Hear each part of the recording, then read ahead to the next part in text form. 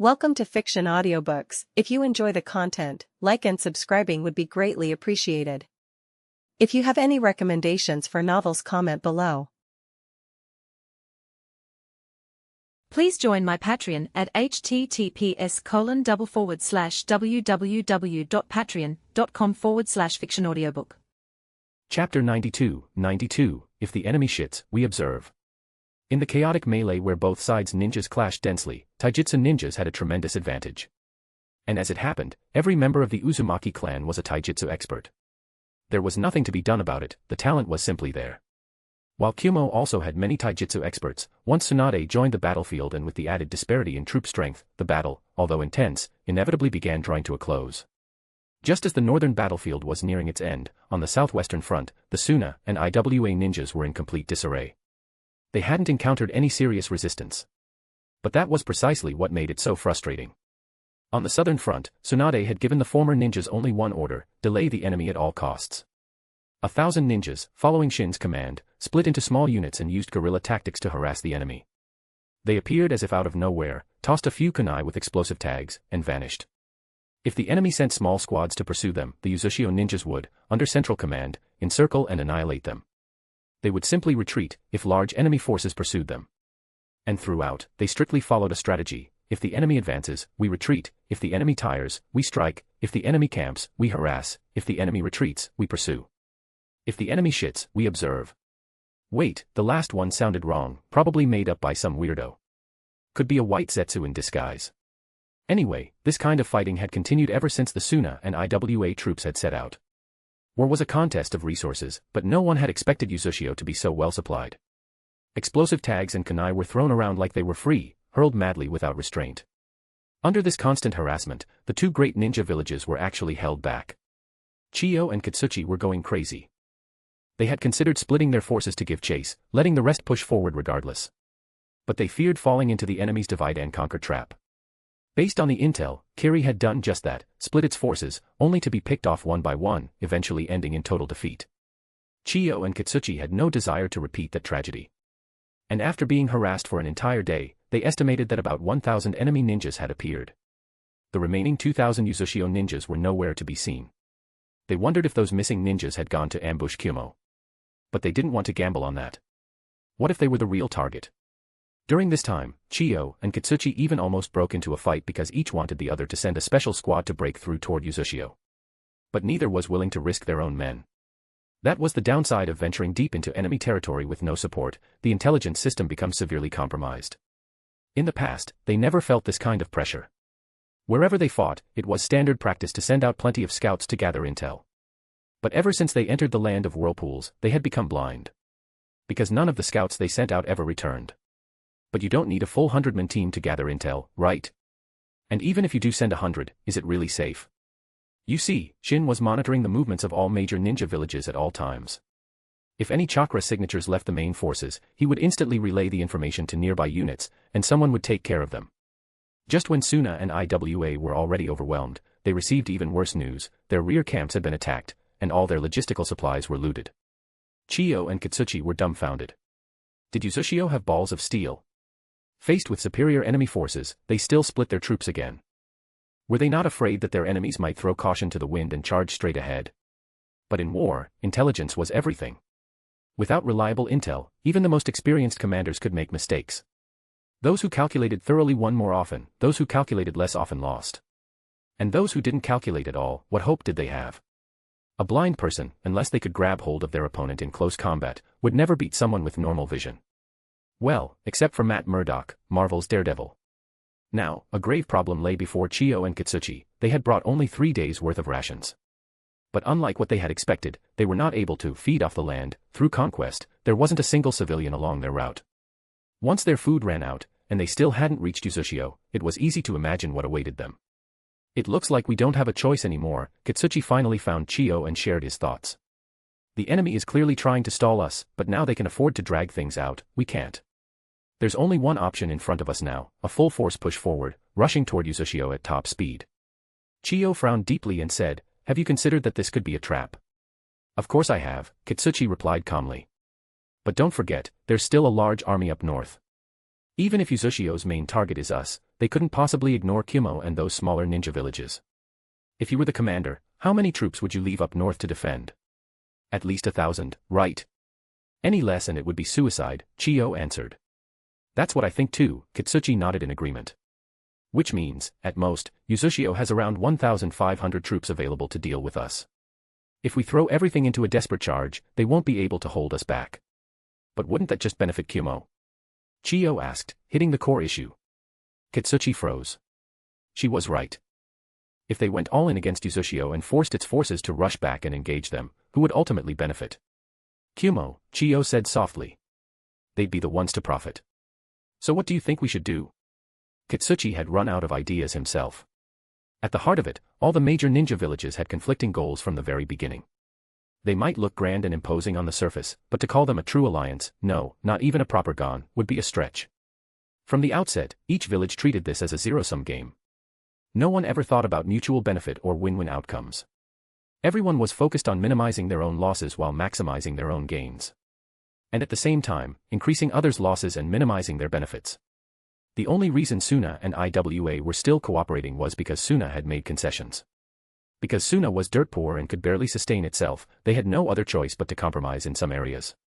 The third Kazekage even spent the new year mining in the desert, passing his own home 3 times without going in, all in the hopes of this big meat from the land of whirlpools to rescue them. They simply couldn't afford to stall anymore. But did you think the other villages would compromise? Did the third Tsuchikage seem like someone who compromised? Did the third Reikage seem like someone who compromised? They were the kind who would rather go hungry themselves than let someone else eat. And don't even mention the third Mizukage, he didn't even bother showing up. He sent just a representative to the original negotiations and never appeared in person. There is one other option, Chiyo sighed helplessly. We could choose to retreat. What did you say? Retreat. Kitsuchi thought he'd misheard. We mobilized such a massive force, and now we're going to leave without gaining a thing. It's not a real retreat, Chiyo shook her head. Because of the lack of intelligence earlier, we underestimated Uzushio. I suggest we propose reinforcement to our own village, and agree to let the other ninja villages send reinforcements as well. We'll station our forces temporarily in the land of tea and restock supplies. Let Uzushio and Kumo fight to the death. Judging by the strength and tactical discipline Uzushio has demonstrated, I don't believe Kumo and those rabble forces can win alone. If both sides wear each other down, we swoop in and reap the rewards. If Uzushio wins decisively, then we lie low and wait for reinforcements before launching an all-out attack. At that point, we'll be the ones who've preserved our strength, and that makes us the final victors. Chapter 93, mine, all mine. What did you mean just now? Ashina asked with a slightly trembling voice. It's simple. After we wipe out the last 2 waves of enemies tomorrow, we spread the word. Shin spoke. Tell the entire shinobi world that the land of whirlpools has been devastated to this extent, it's practically a fallen nation. But we will never let the other ninja villages have it easy. So from now on, no matter who it is, whichever village is the first to set foot in the land of whirlpools, we will use every last ounce of our strength to fight them to the death. Even if our nation perishes, we'll tear a piece of flesh from them. If they all come at once, we'll single out one village and beat them savagely. As for the others, we won't spare them a single glance until our last breath. But they need to know, if that day really comes, before we go down with them, we will burn all our food and homes. We'll sink all our gold, silver, treasures, jutsu scrolls, everything of value, into the sea. No one will get a single scrap of benefit from the land of whirlpools ever again. This is to show one thing, since it's already come to this, and our nation is on the brink, we no longer care. Do we really have to go this far? Ashina asked hesitantly. This is the only path. Shin nodded seriously. On the surface, it looks like the land of whirlpools hasn't lost much this time, but we really can't afford to fight anymore. Once reinforcements from the other nations arrive, the land of whirlpools will be doomed. Not even Tsunade and I can save it. Only if you're truly ready to flip the table will the other villages be too scared to touch you. In the end, war is about gaining profit for your country. Shin continued. If they attack again and get nothing but heavy losses in return, especially since only one of them will be randomly chosen as our target, none of them will want to continue fighting. Because every one of them will worry that they might be the unlucky one. The major villages are already in a state of mutual suspicion. Their original plan was to profit while weakening Konoha. But now, they're the ones who've been weakened. Konoha hasn't lost a single soldier. Do you think any of them would be foolish enough to take the lead now? All of this depends on whether you're truly ready to overturn the table. We might be able to fool them once, but it's hard to do it a second time. If we don't show real determination, they won't back down. Ashina's mind was spinning rapidly, analyzing the feasibility of Shin's words. In the end, he realized that this truly was the only way to save their nation.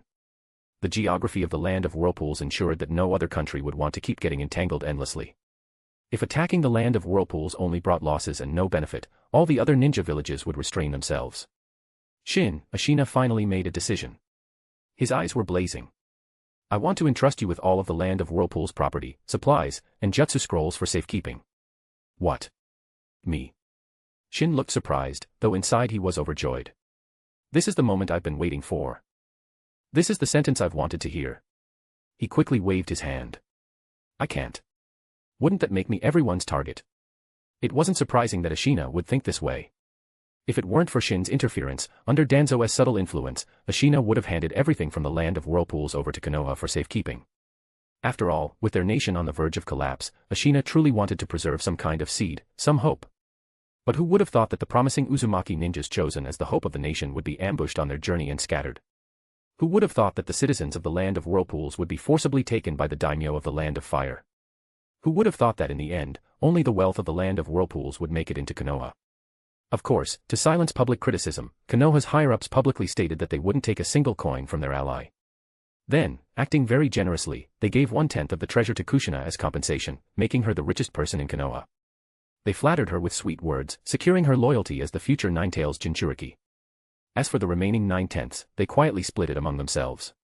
Later, after Kushina and Minato died, they told everyone that their child had tragically perished during the Night of the Nine-Tails. Then they seized the couple's entire estate. In this way, the Konoha higher-ups claimed all the credit and all the benefits. They then branded Naruto with the title of Demon Fox's Child, gave him a monthly living allowance of 5,000 ryo as so-called compensation, and forbade anyone from being kind to him. Yet he still felt deep gratitude toward Hiruzen, the only person in the village who ever showed him a shred of concern. What a saint! This matter will never be known to anyone else, Ashina said with great seriousness. I'll pretend to load the supplies onto a ship, and then look for a chance to sink them. The only reason I'm asking you to safeguard them is just in case something unexpected happens. Are you confused? Shin sighed. From any angle, I'm not the right person for the job. What do you mean by that? Ashina asked in surprise. I'm not the right person, but someone else is even better, Shin said with a grin. Tsunade's grandmother is still alive, isn't she? Oh right. Ashina's eyes lit up. There's also Kushina and Tsunade. If they handle the safekeeping, that's the best choice. Shin added. Yes, yes. Ashina nodded seriously.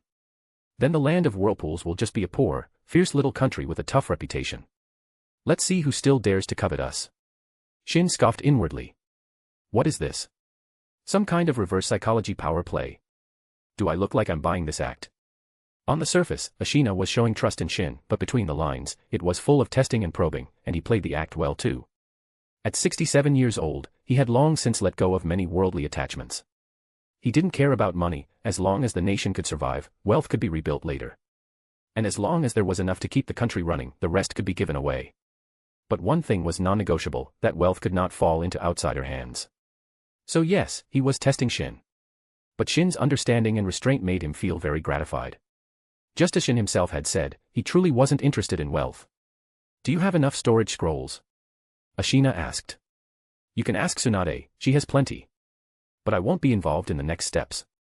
With that, Shin turned and left, heading to the temporary medical tent to tend to the wounded. But inside, he was absolutely thrilled. Mine, all mine. Chapter 94, the name that shook 5 nations. Inside the makeshift battlefield hospital, seeing that the one treating them was not Tsunade, but a masked stranger, many ninjas from Uchiha felt deeply uneasy. However, after learning that he was a medical nin specially invited by Tsunade from outside, and that his medical skills were on par with hers, they finally felt at ease. About to receive a large sum of money, Shin went all in, offering the best service possible. In the battle against Kumo, Uchiha also suffered heavy losses, nearly 500 ninjas died, and close to 600 were wounded. Although the explosive tags played a huge role and ultimately secured a total victory, annihilating Kumo's forces, their opponents were far from weak. Among the wounded, more than 200 were seriously injured. Shin and Tsunade were primarily responsible for operating on and treating these critical patients. The rest, who were not as severely injured, were assigned to other ninjas for treatment. Those minor wounds could be dealt with using some Konoha white medicine, a bit of Konoha black balm, and some rest to speed up recovery. For 3 straight days, they had no time to rest.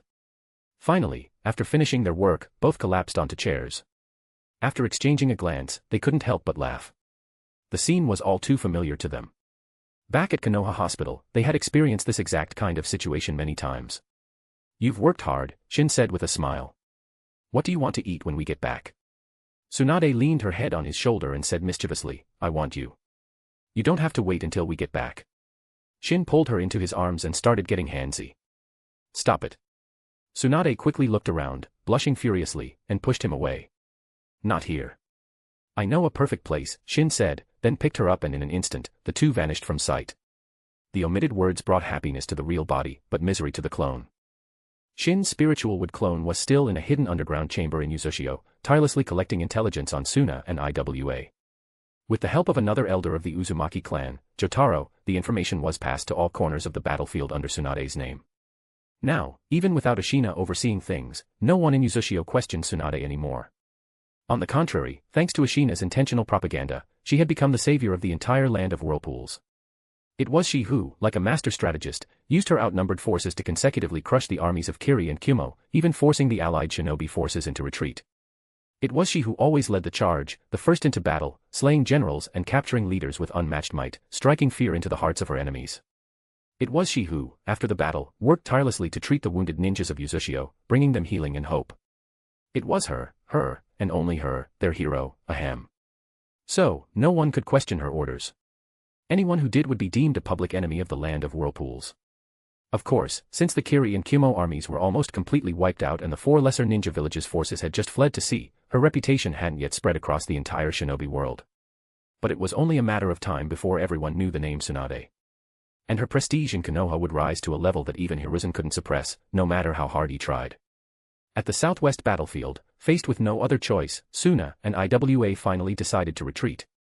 But barely half a day after making that decision, they received a shocking piece of news: Kumo had been completely wiped out, and the 4 lesser ninja villages had fled in disarray. The reason they were even able to receive this intel was because Shin hadn't ordered his forces to block those specific intelligence-gathering routes. Upon hearing this, Chiyo and Kitsuchi could no longer sit still. At that moment, things like seizing benefits or launching breakthroughs no longer mattered. All they wanted was to retreat. The total destruction of the Kiri forces could be chalked up to carelessness. But what about Kumo?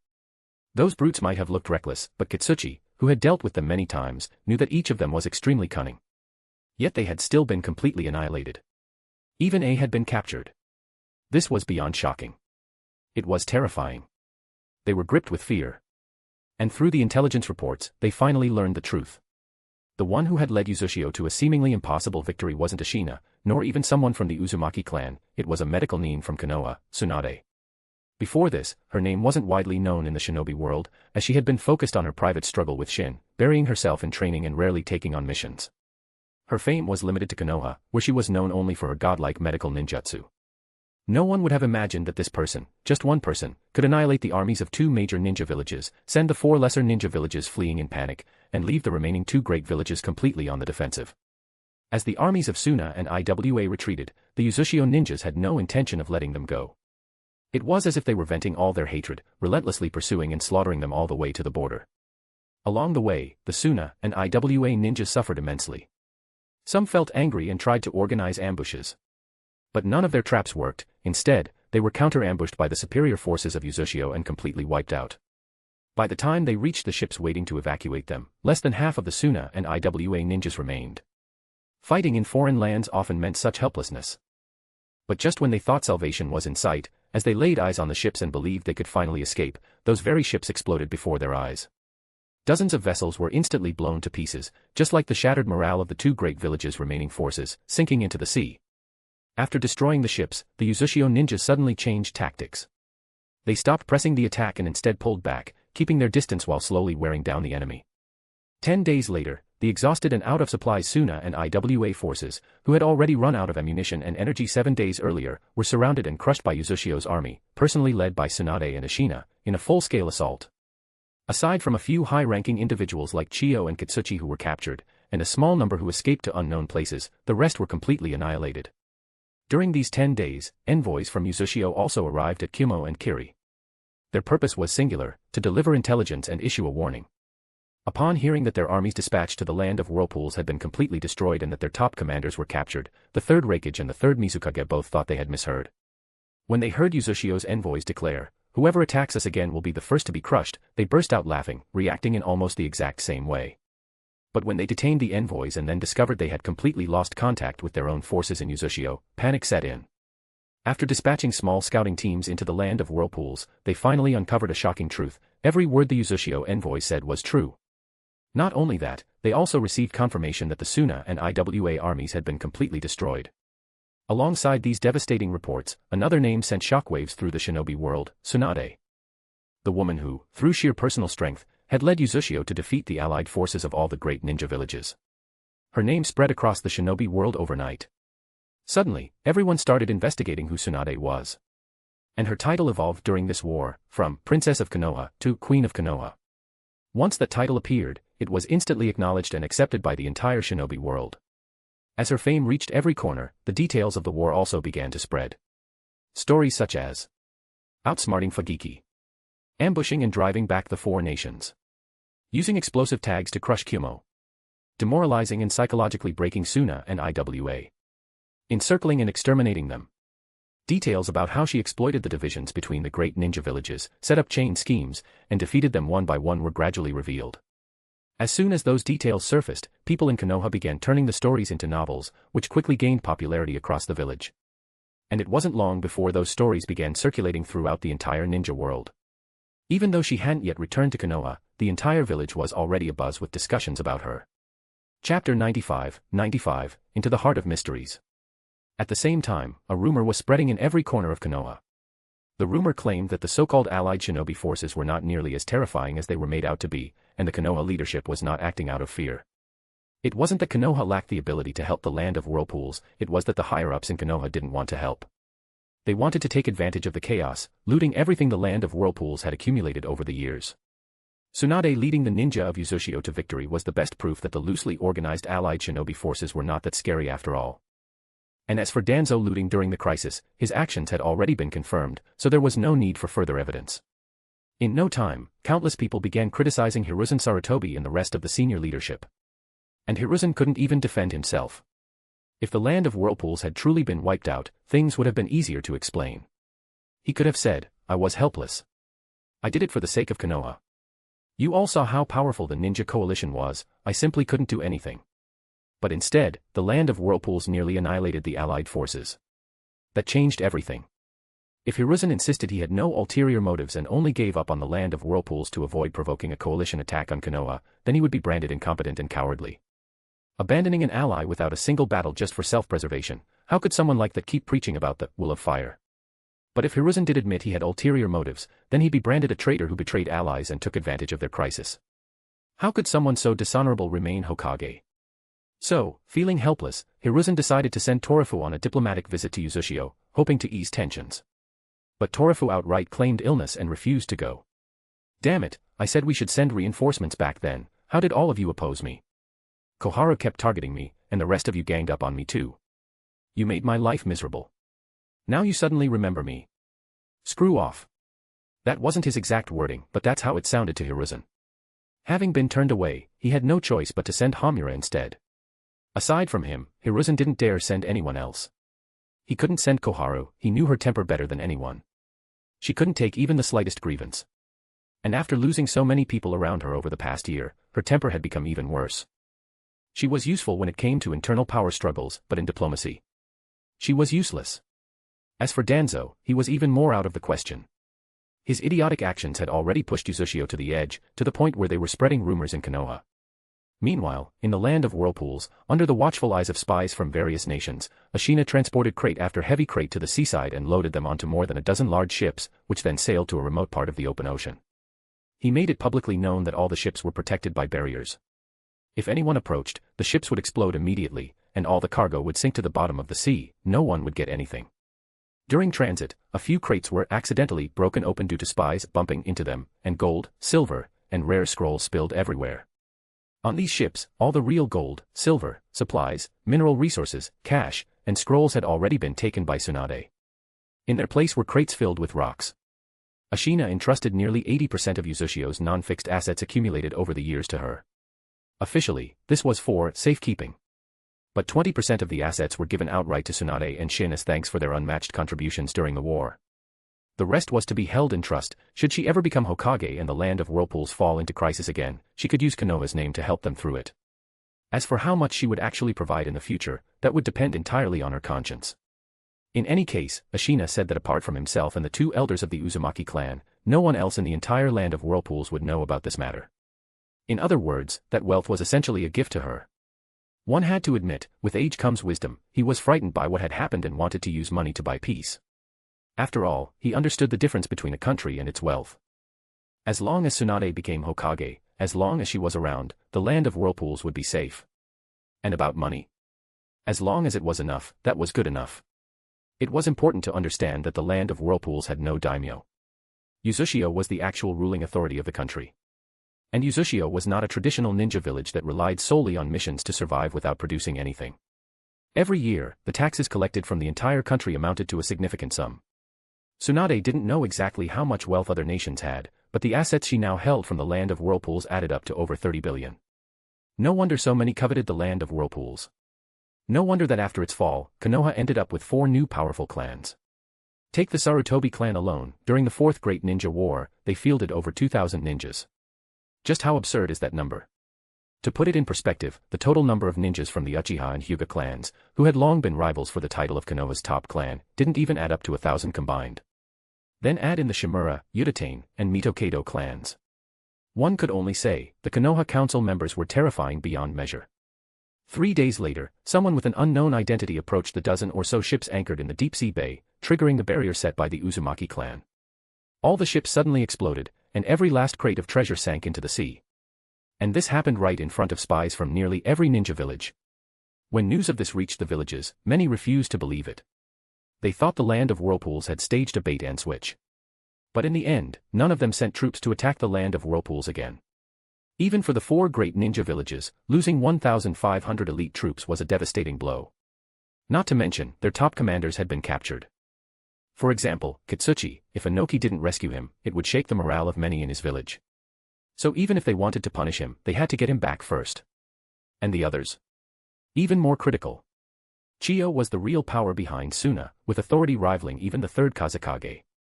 If she hadn't married and had children early on and lost interest in the Kazekage seat, who knows who'd be holding that title today? And was the son of the 3rd Raikage.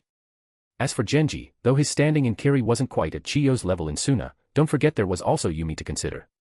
If anything happened to all of them, it would be a disaster. At first, every ninja village thought it was deeply shameful that their top people had been captured. But after finding out that every village had lost high-ranking individuals, no one felt so embarrassed anymore. So, after some negotiation, some concessions, and promises not to invade the land of whirlpools again, the captured leaders were all released and returned to their villages. As for whether they would break the treaty and come back for revenge, Uzushio made their position clear: we don't care. We'll fight the first ones to come. Whatever benefits the others get afterward is none of our concern. Good luck to you all. We've lost everything already. If you're not afraid, come at us. And so, half a month passed. When it became clear that the 4 great ninja villages truly had no intention of continuing the war, the land of whirlpools finally ushered in true peace. And Shin now made his way to the most mysterious place in all the land of whirlpools. Chapter 96, What the Sharingan Cannot See. There was a deeply concealed location that had been designated as an absolute forbidden zone by the village for centuries. Other than the clan leader and a few senior elders with real authority, not even the core clan members knew of its existence. This forbidden area was the Mask Storage Temple. At this moment, outside the forbidden zone of the Mask Storage Temple, 2 figures appeared, Ashina and Shin. How do you know about this place, and why are you interested in it? Ashina asked, clearly troubled. He had been shocked when Shin said he wanted to see the Mask Storage Temple. Who leaked the secret? However, considering that Shin and Tsunade had just helped their village win a war they were certain to lose, even though he didn't understand Shin's reasons, Ashina brought him here out of gratitude and trust. Shin explained, just curious, that's all. This past year, I've discovered several ancient ruins. After deciphering ancient texts, I've uncovered some old secrets, including traces of gods once existing. Hearing the word gods, Ashina's pupils contracted. He took several deep breaths before regaining his composure, and his gaze toward Shin became noticeably strange. Because the mask storage temple truly was related to gods, and as far as he knew, only the successive clan leaders of the Uzumaki clan were aware of this fact. Alright then, he continued. But you must remember this, once inside the mask storage temple, do not do anything out of line. I can't guarantee what might happen if you do. Don't worry. I'm not the impulsive type. After getting Shin's assurance, Ashina began undoing the many layers of seals that protected the passage. They entered a small wooden cabin with a simple, ancient aesthetic that gave off an air of mystery and solemnity. Breaking through a few more restrictions, he lifted the wooden floor. The two descended a staircase into a strange, underground chamber. The basement was spacious. On the left side of the entrance was an altar with candles, incense burners, and other ritual tools. On the right was a table displaying several ancient scrolls. But the most shocking sight was the walls, covered in mysterious runes and symbols, and the central wall neatly displayed 27 demonic-looking masks, each with a unique design. This is the mask storage temple. That's right, Ashina nodded. The history of the shinobi world far surpasses what we imagine. But for some unknown reason, everything from ancient times has been lost. Aside from scraps left in ruins, the truth has long been buried. Our clan likely knows the most among those still alive. Could you tell me about it? Shin asked with keen curiosity. Never underestimate the curiosity of a researcher. Since he was already here, he couldn't leave without uncovering some answers. Sigh. All right, Ashina said, thinking that after nearly facing extinction, some secrets didn't seem as important anymore. He picked up a scroll from the table on the right and began to explain. The shinobi world has long gossiped that Uchiha wields some kind of evil power. Some even claim we intend to destroy the world using these forces. Others may laugh it off, but I understand, rumors always have some basis in truth. The so-called evil power is these masks. But the truth is completely different from what they think. These powers cannot be wielded by anyone. Even we of the Uzumaki clan fear them. All we can do is seal them away, layer after layer. Then why did you still search for these masks? Shin asked again. Ashina didn't answer directly. Instead, he handed the scroll to him. It's a long story. It's all written in here, take a look yourself.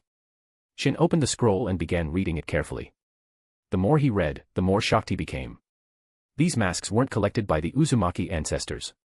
They were painstakingly gathered by the Sage of Six Paths himself, who scoured the shinobi world in his final years to find them. As his life drew to a close, he became uneasy about leaving the masks behind, so he entrusted them to the Uzumaki ancestors, instructing them to seal the masks away for eternity, never to let them see the light of day. The Uzumaki clan did indeed keep their promise. They established the mask storage temple specifically for this purpose and guarded it faithfully for generations. However, in those early days, they did not fully grasp the gravity of the situation. After a few generations, someone couldn't resist and secretly began to study the masks. The result? A terrifying incident occurred, and the existence of the mask storage temple was exposed to outsiders. The scroll did not clearly detail what that terrifying incident was.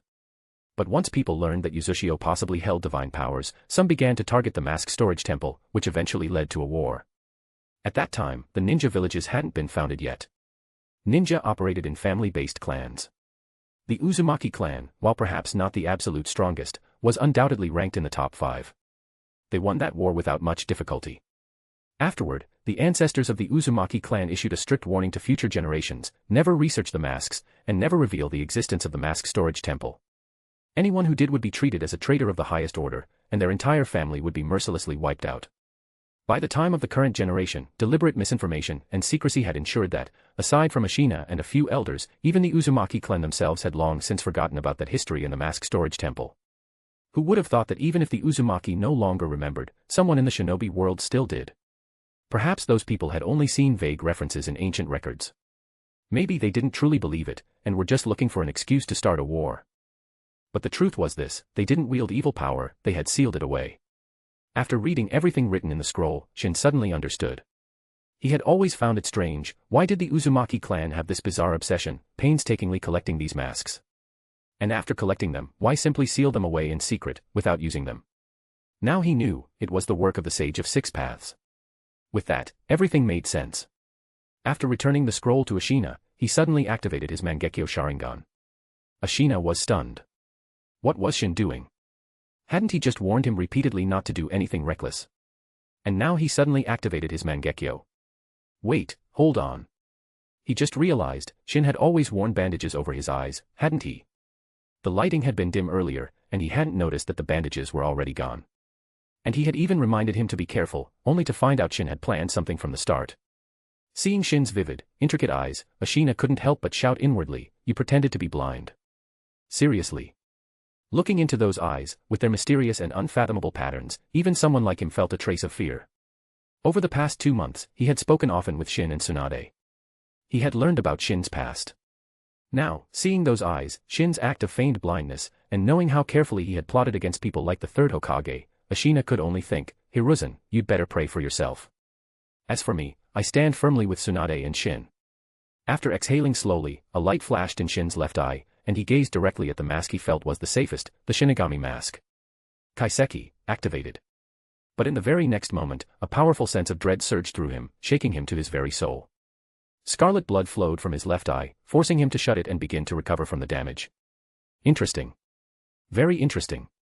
And it seems incredibly worthy of study. Chapter 97, 3 Faces of a Coward, bonus. Tsunade and Shin had finally left the land of whirlpools. They had stayed there for a full 2 months.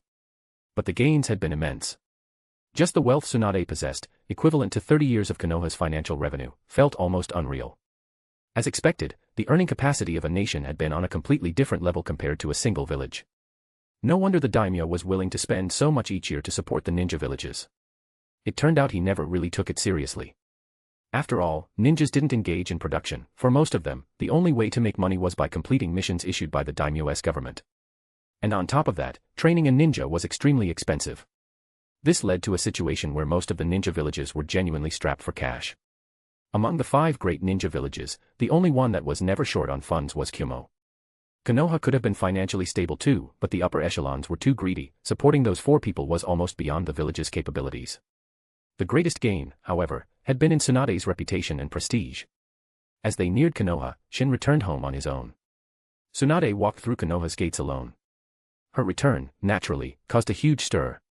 Wherever she passed, people were shouting, "Lady Tsunade is back." Soon, large crowds gathered around her, some asking about the war in the land of whirlpools, some inquiring about the country's current situation, and others concerned about how she had been over the past 2 months. Tsunade responded to everyone politely, and then dragged her exhausted body home. "I'm dead tired," she collapsed on the sofa, unwilling to move. Dealing with the villagers is more exhausting than fighting a war. Shin put down the pan, walked over, and started massaging her back, helping her relax. "Oh right," as if something had just occurred to him, he smiled and asked, "Did anyone ask when you're going to become Hokage?" "How did you respond?" "I said I had no interest in the Hokage position, what else could I say?" Tsunade replied helplessly. Looks like Hamura's setback in the land of whirlpools is starting to have some real impact. About 10 days ago, Hamura had visited Uchiha. While talking with Ashina, he had taken a very humble stance, sincerely trying to repair the relationship between Konoha and the land of whirlpools.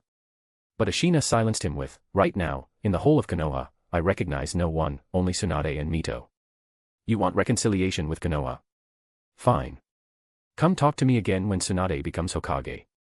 Otherwise, the land of whirlpools and Konoha are destined to be enemies. If you're not happy about it, go back and tell Hiruzen to send troops. Didn't Danzo already make threats? So why haven't we seen a single soldier from Konoha? Is it because Hiruzen got scared the moment he heard there might be a war? Makes sense, he's the kind of cowardly, backstabbing person who would do that. All I have to say is this, until Tsunade becomes Hokage, I have nothing to do with Konoha." This conversation, spread intentionally by certain people, was already circulating widely in Konoha. But who could you really blame? For a once loyal ally to say such harsh things, it had to mean their hearts had completely turned cold. Once this spread, no matter what Hiruzen's reasons were for not sending troops to help the land of whirlpools, the damage to his reputation was already done. Some people believed that he truly had Konoha's best interests at heart and that was why he withheld military support. But Torafu made a good point: if we retreated before seeing even a single soldier from the enemy alliance, then what would happen next time the other 4 villages jointly pressured them with demands? Would they give in again? That would be cowardice. And no qualified Hokage could accept that. So if this reasoning was true, then it only proved one thing: Hiruzen was indeed cowardly and incompetent. On the other hand, if he deliberately turned a blind eye and let people die while coveting the wealth of an ally, then he was truly shameless. Of course, a third narrative had also emerged recently. That Hiruzen really did become scared and didn't send troops, out of cowardice. But at the same time, he still harbored greed for his allies' wealth. So in this version, he was not only cowardly and incompetent, he was also downright shameless. Once this narrative started spreading, it quickly gained a lot of support. With the encouragement of spies from other villages, this version even became the mainstream opinion for a while. As a result, he had been having a massive headache lately. He had completely run out of options. He had even thought, out of sheer frustration, about quitting as Hokage altogether and handing the position to Tsunade. After all, she was at the height of her popularity now, and there would be no problem passing the title to her. But he couldn't bring himself to do it. Especially since he knew that many of the rumors spreading behind the scenes had been deliberately stirred up by others, this only made him more unwilling to let go. After a long period of investigation, some sources of the rumors pointed directly to the former Senju clan. When he learned the truth, he flew into a rage, wishing he could immediately arrest those former Senju members. But in the end, the intelligence that pointed to the former Senju clan all turned out to be trivial or inconsequential. As for the important information, either the source couldn't be found, or it came from spies of other villages. He couldn't just arrest the former Senju members and treat them like enemy spies, could he? If he did, even if nothing happened to them, he would be the one in trouble first. But the more this was the case, the less Hiruzen wanted to step down. His obsession with power had completely twisted him. In that moment, the madness in his heart reached its peak. "Someone come in," Hiruzen said. An ANBU ninja suddenly appeared, kneeling on one knee and awaiting orders. "Go summon Danzo to see me. Danzo-sama is currently under house arrest for reflection." "Should I?" The ANBU ninja was just about to ask a question when he looked up and saw Hiruzen's eyes, sending a chill through his entire body. Since when does the Hokage's order require questioning by the ANBU? Hiruzen gripped his smoking pipe. The ANBU ninja immediately lowered his head and admitted his mistake. "I'll notify him right away." After that, the ninja fled from the Hokage's office as if escaping danger. Once he was gone, Hiruzen let out a long breath, realizing he had lost control of himself just now. He quickly composed his emotions and returned to his usual demeanor. 20 minutes later, Danzo slowly entered the Hokage office, leaning on a cane. As the door closed, he found a seat and sat down without saying a word. He was still angry. "It was your idea. I was just the one who carried it out. So why was he the one getting blamed and criticized in the end?" It just showed that Hiruzen still wasn't a master of shouldering blame like Danzo. Or maybe he just didn't get enough in return, so he deliberately showed Danzo a cold face. "If I give you my full support, how soon can you establish root?" Hiruzen didn't bother placating him, he jumped straight to the point. "Are you serious?"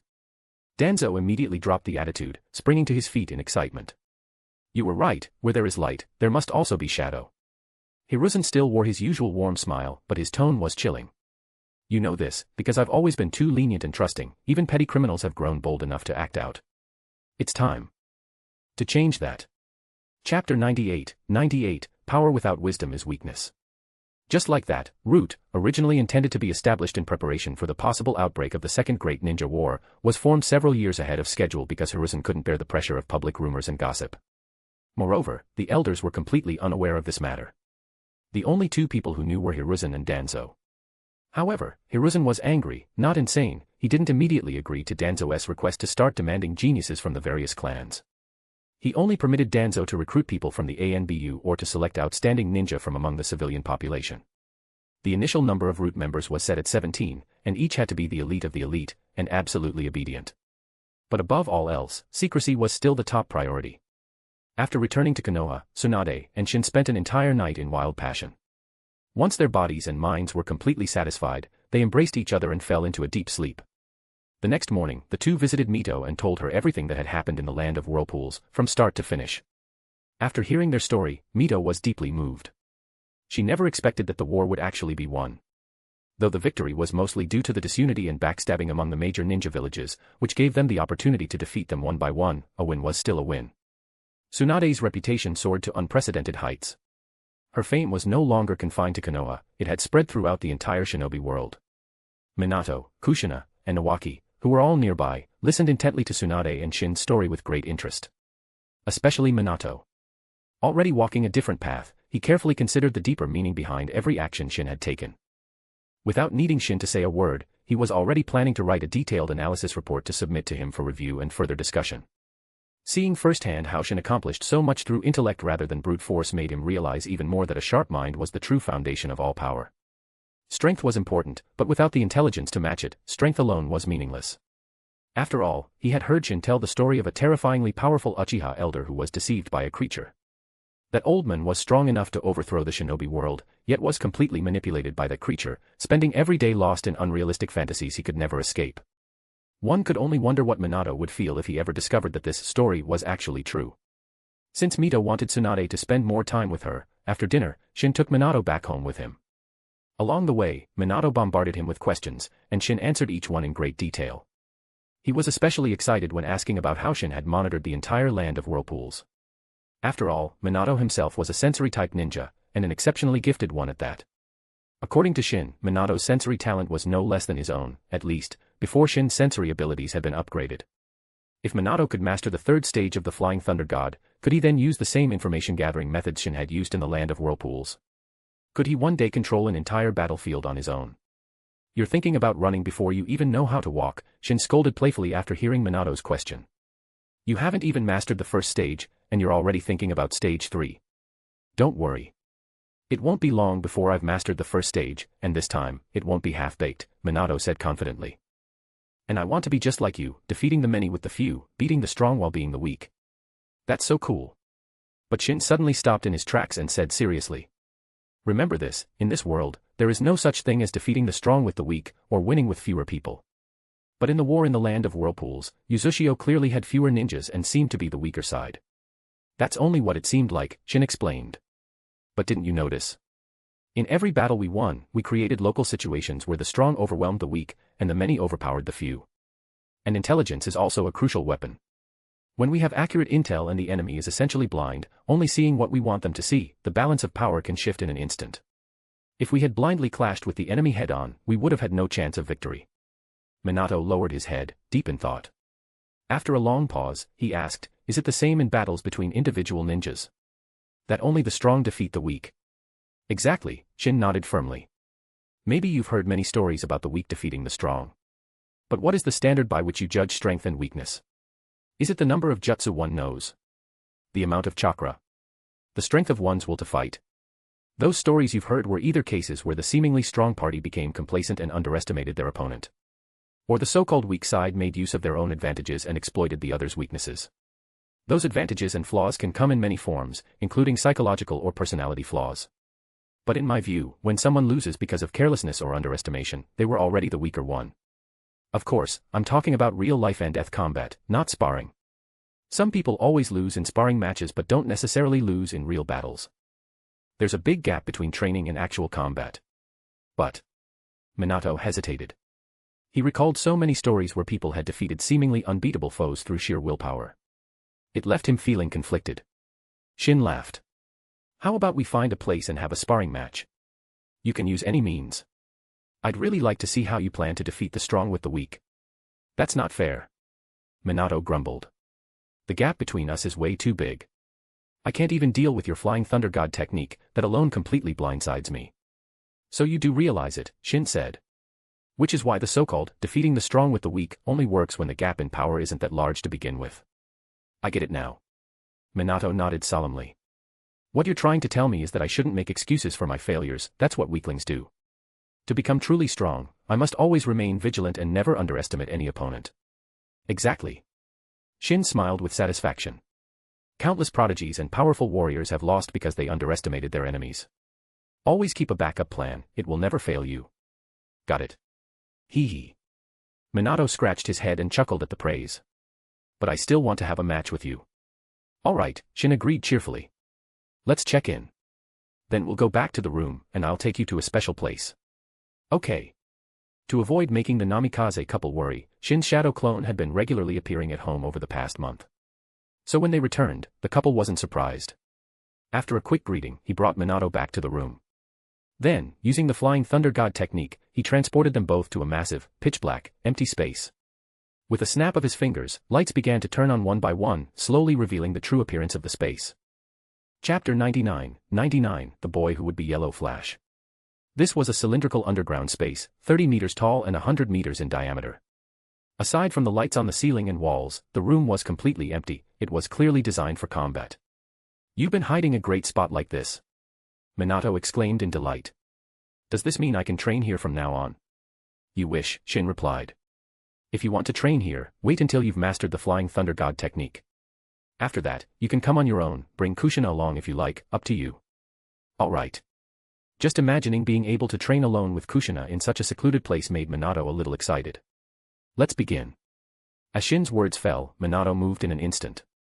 With a body flicker technique, he appeared behind Shin and thrust a kunai toward the back of his heart. Too slow, Shin shook his head. As he spoke, he had already turned around and caught Minato's arm with a smack of his left hand. But Minato seemed to have anticipated this. Using the force from Shin's grip, he lunged forward, swinging a punch with his left hand straight at Shin's face. Too obvious. Shin countered by yanking Minato with the same hand and flinging him aside, causing his punch to hit nothing but air. You really thought I wouldn't notice you trying to get close using my own arm's force? Thrown back, Minato twisted in midair and, while retreating, quickly formed a series of hand seals. Water release, water severing wave. Upon finishing the seals, a high-pressure jet of water shot from Minato's mouth like a razor-sharp blade, heading straight for Shin. Next time, try not shouting your jutsu names. Shin tilted his head and leapt aside, completely dodging the attack. Where'd you learn that bad habit? But just as he finished speaking, a faint slicing sound came from behind. Another Minato appeared behind Shin, a raise-non already formed in his right hand, aiming for Shin's back. So it was a feint, nice move. Shin instantly used the body flicker technique, vanishing from his spot and reappearing to kick Minato in the chest. But in the next moment, with a poof, Minato turned into a log. It was a substitution. At the same time, the ground beneath Shin collapsed, making him lose his balance and begin to fall. Almost simultaneously, two more Minato burst out from underground on either side. Each of them had a raise-non in hand and charged at him, completely blocking all his escape routes. Both raise-non struck him from front and back. Feeling the solid impact of the two raise-non, Minato was overjoyed. This was the first time he had ever landed a hit on Shin. As for whether Shin would be hurt, he wasn't worried at all. Over the past year, his brother had shown an almost monstrous level of durability. He knew he couldn't hurt him. That was also the level he had been striving to reach. But then, in the next instant, Shin's body exploded, but instead of smoke, it burst into a small, dough-like white lump. The real Shin reappeared above the two Minato, grabbing each one by the head and slamming them into each other as they crossed paths. One of them immediately turned into a puff of smoke, while the other fell straight down into the pit below. Just as he was about to make a snide remark, a loud boom echoed from the pit. Right above him, a sly-looking little brat had already formed a 1-foot-wide raise-non in his palm, aiming it down at Shin's head. Shin laughed. Minato had really grown. Decoys, feints, misdirection, instant jutsu, and traps, he was using them all with precision and finesse. But, still too green. Even if Shin wasn't using much of his real power, Minato still wasn't a match for him. Just as he thought this strike was guaranteed to land, Shin's body, seemingly with no foothold in midair, suddenly slid 1 foot to the side like a ghost. At the same time, he reached out and tightly grabbed Minato's wrist, stopping the raise-non dead in its tracks. With his other hand, he tapped Minato's chest with a finger, instantly disrupting his chakra flow. You're cheating. Minato grumbled, dismissing the raise-non from his hand. You said you wouldn't use the Flying Thunder God. Who told you that move was the Flying Thunder God? When your control over space reaches a certain level, you can literally step on the void. As he spoke, he lightly tapped the air with his right foot, and his body shot up over 3 meters into the air. The move left Minato stunned, stars practically spinning in his eyes. So, doesn't that mean you can fly? But Shin shook his head and smiled. Far from it. You need to condense a large amount of chakra to even get that one step. Right now, I can hover in the air for maybe 10 seconds. But I already know the Flying Thunder God, so who needs to fly, right? Exactly. Flying Thunder God is way cooler, you can go wherever you want instantly. Minato's eyes lit up. But you've really been putting in the work these past 2 months, Shin praised. Nice progress. Your shadow clones and substitution techniques are getting harder to detect. You're using different chakra nature smoothly, and you're more and more skilled with the raise-non. Hee hee. Minato scratched his head proudly, grinning with a cheerful, innocent look as he said humbly, it's mostly because you were holding back. You didn't use sensory perception, otherwise, my clones wouldn't have fooled you. On the surface, he looked like the picture of honest sunshine, but anyone who knew him would tell you he was a sly little schemer, full of tricky tactics. What is this place? Now that the fight was over, he looked around curiously. It's beneath my research lab, Shin replied. I usually use it to test forbidden jutsu. Then he raised his voice and called into the pitch-black tunnel behind them, stop hiding. You've had your fun watching, come on out. Huh. Hearing that, Minato quickly turned to look down the dark corridor. Shin, came Orochimaru's voice as he emerged, I was just wondering if my improved chakra concealment technique could slip past your sensing abilities, seems it's still not good enough. He stepped out of the shadows and walked toward the two. If you can bypass his sensory perception, Shin said, pointing at Minato, that's already impressive. That meant Orochimaru's latest technique might have been undetectable even to him before his upgrades. Hello, Minato. I'm Orochimaru, he greeted warmly. Shin talks about you often. It's great to finally meet in person. Hello, Orochimaru-sama. Minato replied politely, a little stiff. No need to be so formal, Orochimaru said with a smile. There are no outsiders here. Shin didn't bother explaining. Formal. Yeah, right. That kid was already testing Orochimaru's personality, using formality as a disguise. Chapter 100, Despair is an Art. How did you know I came here? Shin asked with some curiosity. After all, although Orochimaru was quite powerful, he wasn't a sensory-type ninja. I recently developed a chakra-sensing barrier and placed it over the entire research facility, Orochimaru said proudly. Although I haven't yet integrated any defensive functions into it, any chakra fluctuation within the barrier's range cannot escape my detection. Is this your way of compensating for not being a sensory ninja? Shin teased. Haha. Orochimaru laughed heartily. What do you think? Not much. Shin shook his head. To me, it's nothing but a waste. Orochimaru was a little annoyed at Shin's showy modesty. But what he said was true. His sensory abilities were ridiculously powerful, he had no need for such a barrier. That was also why, when he had brought up this concept before, Shin hadn't paid it any attention and just told him to do whatever he wanted with it. By the way, Hiruzen came to see me again, Orochimaru said as if he just remembered something. Nowadays, in private, he no longer called Hiruzen sensei, and simply referred to him by name. In fact, he did love Konoha deeply. He always hoped the village would grow stronger. But ever since he learned about the disgusting things Hiruzen had done, he became increasingly disappointed in him. Haha, what did that guy ask you about me this time? Shin laughed. He wants me to report your every move to him, especially your interactions with Tsunade while she's at the research facility, Orochimaru replied with a smirk. Looks like he is getting anxious and is preparing to go after Tsunade. He wants to see whether our relationship has changed after her 2-month absence. He's planning to use me as a pretext to make trouble for her. But he and I really are in sync. I've already prepared a few gifts for him, it won't be long before they're delivered. Haven't you given him enough gifts these past few months? Orochimaru said, speechless. He's nearly gone mad from all the rumors and gossip. A river reveals its true depth only when the water recedes, we're just getting started, Shin said with a smile. Those were just appetizers, not even real gifts. Well, that's true. He is the Hokage after all. The current public opinion isn't enough to shake his position yet, Orochimaru nodded, understanding what Shin meant. He sighed, he is truly unlucky to have run into you. He knew that Shin had long ago designed a variety of elaborate and twisted fates for Hiruzen and the others. Some of the tactics Shin planned were so extreme that even someone like Orochimaru, who wasn't exactly known for his restraint, found them a bit disturbing. Killing someone. That was far too mild for Shin. What he aimed for was the slow descent into despair, losing everything one held dear, unable to do anything to stop it. That was the ultimate psychological torment. And now, everything was unfolding exactly as Shin had envisioned. Ironically, Hiruzen and the others remained completely unaware.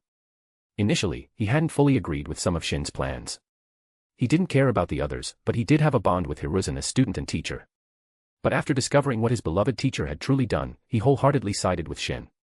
At this point in time, Orochimaru still couldn't quite let go of his feelings for Konoha. As long as he didn't have to personally make a move, he didn't really care. No, we are who he ran into, Shin corrected him. That may be true, but is it really okay to say all this in front of your brother?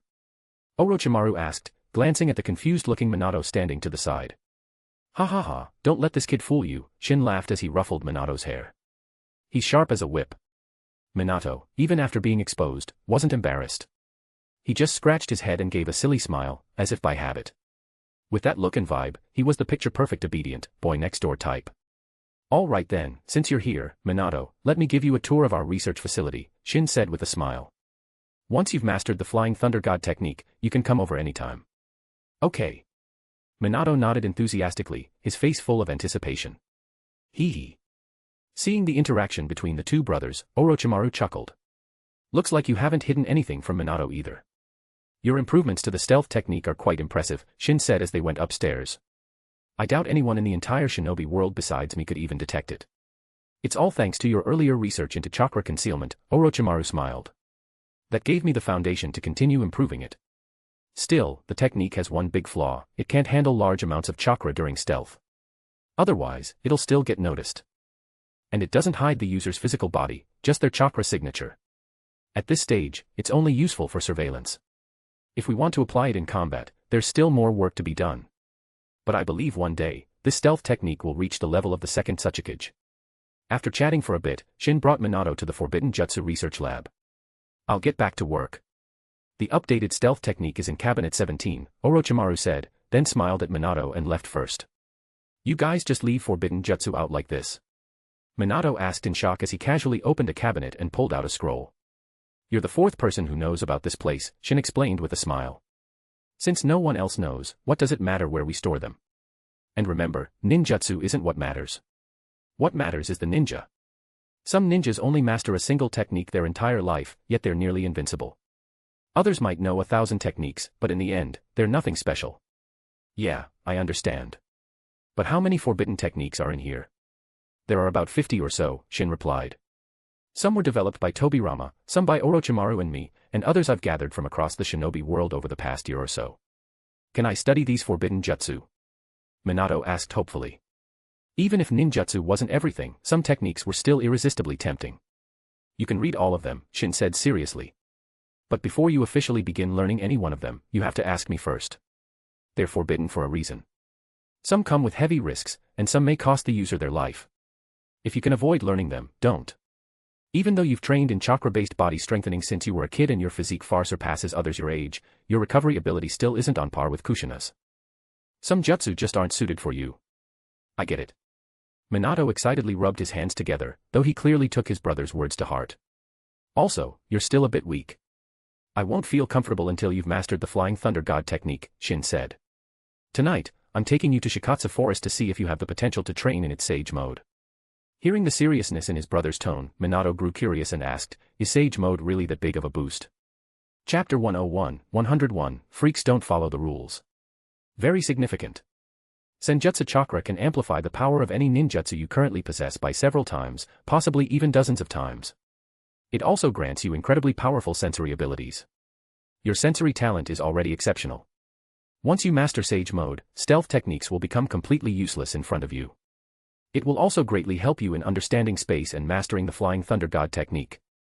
Moreover, Senjutsu Chakra significantly enhances the body's ability to heal and recover. So you better start praying now. If you're not suited to train in the Sage Mode of the Shikatsu Forest, I'll have no choice but to send you to Mount Myaboku. With your talent, one of the Sage Modes will definitely work for you. But that perverted voyeur is disgusting. Minato said in disgust. You don't need to take him as your master. Just learn Sage Mode under his guidance. With his personality, he's unlikely to refuse. All right then. After spending nearly an hour touring the underground research facility with Shin, Minato's entire worldview was turned upside down. He had thought forbidden jutsu research was already shocking enough. But to his surprise, among all the various ongoing projects Shin was conducting, forbidden jutsu research was actually the least remarkable. The most astonishing was the genetic research, especially the part dealing with immortality. Orochimaru was soaking in the immortality research lab, completely ignoring the two of them when they arrived, utterly immersed in his work. After Shin returned from the battlefield in the land of whirlpools, he had brought back a large number of corpses, and even live ninjas, as research material, which had made Orochimaru ecstatic. Because of Tsunade, Shin had always imposed strict limitations on human experimentation. But live enemies were a different matter entirely. Orochimaru even looked forward to the next war, when he could get a steady, endless supply of materials. That evening, Shin brought Minato to the Shikatsu Forest. Tsunade came along as well. Surprisingly, but also unsurprisingly, Minato turned out to be gifted enough to learn the Sage Mode of the Shikatsu Forest. In Shin's opinion, there might not be as few ninjas with Sage Mode potential in the shinobi world as people believed. It was just that most never had a chance to access the three great sage regions, Shikatsu Forest, Mount Myaboku, and Ryuchi Cave. In reality, those who do gain access and train in Sage Mode usually have a high chance of mastering it. Even someone like Kabuto managed to master the Sage Mode of Ryuchi Cave. If Orochimaru hadn't been obsessed with immortality and unwilling to gamble his life, he too would likely have been able to master Sage Mode, given his talent. The truly difficult Sage Mode to master was Shikatsu Forests. That was because it depended entirely on innate talent, it couldn't be learned gradually through practice. Either you could do it, or you couldn't. There was no room for negotiation. Seeing that Minato was actually able to train in the Shikatsu Forest Sage mode deeply shook Tsunade. It was said that Shikatsu Forest Sage mode was the hardest to learn, and that only Hashirama had ever succeeded. But now, first Shin had learned it, and then Minato as well, it was starting to feel like Shikatsu Forest Sage mode wasn't so rare anymore. And yet Tsunade herself still couldn't learn it. Don't get angry, don't get angry. Can't compare with freaks. Tsunade kept trying to convince herself and mentally added Minato to the list of freaks. From then on, Minato naturally began training in Sage mode at Shikatsu Forest every night. Once he mastered it, and if he also learned the Flying Thunder God technique, even at just 8 years old, his strength would be at Kage level. And that still wouldn't be his limit. Originally, he was supposed to come into contact with the Flying Thunder God technique many years later. But now, Shin had long since broken down and thoroughly explained the entire principle of the technique to Minato. Over the past year, he had also been training Minato in spatial awareness and reaction speed. Minato was already exceptionally gifted. With Shin's complete dedication and the most scientific training methods, it was very likely that the young boy would be able to master the Flying Thunder God technique by the time he was just over 10 years old. And as long as he continued training according to Shin's plan, he would eventually reach a peak where he possessed the physical strength and durability of the third Raikage, the complete ninjutsu mastery of the third Hokage, the speed of the second Hokage, the destructive power of the third Tsuchikage's dust release, the Sage mode of the first Hokage, sensory abilities on par with Shin himself. When that day came, Shin could focus entirely on his research and simply have Minato handle any issues that arose. Thus, the position of the next Hokage had already been unofficially decided. Shin knew full well that Tsunade had no interest in becoming Hokage. The only reason she was acting so engaged now was because of him. So he had no intention of letting her shoulder the burden for long. Once Minato was old enough and had earned enough merit and reputation, Shin would directly support him in taking the role. Life gradually returned to its proper rhythm. During the day, Minato continued with his classes and intense training. At night, he traveled to the Shikatsu Forest to train in Sage mode.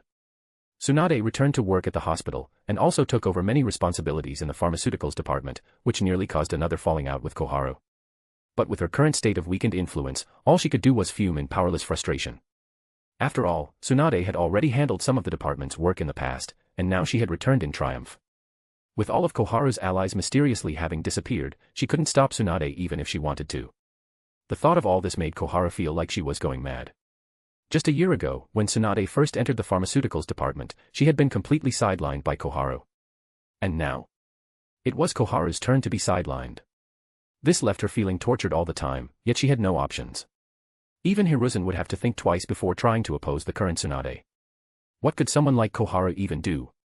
It was said that the old hospital director cried again upon seeing Tsunade return. The last time he cried was when Shin resigned. But this time it was tears of joy. He had genuinely feared that Tsunade would never return. If that had been the case, what would the Konoha Hospital have done without its golden nameplate? Only the Sage of Six Paths knew how he had managed to endure during the time when both Shin and Tsunade were absent. Meanwhile, Shin returned to the research facility and resumed his various studies with Orochimaru. In the Raikage's office, A's eyes widened in disbelief. Did I hear you correctly? You want me to go to Konoha and propose marriage to Tsunade? Did I hear that right? What the hell? What else would you do? The third Raikage sighed. Ever since you were captured, your mental state has been increasingly unstable and your temper worse. Maybe this is the only way to return you to normal. His words left us speechless. Lately, he had indeed been emotionally unbalanced. It would have been better to die on the battlefield. But unfortunately, Tsunade hadn't even given him the chance to die in battle. Although he had felt somewhat better upon hearing that leaders from other villages had also been captured by Tsunade, and the third Raikage hadn't blamed him, being taken prisoner still remained an unforgettable experience. If he could marry her, not only would he be able to wash away that feeling, it would even turn into an eternal honor. The problem was, rumors said Tsunade was already engaged. And even if she weren't, a woman of her status could never marry outside her village. What was the Raikage really thinking? Could he have some deeper plan? Regardless, he couldn't disobey the Raikage's orders. After making some preparations, A set out for Konoha with his guards. Officially, the trip was a marriage proposal, so they had to maintain the appropriate formalities. That was why, as soon as they left the village, a specially trained Thunderhawk carrying the third Raikage's handwritten diplomatic request flew ahead toward Konoha. Chapter 102, Hearts in the Shadows. In the Hokage's office, Hiruzen held the visit request sent by the third Raikage, his expression quite strange. Because written in it, quite blatantly, was that A was coming to propose marriage, and they asked him to give it serious consideration. Hiruzen set the document aside with a quiet sigh. The audacity of the request was almost impressive in its brazenness. Did Kumo really think he wouldn't see through such an obvious ploy? The timing alone made their intentions transparent. It was damage control dressed up as courtship. But as he put down the request and picked up an intelligence report on his right, his gaze gradually turned cold and sharp. Tsunade, oh Tsunade, I really underestimated you. And Mito too, very well. Even I was deceived. After all these years, I really thought you had stepped away from everything. During this time, it was not that Hiruzen had done nothing. After everything that had happened, the biggest beneficiary of it all was Tsunade. It wasn't hard to guess who was pulling strings behind the scenes. Maybe it wasn't obvious when the events were still unfolding, but by now, how could he not see it clearly? Adding to that, many of the rumors circulating in Konoha bore the shadow of the original Senju clan. Though these people had hidden themselves well and only said things that seemed objective and impartial, there was no hard evidence to link the rumors to them, but he, as the Hokage, wasn't so easily fooled. Especially since he knew far more than the average person, it was naturally easier for him to see through things. And now, the only one who could rally and command the remaining Senju clan was Mito. Other than her, no one else could do it. Putting down the intelligence report, Hiruzen picked up Kumo's visit request once more, and a plan immediately formed in his mind. As the delegation from Kumo headed toward Konoha, two pieces of news began to circulate within the village. The first came from the Hokage's office. In this public statement, Hiruzen issued a deep reflection on the matter concerning the land of whirlpools, and explained the reasons behind the helpless decisions he had made. The core message could be summarized as, in the incident with the land of whirlpools, the one primarily responsible for external intelligence gathering was Danzo, who had been misled by misleading and contradictory intelligence and reported incorrect information to Hiruzen, causing him to misjudge the situation and fail to issue the order to assist the land of whirlpools in time. In fact, once he realized what was really going on, he had wanted to send reinforcements, but Danzo messed it up again. As for the later accusations that they tried to take advantage of the crisis, total nonsense. It was just that Danzo had expressed things poorly, leading to misunderstandings from the land of whirlpools, which escalated tensions between them and Konoha. In the end, Hiruzen expressed deep remorse for his own actions, harshly rebuked Danzo for his dereliction of duty, and dismissed him from his position as Hokage's aide as punishment. Danzo, forced to take the fall, grudgingly accepted it. He also issued a statement repenting for how he had been misled by enemy intelligence and failed to properly convey the Hokage's goodwill toward the land of whirlpools. As for the scapegoating from above, he, of course, was unhappy. But what could he do? It was part of the deal he'd made with Hiruzen in exchange for being allowed to form Root. As for the title of Hokage's advisor, once the storm passed, getting reinstated would only take a single word from Hiruzen. Besides, the title was only for show. Hiruzen had never really trusted him. He'd stripped away Danzo's actual power, leaving him with nothing to do all day. Because the land of whirlpools was ultimately preserved and Konoha suffered no losses, combined with Hiruzen's status as Hokage and the reputation he had built over the years, this public announcement quickly diffused the resentment of the vast majority of people. After all, who among us was without fault? To recognize one's mistakes and correct them was a great virtue. What the common people needed was merely an explanation. What were they supposed to do? Overthrow the Hokage? As Hokage, Hiruzen had personally admitted fault, offered an explanation, and even harshly punished Danzo, the one responsible for the whole mess. What else was there that couldn't be forgiven? It had to be said, Hiruzen's public relations handling this time was truly masterful. In addition to the official announcement from Hiruzen, a rumor also began spreading throughout Konoha. It claimed that during Kumo's campaign against the land of whirlpools, they had suffered heavy losses due to Tsunade's interference. As a result, they had sent an envoy to Konoha to protest, essentially a prelude to a declaration of war against the village. If this matter wasn't handled properly, it could very well lead to war between the two great shinobi villages. And once war broke out, other villages that had also suffered heavy losses in the land of whirlpools might seize the chance to get involved, forming a coalition against Konoha. People were forgetful. With so much time having passed and the land of whirlpools ultimately unharmed, few in Konoha were still paying attention to that old incident. Their attention had now completely shifted to the Kumo envoy. For a matter that could potentially lead to war, it was impossible not to draw public attention. And Tsunade, whose reputation had soared after she defeated the Ninja Alliance in the land of whirlpools, inevitably became a hot topic of discussion. Public opinion had already begun to turn against her.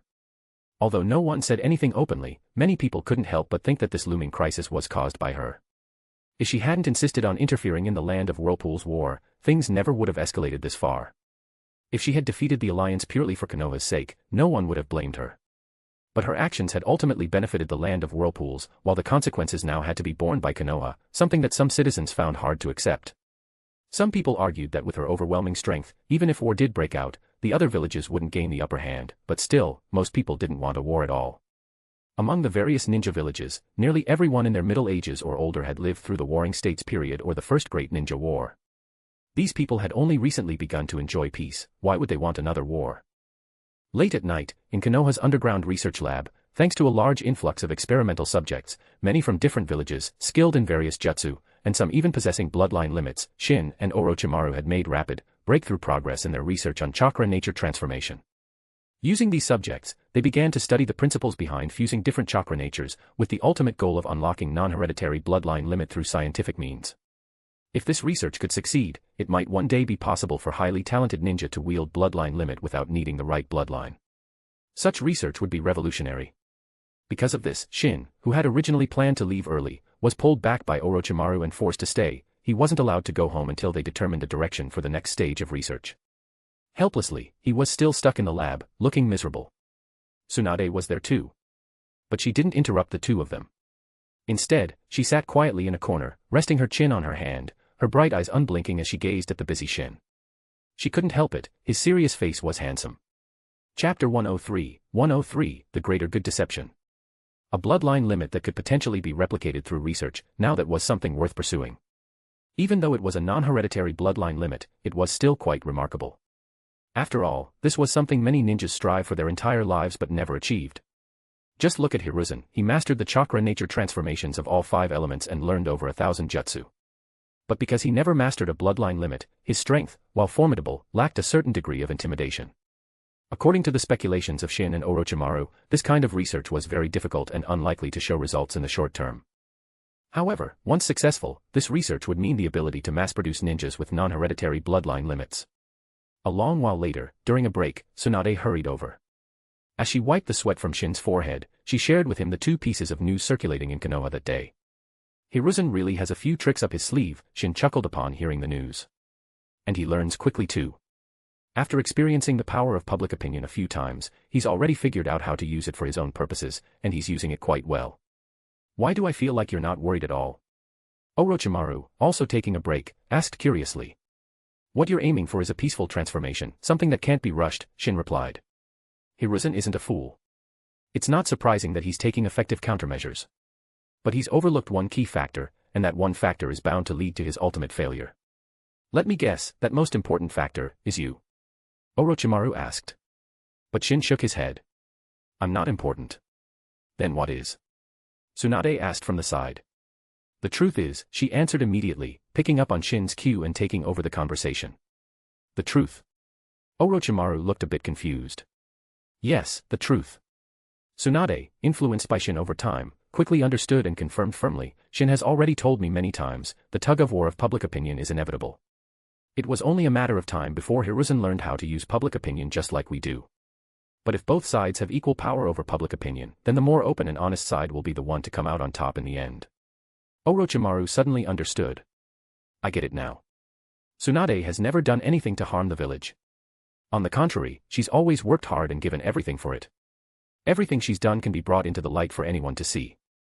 But the current leadership led by Hiruzen has done many shady, disgraceful things over the years, things that can't stand the light of day. Shin nodded in approval, clearly agreeing with Orochimaru's analysis. Dealing with smart people was always comfortable, just a hint and they understood immediately. Building on Orochimaru's point, he added, to attack Hiruzen with public opinion, all we have to do is present the truth. But for him to attack Tsunade through public opinion, he has to resort to the utmost lies and slander. Once the truth comes to light, they will not only be utterly discredited, but also go down in history for having continuously smeared and suppressed her through lies. Tsunade, on the other hand, will emerge stronger after enduring the trial of public opinion.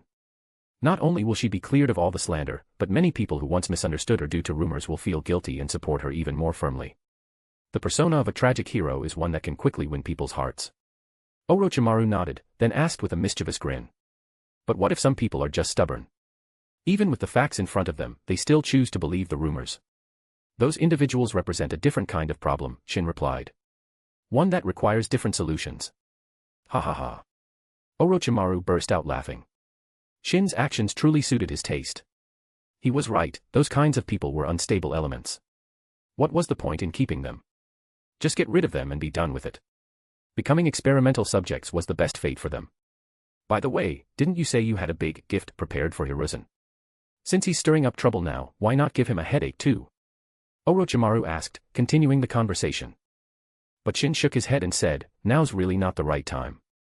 I originally planned to deliver that gift soon, but Hiruzen's latest PR move was too well executed, he didn't give me any opening to follow up. If I pull out that gift now, everyone will think we have ulterior motives, like we're intentionally provoking internal strife within Konoha. That would be bad for Tsunade, and it would also drastically reduce the impact of the gift. Aren't we acting with ulterior motives, though? Orochimaru teased. Haha, yes, we are, but we can't let anyone know we have ulterior motives. Especially, we can't let anyone think Tsunade has ulterior motives. Listening to the two cunning schemers talking, Tsunade could only keep nodding, silently thinking to herself how much she was learning. Her personality was a lot like Hashirama, carefree and easygoing, with a big heart. But unlike him, she lacked life experience, which made her overly naive during this period of her life. That was also why she had never considered becoming Hokage. Outsiders only saw the glory of Hashirama and Tobirama. But family knew the truth best. She had seen firsthand how exhausted they were back then, how heavy the burden on their shoulders had been. During the war for the founding of the village, Hashirama's power was, of course, unmatched. But to govern a village well, power alone wasn't enough. There were endless petty schemes, political intrigue, internal and external conflicts, and countless trivial issues. Slight missteps in handling any of these could lead to unrest or crisis. If not for wanting to stay by Shin's side, and if not for his promise to support her with everything he had, she wouldn't have considered becoming Hokage even if someone threatened her life. Fortunately, once she set Hokage as her goal, her mindset started to change. She began adjusting her attitude and learning earnestly how to become a good Hokage. As they strolled home, Tsunade asked Shin, have you figured out how to handle the situation with Kumo? Shin shook his head and said, we still don't know their true intentions. The information we have now is only what Hiruzen wants us to know, so we can't make any effective plans in advance. But knowing his personality, it's not hard to guess what he might do. Noticing her puzzled look, he continued, it's obvious the Kumo envoys didn't come in good faith, they'll definitely use the threat of war to demand massive concessions. And Hiruzen will likely use the greater good as an excuse to deliberately offer generous compensation in the name of compromise. He might not even try to bargain with them. By then, he'll be seen as the victim who had no choice but to make sacrifices for the sake of peace in Konoha. And once that happens, all he has to do is give the public a little nudge, and the frustrated citizens of Konoha will turn their anger toward the person who caused all of this. In other words, you. Chapter 104, 104, Honor Among Thieves, Bonus. After listening to Shin's analysis, Tsunade was furious. To suppress his rivals, Hiruzen had gone so far as to harm the interests of the village, such behavior was utterly disgusting. She couldn't stand to see people like Hiruzen leeching off Konoha.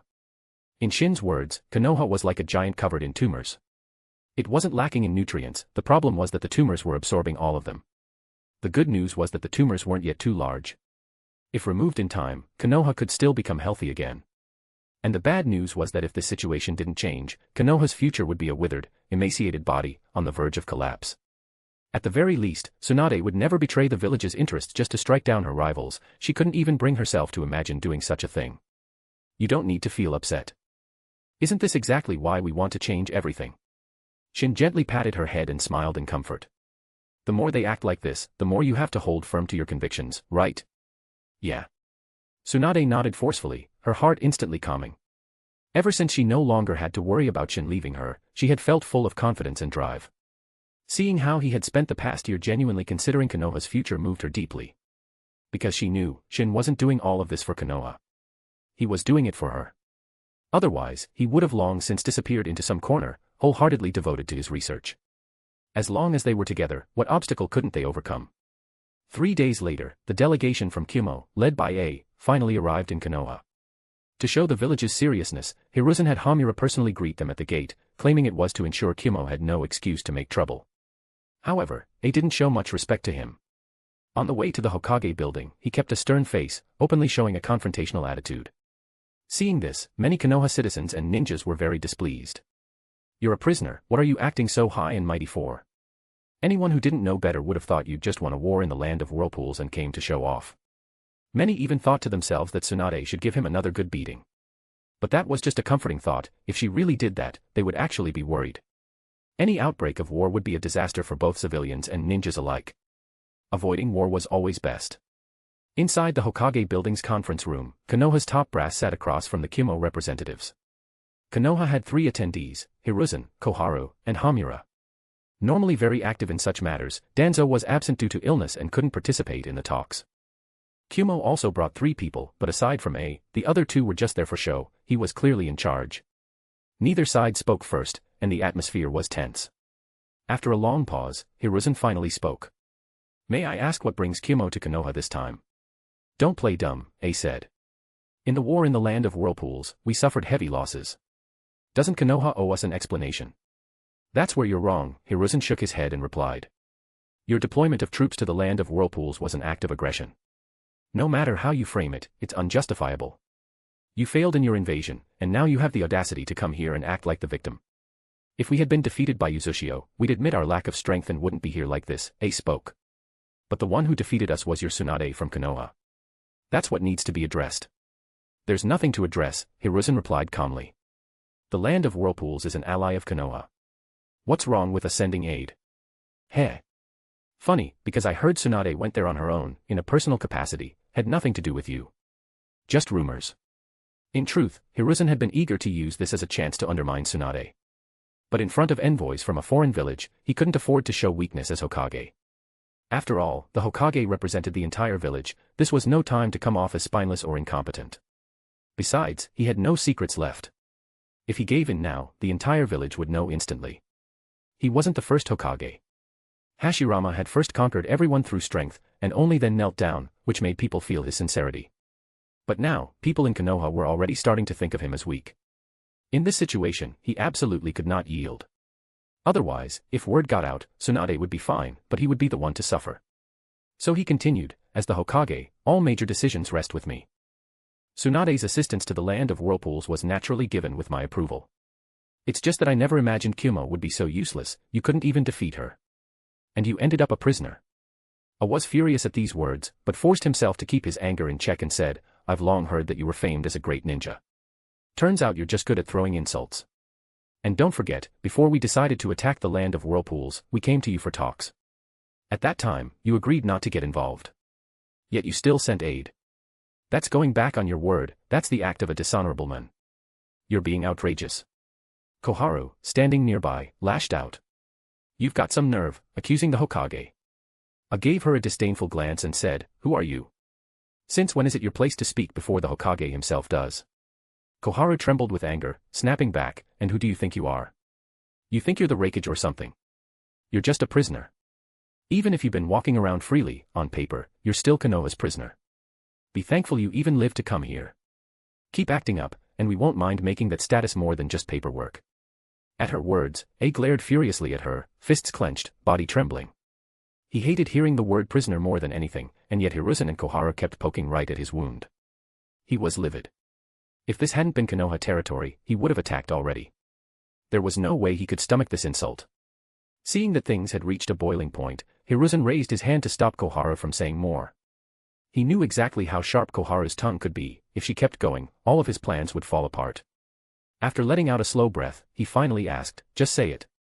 What does Kumo want?" Chapter 105, A Bride for the Village. "I didn't mean anything drastic, just that we want an explanation," said, suppressing his anger. "If the explanation satisfies Kumo, then of course things can remain peaceful. But if it doesn't satisfy us, what then? To give justice to our fallen comrades and their families, we will have no choice but to declare war on Konoha. Perhaps you don't know this yet, many within Kumo have been holding back for too long. They've been eager for a war with Konoha for quite some time.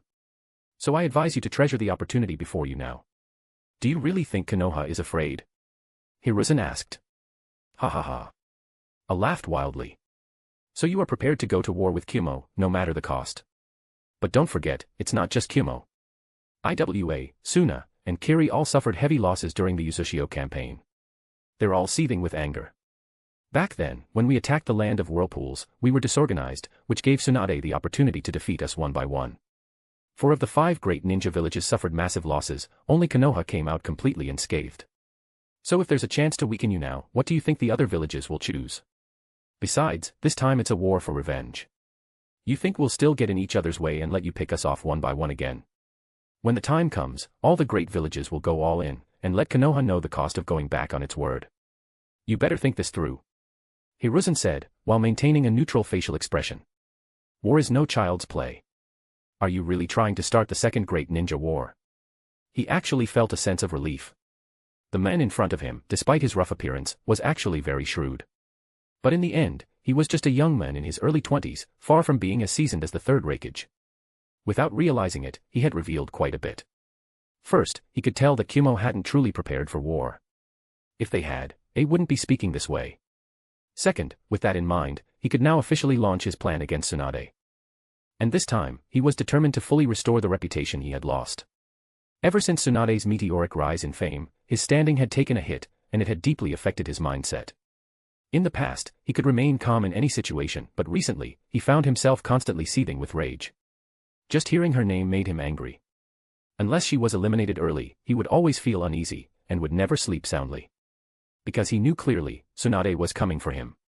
He had never felt he had done anything wrong. On the contrary, he believed he had always worked tirelessly for the sake of Konoha. So he simply couldn't tolerate her actions. It could only be said that the taste of power had completely changed Hiruzen. So what if it leads to the second great ninja war? I replied indifferently. Hiruzen pretended to ponder for a moment, then forcibly suppressed his anger and said, if all the great villages come demanding answers like you, I'm afraid Konoha won't be able to give them all. No, no, no. I can assure you, if Konoha gives Kumo a proper explanation, none of the other villages will come knocking. Are you saying Kumo will hold the other villages back for us? No, we'll form an alliance with you. A truly unbreakable alliance, Ace said in a coaxing tone. An unbreakable alliance in the shinobi world. And you, so young, dare to speak such nonsense. Koharu sneered from the side.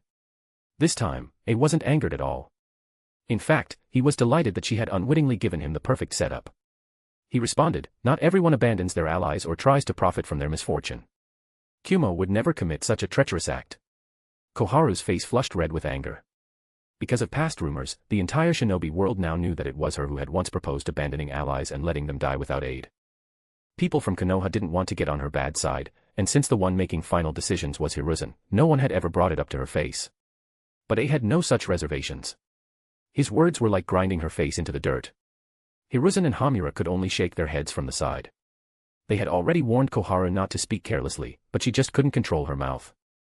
Not everyone would tolerate her like the people of Konoha did. Some people, once used to wielding power, find it very hard to change. Hiruzen said, trying to bring the conversation back on track, since you've mentioned an alliance, why not be direct about it? There's no need to speak with such hostility. Same to you, A grumbled, but still continued. What Kumo wants is simple. We don't want money. We don't want land. All we want, for the peace of the shinobi world and between our two villages, is to marry Tsunade, and thereby establish a stable alliance. Finally, they reached the real issue. Hiruzen sneered inwardly but showed a troubled expression on his face. The Raikage already mentioned this to me, but who is it exactly that wishes to marry Tsunade? Me. A declared proudly. Don't you know that she is already engaged? Hiruzen asked again. It's only an engagement, not a marriage, A said dismissively. As long as Tsunade is willing to marry into Kumo, not only will it prevent war between our two villages, but it can also create an unbreakable alliance, just like the one between the Uzumaki and Senju clans in the past. It would benefit both of us. Isn't that the best outcome? Mito was the daughter of the Uzumaki clan leader at the time. It was her marriage to Hashirama that cemented the friendship between the Uzumaki and Senju clans for generations. That relationship later extended to Uzushio and Konoha, making them the closest of allies. If not for the betrayal by Hiruzen and the others, leaving the Uzumaki to die and even trying to take advantage of their downfall, that relationship could have continued to this day. You really have it all figured out, Hiruzen said and sighed. Tsunade is not only Konoha's top medical nin, she's the most skilled in the entire shinobi world. Her importance is obvious. How could we just give her away so casually? Of course, A said with a smile, seeing that Hiruzen's tone had softened. Which is why we will provide Konoha with an ample betrothal gift, you will not be shortchanged. With that, he took out a scroll and handed it to Hiruzen. Chapter 106, 106, The Marriage Trap. The ANBU ninja standing by took the scroll, inspected it carefully, and only handed it over to Hiruzen after confirming there were no issues. As soon as he opened the scroll, he gasped sharply. The price was simply too generous, it even made his breathing a bit rushed. Hamura and Koharu, who were standing nearby, also leaned over after noticing his reaction. Both were also shocked by the contents written on the scroll. They had originally thought that the delegation from Kumo had come with an accusatory attitude to stir up trouble. They hadn't expected them to offer benefits instead. At that moment, the few of them even genuinely began to entertain the thought that perhaps marrying Tsunade off to Kumo might not be such a bad idea. Especially Hiruzen, he even wished he could tie her up and send her to Kumo himself. That way, Konoha would gain immense benefits, remove Tsunade who had been putting increasing pressure on his position as Hokage, and form an alliance with Kumo. This is a serious matter, allow me to consider it carefully, he forced down his excitement and replied in a deliberately cautious tone. After all, we still need to consult Tsunade herself. He knew full well that she would never agree. Knowing the matter was doomed to fail, and for the sake of his own reputation, he couldn't openly force her. However, he also had no intention of refusing. When the threat of war and the lure of massive benefits became known, he only needed to appear reluctant and secretly fan public opinion. Then all the blame would fall on her. When public resentment boiled over, he'd watch how she dealt with it then. In the Raikage's office, the brawny and rugged third Raikage stood by the window, gazing silently in the direction of Konoha, lost in thought. His secretary, standing by the desk organizing documents, kept glancing at his back, looking like he had something to say but was hesitant. Sensing her unease, his booming voice rang out like a great bell. If you've got something to say, spit it out. With his permission, the secretary quickly spoke up. There's something I don't understand. You sent A to Konoha, was he really there to propose marriage? The third Raikage turned around, looked at the secretary, and smiled. Why do you ask? It just feels strange, the secretary replied. Are we really willing to pay such a high price just to marry her? Ha ha ha. The third Raikage laughed. If she really marries A, then paying such a price is worth it. If this works, not only will we gain a massive edge in medical capabilities, but we'll also add a powerful combatant to our ranks. And we'll completely ease that guy's mood about getting captured, it's a win-win-win. Then why did you have him present the scroll immediately instead of negotiating slowly? That way, we might have been able to pay much less, the secretary asked again. Because I knew that kid was bound to fail on this mission, the third Raikage grinned again. Even if Hiruzen is tempted, Tsunade will never agree. Huh. The secretary was now clearly confused. Then why did you? Ha ha ha ha. The third Raikage burst out laughing. You know, Kumo is currently in a period of unprecedented rapid development. I truly don't want to start a war at a time like this and ruin the hard-earned progress. But after suffering such a big loss in the land of whirlpools, I can't just do nothing. Based on the intelligence brought back by the spies we've planted in Konoha, I've analyzed it thoroughly and come to a conclusion. That conclusion is, Tsunade seems to have her eyes on the position of Hokage and has begun to build momentum for herself. Naturally, Hiruzen is very displeased about this and has been trying to suppress her. However, both sides appear to be restraining themselves for now and have not made their conflict public. Now guess, if Hiruzen tries every possible way to pressure her into marriage, and she refuses no matter what do you think will happen? The secretary suddenly realized. They're bound to clash, which would spark internal strife in Konoha. The third Raikage nodded and said, what I aim to do is use this situation to trigger a full-blown internal conflict within Konoha, thus stalling Konoha's development. Will they fall for it? The secretary asked nervously, swallowing hard. Ha ha ha, they have no choice, the third Raikage said boldly. Once Kumo becomes powerful enough, and Konoha's growth stalls due to internal strife, I will make sure they understand the price of crossing us. The secretary was stunned, taking a long moment to recover from the shock before admiringly saying, what brilliant foresight. The more time he spent around the third Raikage, the more the secretary realized that beneath his rugged exterior and fiery temper lay an incredibly shrewd and calculating mind. To devise a scheme like this, it was truly impressive. All right, the reason I'm telling you this is because there are some tasks I need you to handle next, the third Raikage reminded him. But this matter stays strictly between you and me. Don't tell anyone, not even A. Yes. After giving some instructions and watching the secretary leave the office, the third Raikage opened a drawer and took out a scroll. After scanning its contents once again, his brows furrowed deeply. Who exactly sent this? The scroll contained extremely detailed, up-to-date intelligence on Konoha's internal affairs, details that ordinary spies couldn't possibly obtain. Even the very suggestion to provoke conflict between Hiruzen and Tsunade through a marriage proposal was recorded in the scroll. The information had greatly tempted him. Since it worked in his favor, he had followed the advice. But the feeling of being used as someone else's pawn left him deeply displeased. He was desperate to know who was behind this scheme and whether they were still pulling strings in the shadows. Could it be Hiruzen? But he was the Hokage, would he really go that far? Then who could it be? News spread like wildfire. The contents of the Hokage's meeting were leaked almost instantly and quickly spread throughout Konoha. The one behind the massive publicity. None other than A, who had come to propose marriage. Of course, the speed at which the news spread wouldn't have been possible without Hiruzen's secret push. After all, it was A who insisted on talking to everyone, it was not like Hiruzen forced anything. This matter had nothing to do with him. Everyone in Konoha was utterly shocked upon hearing the news. They had all genuinely believed that A had come to Konoha to demand accountability or start a conflict. Who would have thought he came to form an alliance instead? And the condition for this alliance was for Tsunade to marry into Kumo. A even openly disclosed the bride price. When people saw the list, which included 10 billion ryo, 5,000 highland cattle, 30,000 highland sheep, and various mineral resources, everyone felt a bit dizzy. That was a serious offer. And while dining in a large hall of one of Konoha's inn, when someone probed A about the matter, he publicly declared, "If Konoha refuses such a mutually beneficial offer, we will have no choice but to declare war." Chapter 107, 107, the beginning of Hiruzen's nightmare. On one side was enormous profit, on the other, the threat of war. At that moment, many in Konoha couldn't help but feel that Tsunade marrying into Kumo wasn't entirely unacceptable. At Konoha Hospital, Tsunade was already so consumed by rage that she had lost all reason.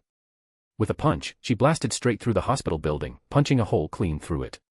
But right now, she didn't care about anything else, she just wanted to kill someone.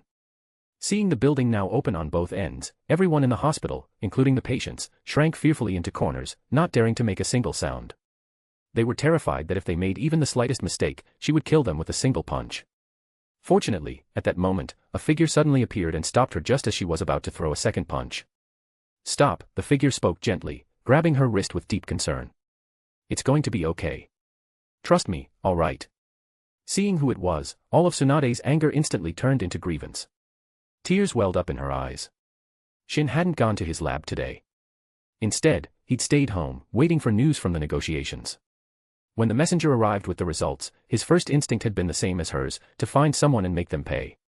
But the thought of Tsunade made him forcefully suppress all his emotions. He rushed to the hospital to her side. She could afford to be angry. But he could not. Because if he lost his mind too, who would be there to comfort her? After bringing her home and coaxing her to sleep, Shin's expression changed. In a flash, he vanished from the spot. By now, night had fallen. In the Hokage's office, Hiruzen sat behind a mountain of documents. The stacks nearly covered him completely, giving the impression of an incredibly busy man. In front of others, he was always the diligent Hokage, this image he maintained until death. But behind those piles of papers, he was currently using the telescope technique to secretly observe the entrance of Shin and Tsunade's home. The technique had never failed as a surveillance tool. However, it had one limitation: it could only spy on targets whose chakra signatures he had already memorized. Just as his gaze turned sinister, clearly scheming something malicious, a figure suddenly appeared in front of him. Shin. Hiruzen quickly dispelled his technique, but not before Shin had seen exactly what he'd been doing. "What brings you here so late?" But when he saw Shin's eyes, he felt a chill run through his soul. How could his eyes still be intact? And what was he planning? Having fun. Shin walked slowly toward Hiruzen and nodded at the crystal ball. "Nice hobby you've got there." "Shin, how?" "Guards. Guards." Hiruzen quickly assumed a combat stance, shouting for help in alarm. Nothing happened. "They can't hear you," Shin said, settling into the chair across from Hiruzen's desk as if this were a casual meeting. "I've made sure we won't be interrupted." "Still don't believe me?" "Go on, yell again." You want to assassinate the Hokage." Hiruzen prepared to perform a summoning jutsu. But suddenly, his chakra went haywire, causing the summoning to fail. So, he quickly threw 2 kunai at Shin. But in the next instant, the 2 kunai returned to his hands. Shin stood there with his arms crossed, watching the scene as if it were a performance. The Mangekyo Sharingan. The moment he saw those eyes, Hiruzen had already lost the will to fight. The psychological shadow they cast on him was simply too great. Those were the same eyes Madara had once possessed. As Shin stood unmoving, Hiruzen suddenly turned and tried to flee through the window. As long as he could escape and rally enough people, he didn't believe Shin could still do anything to him. But in the very next moment, his body was inexplicably pulled back to its original position, leaving him completely stunned. He remembered everything that had just happened. It wasn't an illusion, and time hadn't been reversed, but it had still somehow happened in such a strange way. Unwilling to give up, he immediately charged toward the office door. But just as he thought he was about to escape, his body was once again returned to where he started. His willpower wasn't something the average person could compare to. Seeing there was no way to escape, he rushed straight at Shin. But the next moment, he was once again back where he had been. Even more terrifyingly, no matter what jutsu he tried to use, his chakra was somehow disrupted, preventing him from casting anything. "What do you want?" he finally asked. Shin leaned forward, his expression never changing from that unsettling calm. You hurt someone I care about. Did you really think there wouldn't be consequences? If you'd come after me directly, I might have respected that. Politics, manipulation, trying to eliminate a perceived threat, that's just the nature of our world. But targeting Tsunade, using her as a bargaining chip, that was a mistake. You've misunderstood. Hiruzen said, mind racing as he tried to explain. It was the third Raikage's idea. He threatened me with war, I was forced into it. Ha ha ha. Shin's laugh was utterly without humor. You had many choices, Hiruzen. You chose the one that hurt her most. I won't die in Konoha. He'll die in Kumo, in his own home. For Tsunade's sake, I can't let anyone know he died by my hand. After all, I still need to use him to unravel the trap you set. And for a long while after, Kumo will know no peace. Maybe the Eight Tails will randomly go berserk. He casually picked up the crystal ball used for the telescope technique, playing with it idly, as though speaking of something that had nothing to do with him. Then, suddenly, he raised his head and looked at Hiruzen. As for you, what should I do with the men who orchestrated all this? What do you want? Hiruzen asked through gritted teeth. Shin let the crystal ball fall from his hand. It hit the floor and shattered in two. In the next instant, Shin was behind Hiruzen's chair, one hand resting on the Hokage's shoulder. Feeling the complete inability to summon any chakra, he grit his teeth and growled, "Are you going to kill me? Have you thought about the consequences?" Ha ha ha, consequences. Shin laughed. Do I need to consider the consequences? I just don't want you to die too easily. So don't worry, I won't kill you today. Killing is the lowest form of revenge. It's too easy. Too merciful. You care so much about your reputation, don't you? So obsessed you'd do anything for it. I'll make you utterly ruined. I'll make everyone in Konoha despise you, wish you were dead. Until you become the ultimate disgrace of the village, I won't let you die. And not just you. Doesn't Danzo want to be Hokage so badly? I'll give him that chance. Then, just when he thinks he succeeded in assassinating you and is about to finally realize his dream of becoming Hokage, I'll drag him straight into hell. As for Koharu, don't you think it'd be fitting for her to completely lose her dignity and sanity? When she's at her most helpless, most afraid, you'll kill her with your own hands to silence her. How about that idea? I can't wait to see the terror, the disbelief, and the unresolved horror on her face as she's killed by you. And Hamura. Shin chuckled like he was telling a bedtime story. Doesn't he like being the peacemaker? I really want to see his face when he watches you kill Koharu. Will he still try to smooth things over after that? Just imagining you turning on each other, killing one another. I'm sure, with them to keep you company, you won't be lonely in the Pure Land. And as for you, after your reputation is utterly destroyed, I'll have Tobirama resurrected using Edo Tensei. I want him to see everything you've done, to see what kind of man his chosen successor really turned out to be. And when you're at your most hopeless, I'll have him kill you with his own hands. Ah, you're a demon, a demon. Hiruzen's entire body trembled uncontrollably as he screamed in terror. Why are you doing this? It was horrifying. Absolutely terrifying. Just hearing Shin describe it all made his soul tremble. Why? Why? Why are you doing this to me? Ha ha ha ha ha. Shin clutched his forehead and laughed like a madman. Isn't it obvious? Chapter 108, 108, Prophecy. Prophecy. You've lost your mind, Hiruzen said with a barely steady voice. This is madness. Maybe, Shin replied. But sanity is overrated when someone hurts the people you care about. I want to watch you crumble piece by piece, knowing exactly what's coming but being powerless to stop it. I want to see if you can maintain that dignified facade when everything falls apart around you. And when the time comes for you to face your teacher again, I'm curious whether you'll still be able to look him in the eye. No, please. Hiruzen's composure finally cracked completely. There's been a misunderstanding. Don't you remember? I was the one who ended your surveillance. I gave you your freedom. I was the one who... Stop, Shin said coldly. Are you going to tell me you bought me dinner too? Maybe even that you tucked me in at night? I've spent the last year investigating everything. Tobirama never ordered surveillance on me. He never commanded my expulsion from the Uchiha clan. All he said was that I should live as an ordinary person. But you took it upon yourself to interpret those words however suited your agenda. You orchestrated my removal from the academy. You conspired with Kagami to have me expelled from my own clan. You ordered the constant watching, the restrictions, the isolation.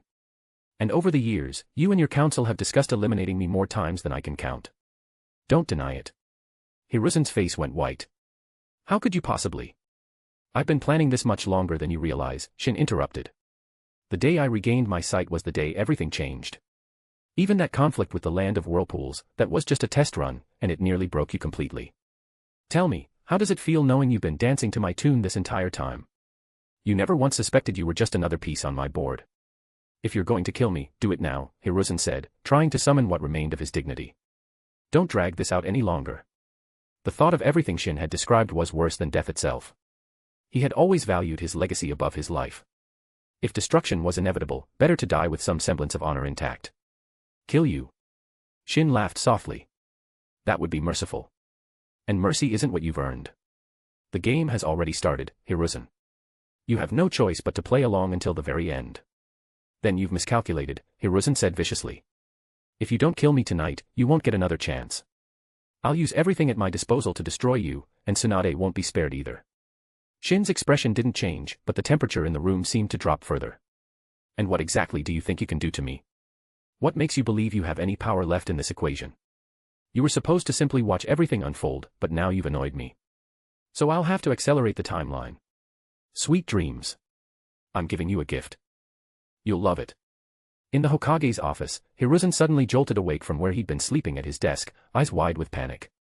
Cold sweat poured from his body, soaking him in an instant. Seeing that the office was exactly the same as before he fell asleep, even the crystal ball used for the telescope technique was still in front of him, he finally began to calm down a little. He slumped back in the chair, panting heavily, still shaken. What happened? Was that just a nightmare? But why can't I remember anything? He looked around again to confirm nothing was out of place, then tried to recall the dream. But every time he thought he had a fragment, a splitting headache would hit, unbearable in intensity. Reluctantly, he gave up trying to remember and focused on calming his thoughts, only for a pair of crimson Mangekyo Sharingan to flash across his mind, vanishing in an instant. He leapt to his feet, cold sweat breaking out again. What's going on? Why did Mangekyo Sharingan appear in my mind? And those eyes, they were clearly different from Madara's. Who was it? Fukuyama? Or Shin? No. I have to investigate this. I won't be at peace otherwise. Back at home, Shin immediately rebandaged his eyes and quickly healed them. That's right, everything that had just happened in the Hokage's office was an illusion. After all, Hiruzen wasn't some mediocre ninja, ordinary genjutsu wouldn't work on him. So he went all in and used his strongest illusion technique to date, Nightmare. If it had been in the real world, he still wouldn't have been able to achieve that level of control over Hiruzen, whose strength was no joke. As he was still evolving, Shin could handle average ninja with the genjutsu, but to toy with a Kage-level opponent at will, he'd need more time. Still, with genjutsu, he made Hiruzen mentally experience the entirety of his upcoming plans and planted an anchor deep within his subconscious. Once that anchor was triggered, Hiruzen will witness a terrifying glimpse of the future, just like he had prophetic foresight. And worst of all, what he saw would definitely come true. That feeling, of knowing something terrible was coming but being completely powerless to stop it, would torment him to the brink of madness. Eventually, when every prophecy became reality, he would come to believe in it completely, becoming utterly controlled by Shin. For Shin at his current level, using genjutsu of this intensity was indeed a great burden. But his mood was excellent. The game was finally about to begin. Of course, aside from the genjutsu, he had also left behind a few other precautions on Hiruzen. From now on, there would be no more secrets between them. Incidents like today's, where he lacked intel and was forced into a passive position, would never happen again. So now, all that remained was to play them all to death, step by step. After a long nap, Tsunade's emotions had calmed significantly, and she was now completely composed. And the first thing she did upon regaining her composure was to comfort Shin. I'm feeling much better now. And I think I understand what happened. It was all a deliberate provocation by Kumo, wasn't it? Shin felt warmth in his heart. He knew she was trying to comfort him, well, actually to stop him from acting recklessly. So he also returned to his usual gentleness, nodded, and said, Kumo wants to stir up internal conflict in Konoha and cause division. What should I do then? Tsunade asked, frowning deeply. Play right into their hands, internal conflict it is. Without infighting, how can the show begin? I still want to meet Tobirama in the most entertaining way possible. Shin. Hearing his decision to proceed with internal strife, worry filled her face. Don't worry. I may be angry, but I haven't lost my mind, Shin said as he gently stroked her cheek. Kumo is trying to weaken us through division, to hinder our development and use our fall to fuel their rise. But what they don't understand is that science and technology are the ultimate productive forces. With Orochimaru and me here, the Konoha you lead will only grow stronger and stronger. I'll ensure its development outpaces every other ninja village. By then, the Konoha in your hands will be something they can only dream of catching up to. Tsunade nodded vigorously, then after a pause, asked, what should I do next? Hiruzen has already made his move, we can't just sit back. Shin replied, so next, you need to do this and that. Chapter 109, Tsunade's fist meets politics. News of Tsunade, in a fit of rage, smashing through Konoha Hospital spread quickly throughout the village. Tsunade, furious, barged in the Hokage's office despite the attempts of the ANBU guards to stop her. She glared at Hiruzen, who was calmly puffing on his pipe, and shouted angrily, you knew full well that Shin and I are engaged and have a great relationship. So why didn't you reject the marriage alliance proposal from Kumo right away? You even said you wanted to ask my opinion, what kind of person do you take me for? Tsunade. Hiruzen, unfazed by her anger, replied, I never agreed to A's proposal. I only said I'd consult with you first. Why are you getting so worked up? Besides, it's anyone's right to fall in love with someone. What's wrong with him liking you? Don't forget, you and Shin are only engaged, not married. Even if you were married, if you realized you'd made the wrong choice, shouldn't you be allowed to reconsider your future? If you don't agree, just say so. I'll reject him for you. There's no need to be so emotional, you need to show more composure. As he watched Tsunade clenching her fists tightly, he felt a strange sense of satisfaction. Can't handle it already. When you were stirring up public opinion against me behind my back, did you ever think a day like this would come for you too? And this is just the beginning. He continued, still, I hope you'll truly consider this. After all, it's a great opportunity for us to form an alliance with Kumo and avoid war. You should think about the bigger picture. Though he maintained a calm tone, a fleeting hint of mockery in his eyes made it clear to Tsunade, he was doing it on purpose just to spite her. Enraged, she slammed her fist down and shattered the desk in front of her, saying, fine. Just you wait. So you like to play this game, huh? Very well. I was originally hesitant about Shin's new plan, I didn't want to involve family in this mess. But if you're going to be like this, then I won't hold back anymore. Soon, news of what had transpired in the Hokage's office spread once again across Konoha. But this time, public opinion wasn't as unified as before. Some people felt Tsunade was overreacting. The Hokage didn't actually agree to the proposal and said he would ask her opinion, he ultimately respected her wishes, didn't he? Some even thought she should marry into Kumo. That way, not only could war be avoided, but Konoha might also gain significant benefits. However, few would say such things openly.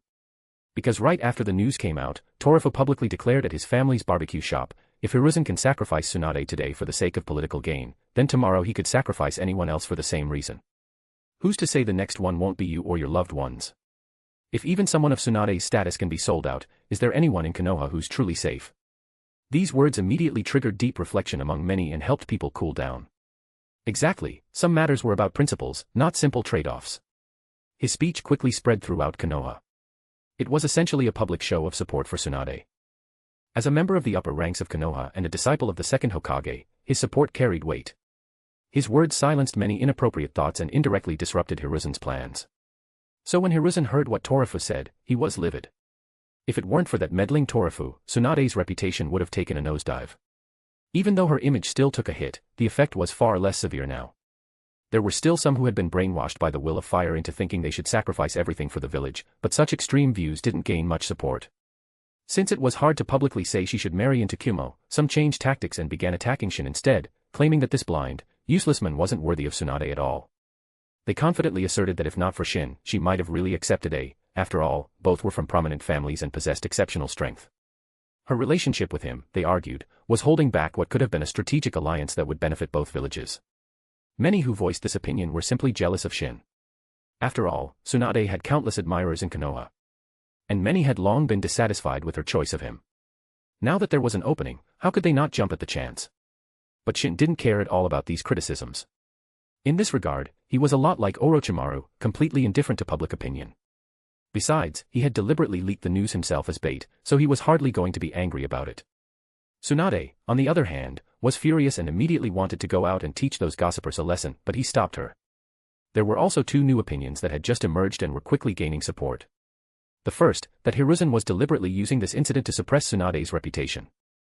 The reasoning was simple, he clearly knew she would never agree to such a proposal, so why didn't he just reject it outright? Why stage this whole farce? And as for why he would want to suppress her? Those who knew, knew. Naturally, Hiruzen was extremely angry about this. The damn remnants of the original Senju clan again, couldn't all of them just drop dead already? Of course, aside from these mainstream opinions, there were plenty of other speculations floating around. In short, the situation was chaotic, very chaotic, with all kinds of theories and no unified narrative to be found. From the very beginning, Hiruzen had seen through this as a scheme by Kumo. But he chose to play dumb. Now, he firmly believed that before securing the outside, internal unrest must be quelled. If Tsunade continued causing a scene like this, Konoha would descend into chaos all on its own, long before Kumo even had to lift a finger. As a Hokage who claimed to have the village's best interests at heart, he would never allow that to happen. Still, the fact that he'd just had a chance to publicly shame Tsunade had lifted his spirits considerably. He now felt calm, even cheerful. With this momentum, his follow-up plan could proceed smoothly. One way or another, he was determined to make her suffer a major fall. And for that, he would need Ai's cooperation. After all, he had known from the very start, Ai's desire to marry Tsunade had nothing to do with love. The real reason for his obsession was that he had once been captured by her. This was a stain on his life and reputation that he could never erase. But if he were to marry her, this could be spun into a romantic, legendary tale. Back then, he had even pressured Hiruzen, making it clear that he must marry Tsunade. If Konoha didn't agree to his demand, he wouldn't necessarily declare war, but he would certainly stir up trouble. Ai's goals happened to align perfectly with Hiruzen's, so the latter decided to use him as a pawn from the start. To this end, Hiruzen was even willing to make a high-stakes move. Never mind that many people in Konoha currently believed Tsunade was the most suitable candidate to become the next Hokage. But what if Kumo launched a surprise attack, causing massive civilian casualties in Konoha? What would the villagers think then? With a bit of public opinion manipulation, wouldn't some of them start to believe that all this devastation happened because Tsunade was too selfish, too unwilling to sacrifice herself? Having personally experienced the power of propaganda warfare, Hiruzen had quietly become a master of it. The reason he'd seemed passive before was simply because he was out in the open while his enemies operated from the shadows. And because he feared they had too much damaging evidence against him, he'd been forced to endure and act with restraint. But now, the opportunity had come, and he wasn't going to let it slip by. With himself as Hokage and Danzo working beside him, Kumo's planned ambush would not only succeed with certainty, but the resulting damage would far exceed Kumo's own expectations. He could emerge as the hero, stabilizing the situation and sternly condemning Kumo, using the pretext of war to demand reparations.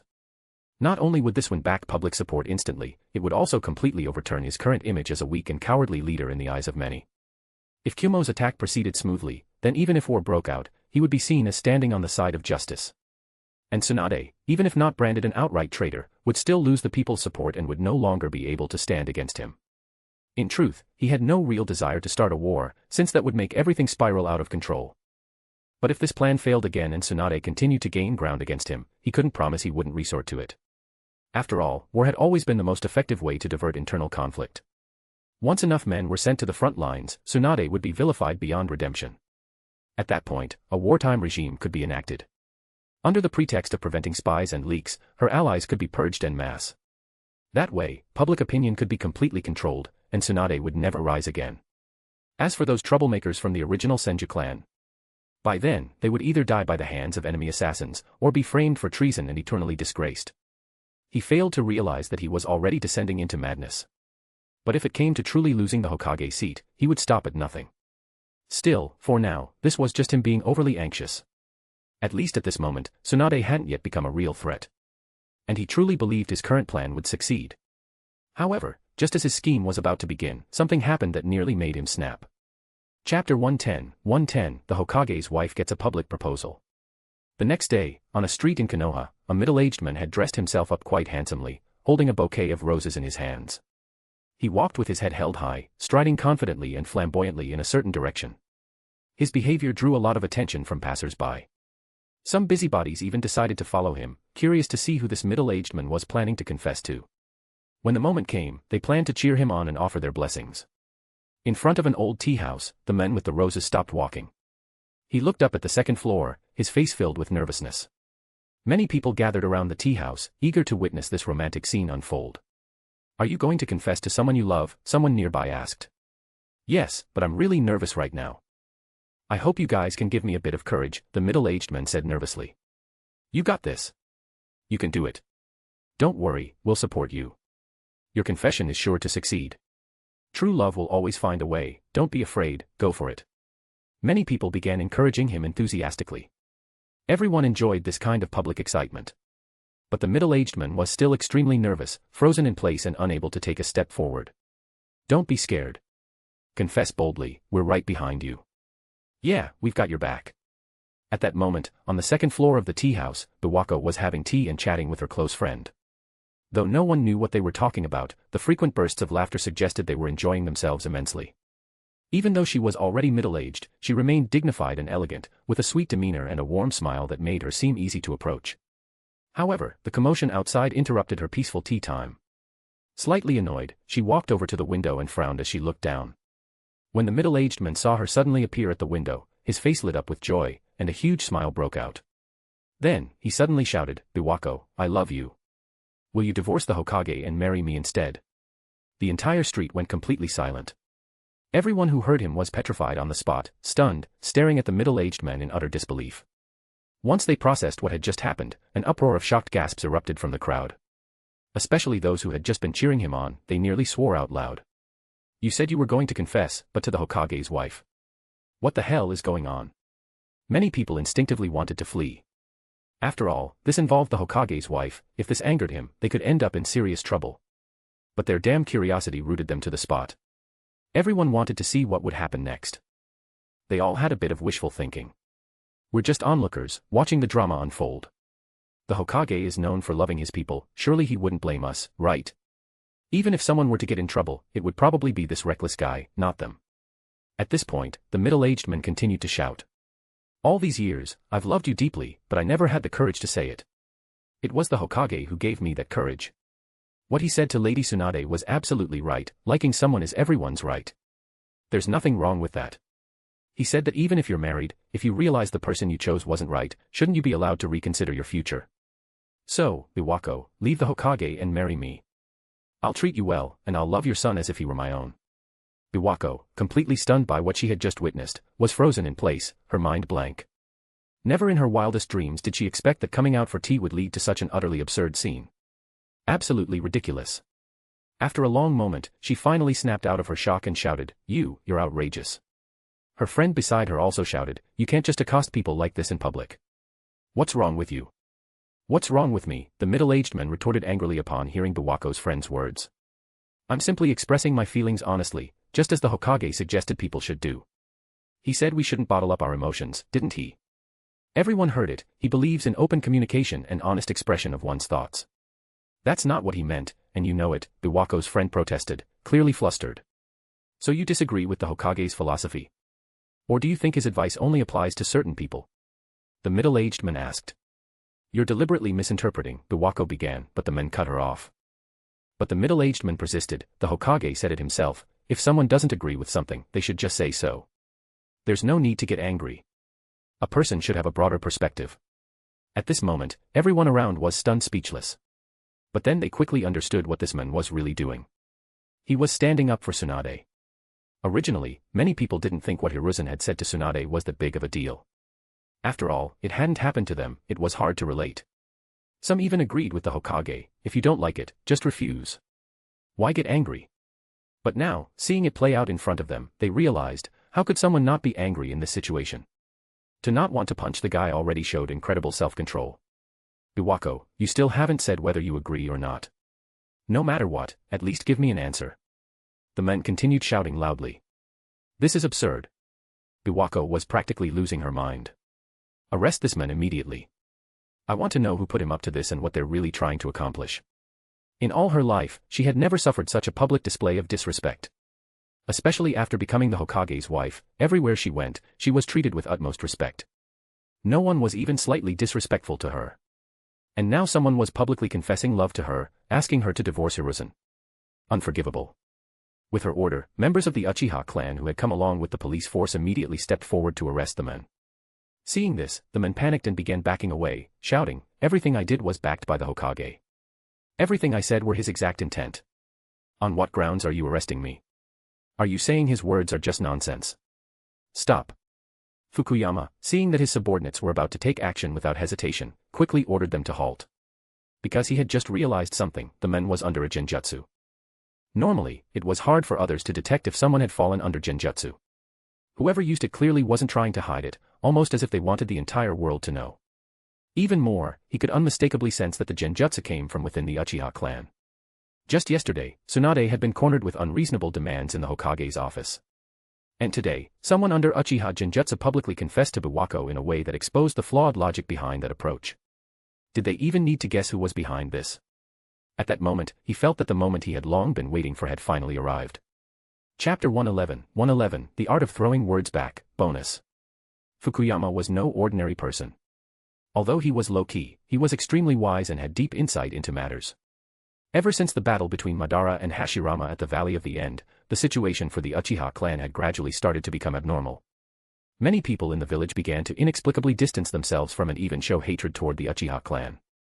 This situation did not improve after the fall of Tobirama. On the contrary, it became more and more evident over time. Although the existence of the police force had always made the Uchiha clan unpopular, the current public sentiment in Konoha toward the Uchiha was clearly not something the police force alone could have caused. Recently, unrest had also started to emerge within the clan. The hardliners in particular had become increasingly radical in their emotions due to the shifting attitudes of the outside world. After all, no one enjoys being alienated or hated for no reason. Especially not the proud Uchiha. If things continued down this path, even he didn't know what direction the clan would take. He had used his Mangekyo Sharingan countless times to simulate the future of the Uchiha clan. But the more he simulated, the more wrong it felt. Yes, he awakened his Mangekyo Sharingan after witnessing his father die in battle during the First Great Ninja War. However, he never told anyone about this. He kept it as a trump card, just in case. One of the abilities of his Sharingan was simulation. He could simulate and glimpse fragments of the future. It wasn't the kind of direct foresight where one simply sees the future. Rather, he could combine various elements and simulate them to arrive at an obscure and mysterious result. For example, when he simulated a scenario involving the Uchiha clan together with Hiruzen, Danzo, and Koharu, the resulting future was one that headed toward a nightmarish abyss. So he had long made up his mind to place all his hopes on Tsunade. Only if she rose to power would the Uchiha clan have hope. The closer she got to becoming Hokage, the happier he became. Or to be more precise, he placed his bet on the men behind her, Shin. Because only when the simulation included the Uchiha clan, Tsunade, and the mysterious shadow behind Tsunade did the future show a glimpse of light. That shadow couldn't be described or simulated clearly. But his intuition told him that it was Shin, even though he couldn't simulate Shin's future at all. So since Shin was seeking revenge against Hiruzen, he naturally saw this as a chance to add fuel to the fire. It was easy to help when things were going well, but much harder to lend aid in times of need. If he wanted Shin to let go of past grudges and deepen his ties with the Uchiha clan, he couldn't remain on the fence. He had to make a decision early. The earlier the alliance, the better it would be for the clan's future. Fukuyama-sama, aren't we going to arrest him? An Uchiha clan ninja beside him finally couldn't resist asking as he saw Fukuyama frowning in silence. Sigh, I'd like to arrest him too, Fukuyama replied with a troubled look. But you all must have heard about yesterday's conversation between the Hokage and Lady Tsunade. It's just as this guy says. So now I'm unsure whether those words truly represent the Hokage's will. Surround him for now, but don't arrest him. I'll go ask the Hokage myself. And so he left for a full 20 minutes. Meanwhile, beneath the tea house, since no one was arresting him, the man publicly declaring his love shouted even more enthusiastically, loudly proclaiming his feelings with all sorts of cheesy lines. Biwako was hiding inside the tea house, covering her ears tightly. She desperately wanted to escape this place, but the tea house was surrounded by a huge crowd. If she tried to push her way out in a panic, it would only worsen her predicament. When the police force had first arrived, she had thought she was saved. But Fukuyama had ordered them to surround but not arrest, and then went straight to find Hiruzen. Now, she could only hope that Hiruzen would come and resolve the situation quickly. But it was easy to imagine that from this day forward, for a very long time, people would gossip about her. What kind of ridiculous mess was this? Inside the Hokage's office, Fukuyama respectfully reported everything that had happened at the tea house to Hiruzen. After hearing this, Hiruzen asked, "What on earth are you doing? Why didn't you arrest that lunatic?" Lunatic. Fukuyama looked completely baffled. That's not quite right, is it? Public confessions like this have happened before. As long as they don't cause a disturbance, the police force has no precedent for making arrests in such cases. Didn't you always teach me that the police force must strictly follow all the rules set down by the second Hokage, and absolutely must not break precedent or act arbitrarily? That's why I came to you for guidance when I couldn't decide. Hiruzen was absolutely furious. He had said those things to restrain the police force. But he never expected Fukuyama to throw those words back at him at such a critical moment. Looking at his innocent and confused expression, Hiruzen was a bit speechless. Guards, he finally called toward the outside. An ANBU ninja immediately rushed in, kneeling on one knee, awaiting the Hokage's orders. Go and arrest that lunatic at once. Hiruzen began issuing the order, but just then, Fukuyama raised a hand to stop him. Wait. Hiruzen, on the verge of exploding, asked, you even stop an ANBU now? What are you trying to do? But Fukuyama still wore an innocent look and said, you misunderstand. I wasn't speaking to him, I was trying to talk to you. Liking someone is a personal freedom. Confessing feelings is the same. And that man is just an ordinary civilian. Sending an ANBU after him, it's a bit out of line, isn't it? This kind of situation can be resolved by just rejecting him directly. There's no need to get angry. You're the Hokage, and Lady Biwako is your wife. It would be better to show a bit more magnanimity. Do you even realize what you're saying? Hiruzen stared at him in disbelief. And wasn't this guy using his own words against him? Of course I know, Fukuyama replied, still with a naive expression. But didn't you say all of this to Lady Tsunade just yesterday? The entire village has been talking about it. You say these things to her one day, then explode with rage when it happens to you the next. If word gets out, won't that be damaging to your reputation? Fukuyama, are you rebelling? Hiruzen nearly lost his mind. He slammed the table and stood up, shouting angrily, I'm the Hokage. How can I let myself be treated like this? Upon hearing this, Fukuyama's expression immediately changed from naive to cold as he asked sharply, so you admit that yesterday you intentionally put Lady Tsunade in an impossible position? Faced with Fukuyama's sudden shift in demeanor, Hiruzen was momentarily stunned. What was this guy trying to do? Was he laying all his cards on the table? As expected of the devious Uchiha, no wonder things had come to this point. Aside from the Senju clan, he could sense there was another invisible force building momentum behind Tsunade. But no matter what he did, he couldn't trace the source of that power. And judging from Fukuyama's behavior now, that hidden hand must be him. Very well. Very well. Chapter 112, all in on the future. Fukuyama naturally guessed what Hiruzen was thinking, but he didn't care. Since he had placed his bet, he would not regret it. This time, he was betting on Tsunade and Shin to win. He was an extremely intelligent man, but even the smartest people have weaknesses, his was his body.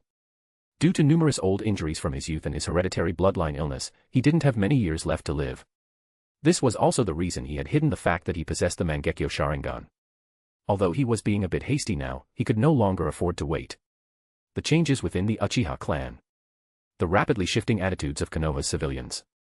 The growing wariness and hostility from Hiruzen, Danzo, and Koharu toward the Uchiha clan. And that glimpse of the future he had seen. Taking all of this into account, he had deduced that the Uchiha clan's future would be either destruction or rebellion. There was no third option. As long as he was around, perhaps the Uchiha could still live in peace. But once he was gone, his seemingly mature but actually naive son probably wouldn't be able to hold things together, wouldn't be able to come up with any useful plans, and the others were likely even worse. In his eyes, there were very few truly intelligent people in the entire Uchiha clan. Even if they had great talent for ninjutsu, they tended to have personality flaws and often got stuck in narrow thinking. He himself was already something of an outlier. Rather than watching the Uchiha clan slide into the abyss, it was better to take a gamble for the future. Besides, after learning about the dirty deeds the village leadership had done in secret, he was filled with anger. On one hand, they were suppressing families like theirs with all their might, while on the other hand, they were draining the village's lifeblood to benefit their own clans. How could any self-respecting person tolerate that? It looks like we need to have a proper conversation sometime. Hiruzen suddenly calmed down, his gaze sharp. But Fukuyama only smiled happily. I await your summons at any time. It seemed that all the attention and pressure had now focused on him. He planned to go find Shin quietly once this farce was over. From what he knew of Shin, the men responded to kindness rather than force. Given everything he was doing now, and the fact that their goals aligned, the Uchiha clan's future should be safe. So this was the bet he was making. Cards on the table. All in. If he won this round, the Uchiha clan would surely have a bright future. If he lost, he would take the opportunity to have the Uchiha clan break away from Konoha, to escape the terrible future he had foreseen. As for whether they could actually leave Konoha. Originally, he wasn't confident. But as long as Shin was willing, his Flying Thunder God technique could absolutely make it possible. The reason he wagered so heavily wasn't solely because of his Mangekyo Sharingan's ability to predict the future. It was because he trusted Shin's capabilities.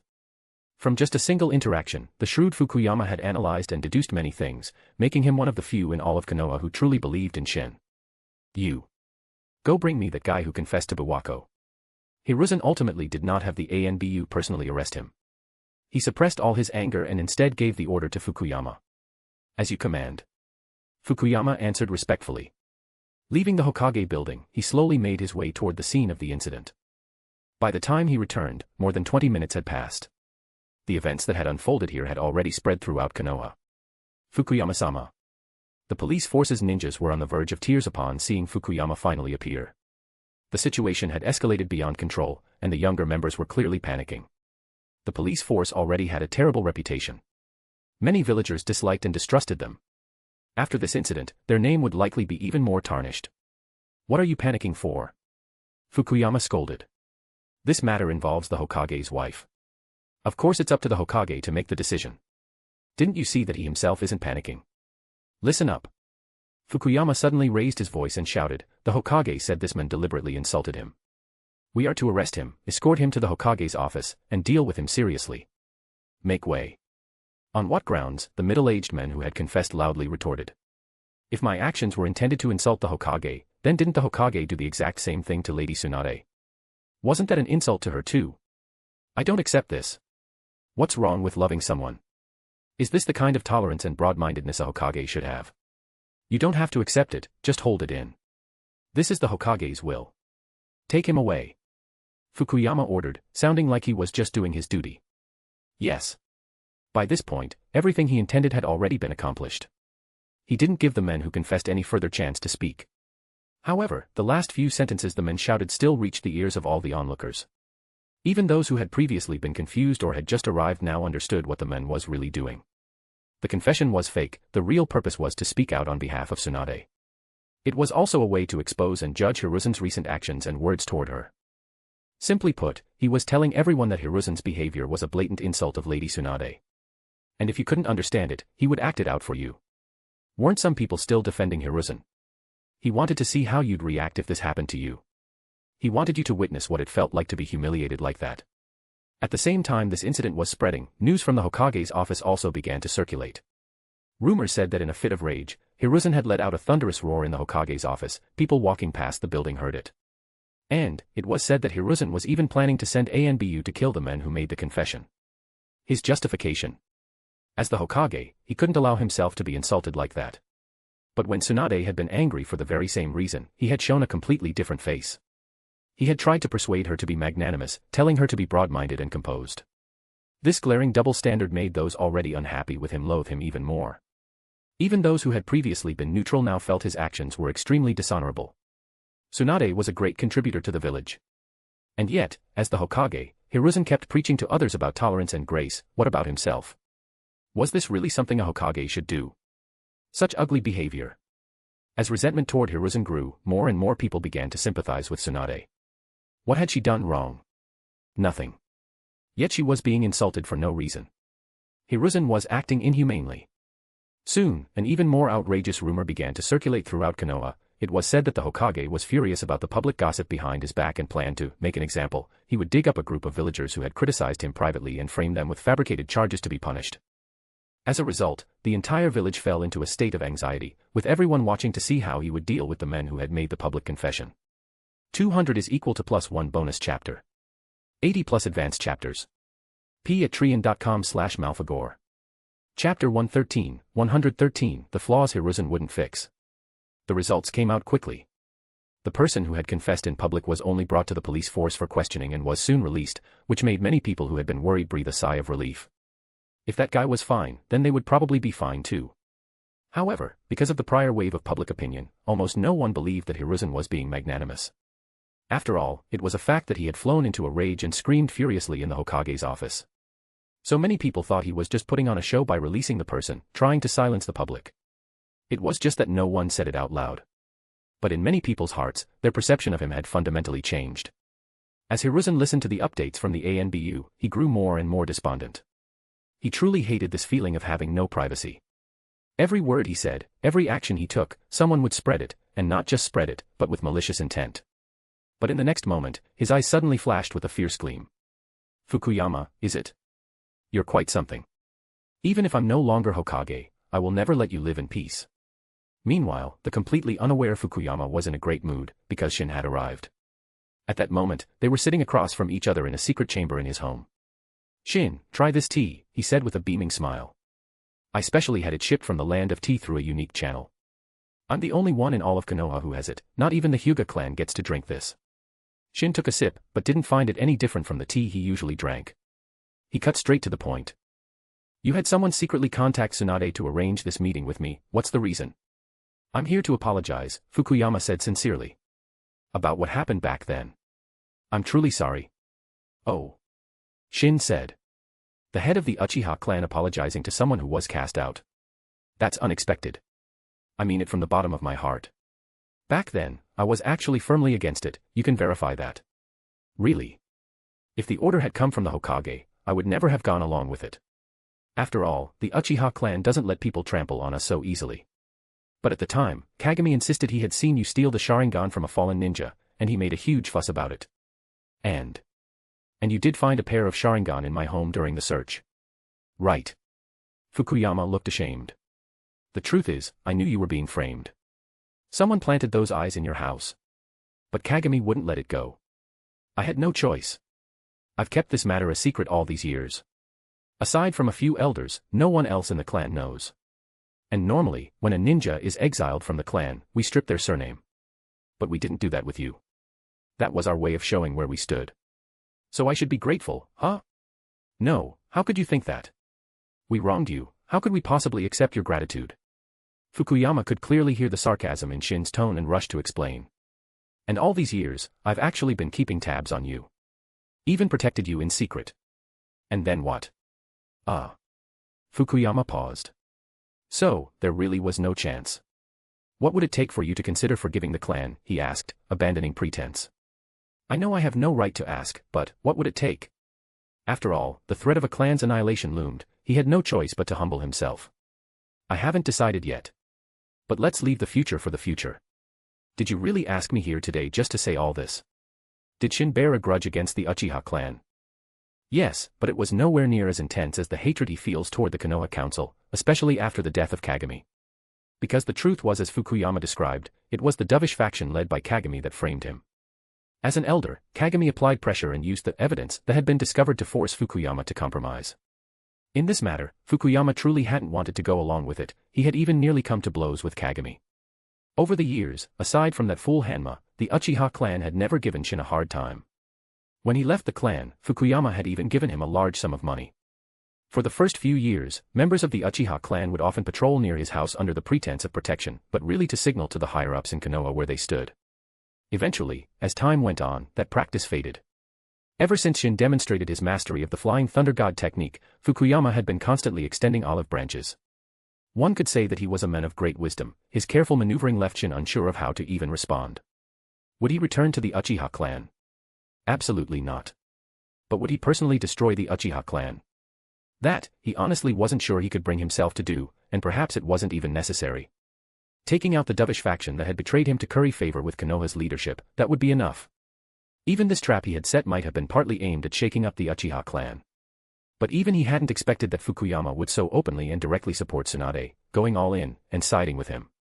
It caught him off guard. Seeing Shin cut straight to the point, Fukuyama sat upright and solemnly recounted everything that had happened today, including his confrontation with Hiruzen.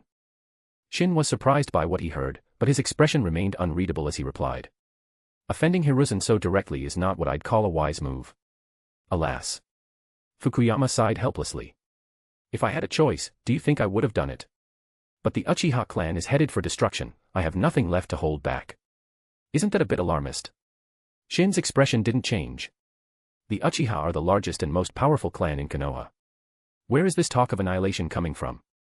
I know you're no ordinary man, Fukuyama said urgently, seeing that Shin was still unmoved. Others may not see the crisis facing the Uchiha clan, but you surely do. Our situation has been getting worse with every passing year. And I have every reason to believe this is exactly the outcome Hiruzen wants. Let me tell you something, and you'll understand. Do you know why the people of Konoha dislike and exclude the Uchiha? The police force is a factor, but not even the main one. When the second Hokage founded the police force, it was done in haste. Many of the original systems were immature and had to be refined over time. Given the second Hokage's intellect, he would have recognized these issues and proposed reforms. He certainly did so in many other areas of Konoha's governance. But then the first great ninja war broke out, leaving him no time to handle internal reforms. And with his sudden death, all those efforts were left unfinished. For years now, the flaws in the police force's structure have become increasingly obvious, many of them are plain to see. Fixing them would only improve things. Yet every single one of the reforms I've proposed to Hiruzen has been rejected without exception. Hiruzen even used the second Hokage's name to pressure me, saying that modifying the police force's system without permission was disrespecting the second. Does he truly not see the issues? Or is he intentionally using this as a means to suppress our Uchiha clan? Chapter 114, the Tobirama Doctrine. Do you think my demands are unreasonable? Fukuyama's tone was already filled with anger. I merely asked him to issue a public order on behalf of the Konoha office, something like a public security regulation for Konoha. And to further define the responsibilities within the police force, assigning people with different abilities and personalities to suitable positions so that everyone can perform their own duties accordingly. This way, as long as we in the police force strictly follow the rules, even those clansmen with bad tempers and poor problem-solving skills won't have to go out on patrols and make arrests. This would benefit both the police force and Konoha. There are no downsides. It wouldn't even require Konoha to allocate any funds. If he just gives his approval, I can handle everything else myself, including the money. But I've been proposing this for 5 whole years. Each time it's rejected. Each time I get reprimanded and labeled with all kinds of accusations. So there's only one truth: Hiruzen is intentionally trying to provoke conflict between the Uchiha clan and the rest of Konoha, to isolate us, to make everyone despise us. On top of that, he has people secretly spreading anti-Uchiha rhetoric, manipulating public opinion against us. And he's been doing it for a long time, relentlessly. He's succeeded. Now the Uchiha name is tarnished everywhere. And yet the elders of the clan insist on clinging to this mess of a police force, as if it's some sacred right of the Uchiha. You wouldn't believe it, when we go out on patrols now, the disdain from the villagers isn't even hidden anymore. But do you think Hiruzen is doing all this just to make the villagers hate and isolate us? No, he's just laying the groundwork. Maybe his scheme started as early as after Kagami died. I even suspect that Hiruzen was involved in Kagami's death, because he never had any intention of resolving the conflict between the Uchiha and the village through dialogue. Of course, that's another matter. When the villagers' hatred of us reaches a peak, when they're convinced that the Uchiha clan is truly evil and doesn't deserve to exist, that's when we'll be wiped out. When that day comes, even if we are annihilated, the villagers won't feel the slightest sympathy or regret. They'll think we had it coming. So I hope you can help us. I beg you. Fukuyama bowed so low his head almost touched the tea tray, pleading with Shin. If you can help us resolve this crisis, the Uchiha clan will fully support Tsunade's rise to power. From then on, wherever you point, we'll follow. No hesitation. Shin didn't respond right away. Instead, he picked up the tea on the table and sipped it slowly. He had to admit, he saw Fukuyama in a new light. Every part of his analysis was on point. Many people might think that the destruction of the Uchiha clan was orchestrated by Danzo. But in truth, that's not the full picture. Sure, Danzo got the thing he desired most, the Sharingan. But the Uchiha clan had more than just the Sharingan, they were also incredibly wealthy. That was common knowledge.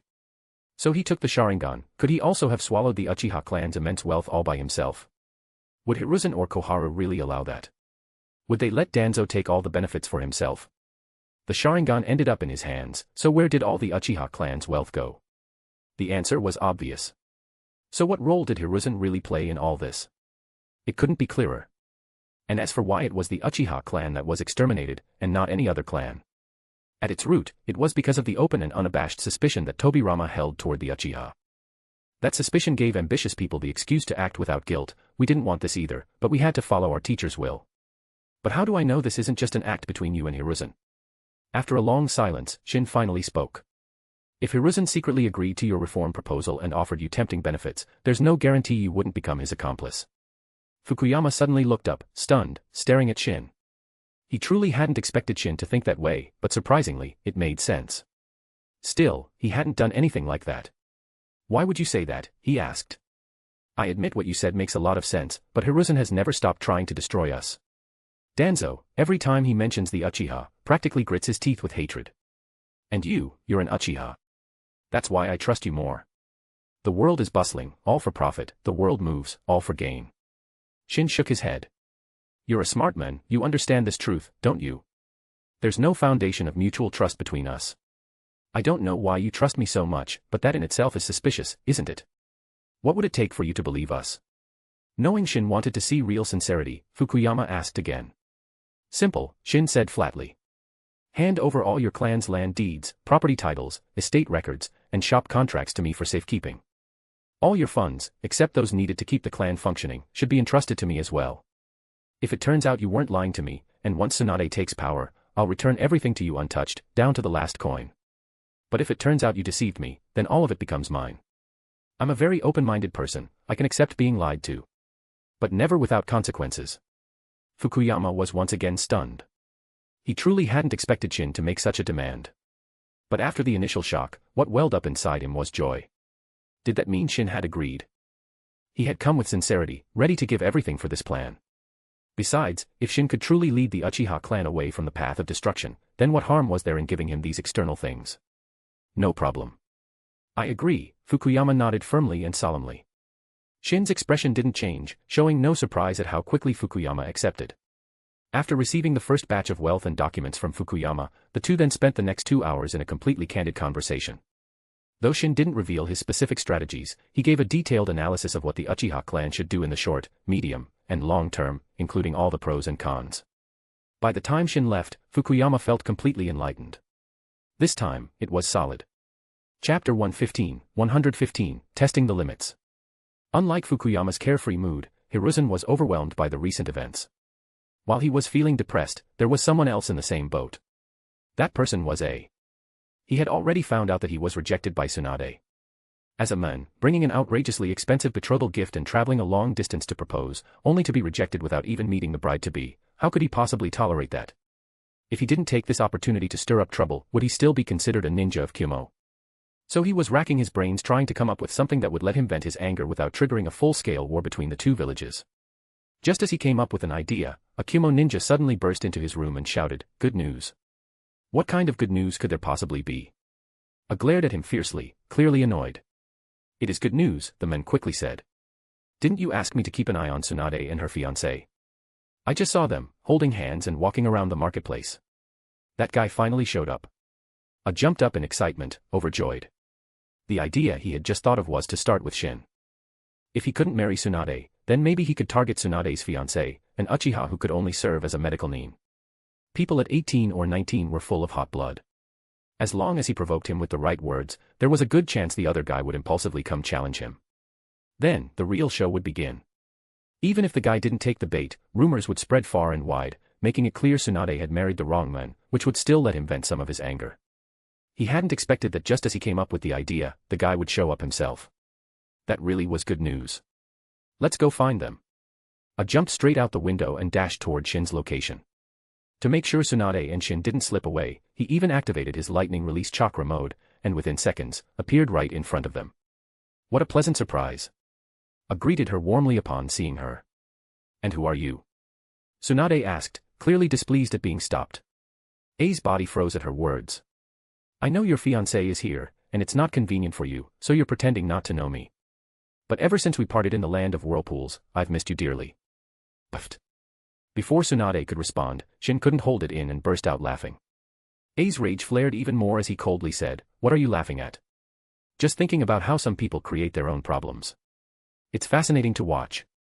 Shin replied with a smile. A's jaw tightened. He could no longer hold back. Seeing a crowd had gathered, he shouted loudly, "This has nothing to do with you. I have something to say to Tsunade, so why don't you find somewhere else to be?" Tsunade glared at A and said, "You're just a prisoner. What exactly do you think gives you the right to make demands here? Get back to Kumo this instant. You're pushing the limits here. Do you really want to risk the peace between our villages over personal issues?" A asked while trying to suppress his rising temper. "Risk the peace?" Tsunade laughed. "If Kumo's idea of diplomacy is sending defeated prisoners to harass people in their own village, then maybe the peace isn't worth preserving. When that time comes, I'll be charging at the front lines."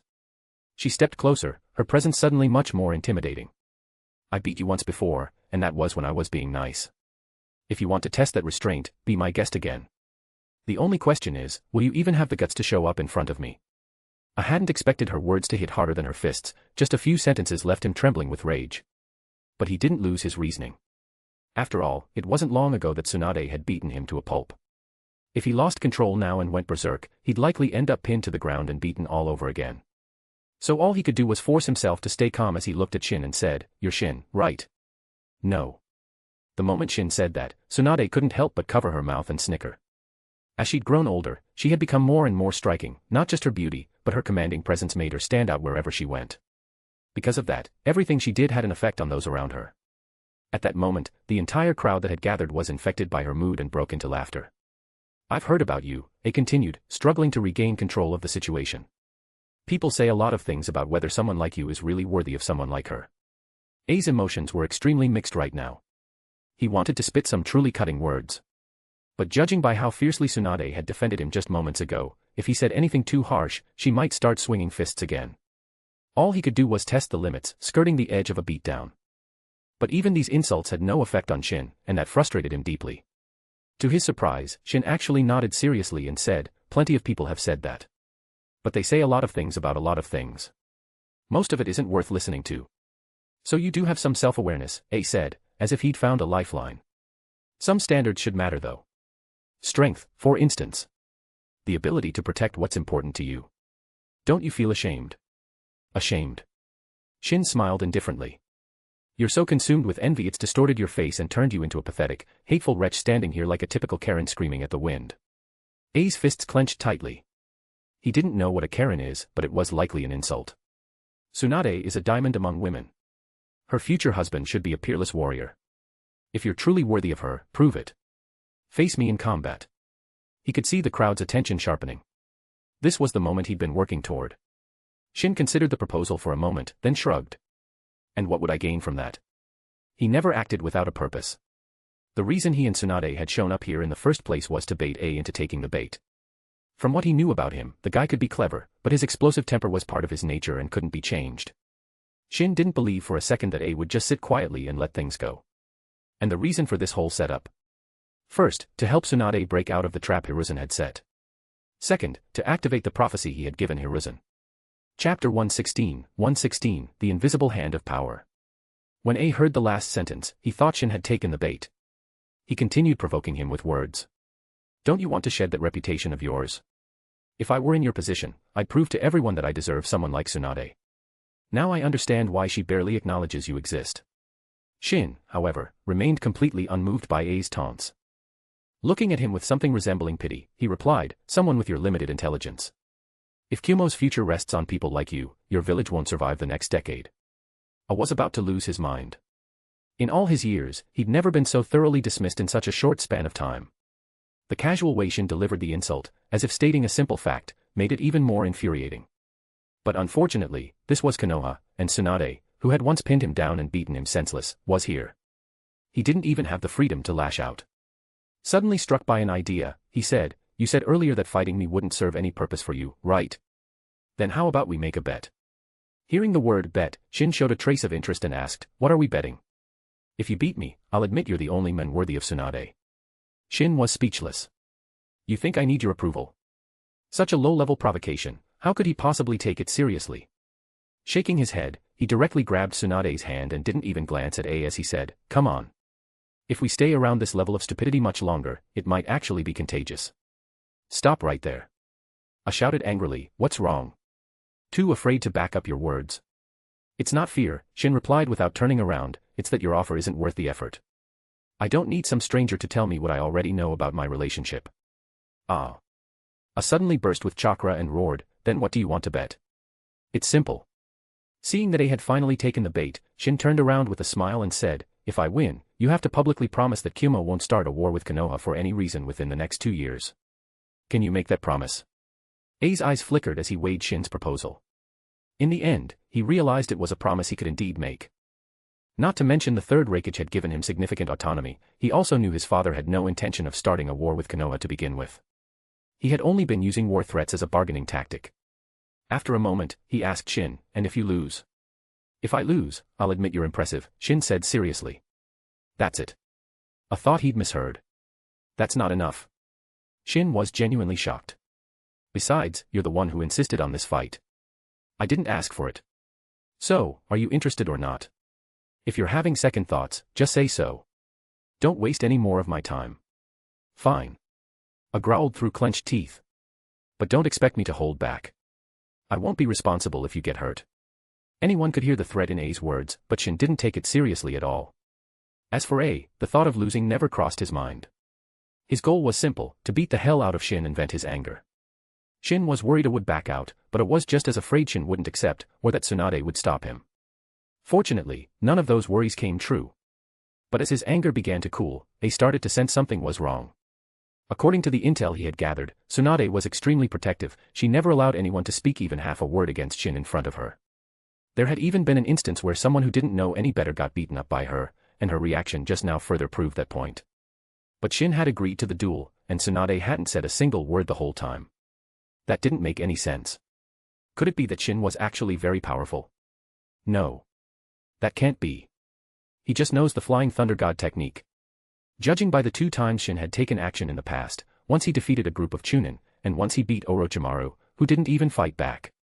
He's just a medical nin, so why do I feel so uneasy? The news that A and Shin were going to duel spread quickly throughout Konoha. When Hiruzen got the news, he thought he had misheard. You're sure it's Shin who's dueling A, not Tsunade? Every word is true, sir, the ANBU ninja said, kneeling on one knee. It's Shin who's going to fight A. Where are they now? Hiruzen asked urgently. The Eastern Training Field. The Eastern Training Field. Upon hearing those 5 words, Hiruzen suddenly furrowed his brow. A terrifying image flashed through his mind. In that vision, Shin stood in front of everyone and slowly removed the bandages from his eyes, revealing a pair of crimson Sharingan. He was staring directly at Hiruzen. Although he couldn't clearly see the pattern in the Sharingan, the image felt so vivid, it made his heart race with unease. What was going on? Was it a hallucination? Or? His heart pounded wildly. He had no idea why he was reacting this way. No. He had to go check it out himself, otherwise, he wouldn't be able to rest easy. Meanwhile, in the root base, after receiving his subordinate's report that Shin was going to duel A, and hearing the terms of the bet, Danzo felt a deep sense of foreboding. A single thought flashed through his mind: Shin has been hiding his true strength all along. He believed he knew Shin better than even Hiruzen did and had been keeping a close eye on him. In his understanding, Shin was definitely not the impulsive type, and unquestionably gifted. So now, the fact that Shin accepted the duel with A, did that mean he no longer intended to hold back? And the terms of their wager? If Shin won, and considering the strange developments that had occurred recently, wouldn't that mean all of his long-term schemes would be for nothing? What had seemed like a perfect setup had collapsed in just a few days. His heart was filled with rage. That incompetent A.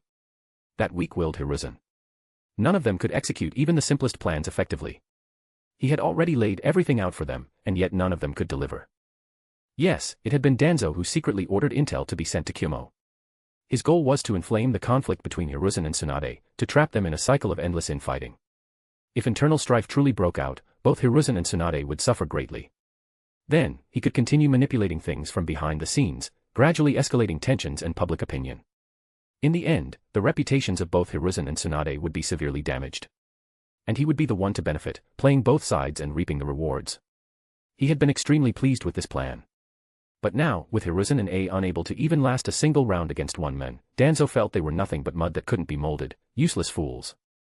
After venting his frustration, he finally left the base and headed toward the training field. He needed to see for himself just how strong Shin had become. Chapter 117, Faster Than Fear. It wasn't just Hiruzen and Danzo, almost everyone who heard the news immediately dropped whatever they were doing and rushed toward the Eastern Training Ground. This was no small matter. As members of Konoha, how could they miss out on the excitement? At the very front of the Eastern Training Ground, 4 people had arrived earlier than anyone else. These individuals were Orochimaru, Minato, Kushina, and Nawaki. An hour ago, they had already heard from Shin that he would be fighting A here. So instead of going fishing with Shin and Tsunade, they eagerly stayed behind to await the start of the battle. The main combatants hadn't arrived yet, but the ANBU ninjas were already there. After forming an orderly circle around the training ground, they all crouched down in place. It was obvious, they were sent by Hiruzen to maintain order. A few minutes later, large crowds of people began pouring in, quickly surrounding the training field until it was packed to capacity. Do you think Shin Neeson can win? Nawaki asked Minato, who was standing beside him, from the best vantage point. Do you even hear yourself right now? Minato thought he had misheard and immediately tugged Nawaki's ear. Listen up, he is invincible. Just as Nawaki blindly worshipped Minato, so too did Minato hold a blind admiration for Shin. In his eyes, there was simply no possibility that his brother could lose. Orochimaru, standing nearby, frowned. He knew very well that Shin's body was still undergoing evolution and would continue to do so for quite some time. The amount of chakra he could control was still limited. If he pushed too hard, it could backfire and cause problems for his body. Such a perfect test subject. Still, knowing Shin, he was not the impulsive type. If he chose to take this step, he must be confident in his chances. After more than 10 minutes, the training ground was completely surrounded. In the center of the field, inside a cordoned-off area surrounded by A and BU, Shin and A stood ready, poised for battle. Yet neither of them made the first move. A was growing increasingly uneasy. The third Raikage had told him many times that having a hot temper was fine, as long as you could remain rational even in anger. In that case, your temper wouldn't be a weakness, but a weapon. Because then people would fear you for it and wouldn't provoke you. That had always been the style of Kumo. But he was still young. In his earlier rage, he had indeed lost some rationality and blindly walked into Shin's trap. But could you really blame him? In that kind of situation, wouldn't anyone have done the same? Hiruzen was also starting to feel that something was off. He had never taken Shin too seriously. Especially after Shin went blind and became Orochimaru's assistant. With his long absence from public view, Hiruzen had nearly forgotten about him entirely. But now, Shin had agreed to a duel with A. When he recalled the image that had flashed through his mind earlier, he felt a nervous thump in his chest. Could it be that this guy was just pretending to be blind all along? If that guess turned out to be true, he'd regret it deeply. In the center of the training ground, A shook his head, trying to clear it of unnecessary thoughts, and focused all his attention on Shin, who still had his eyes wrapped in bandages. But rather than seeming tense, he looked completely relaxed. To A, Shin's posture was full of openings, but the more that seemed to be the case, the stronger the unease grew in his heart. Still, the arrow was already on the bowstring, there was no turning back now, no matter what he thought. With a shout from Hiruzen signaling the start of the match, A instantly entered lightning release chakra mode, vanishing before the naked eye and reappearing right in front of Shin. Wherever he passed, the onlookers could only catch a fleeting glimpse of a blue flash of lightning. Lightning chakra was wrapped around the user's body.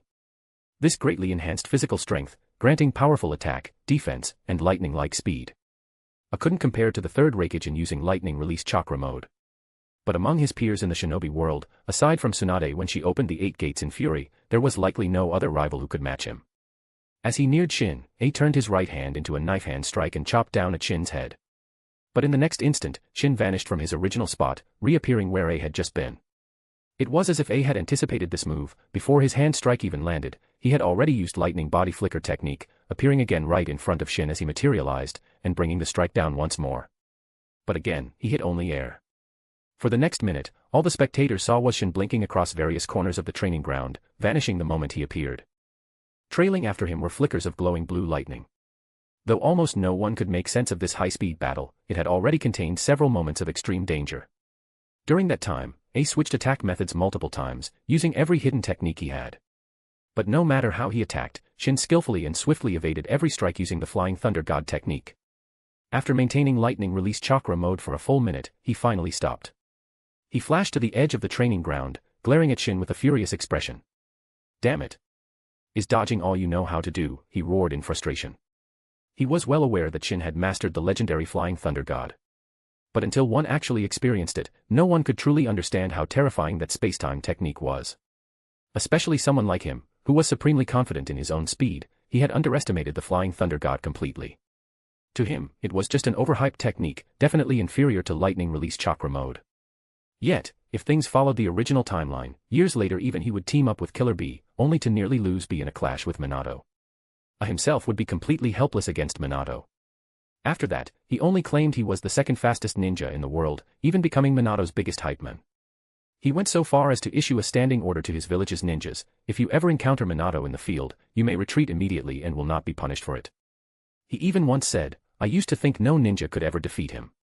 Whether he would ever battle Minato again remained unknown, but at this moment, he had already come to understand how fearsome the Flying Thunder God technique really was. Even though Shin was blind, A couldn't even lay a finger on him. That feeling of helplessness made him feel incredibly angry.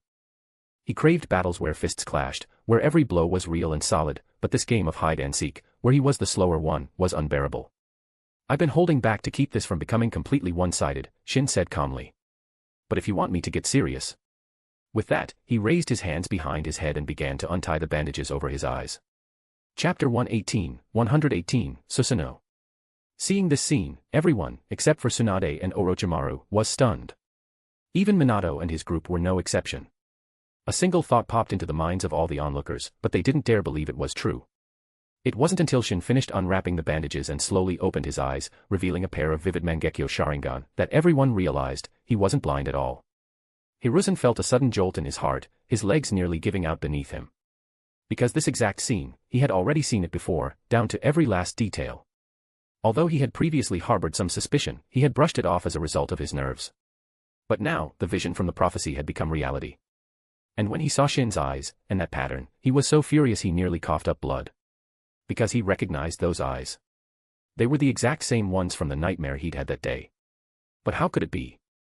How could eyes he had never seen before and a scene he had never witnessed appear so clearly in his mind? Was it some kind of prophetic jutsu? A glimpse of the future? Infuriating. Absolutely infuriating. Even though he had foreseen this future, he was completely powerless to do anything about it. He had truly believed back then that Shin had gone blind due to overusing the power of the Mangekyo Sharingan.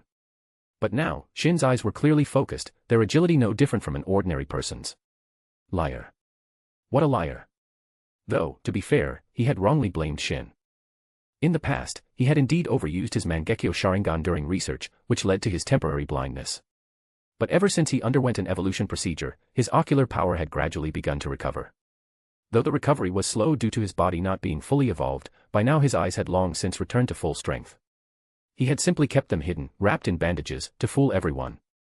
But ever since the game began, he no longer intended to hold back. If not for being temporarily delayed by Uzushio, Hiruzen would have witnessed this moment even sooner. So, are you ready? Shin looked at A and grinned. The next moment, golden light began to radiate from his body, expanding outward with him at the center. Soon, the golden light formed into a massive upper body skeleton. But that was just the beginning. As he channeled more chakra into it, the golden skeletal form began to grow veins and flesh, expanding in size to form a massive golden humanoid. Then the giant transformed further, armor forming over its body. At last, the golden radiance solidified into a full humanoid form, nearly 200 meters tall, with golden wings, clad entirely in armor, and a long blade sheathed at its waist. Under the sunlight, it gleamed with an awe-inspiring and terrifying aura. The complete body Susanoo was fully formed. This scene instantly stunned everyone present. The timid among them collapsed to the ground, trembling uncontrollably, unable to regain their composure. Because this giant wasn't just visually terrifying, the overwhelming pressure it exuded made their very souls tremble. Nizan. Minato was completely dumbfounded. He had no idea his brother had this kind of move. And just by looking at it, he could tell it was absurdly powerful. Even Orochimaru was slack-jawed. He had never seen this move before either, and the same could be said for Kushina and Nawaki. You sly devil. Tsunade, however, couldn't help the smile that tugged at her lips. She glanced proudly around her, and no matter how hard she tried, she couldn't suppress the feeling of pride swelling in her chest. Unconsciously, she straightened her back. Outsiders watched for the spectacle, and were nearly scared to death. But insiders saw the truth behind the spectacle, and were even more terrified. Among those who had come to watch the show were members of the Uchiha clan, and they understood better than anyone else what the golden giant represented. That, goddammit, was Susanoo, and not just any Susanoo, but the complete body Susanoo, a power said to be granted only to the gods in legend. The last Uchiha known to wield such power was none other than Madara. Even Kagami had never possessed such might. Right now, many of them were filled with intense regret. Why the hell had they been so blinded by greed or arrogance that they actually exiled Shin from the clan? And now, not only had relations not improved, they'd grown even worse, especially thanks to Hanma. This was the kind of feeling where you held a winning lottery ticket, threw it away, then realized the numbers won, only to find it was gone forever. The regret was bone deep. Only Fukuyama was barely able to suppress the wild smile on his face, his entire body trembling with excitement. He himself also possessed the Mangekyo Sharingan and could summon Susanoo. But because of the curse of their bloodline disease, he had never awakened the complete form. He even had a hunch that this wasn't even Shin's limit. Where that limit lay, he didn't know. But he knew one thing, this was damn exciting. Father, there's no need to be so scared. At his side, Fugaku noticed his father's trembling and couldn't help saying, one day, I'll surpass him. Fukuyama's body stiffened. He turned to look at Fugaku as if looking at a complete idiot. After a long pause. Forget it. He's my son after all. As long as he's happy. Not far away, Hiruzen felt completely dizzy. He genuinely wanted to cry. The thought that he had raised such a terrifying enemy right under his nose made him want to die. He'd had so many chances in the past, he could have easily snuffed out Shin when he was weak. But somehow, Shin had grown into this, without anyone noticing. Damn it. And the worst, most infuriating part. Shin stood firmly on Tsunade's side, which meant her power and influence had just taken a massive leap. Mito, Torifu, Fukuyama, and the Uchiha clan, Shin, the former Senju clan, the Uzumaki clan. Plus, the fact that she was the granddaughter of Hashirama. Before anyone realized it, she had built up enormous power and broad support, commanding unmatched prestige. And that was just what was visible on the surface. Who knew how many more had secretly pledged loyalty to her? And he, the Hokage, had actually been forced into such a corner by her. From within the complete body Susanoo, Shin looked down, surveying the surroundings from high above, taking in everyone's reactions. It was all worth it. This performance had definitely made a big impact. Meanwhile, A was nearly in tears. How the hell can I defeat this? You could say his mental state was already cracking, he was scared before the fight even started. But to be fair, it wasn't entirely his fault. After being brutally beaten and captured by Tsunade, his confidence had been crushed before it could even be built. And now, thinking back to how she had been smirking the whole time he challenged Shin, he had absolutely no desire to fight anymore. But it didn't matter if he didn't want to fight, Shin had no intention of letting A off the hook. If so, then what was the point of him putting on this whole show? Chapter 119, The Smile That Threatened a Kage, bonus. In A's eyes, filled with despair, Shin controlled the right arm of his Susanoo, drew the long sword from his waist, and brought it down straight toward him. The reason Shin struck with the flat of the blade instead of slashing was because he was afraid he might accidentally kill him. A instantly activated his lightning release chakra mode to dodge. But in the next moment, he realized that after dodging, his body had somehow returned to its original position. Then, the flat of the blade, filled with terrifying energy, struck him directly, and he instantly lost consciousness. Before blacking out, his final thought was, Well, actually, he didn't even have time for a final thought. The shocking scene left all the onlookers dumbfounded. Wasn't A supposed to have Kage-level strength, second only to the third Raikage? And he was taken out by a single move from Shin. Also, what just happened? Wasn't he about to dodge? Why did it look like he had rushed straight into the blade? Shin blinked his somewhat dry right eye, very satisfied with his masterpiece. His right eye's ability was Kyoka Suigetsu, which could alter reality to a certain extent. With his current power, directly rewriting reality to kill A was still far beyond his capabilities. However, simply changing A's position only required a bit more eye power. The reason he didn't finish A off from the start was to let everyone see his overwhelming strength, only then would the final strike be truly intimidating. If he had ended the fight too quickly, it might have just looked like he was picking on someone weaker, and the message wouldn't land the same way. Also, just before delivering the final blow, he used his left eye's analysis and replication ability to copy A's lightning release chakra mode. He planned to study it thoroughly later. Once mastered, it could become a powerful weapon. After all, in normal combat, he didn't need to rely on Susanoo. If he could master lightning release chakra mode to boost his attack and defense, it would be a great advantage. Even if he didn't need it, teaching it to Minato wouldn't be a bad idea either. After all, that kid had an exceptionally strong lightning nature affinity. Sensing that A had truly fallen unconscious, he looked down and exchanged glances with Hiruzen, flashing what he believed to be a brilliant smile. But in Hiruzen's eyes, that smile was a blatant threat, making him tremble uncontrollably. In the next moment, Shin deactivated Susanoo. As the golden glow faded, he instantly teleported in front of A, seeing A with multiple fractures all over his body, he immediately began treating him. As Shin treated him, A's condition slowly improved. 10 minutes later, he regained consciousness. Realizing he could move again, he leapt to the side like a startled bird, looking at Shin as if he were a monster. That overwhelming pressure, and the feeling of being struck by that massive blade, he would never forget it for the rest of his life. Between Tsunade and Shin, both had become his psychological trauma. Konoha is way too terrifying. I want to go home. What do you want now? Seeing Shin's intense gaze, A trembled all over and asked nervously. It's not about what I want, it's about what you want, Shin replied coldly. Have you forgotten our bet? Or do you plan to pretend I broke your brain and use that as an excuse to deny it? A was momentarily at a loss for words. He had honestly forgotten about it out of fear that Shin might keep beating him. But now that things had come to this point, after taking a deep breath, A shouted loudly to everyone around him. On behalf of Kumo, as a trusted confidant of the third Raikage, I hereby make this pledge to all of Konoha. As long as Konoha does not initiate any conflict, Kumo will not, for any reason, wage war against Konoha for the next 2 years. We will live in peace. If we break this promise, then may I be abandoned by both men and God. As soon as he made his vow, the people of Konoha erupted in thunderous cheers like crashing waves. After all, everyone knew that he had declared when he first came to propose marriage, if the proposal failed, war between the two nations would be inevitable. Though he had only promised 2 years of peace, to everyone in Konoha, that was already incredibly valuable. Shin nodded in satisfaction. Perfect, goal achieved, and he killed 2 birds with 1 stone. I had made his promise in public. If Kumo still chose to provoke Konoha or declare war, it would show that they were untrustworthy. In that case, all their previous talk of alliances and goodwill could be tossed straight into the trash. And if they truly broke their word, even if Hiruzen's plans went ahead and Konoha suffered great losses, no one could blame Tsunade. Instead, it would all fall on Hiruzen himself. Because the one at fault wouldn't be Tsunade, but the untrustworthy Kumo. And really, what could you expect from someone or some village that broke their promises?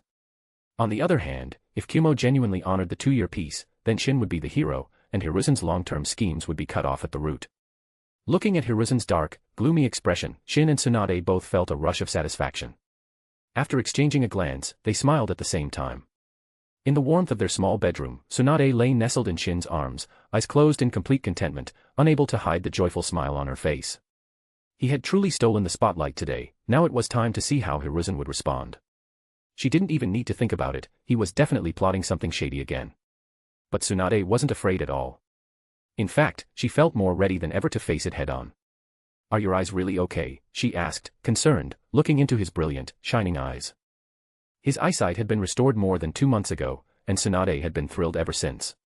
What she really meant to ask now was, had the use of his eye technique caused any damage? Shin tapped her forehead with a finger and smiled. "For something at today's level, there's absolutely no problem. I'll be fully recovered in 2 days at most." Due to his body not being fully evolved yet, he couldn't recklessly use his eyes like other users of the eternal Mangekyo Sharingan. Although his eye power would regenerate, the process was extremely slow. But today, he hadn't overused his abilities, and the duration of his full-body Susanoo had been brief, so naturally there were no issues. Looking at Tsunade's face, he suddenly stood up, almost causing her to topple over sideways.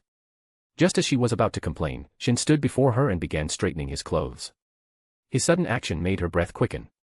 She remembered clearly, Shin had once promised her that as soon as his eyes were healed, he would choose a romantic day to propose. She had never forgotten that promise, not for a second. And in the next moment, just as she had hoped, Shin slowly crouched down before her. Tsunade's body began to tremble uncontrollably. She was just about to blurt out yes, when Shin suddenly leaned forward and looked under the bed, muttering, "I'm pretty sure it fell under here." Chapter 120, The Allure of Power. Tsunade was stunned for quite a while before she reacted. She grabbed Shin's ear and shouted in embarrassed anger, "You've gone too far." "Ow ow ow. That hurts." Shin immediately begged for mercy. "Take it easy, you're about to rip it off." "Even better if I rip it off." "Serves you right for fooling me." Tsunade got even angrier seeing that Shin had the nerve to plead, but her grip subconsciously loosened a bit out of concern. "When did I fool you?" "You misunderstood, okay." Shin tried to joke his way out. "You're still talking back." Tsunade scolded, grabbing his other ear with her other hand. "You really misunderstood me," Shin quickly said. "I told you before, I'd find a romantic day. But today wasn't romantic enough, so I'm not listening, blah blah blah." Tsunade puffed up in anger, looking just like a pufferfish, adorable. Seeing this, Shin couldn't help but reach out and pinch her cheeks with both hands. Their playful bickering escalated, and naturally, they rolled onto the bed. And then proceeded to do some delightfully indescribable things that would take 10,000 words to detail. While the two of them were enjoying their bliss, back in the office, Hiruzen was anything but happy. His heart was filled with hatred. He was the Hokage, so why was everyone choosing to support Tsunade? These people were all traitors to Konoha. Despicable. Detestable. Deserving of death. But did he truly not know how things had come to this? No, he was very intelligent. He had always known. After calming down, he suddenly recalled something Mito had told him not long ago. "Do you know why Tobirama disbanded the once dominant Senju clan and made them ordinary civilians? Because after Hashirama and Tobirama became Hokage, they set aside personal desires and did everything they could to avoid using public resources for private gain. Their hearts were wholly devoted to the village. I truly hope you can stay true to your original intention and become someone like them." Back then, although he had appeared respectful when hearing those words, deep down he was completely dismissive. But now, he remembered the disappointed, heartbroken look in Mito's eyes at that time. Was I really wrong? For once, he felt a rare sense of self-doubt. Because he had already used the power of the Hokage to seek private benefits for the Sarutobi clan more than once. In recent years, together with Danzo, Koharu, and Hamura, he had embezzled and carved up countless assets of the village. Yet the moment he thought of all those things he had done, cold sweat began pouring down his back. Did he really have any way out now? Even if he truly wanted to change, to devote himself to the village and become someone like the first and second Hokage, did he still have a chance? Would Danzo give him that chance? Would Koharu or Hamura? If he didn't embezzle, how were they supposed to?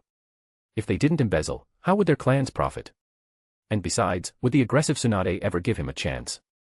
Would those supporting Tsunade give him a chance? But the thought that he didn't even have a chance to regret it, that even his Hokage seat was at risk, filled him with deep resentment. No, I'm not wrong. His expression suddenly turned twisted and vicious.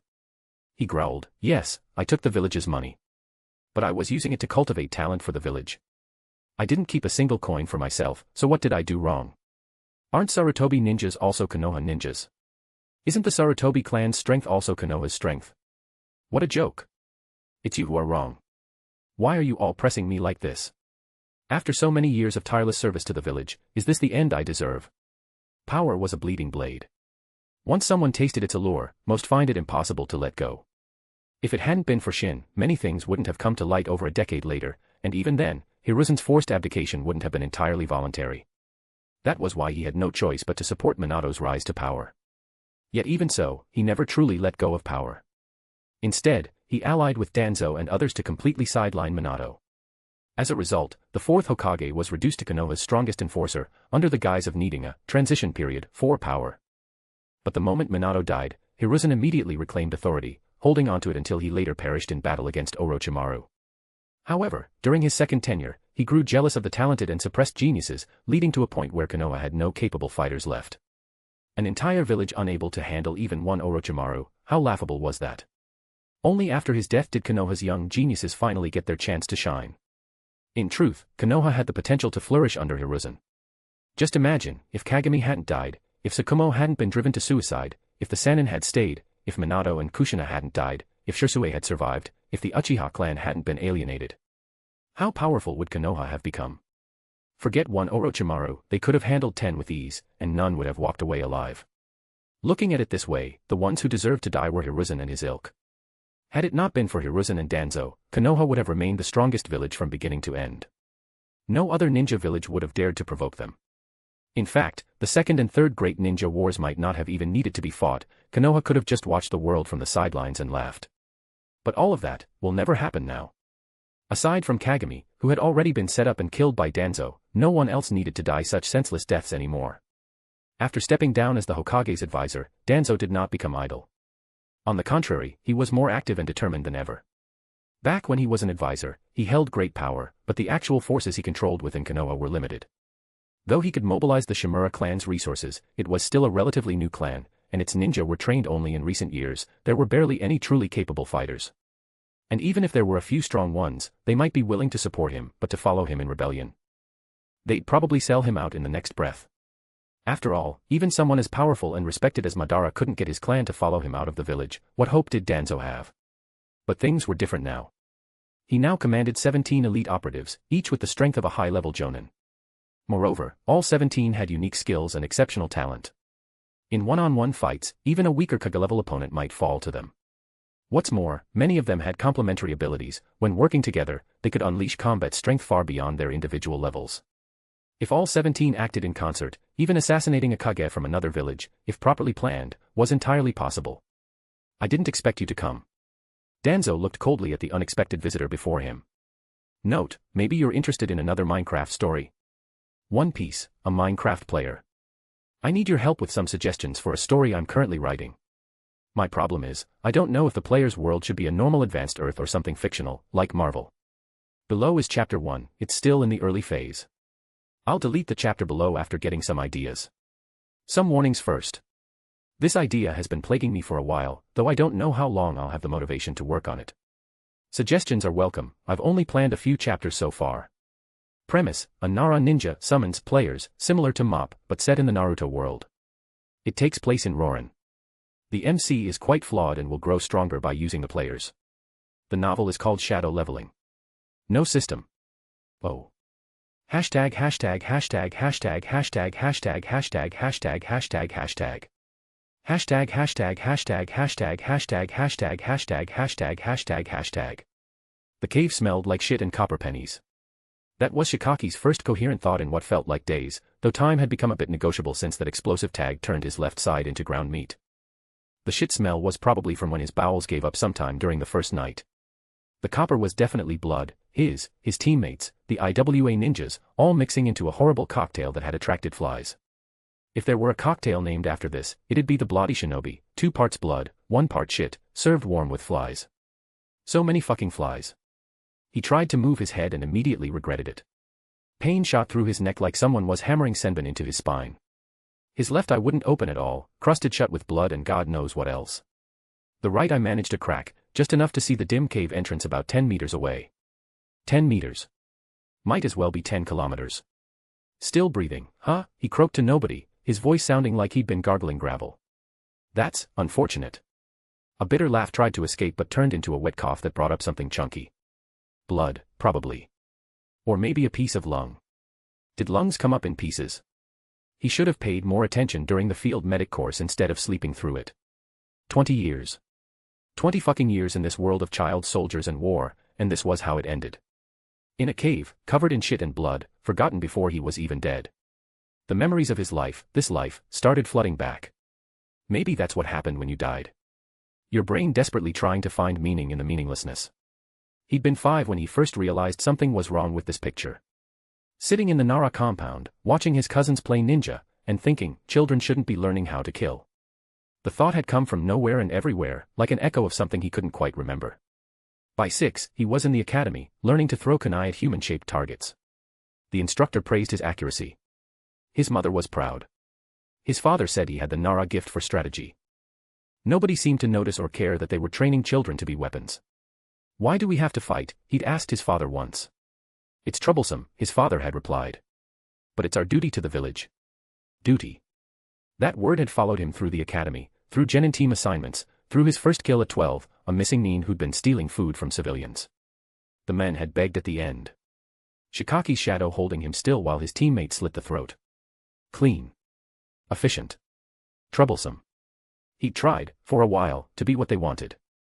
Trained his body until he threw up, attempting to match the taijutsu specialists. Lasted exactly 3 weeks before his muscles gave out and he spent a month in the hospital with severe chakra exhaustion and torn ligaments. The medic nin had been blunt, your body isn't built for that kind of training. You're trying to be the third Reikage without his physiology. So he'd pivoted. If he couldn't be strong, he'd be smart. Started collecting jutsu scrolls like other kids collected trading cards. Earth, water, fire, wind, lightning, learned the basics of everything. C-rank techniques mostly, nothing flashy. Jack of all trades, master of none. Except shadows. Shadows, he understood. The Nara techniques came naturally, but he'd pushed further. Spent hours experimenting with shadow manipulation, finding new applications. Could make his shadow 3-dimensional for a few seconds. Could use it to feel textures and temperatures. Small improvements that nobody noticed because why would they? He was just another Nara, doing Nara things. The real revelation had been Fuinjutsu. Started learning at 15, after watching his captain demonstrate a storage seal. The complexity had appealed to him, all puzzle and no brute force. His shadow clone, he could only maintain one, would study while he practiced shadow techniques. Slow progress, but progress. 3 years of seal work. 3 years of headaches and chakra exhaustion and tiny incremental improvements. He'd gotten good enough to modify storage seals, create basic barrier seals, even developed a personal seal that could display his chakra levels like a gauge. Nothing revolutionary. Just another special jonin with average skills and above-average intelligence. The promotion had been a joke. They'd needed someone who could hold a position and use shadow techniques for battlefield control. Not strong enough to be a real jonin, but too useful to waste as a regular chunin. Special jonin, the participation trophy of ninja ranks. The memories kept coming as he lay dying, his brain's last desperate attempt to find meaning. 3 days earlier. Captain Inoka, a normal Yamanaka ninja by Konoha standard, stood at the front of their 43-man platoon, his scarred face grim as he outlined what everyone already knew was a suicide mission. Intel says Iwa's moving 1,000-man force through the valley. Our job is to make them think we're the vanguard of a larger force. Hold for 3 days while the real army repositions. He didn't say what everyone was thinking, we're bait. Shikaki stood in the back, studying the terrain map. The valley was a killbox. Steep walls on both sides, one way in, one way out. Perfect for an ambush. Also perfect for getting slaughtered. Nara, the captain called out. You're our forward scout. Shadow possession for captures if they send scouts ahead. Hi, Shikaki responded automatically, though his brain was already calculating survival odds. 43 versus 1,000. Maybe 0.3% chance if they played it perfect. More likely 0%. The problem with being a Nara was everyone expected miracles from your brain. Like somehow being smart could make up for shit odds and no chakra reserves. He could make one shadow clone that'd last 2 hours if he didn't fight. Special Jonin, his ass. He was just a Chunin who'd survived long enough to get a field promotion. Chosen, all 300 pounds of him, clapped Shikaki on the shoulder hard enough to bruise. Don't look so gloomy. We might get lucky. Our luck ran out at birth, Shikaki replied. The genin, 3 kids fresh from the academy who shouldn't even be here, were trying to look brave. The one with the glasses kept adjusting them, likely a nervous tic. Another was writing what looked like a last letter home. The third just stared at nothing, already in shock, and they hadn't even started fighting yet. They reached the valley at dawn. Shikaki created a single shadow clone and sent it ahead to scout. The drain was immediate, like someone had opened a valve in his chakra network. He'd have maybe 40 minutes before it dispersed. I need a vantage point, he told Inoka. High ground where I can actually see them coming. Take position on the east ridge. Hyuga's got the west. Shikaki climbed. When he reached the ridge, he lay flat and pulled out the stolen binoculars, regular ones, not chakra-enhanced. Those were for real Jonin. Then he waited. His clone made it 38 minutes before popping. The memories rushed back. IWA forces, 3 columns, at least 200 in the vanguard alone. Contact, he shouted down. Lead elements entering the valley. 200, maybe 250. Just the vanguard then, Inoka called back. All right, first wave positions. Make them think we've got an army up here. The first exchange was textbook. Kunai and shuriken raining down from prepared positions. Explosive tags in a cascading pattern that made it seem like they had 3 times their actual numbers. The IWA ninjas fell back, regrouped, came again. By noon, the illusion was failing. The enemy was probing, testing, realizing the defensive fire was coming from the same positions. Shikaki watched through his binoculars as the IWA commander, a scarred woman with acid burns across half her face, drew diagrams in the dirt.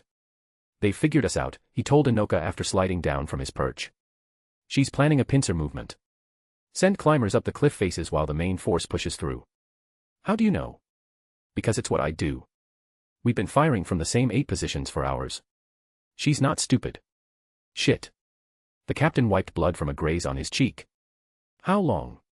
20 minutes, maybe 30. It was 18 minutes. The climbers came up the sides like spiders, earth jutsu making handholds where none existed. The defending Konoha ninjas had to split their attention, and that's when the main force surged forward. Shikaki caught one climber with his shadow imitation. Made the men jump backward off the cliff. The second one he tried to catch broke free after 2 seconds. Shikaki didn't have enough chakra left to hold him. A kunai opened a line across his ribs as he dove behind cover. That's when Inoka's head exploded. No warning, no dramatic last words. 1 second he was shouting orders, the next his skull came apart like overripe fruit. Some kind of compression jutsu, air or maybe sound-based. The genin with glasses was standing right next to him, got painted red and brown and gray. Kid just stood there, touching his face, trying to understand why it was wet. An earth spear took him through the stomach before he figured it out. Formations broken. Chosen roared, his body expanding with his clan's technique. Fall back to. The sentence never finished. Earth spears erupted from the ground like a forest of death, turning him into a massive pincushion. His expansion jutsu made him a bigger target, more places to hurt. He deflated slowly, like a punctured balloon, blood pouring from 50 wounds. The second genin, the letter writer, tried to run. Caught a kunai in the spine, fell forward, tried crawling with just his arms. An IWA ninja stepped on his back, pushed the kunai deeper until it came out through his chest. The kid spent 30 seconds dying, calling for his mother in increasingly wet gasps. Shikaki's position was overrun. He was down to taijutsu and kunai, his chakra nearly spent. An IWA ninja came at him with a tanto. Shikaki deflected with a kunai, but the force drove him backward. The second strike opened his shoulder to the bone. The third would have taken his head if he hadn't done something that would haunt him forever. He grabbed the dying genin, the letter writer, still gasping, and pulled him up as a shield. The tanto went through the kid's chest, got stuck in bone. The IWA ninja's eyes widened in surprise, giving Shikaki just enough time to drive a kunai up under his jaw into his brain.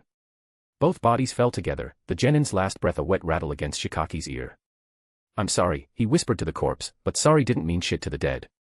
Another IWA ninja came at him. Shikaki had just enough chakra left for one technique. He used it on himself, forcing his own shadow to pull him down flat just as a sword swept where his neck had been. The momentum made it look like he'd been hit. He went limp, fell into the growing pile of corpses, suppressed his chakra to civilian levels. The IWA ninja stabbed down once to make sure, the blade went through his already injured shoulder, grinding against bone. It was painful, but he kept himself limp, let his eyes go vacant, released his bladder for authenticity. Playing dead while your comrades died around you wasn't exactly Konoha standard, but then again, neither was surviving. The third genin lasted longer than expected. Kid went absolutely feral when he realized he was going to die, biting an enemy's throat out before they cut him apart. Took 6 of them to bring him down. Shikaki watched through slitted eyes as they literally pulled the kid into pieces, his screams going on way too long.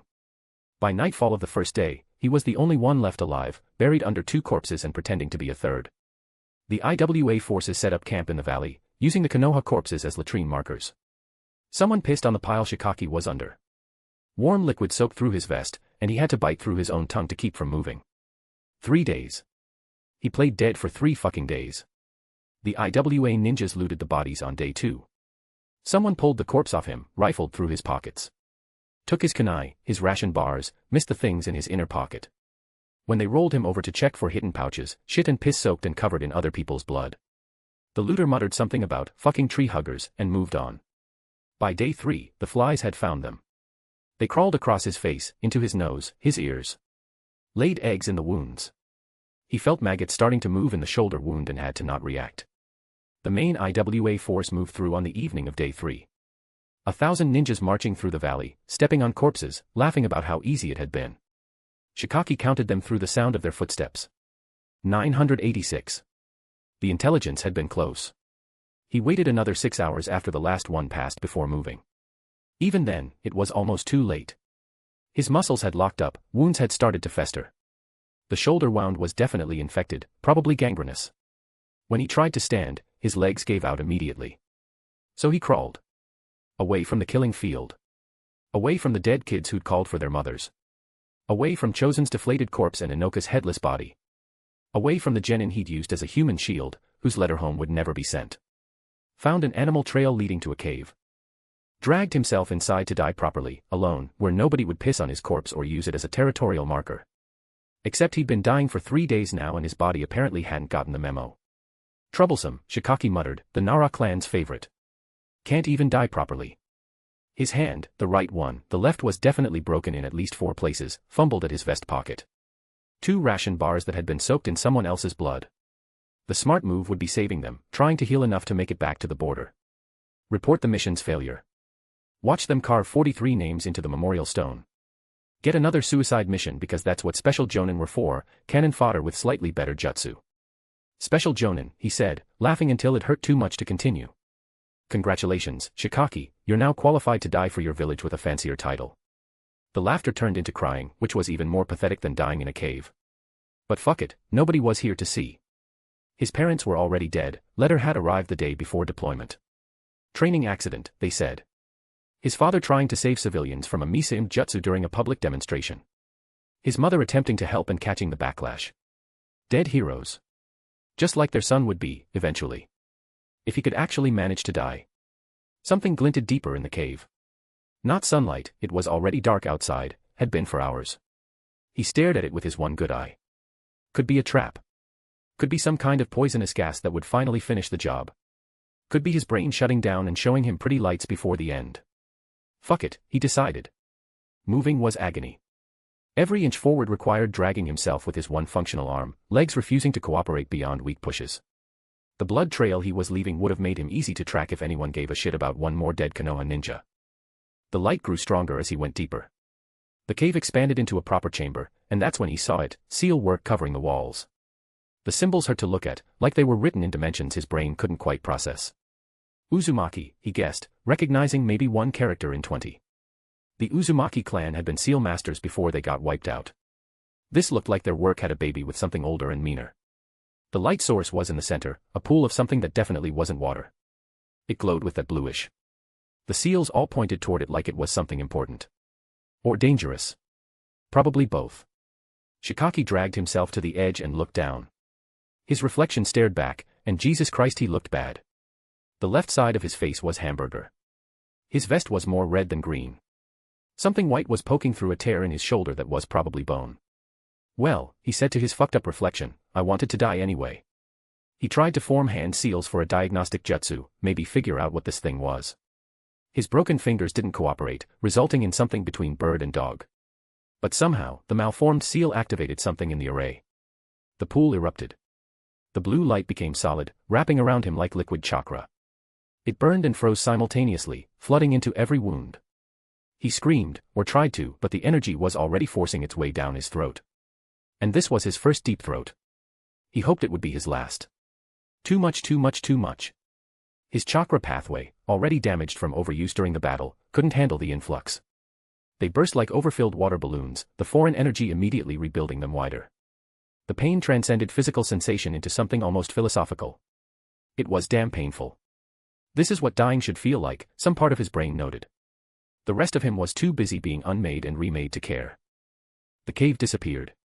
Reality became a tunnel of light and sensation, pulling him down, down, down. Then nothing. Then. Found him here, Sarasama. Still breathing but barely. Bring him to the medical chambers. Carefully, look at these injuries. Shikaki tried to open his eyes. Both of them worked this time, which was probably not how anatomy worked, but whatever. He was lying on something soft.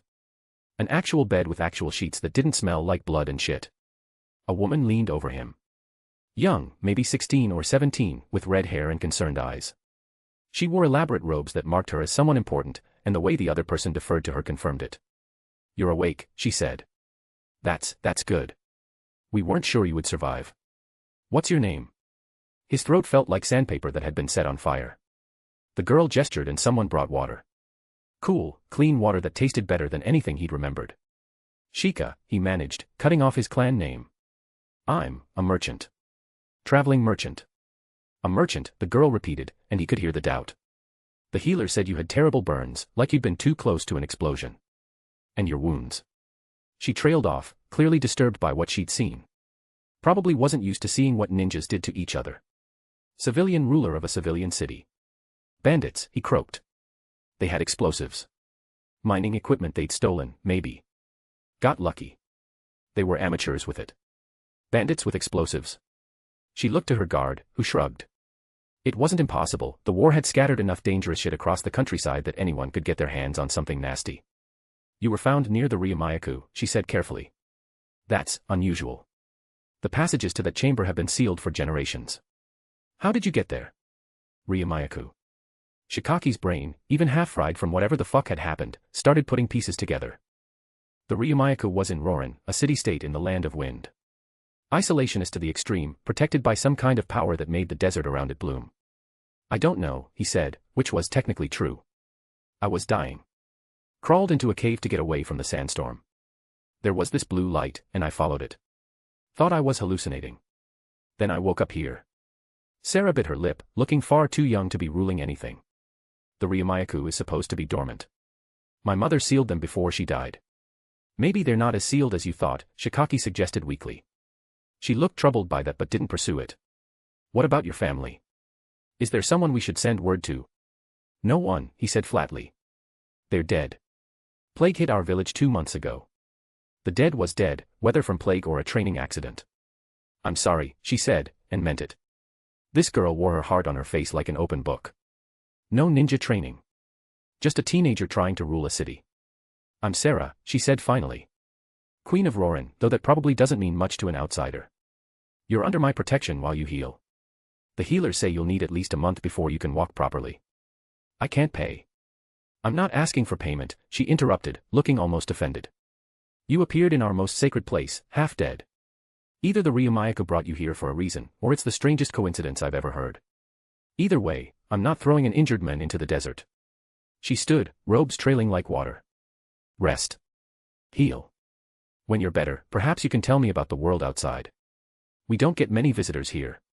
The guard gave him one last look before following her out. That one had some training. Not ninja level, but something. He'd have to be careful around that one. Shikaki stared at the ceiling, carved stone depicting dragons or serpents or something in between. He was alive, somehow. In a place ruled by a girl who didn't know enough about chakra to realize a merchant shouldn't have chakra burns. Where nobody knew him, nobody expected anything from him, and most importantly, nobody would come looking for him. The Konoha records would list him as MIA, presumed dead. Another name on the stone. His shoulder throbbed where the sword had gone through. The Ryumayaku had kept him alive but hadn't fixed everything.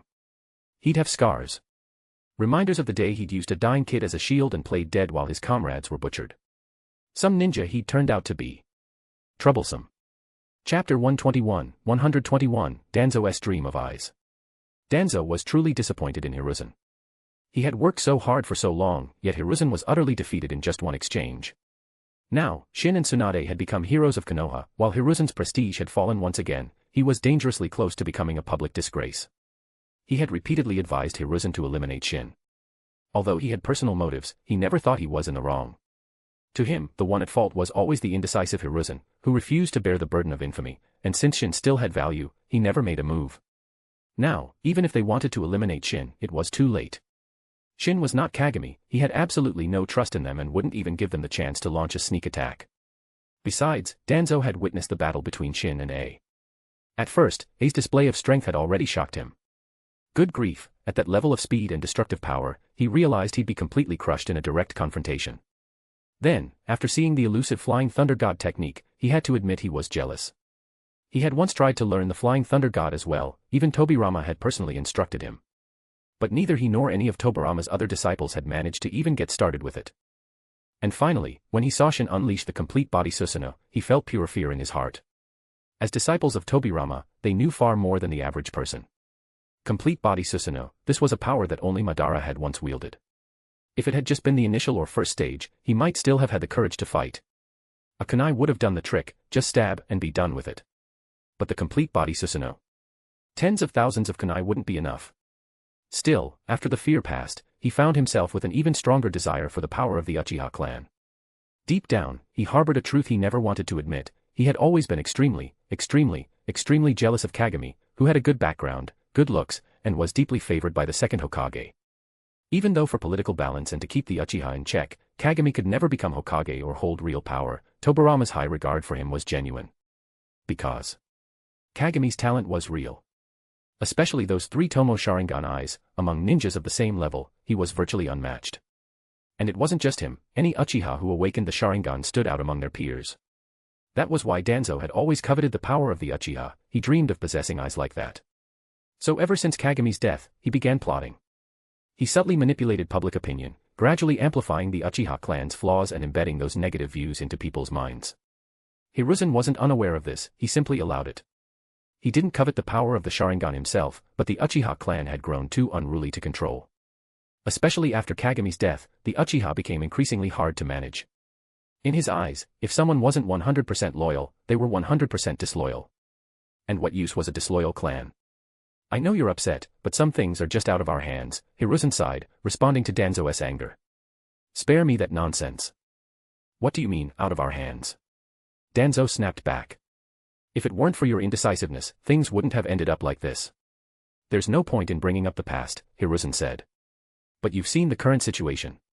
Tsunade is already a rising force, she's determined to claim the Hokage seat. If I step down, they'll likely keep me alive for appearance's sake. But you and Koharu, your fates might not be so kind.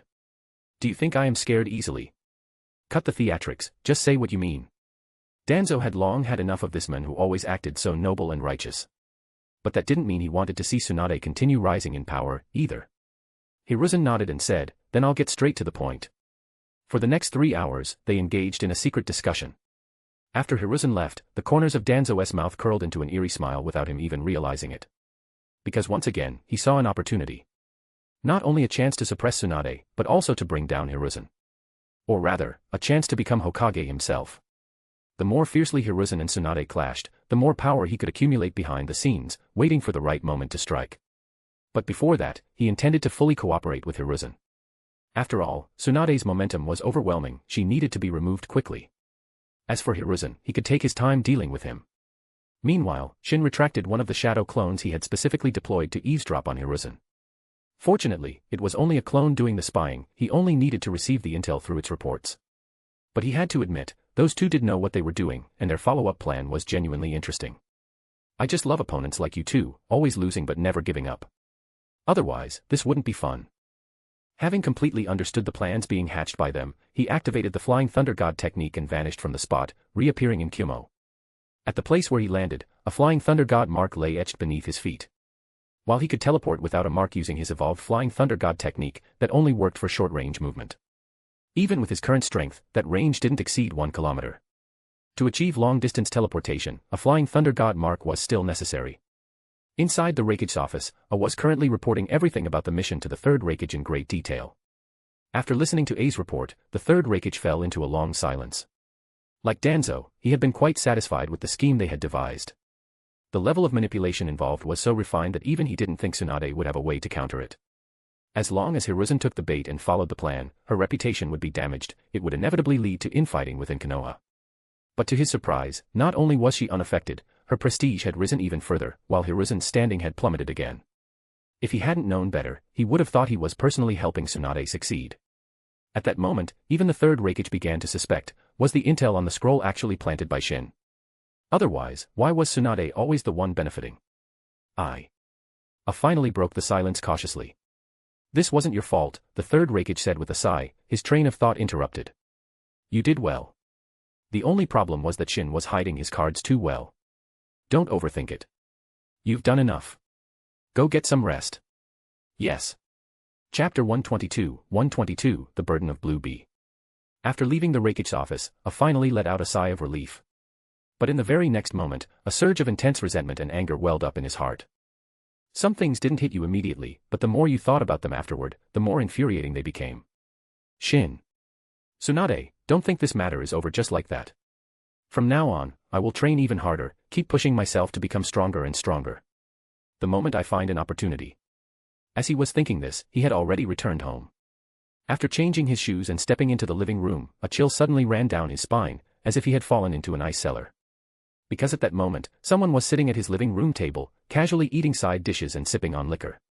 And that person was the very last person he wanted to see. Shin. Back already. Shin said in a warm tone, as if greeting an old friend. Don't be shy, have a seat. Sit. This is my house, for crying out loud. At this point, A was shaking like a leaf. He actually wasn't afraid for himself. The moment he saw Shin, he knew he probably wouldn't make it out alive, so he had already resigned himself to it. But the fact that the other party had appeared in his home so boldly, did that mean he wasn't planning to spare Kumo either? Just thinking that he might drag the entire village into disaster because of his actions made him feel like a criminal. No. It hadn't reached that point yet. Even if it costs me my life, I have to get this intel that Shin is in the village. In a flash, A activated his lightning-release chakra mode and burst out with unprecedented speed, charging toward the door. But in the next instant, a loud crash sounded as he slammed into an invisible energy barrier and was bounced back violently. If not for his strong body, that impact alone would have killed him. As he lay stunned, Shin suddenly appeared right in front of him, his right hand already pressed against A's chest. Instantly, lines of glowing seals began to crawl across A's body, eventually forming chain-like markings that locked him in place, rendering him completely immobile. You're actually quite lucky, Shin said gently, looking down at the collapsed A. After all, in the entire shinobi world, you're the first to experience this new sealing technique of mine. At this point, the only part of A's body he could still move was his mouth. He gritted his teeth and growled, "What the hell are you trying to do?" "Just giving your Kumo a little lesson," Shin chuckled lightly. "Have you thought about the consequences?" A still hadn't given up and tried to threaten him. "If you kill me and stir up trouble, it will inevitably lead to a war between our two villages." "That's a strange thing to say," Shin replied, confused.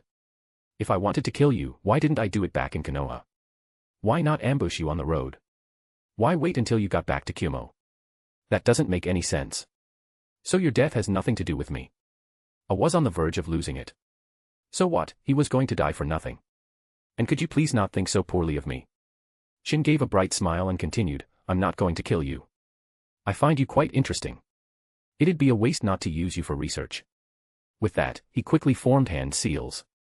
The ground beneath them lit up with runes, arranged in a specific pattern. In the next second, A vanished from the spot, only to reappear inside a hidden underground lab in Konoha. Orochimaru, who had been waiting there for some time, licked the corner of his lips excitedly when he saw A finally arrive.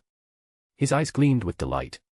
Materials were easy to come by, but a specimen like A was not so easily found. "Oh. Orochimaru. Suddenly finding himself in an unfamiliar place and seeing Orochimaru's twisted expression, A was overwhelmed with despair. We meet again. Orochimaru walked toward the helpless A with a disturbingly gentle smile, one even more unsettling than Shin's. What are you trying to do? Stay away from me. Aya. After dealing with A, Shin disappeared with a teleportation jutsu and reappeared at the home of his second target. Blue Bee, the Jinchuriki of the Eight Tails. He wasn't just the host of the Eight Tails, he was also the nephew of the third Raikage and the older cousin of the fourth Raikage. If things had gone as expected, he would eventually have become Killer Bee's mentor. But Shin's appearance had brought the unexpected ahead of schedule. At that moment, Blue Bee was standing by the window, staring blankly at the bustling streets outside. His expression was exhausted, lifeless, as if he'd lost all will to live. As a child, he was chosen by the third Raikage to become the Eight Tails Jinchuriki due to his exceptional talent in ninjutsu, bloodline, ability, and character. And because he had great compatibility with the Eight Tails, he was the first person who had the potential to become a perfect Jinchuriki of the Eight Tails. However, he had an overly sensitive personality. Ever since becoming a Jinchuriki, he'd noticed a change in the way people looked at him. This constant shift wore down his body and soul, causing him to frequently imagine terrifying scenes of death. The judgment from others, combined with his inner fragility, left him in a constant state of anxiety and fear. Of course, he wasn't the only one to suffer this way. Most Jinchuriki across the villages had terrible childhoods, with only a few exceptions like Yagura, who perfectly suppressed the three tails. Shin's goal was to end Blue Bee's suffering. Blue Bee watched the people moving outside the window for a while longer, but eventually lost interest and returned to the dining table. He picked up the coffee he had already sipped earlier and began drinking it slowly. But not long after, a wave of intense drowsiness hit him, and his mind quickly became groggy. What's happening to me, he muttered, confused. But thinking that he hadn't had a proper rest in a long time, he didn't dwell on it and headed for the bedroom to sleep. 3 minutes later, Shin's figure emerged from another room. He walked over to the bedroom and stood beside the unconscious Blue Bee. The reason he had suddenly become so sleepy was because Shin had drugged the coffee he drank. Sensing that Blue Bee was now completely unconscious, he grinned and placed his hand directly on Blue Bee's chest. As chakra surged through his palm, the iron armor seal used to bind the Eight Tails began to loosen, then completely broke. In the next moment, one of the Eight Tails' tails burst out from Blue Bee's body, then the second, then the third. During that opening, Shin's right hand transformed into a blade-like form, slicing off the tip of one of the Eight Tails' tails. He sealed it into a scroll and then vanished using the Flying Thunder God technique. In Raikage's office, the third Raikage was still troubled by the intel A had brought back about Shin, when suddenly, a terrifying surge of chakra erupted, jolting his entire body. The Eight Tails. Chapter 123, The White Calamity of the Mist. Without sparing a thought for anything else, the third Raikage immediately entered lightning release chakra mode and shot out through the window, rushing at full speed toward the source of the Eight Tails' chakra rampage. However, by the time he arrived, the Eight Tails had already completely broken free from its seal. Its massive body rolled casually, crushing a large number of buildings into rubble. Ah! The Eight Tails is rampaging. Run! How could this happen? Hurry! The Eight Tails is out of control, report to the Raikage immediately. At this moment, Kumo was shrouded in a terrifying gloom. Most people had fallen into a state of sheer panic and chaos. Especially in the area where the Eight Tails had appeared, the air was filled with a cacophony of screams, cries, and chaotic footsteps. It was like the end of the world. No one knew how many people had been struck down by the Eight Tails' tails and died instantly. Raikage-sama. By now, aside from the third Raikage, many elite ninjas had also arrived one after another. While bowing respectfully, they waited for his orders. Third Raikage clenched his teeth and immediately gave his command, all except the sealing team will be temporarily led by my guard squad. Focus on evacuating the civilians, get everyone as far away as possible. Once they're clear, return to assist. The sealing team, keep your distance for now, but stay ready to begin the sealing at any moment. Raikage-sama, you. One ninja was stunned by this order. Everyone else was to focus on evacuation, and even the sealing team was to stay back, so who would deal with the Eight Tails? Before the ninja could finish his thought, the third Raikage had already charged toward the Eight Tails alone. Oh ho! From a high vantage point, Shin watched the third Raikage prepare to take on the Eight Tails solo, a spark of interest in his eyes. When he saw the Raikage directly engage the beast in close combat, holding it at bay and preventing it from attacking others, thus buying time for the evacuation, he couldn't help but call him a monster. To hold his ground in close quarters combat with a tailed beast, especially the Eight Tails, who rank second in strength among them, and not fall behind, this was something nearly unheard of in today's shinobi world. At least for now, he didn't believe he could pull off something like that. Of course, if he were to fight a tailed beast, he wouldn't need to go toe-to-toe. He had plenty of other methods at his disposal. Didn't Tsunade work just fine to crush enemies? 5 minutes later, the civilians had finally been evacuated to a relatively safe distance. With lightning speed, the third Raikage disengaged from the fight. He quickly scanned the surroundings, assessed the situation, and just as the Eight Tails turned to attack elsewhere, he used the lightning body flicker technique. Taking advantage of the brief moment of distraction, he appeared like lightning near one of the beast's tails, and with a lightning-infused hand blade, he sliced the tail clean off. The Eight Tails howled in agony, thrashing violently and demolishing yet more buildings. But this strike had thoroughly enraged the beast, causing it to go completely berserk and fight the third Raikage with everything it had. The battle had entered its most intense phase. Having enjoyed the spectacle for a bit, Shin used the Flying Thunder God technique to disappear from the scene. When he reappeared, he was already inside the Raikage's office. This place, where normally no one would intrude, had now become his personal playground. He casually flipped through the documents on the desk. Finding nothing of interest, he dispelled the seal on a drawer. Upon opening it, he discovered quite a number of scrolls inside. Glancing out the window and seeing that the battle was still raging, escalating even further now that the Eight Tails had begun using tailed beast balls, he turned his full attention to examining the scrolls one by one. When he came across a certain scroll, he grinned. Danzo, you really are something. Do you think that even by selling out Konoha's secrets, you're still acting out of devotion to the village? If that's the case, then your root will be mine.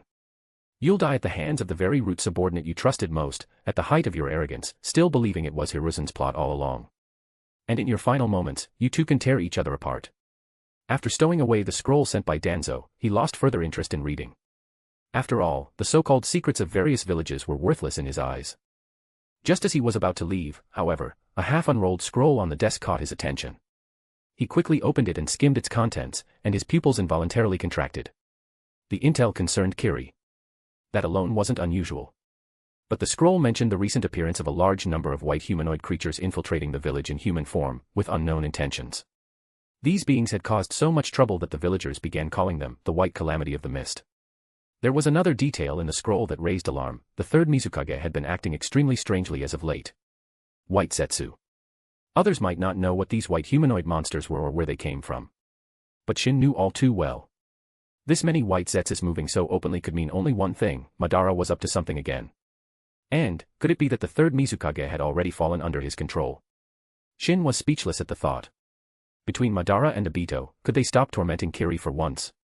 Still, it looked like he'd have to make a trip there too. One more person wouldn't make a difference. Especially since this involved Madara, he had no choice but to investigate.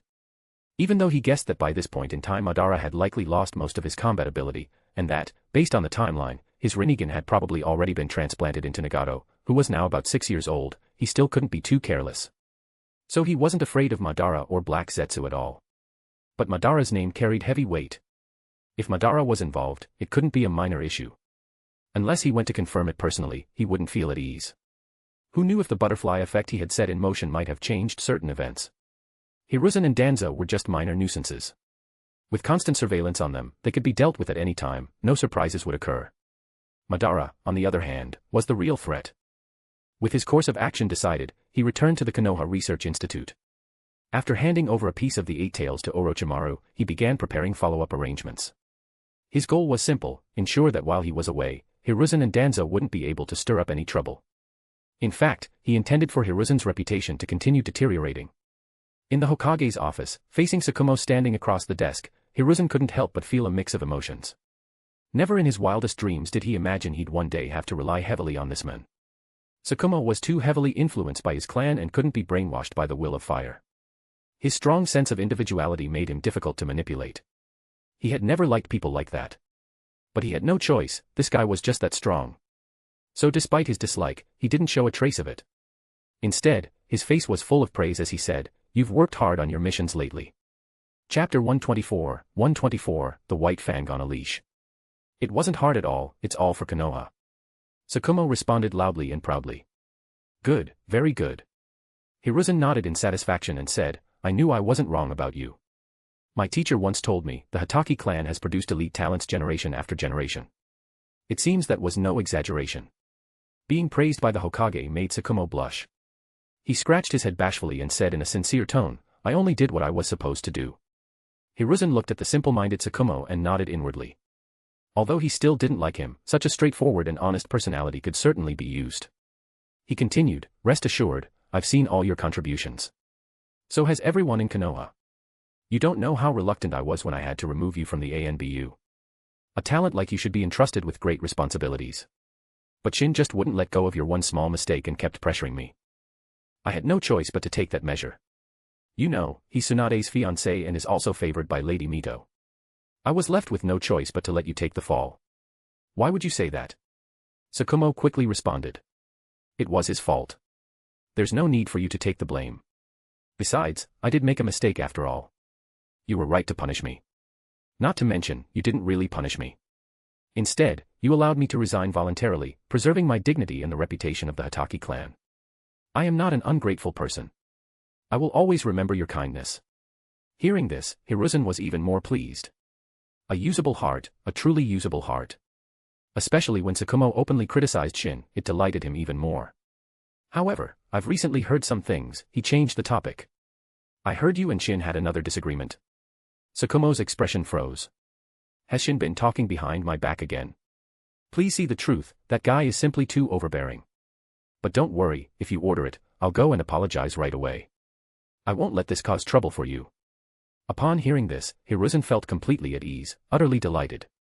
From Tsukumo's mistaken perception of his relationship with Shin, it was clear this guy was truly simple-minded. And judging by his attitude toward Shin, Tsukumo genuinely disliked him. The enemy of my enemy is my friend, and to think the first person he approached turned out so cooperative. So he quickly waved his hand and said, "You've misunderstood. I don't mean for you to apologize. I heard what happened. Just like you said, it was him who went too far. Just because you glanced at him on the street, he wanted to teach you a lesson. Does he really think a bit of strength allows him to act so lawlessly? The conflict in question happened half an hour ago. The gist of it was. What are you looking at? What do you mean what am I looking at? You want to keep looking?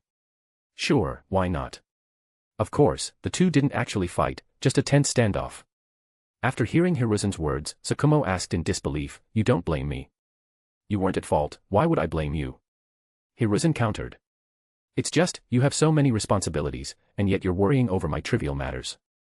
Tsukumo suddenly turned theatrical, vividly expressing surprise, gratitude, and a touch of guilt. If Shin saw this, he would probably be comforted, his training had finally paid off. You misspoke just now, Hiruzen said with a smile. To a Hokage, nothing that happens in Konoha is a small matter. That's the most basic duty and responsibility of a Hokage.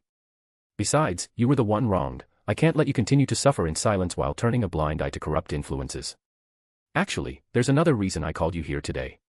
Besides offering you reassurance, I need your help with something.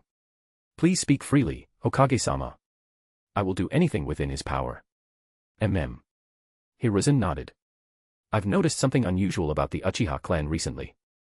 I hope you can temporarily set aside your current missions and help me keep an eye on them. Would you be willing? I know this may be presumptuous of me, but may I ask the reason? You know it's presumptuous and still ask. No wonder I dislike you. Outwardly, Hiruzen remained calm and patient, explaining gently, to tell you the truth, Shin has been getting unusually close to the Uchiha clan lately. It seems like they're plotting something, and that puts me ill at ease. Shin again. Nothing good ever comes from wherever he shows up. Tsukumo gritted his teeth in anger, looking as if he wished he could tear the men apart. But, will it be just me? Tsukumo asked. You'll lead a small team. I'll assign 3 elite ANBU to assist you. Why me? Tsukumo voiced his inner doubt once more. First, because you have experience with long-term surveillance, Hiruzen answered, growing more irritated but still maintaining a kindly expression. Second, because the Uchiha clan is powerful. I wouldn't feel secure sending just anyone. I understand. You have my word, I will not let you down this time. After watching Tsukumo leave, Hiruzen's expression immediately turned cold and grim. If it weren't for their shared enemy, he would never have bothered to play nice with Tsukumo. Because truthfully, he didn't trust him. The so-called ANBU assistants assigned to Tsukumo were actually there to monitor him. Even though Tsukumo had shown gratitude to Hiruzen, he knew someone like him wouldn't abandon his beliefs just for a few small favors. In other words, the two of them were never truly on the same side. Hiruzen even believed that if the dark deeds he had done were ever exposed, Tsukumo would immediately become his enemy. So monitoring him was absolutely necessary. In fact, he had considered keeping tabs on Tsukumo long ago. But doing so without a good reason would only provoke him and cause unnecessary trouble. After all, Tsukumo was no pushover. If it came down to a one-on-one fight, even Hiruzen wasn't confident he could win. And to secretly surveil someone of Tsukumo's caliber without being detected. That was a pipe dream. But now, everything had fallen into place perfectly. Tsukumo would monitor the Uchiha clan, and the ANBU would monitor Tsukumo. If everything went smoothly, great. But if the Uchiha clan became upset about being watched, Tsukumo would be the scapegoat, the one thrown to them to appease their anger. Perfect. At that moment, Root welcomed a special visitor. In his office, as the guest entered, Danzo immediately stood up to greet him, unusually enthusiastic. Orochimaru, I didn't expect you would actually come, he said with undisguised delight. Chapter 125, Eyes of the Predator. Originally, Danzo was worried that Orochimaru and Shin were of one mind. After all, the two had been working together on research for a long time. But with Hiruzen's assurance, and the fact that Orochimaru indeed came to meet him without informing Shin, he finally let go of his concern. Please, sit. Danzo gestured for Orochimaru to sit as he poured him some tea. I heard Hiruzen gave you a scolding. Once they were both seated, Danzo asked with apparent concern. Orochimaru replied indifferently, that did happen. After all, I was also tasked with monitoring Shin. Watching him grow to this level right under my nose without me noticing a thing, getting scolded was only right. Tsukumo wasn't the first to be summoned by Hiruzen for a talk, the first was actually Orochimaru. He valued this disciple of his very much. So from the very beginning, he had ordered Orochimaru to monitor Shin's every move on his behalf. But despite these measures, Shin still managed to grow this powerful. How could he not be furious? Orochimaru didn't offer any explanation and simply endured Hiruzen's wrath. But he did give his own speculation.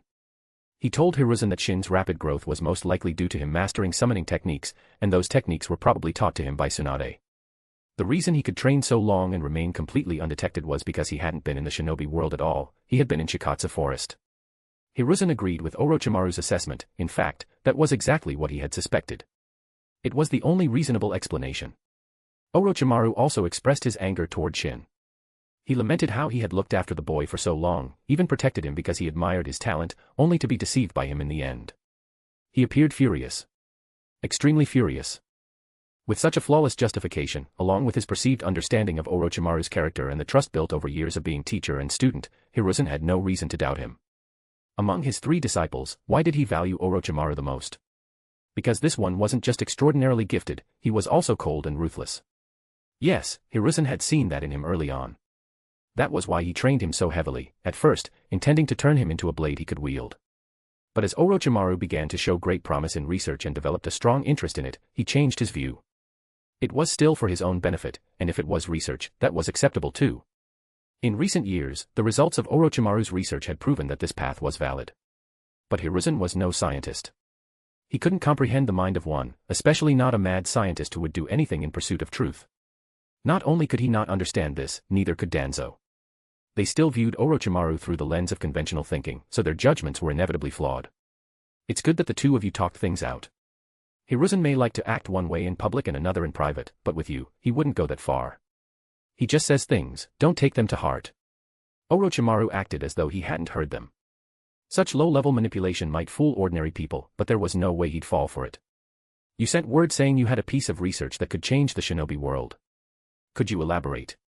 Uninterested in Danzo's attempts at small talk, he cut straight to the point. They had worked together before. But once he had delivered what Danzo wanted, and Hiruzen began paying more attention to the research facility, their contact ceased. Seeing this, Danzo got to the point. What's your opinion of the Sharingan? Very powerful, Orochimaru replied succinctly. Danzo nodded and continued, would you be interested in researching it? Is this the research you claimed could change the shinobi world? Don't be absurd, Orochimaru shook his head. The Uchiha are the strongest clan in Konoha. While they may not guard their eyes as obsessively as the Hyuga clan, they still recover the eyes of their deceased. Anyone who tries to interfere will become their enemy. I'd love to research it, but I have no materials to work with. Materials aren't a problem. Danzo declared boldly. If you're willing to research it, I can supply the materials. You actually have some? I do, Danzo answered firmly. Not a lot right now, but enough to begin preliminary research. And once the research is underway, I'll keep supplying more. It was true that the Uchiha recover their Sharingan after death. But unlike the Hyuga clan, who were timid and almost never left the village for missions. Nor did they, like the Hyuga branch house, have the caged bird seal that destroyed the Byakugan upon death. So, naturally, there were always some oversights. And with Danzo being both calculating and opportunistic, over the years, he had managed to collect about 10 pairs of Sharingan. Though most were only single Tomo or 2 Tomo Sharingan. As for 3 Tomo Sharingan, he had only 1 pair, belonging to Kagami. As for the Mangekyo Sharingan, he certainly wanted it, but simply never had the chance. Seeing that Orochimaru was tempted but still hesitant, he continued coaxing him. You saw Shin's battle that day, didn't you? Once the Sharingan evolves to its highest form, it truly grants godlike power. Are you not even slightly tempted by power of that level? Orochimaru's eyes flickered, as though he was even more intrigued, but he still didn't give an immediate answer and instead fell into thought. Seeing this, Danzo decided to pull out a bigger card. I heard from Hiruzen that you were furious at Shin for deceiving you. Considering the unmatched power he possesses, don't you want to study his eyes? Orochimaru sneered inwardly. How do you know I haven't already studied them? In fact, Shin handed them to me personally for research. What's more, Shin had already begun his own extensive research into the Sharingan, and had achieved remarkable results. It was just that fools like Danzo had no way of knowing. He scoffed at Danzo's logic. Orochimaru was a pure scientist, what he pursued had never been absolute power. He was never interested in that. He wasn't even particularly interested in the Sharingan itself. The reason he later became so fixated on Itachi and Sasuke wasn't because of their eyes. It was because he needed a perfect Uchiha body to perform living corpse reincarnation and gain immortality. But now, he no longer needed that method to attain eternal life. Because under Shin's guidance, he had found a completely different path. However, he recalled what Shin had just said to him earlier, our research budget is nearly gone. You don't want our progress to be stalled due to lack of funding, do you? So go. How smoothly our research proceeds from here depends on how well you can swindle Danzo. At the thought of Shin's scheming merchant-like expression, he felt infuriated. You went all the way to Uchiha for nothing. You've borrowed from every village you could, and even got a pledge of loyalty from Fukuyama, and you still have the nerve to cry poor. Where do you get the face to say that?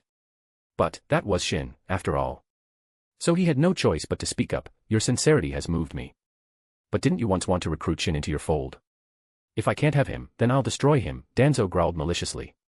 Don't tell me you still feel any sympathy for him. Orochimaru smirked coldly. You misunderstand me. I was only afraid you'd turn around and blame me for ruining your plans. You're overthinking it, Orochimaru. Right now, I just want him dead, and his eyes in my possession. He finally nodded and made his decision.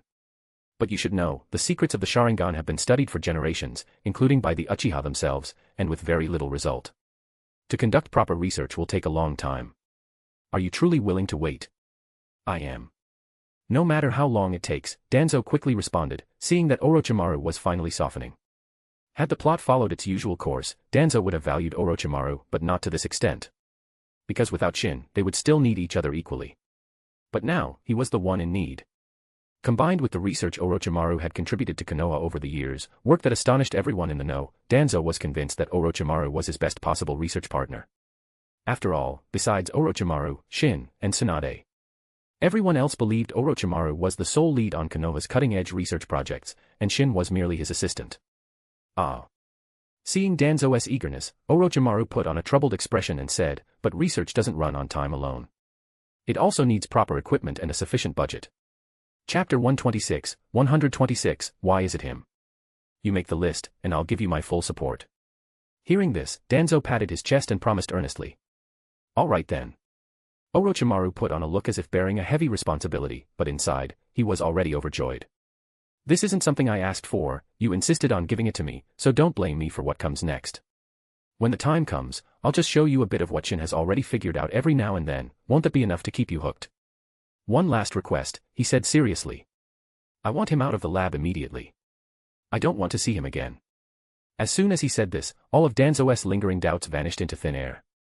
Even though Orochimaru didn't need to say it, Hiruzen had already planned to do this, hearing it from Orochimaru himself gave it a different weight. Wasn't this exactly the outcome they had hoped for? Inside the lab, Orochimaru looked at Shin with deep reluctance on his face. He genuinely believed that he and Shin were the best research partners. The two of them had incredible synergy and understanding. Both were willing to push their moral boundaries for the sake of research. There was never any hindrance between them, only mutual support. And working with Shin had helped him immensely. So many of their unknown research achievements were the best proof of that. Can you act normal for once? Don't look at me like that, okay? Shin got goosebumps from Orochimaru's gaze and stepped back. You're not a woman, so stop with that crap.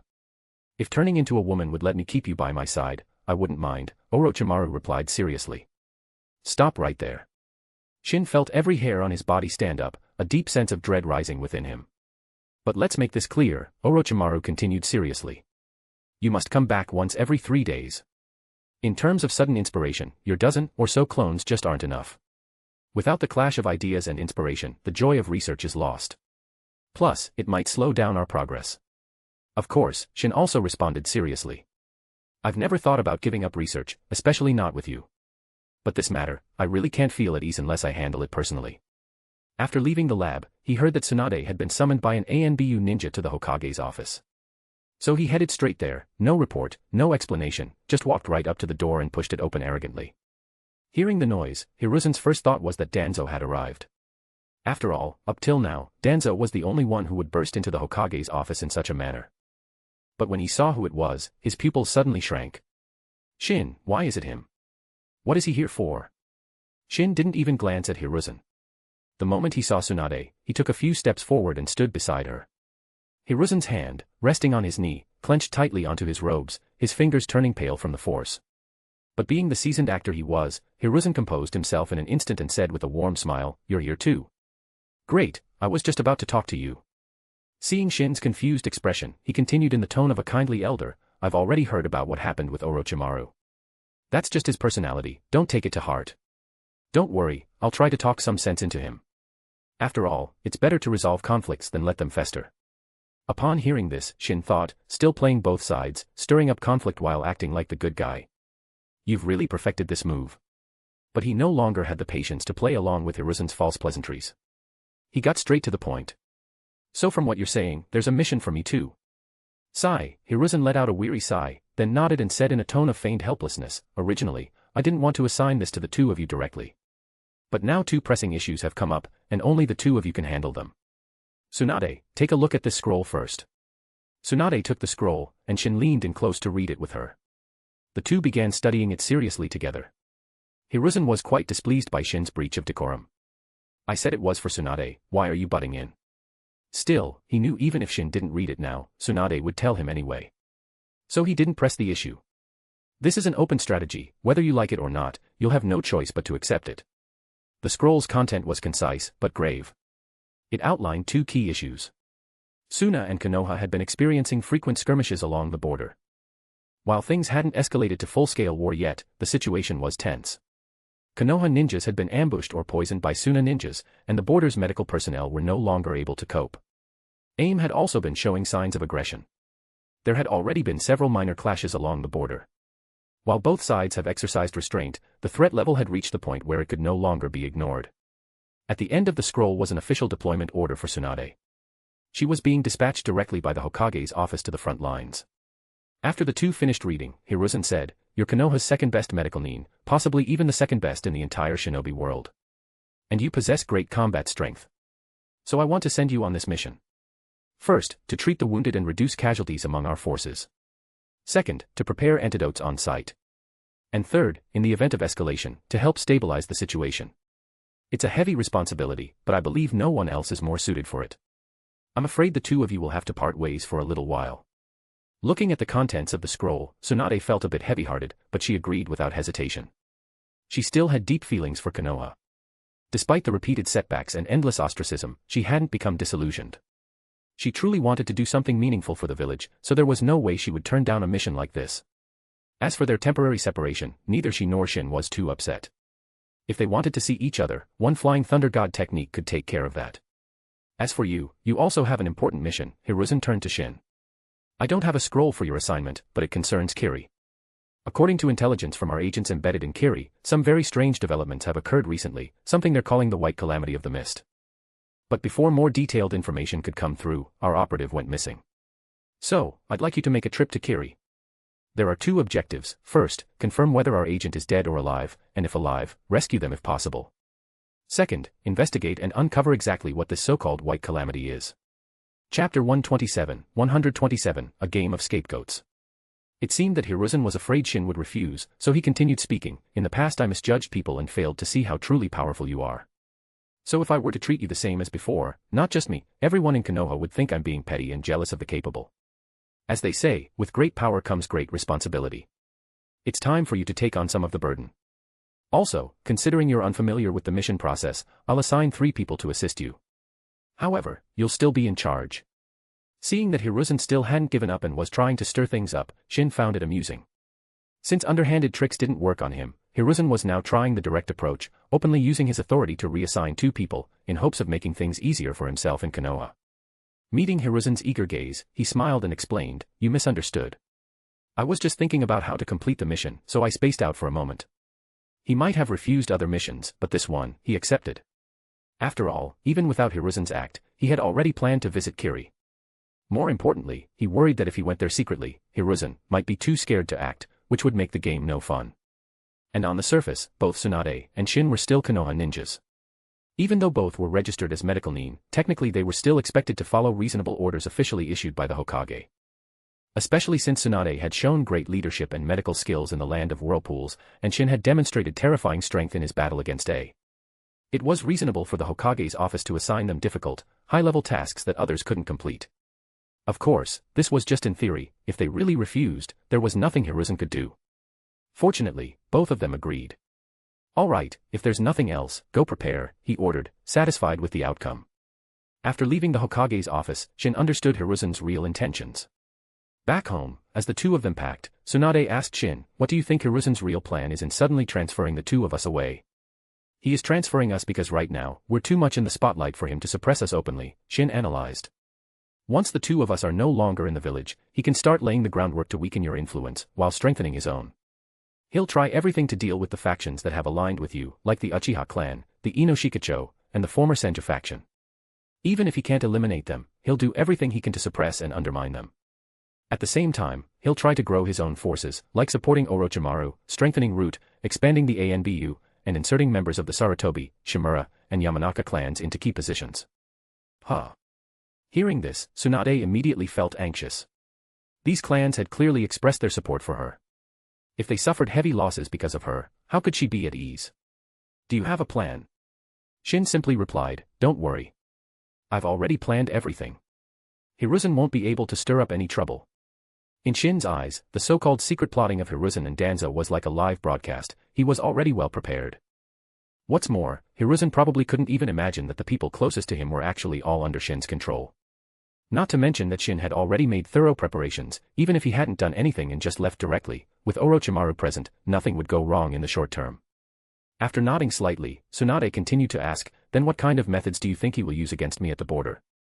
Shin thought for a moment and said, "The most likely approach is to secretly incite border tensions, trigger a conflict, and then pin the blame for starting the war on you." "He really wants to start a war?" Tsunade asked in surprise. Shin shook his head. "Not necessarily.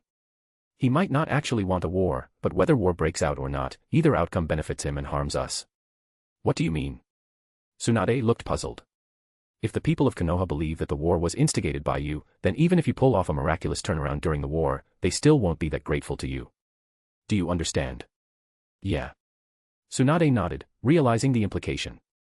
She continued, "What if there's no war? If his plan succeeds and tensions at the border escalate to the brink of war, then avoiding war would require compensating the other side to calm things down. At that point, he becomes the one who bears the burden for peace, and you become the scapegoat of Konoha. Even if no official charges are brought against you, your prestige will inevitably decline. And that old dog might even step in and pretend to defend you." After hearing all this, Tsunade was immediately furious and snapped, again with these underhanded schemes that hurt Konoha just to strike down his opponents. "Doesn't he have any better tricks? Do you have a counter-strategy?" "Of course," Shin smiled. "Did you forget the methods I used in the land of whirlpools?" "But..." Tsunade hesitated. "Wouldn't it be too exhausting if you're running between 3 places all the time? And if you're discovered, he will definitely use it against you. Acting without authorization from a mission is a serious offense. At worst, you could be labeled a missing nin." Shin laughed. "In the near future, my focus will be on the Kiri. So whether I return to the village or come to see you, it will all be done in secret. I won't appear publicly. Then, take Minato with you. What's the point of him playing ninja games in the academy all day? It's time the kid sees what a real battlefield looks like." Huh. Outside the ninja academy, Kushina was pouting, visibly unhappy. "Don't be upset. I'll be back soon." Minato quickly comforted her while saying goodbye. He hated seeing her sad, but now that he was heading to the battlefield, it would have been worse to leave without saying goodbye. Couldn't you just talk to Shin and ask him to let me come too? Kushina huffed. I'm strong too, okay. Minato scratched his head. He said, for certain reasons, you can't leave Konoha right now. She got even more frustrated after hearing that, because she already knew the reason. She had been chosen as the next Jinchuriki of the Nine Tails. To Konoha, she was a strategic-level asset. And while that made her important, it also meant she was under constant surveillance, even though she hadn't officially become the Jinchuriki yet. But Minato suddenly changed the tone. He said once you do become the Nine Tails Jinchuriki, the situation will likely change. So just hang in there a little longer. Really? Kushina's eyes lit up. After all, how could she not yearn for freedom? But the very next moment, her excitement faded, replaced by a solemn and worried expression. She wanted freedom, wanted to change her current state, but if she became the Nine Tails Jinchuriki, did that mean Mito? He told me to tell you. Sensing what she was thinking, Minato added, after I leave, if you really don't like staying at the academy, just beat up all the kids you don't like, apply for early graduation, and go stay with Lady Mito. I got it. Chapter 128, Pinky Promises. Naturally, there was no objection to this arrangement. Moreover, with Kushina's abilities, graduating early was absolutely no problem at all. Just one day earlier, Minato had applied for early graduation and effortlessly passed the exam, officially becoming a genin. For him, passing the assessment smoothly was just the bare minimum. After all, even his future student Kakashi graduated at 5, became a chunin at 6, and a jonin at 12. His talent was originally higher than Kakashi's, and with Shin's full support and training, it was only natural that 8-year-old Minato already possessed the strength of a jonin. And this was under the condition that Shin wasn't overexerting Minato's potential. If his potential were to be fully tapped, his strength would be even greater. But doing so would limit his future, something Shin didn't want to see happen. Of course, the strength at the jonin level was without Minato using Sage Mode or mastering the Flying Thunder God technique. Now that Minato had already mastered the Senjutsu, once he activated Sage Mode, his combat power would increase by several levels, possibly reaching Kaga level. And once he mastered the Flying Thunder God technique, his strength would immediately reach high Kaga level. But still, Kushina already knew what she had to do, but she bit her lower lip tightly. After a long pause, she tearfully said, I don't want to be apart from you. Ever since arriving in Konoha, they had spent almost every day together. From Minato, she had received everything she longed for: company, comfort, protection, cheer, training together, going to school together, stargazing, and most importantly, he was always there when she needed him most. So this sudden news made it impossible for her not to feel heartbroken. I don't want to be apart from you either, Minato said gently. But my brother said that if I want to become stronger, I have to go to the battlefield. And he also said, a temporary separation is for a better reunion. Is that so? I don't believe it. Kushina said, clearly unconvinced. Then why is it that he is never willing to be apart from Tsunade Nizan? Minato was momentarily speechless. So painfully true. And even though this seemed like the two of them were parting ways, anyone with a sharp eye could tell, they would definitely still see each other from time to time. But we really will be able to see each other again soon, he continued to comfort her. Let me tell you a secret even he doesn't know. After all this time training hard, I've finally begun to master the Flying Thunder God technique. At most, in 3 months, I'll be able to move around as swiftly as my brother. By then, we'll never have to be apart again. We can see each other whenever we want. No lying. Pinky promise. Kushina's eyes lit up and she immediately stretched out her little finger, excitedly. Pinky promise. In a hidden room in the Uchiha clan's estate, inside Fukuyama's home, Fukuyama, Shin, and Tsukumo were sitting together, enjoying tea. Your tea art is truly exceptional. After taking a sip, Tsukumo's eyes lit up and he praised it repeatedly. The tea is rich and lingering, with a long-lasting sweet aftertaste. The tea water is smooth and delicate, the flavor is endless, the taste is full and mellow, and the fragrance lingers in the mouth. This is truly a master-level craft. And the tea leaves and water are special too. These leaves must be from the land of tea, right? Probably the top-grade buds. As for the water, if I'm not mistaken, it's from the morning spring from east of the village. Great tea, great water, great skill. Absolutely awe-inspiring. I didn't expect you to understand tea so well. Fukuyama's voice even trembled a little. He was genuinely moved by Tsukumo's words, feeling as though he had finally met a kindred spirit, and he was almost ready to swear brotherhood on the spot. Because everything Tsukumo said was absolutely right. All these years, no one had ever praised his tea-making skills so highly. And it wasn't flattery either, Tsukumo genuinely understood tea, and genuinely appreciated it. Many people couldn't appreciate tea simply because their taste buds weren't sensitive enough. Take Shin, for example, he couldn't tell the difference between good and bad tea at all. But for those who truly understood the art, they all loved pursuing that exquisite taste, and once they did, it became an obsession. I didn't expect you guys to get along so well. It seems my previous concerns were a bit unnecessary, Shin said, visibly relieved at the sight. Your concerns were entirely reasonable, Fukuyama replied seriously. But Tsukumo and I both know what's at stake. We would never drag you down. Rest assured, we know what we're doing. After all, we're on the same side. Any disagreements or dissatisfaction, they're just for show. I just hope Tsukumo won't hold a grudge against me afterward. What are you saying? Tsukumo quickly waved his hand. Just as you said, we're all one family. These performances we put on for others, there's no reason to hold grudges over them. Ha. Fukuyama let out a hearty laugh. Exactly. And this gives me the perfect opportunity to put pressure on some members of the clan and try to eliminate the dissenting voices first. So, don't worry. I know exactly what I need to do. Shin nodded with satisfaction. In that case, I can rest easy. Oh right, here, take these. As he spoke, he took out 2 metal tags and handed them to Fukuyama and Tsukumo. What are these? Fukuyama asked curiously. They're just ordinary metal tags, Shin explained. But they're engraved with the special formula I use for the Flying Thunder God technique. If you ever encounter a situation you can't handle, find a secure, private room, inject chakra into the tag, and I'll sense it and appear immediately. You're so thoughtful. Fukuyama was genuinely moved and comforted. He had already completely fallen out with Hiruzen. As long as Shin stayed in Konoha, things would be manageable. But he truly feared that Hiruzen would do something extreme to the Uchiha clan the moment Shin was gone. Don't worry, he said sincerely. Unless it's a true emergency, we won't bother you.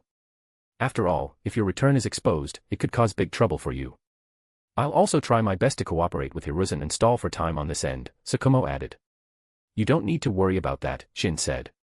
Use the tags if needed. Don't be concerned about exposing me, your safety is more important to me. Early the next morning, Shin, Tsunade, and Minato set out. Tsunade took Minato and headed directly toward the northwestern border. She was tasked with patrolling and defending 2 sections of the border, a heavy responsibility. On top of that, she was also in charge of escorting supplies along the way. Based on the schedule, it would take about 7 days to reach the border. Meanwhile, Shin led 3 other ninjas out of Konoha, heading east, toward the Land of Rain. Chapter 129, Shin's Game of Wolves. Unlike Tsunade and Minato, who were traveling slowly, Shin was moving much faster. In just 1 day, he reached the coastal border of the Land of Fire, and the journey had been completely uneventful. The 3 people accompanying him had also been very obedient, following his every command, which made him momentarily wonder if Hiruzen hadn't actually planned anything against him after all. Of course, that was just an illusion. In reality, those 3 had been itching to make a move from the start. They thought they were being subtle, but Hiruzen and Danzo had already sold them out. Even if those 2 hadn't leaked anything in front of Shin, their tricks were as good as invisible. But Shin was feeling a little bored and didn't mind toying with them for a bit. However, until they had absolute certainty, the 3 of them would continue to behave themselves. After all, he had already shown off his power in front of nearly everyone in Konoha. With the level of power he had displayed, and his mastery of the Flying Thunder God technique, even Hiruzen didn't turn on him easily. Koharu had actually considered labeling Shin as a missing nin while he was away on a mission. After all, he had always been under scrutiny and surveillance, and it wasn't impossible that he might take the opportunity to defect. But as soon as she brought it up, Hiruzen shot the idea down. First, Shin was now Tsunade's fiancé, and the 2 were very much in love. Just how crazy would he have to be to abandon such a good relationship and choose to run away? Second, he had mastered the Flying Thunder God technique years ago, everyone in Konoha knew that. If he wanted to flee, he would have done so long ago. There was no need to wait until he was assigned a mission outside the village. So if he defected while on a mission, no one in Konoha would believe it. And the timing would look incredibly suspicious. Of all times, he just so happened to defect the moment Hiruzen gave him a mission. Even a baby wouldn't buy that. If things went south, he would walk away unscathed, while Hiruzen would be the one caught up in the mess. After all, Shin was no longer some lone wolf, he wasn't someone they could just manipulate like before. If they pushed this and labeled him a traitor, once Shin returned, it would tear their relationship apart completely. And if things weren't handled properly, this wouldn't just be a case of defection anymore, it could lead to a full-blown rebellion. Just thinking about the current terrifying strength of Shin and Tsunade, plus all the allies they had now, made it clear, unless he died silently and without a trace, Hiruzen would never be foolish enough to make such a move. Here, your roasted rabbit, Noda said cautiously, respectfully handing over a freshly roasted wild rabbit to Shin. Thanks for your effort, Shin said, taking the rabbit and biting into it right in front of her. For this mission, all four of them had packed plenty of military rations pills, especially ones provided by him. The taste of the pills had been specially adjusted by him and came in various flavors. Technically, they could completely replace meals. But seeing how anxious the three accompanying him were, Shin suddenly brought up the idea of wanting to eat wild game. When he unexpectedly expressed this craving, aside from the one guy who had gone ahead to scout, the two present tried hard to conceal their emotions, but saying they weren't excited would be a lie. They had been waiting for this moment for an entire day, so of course they acted on it immediately. You're not eating. Shin pointed at the wild rabbit still roasting over the fire and asked the two beside him. You go ahead. These aren't fully cooked yet, another ninja replied respectfully, his name was Hayakawa. Shin just nodded and, without paying them any more attention, began eating heartily. Seeing him eat like that, the two finally let out a quiet sigh of relief. Their plan to take out Shin was very simple, poison him. And it wasn't just any poison, it was a special one provided by Danzo.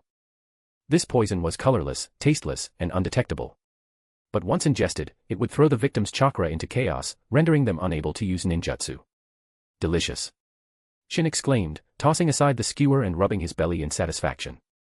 Although military rations pills were fine, nothing beat the feel of a hot, freshly cooked meal. Your grilling skills are amazing.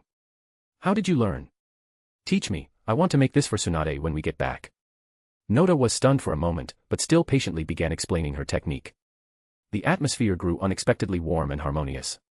Not long after, the sensory ninja who had gone ahead to scout returned. He quickly came up to Shin and respectfully reported, Lord Shin, the ship has been arranged. But. Just speak plainly, Shin said, frowning slightly. Yoshioka took a deep breath and said seriously, it's just that while scouting, I discovered a missing nin who's on Konoha's wanted list. He didn't notice me, so I secretly followed him, and ended up discovering a hidden base. I didn't go further, fearing I might alert them or jeopardize our mission. So I came back to report. I was just thinking, should we go deal with these missing nin first before heading to the coast to board the ship? Looking at these three actors in front of him, Shin was speechless. Where the hell did Danzo find them? Their strength was decent, sure, but their acting was painfully average. You really think I can't see through such an obvious trap? Or do you think I'm just some rookie with power but no real mission experience, easy to deceive? Then why are you all so nervous? Afraid I'll see through it? Well, it was understandable. First, Shin had been holed up in the lab for a long time and rarely showed his face, so most people didn't really know much about him. Second, Root was still newly formed at this stage. Its members were just transfers from the ANBU, unlike in the future, where Root would recruit from orphans and brainwash them from childhood into loyal, emotionless soldiers. In other words, ANBU ninjas weren't entirely tools. They still had humanity and personal thoughts. Their past missions had involved protecting the Hokage, surveillance, gathering intel, or assassination. This kind of acting mission was probably a first for them. From their perspective, they likely thought they were doing a pretty good job. Hadn't Shin eaten the grilled meat without hesitation? That alone seemed proof enough he wasn't suspicious. This mission is a long-term one, there's no set time limit, Shin said thoughtfully. If we come across missing nin, we can't turn a blind eye. So my plan is to eliminate them first, then head to the coast. Brilliant decision. All three spoke in unison, and in each other's eyes, they could see a flash of joy. Chapter 130, The Curse of Silence. Soon, under Yoshioka's lead, the four of them arrived at a dense forest and, as expected, discovered a hidden underground passage. Seeing this, Shin was the first to step into the passage, and the other three immediately followed. They descended dozens of meters until a fairly large underground space appeared before them. But to their surprise, the underground area was completely empty, there was not a single person in sight. As they reached the center of the space, he seemed to sense something. He signaled the others to stay put, then suddenly vanished with a teleportation move. However, just a second later, his body suddenly fell from the air a dozen meters away and crashed heavily to the ground. Struggling to his feet, his body swayed violently as he sensed the chaotic chakra inside him. Beads of cold sweat began to appear on his forehead. Almost simultaneously, four figures suddenly emerged from the ground and surrounded Shin and the others, quickly forming hand seals. The next moment, four purple barriers emitting powerful energy fluctuations rose up from the ground, completely enclosing the underground space. As the purple barrier formed, the energy continued to surge upward, forming an additional barrier. Shin's expression changed upon seeing this, but his three teammates didn't show the slightest panic. Instead, they each drew their weapons and quickly spread out in three directions, surrounding Shin from 10 meters away, exuding killing intent. What are you guys trying to do? His face turned pale, his body trembling slightly as if enduring intense pain. He clutched his chest with his right hand and gasped heavily. Hayakawa didn't answer directly. Instead, he sneered coldly and said, "You've been having a pretty good time under our care, haven't you? Given your overwhelming strength, the three of us were really nervous at first. But we didn't expect things to go so smoothly." "Hey," Yoshioka chuckled, "to think you fell for it so easily." As expected, someone who only has strength but hasn't received proper ninja training, just a bit of strategy is enough to make you walk into a trap. Only Noda remained silent, her expression conflicted. She was a medical nin, trained in medical ninjutsu by none other than Tsunade. Seeing Tsunade's fiancé in such a state, she couldn't deny feeling a pang of guilt. But she quickly buried that feeling deep within. She was once an ANBU ninja, and now part of Root. Apart from missions and orders, nothing else mattered. "What do you mean by all this?" Shin asked, frowning deeply in disbelief. "You want to know?" Hayakawa's gaze turned cold. "Then go to the Pure Land and find the answer there." As soon as he finished speaking, he appeared in front of Shin with a body flicker technique and, without hesitation, slashed his short sword toward Shin's neck. But in the next second, his blade merely sliced through thin air. Looking again, there was no sign of Shin. "Ha ha ha ha." A slightly arrogant voice echoed from a corner of the four violet flames formation. "How amusing, how amusing. Watching your lousy performance all day was truly entertaining. I'm sure you all enjoyed yourselves too, didn't you? You're not affected." Yoshioka's face showed a deep shock, unable to believe what he was seeing. "That's impossible. You used a poison I developed myself to try and take me down. Do you think that's even possible?" Shin was practically laughing out loud. "You developed it?" Hayakawa shouted in disbelief. "That poison clearly came from..." But before he could finish his sentence, a wave of intense pain surged through his mind, cutting him off entirely. If he continued speaking, he would have instantly perished, body and soul. "The curse seal of tongue eradication, huh?" Seeing Hayakawa's reaction, Shin chuckled. "Quite an interesting technique worth studying." After saying that, he instantly teleported outside the barrier and appeared in front of one of the ninja maintaining the formation. He kicked the ninja hard in the face, sending him flying. With one member down, the four violet flames formation immediately collapsed. Though powerful, the formation required 4 people to maintain it together. What made this barrier so difficult to break was the protective shield that also surrounded each of the users. However, such a barrier meant nothing in front of him. After breaking the formation, he quickly formed hand seals. In the next moment, a larger barrier centered around him instantly expanded, replacing the previous one and enveloping the entire underground space. Once it was done, 4 figures reappeared inside the space. It was the same 4 who had previously set up the 4 violet flames formation. Looking at the 7 people before him, he was in quite a good mood. It seemed the first gift for Orochimaru was ready. He wondered just how moved Orochimaru would be upon receiving it. The 7 had by now recovered from their initial shock. After exchanging glances, they all charged at Shin.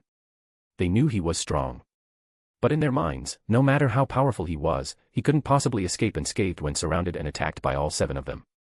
Now that the area was sealed off by the barrier, they couldn't even flee to deliver a message, so their only option was to fight to the death, and attempt to take him down by force. "I really hate to see you all die," Shin said with a smile as he instantly teleported behind the charging 7. "I've heard Danzo is good at brainwashing people."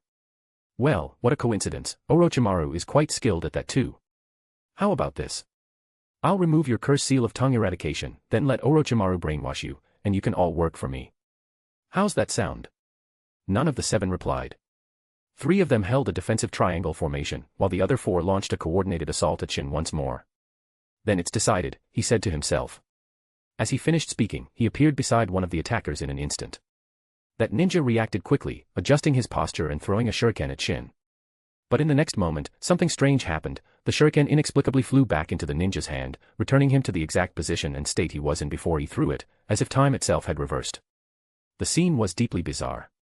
Kyoka Suigetsu could alter reality within a certain range. At that moment, his palm landed on the chest of the thoroughly stunned ninja, sending his chakra into disarray. Simultaneously, intricate markings surged from Shin's palm and spread across the ninja's body, forming dense chain-like tattoos on his skin. The ninja immediately froze, falling stiffly to the ground. The Heaven's Confinement technique was an imprisonment technique developed entirely by him.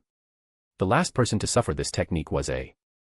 The inspiration behind Shin's research came from Mui, the Lord of Hozuki Castle, and his technique, Fire Release, Heavenly Prison. Mui had used it to control prisoners in the castle, placing the seal on each one of them. The Heavenly Prison was a powerful imprisonment technique. Once affected, the target could no longer use chakra. Even without trying to use chakra, they would constantly feel the agony of being burned by fire, a punishment in and of itself. He had been deeply intrigued by the technique. He had even made a special trip to Hozuki Castle and used his left eye's analysis ability to observe the jutsu firsthand. Not long after returning, he combined his mastery of sealing techniques with his water release proficiency to develop his own version, water release, heaven's confinement technique. Anyone hit by this jutsu would feel like they were permanently trapped in a water prison, unable to move at all except to breathe, and completely unable to manipulate even the slightest bit of chakra. Chapter 131, Touch of Doom. The drawback of this ninjutsu was that the user needed to physically touch the opponent, and the technique couldn't be interrupted while it was being performed. So even if an average ninja learned it, it was extremely difficult to use effectively in actual combat. Moreover, if the opponent possessed an overwhelming amount of chakra, they could break the seal in an instant. The advantage, however, was that the user was Shin.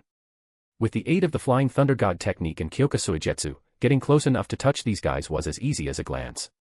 And breaking the seal of the heaven's confinement, personally used by him, would require chakra at a Kage level at minimum. The 7 people in front of him were indeed quite capable, but against him, he could seal every one of them with ease. Not long after, as his figure flickered across the battlefield, 5 more ninjas collapsed to the ground. Even after being struck, none of them realized what had happened. Because his right eye ability was simply too bizarre. Who had ever seen a kunai suddenly curve midair and fly toward their own comrade? Who had ever seen their own body suddenly and inexplicably appear in front of the enemy? Who had ever experienced a jutsu backfire mid-using as if it hit a deadlock? Who had ever used body flicker technique only to suddenly lose footing and fall flat on their face? This defied all logic. At this point, only one Abirame ninja remained, staring in horror at the scene before him. "Are you still hoping I'll seal you first so you can try using bugs on me?" Shin said with a smirk, watching him nervously gulp.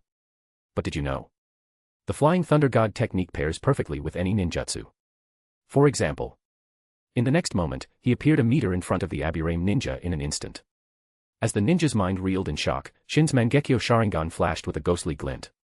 The Abirame ninja instantly went into a dazed stupor, then collapsed to the ground as if all his strength had been drained. "Genjutsu," Shin calmly finished his sentence.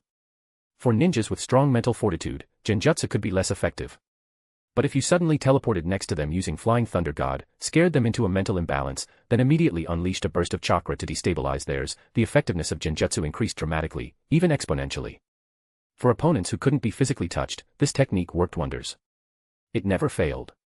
After putting sealing marks on the unconscious Abirame ninja using gloves, he dragged all 7 bodies together, formed hand seals, and slammed his palms onto the ground. Mysterious patterns resembling an orderly trigram appeared, and with a pulse of spatial energy, the 7 bodies vanished from the spot. This was the Flying Thunder God, guiding thunder, capable of transporting living beings and objects through space to a designated location. In the Konoha Research Institute, Orochimaru, who was in the middle of an experiment, suddenly sensed something. He licked the corner of his lips with his tongue. No need to guess, Shin had delivered him another warm gift, another batch of materials. But in the next moment, he became a bit unhappy.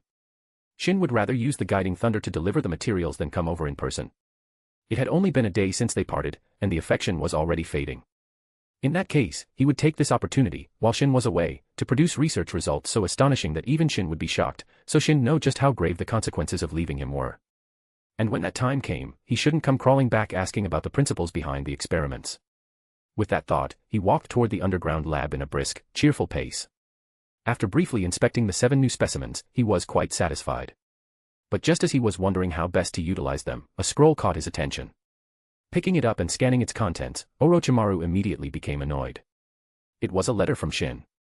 In it, he clearly stated that he had plans for these 7 people, asking Orochimaru to remove the cursed tongue eradication seal from their tongues, and then experiment on them using a newly developed brainwashing technique.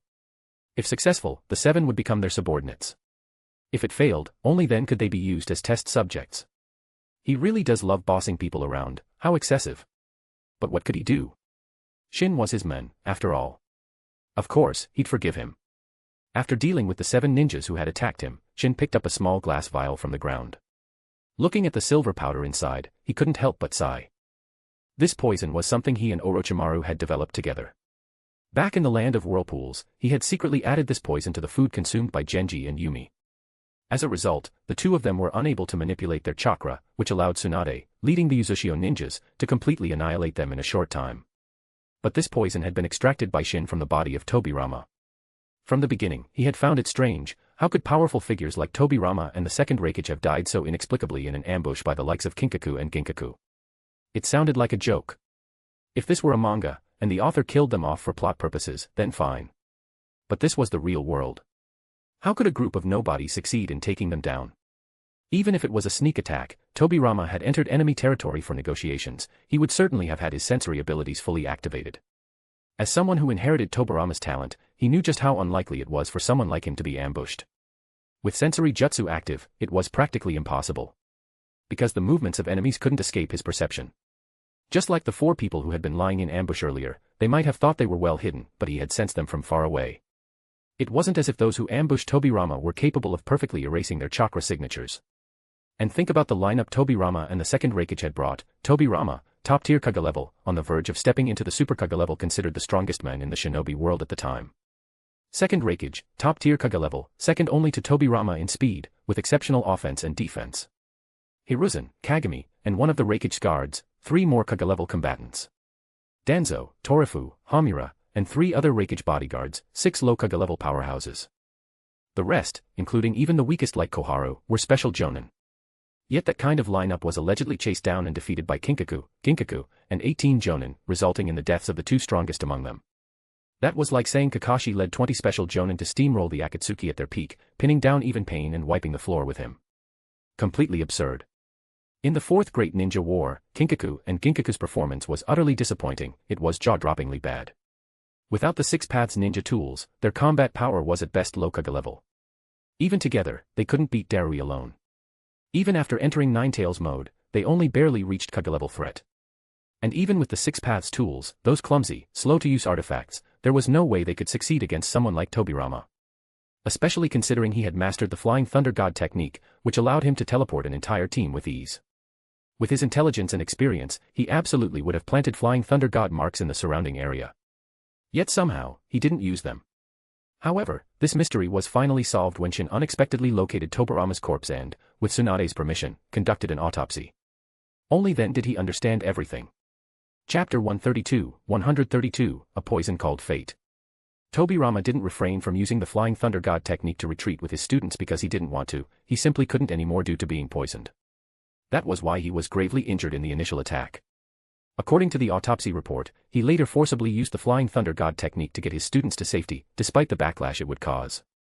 In that condition, naturally, he couldn't get far, nor could he use the technique again. The backlash, combined with his prior injuries, left him beyond saving. So, he chose to draw the enemy away alone, giving his students a chance to escape. As for why Hiruzen and the others were so weak, it was because they were poisoned too. Shin later verified this with Torifu and received confirmation. Although no one knew how Tobirama and the others were poisoned, the fact that he died at the hands of a bunch of nobodies was already an established truth. Tsunade was devastated for a long time after learning the truth.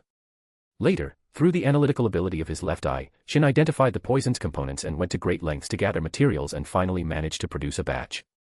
The small vial currently in his hand was one that Orochimaru had prepared for Danzo at his request. However, since he could create the poison, naturally he also made an antidote. So trying to use this poison against him was pure foolishness. Inside the Hokage's office, Hiruzen had been anxious and restless all day.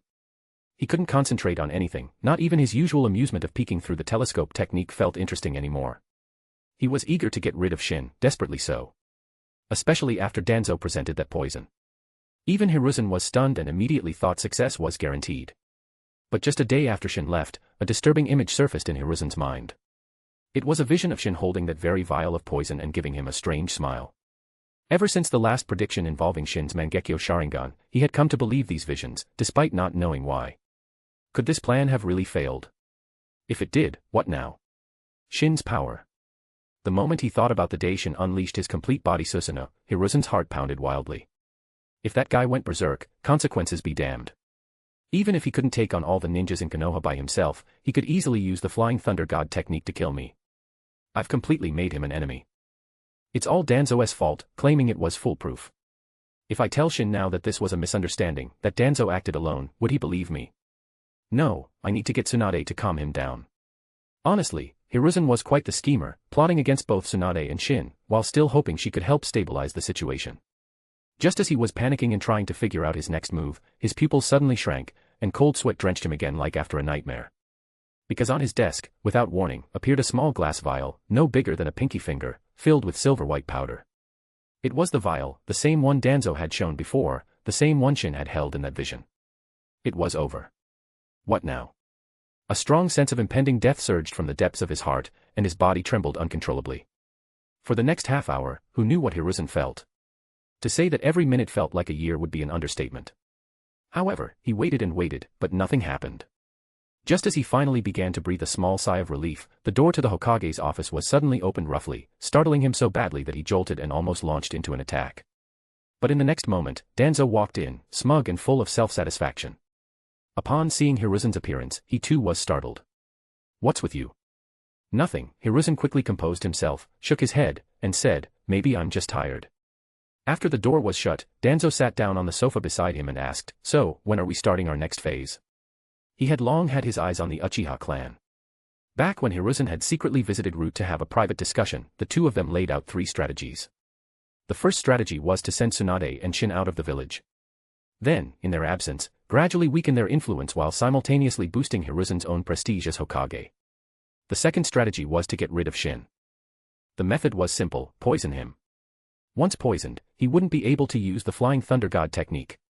That would be their cue to kill him swiftly and decisively. The third strategy was to take advantage of that opportunity to severely weaken Tsunade's support base, namely the Uchiha clan and what remained of the Senju clan. Danzo wasn't happy with the first part of the plan. But he didn't object. After all, he had a backup plan. Hiruzen was always making him the scapegoat anyway. But this time, he was prepared. As soon as news of Shin's death broke, the village would be flooded with rumors, and all of them would point directly at Hiruzen. People would start saying all kinds of things.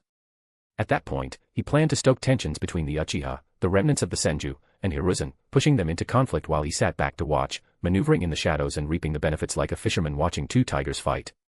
Then he would secretly eliminate Hiruzen and Tsunade. With Konoha left leaderless, he would rise with a single command and claim the title of Hokage. And he had no moral qualms about any of it. Previously, he hadn't been fully confident about eliminating Hiruzen and Tsunade behind the scenes. But now, with the poison Orochimaru had provided in hand, things were different.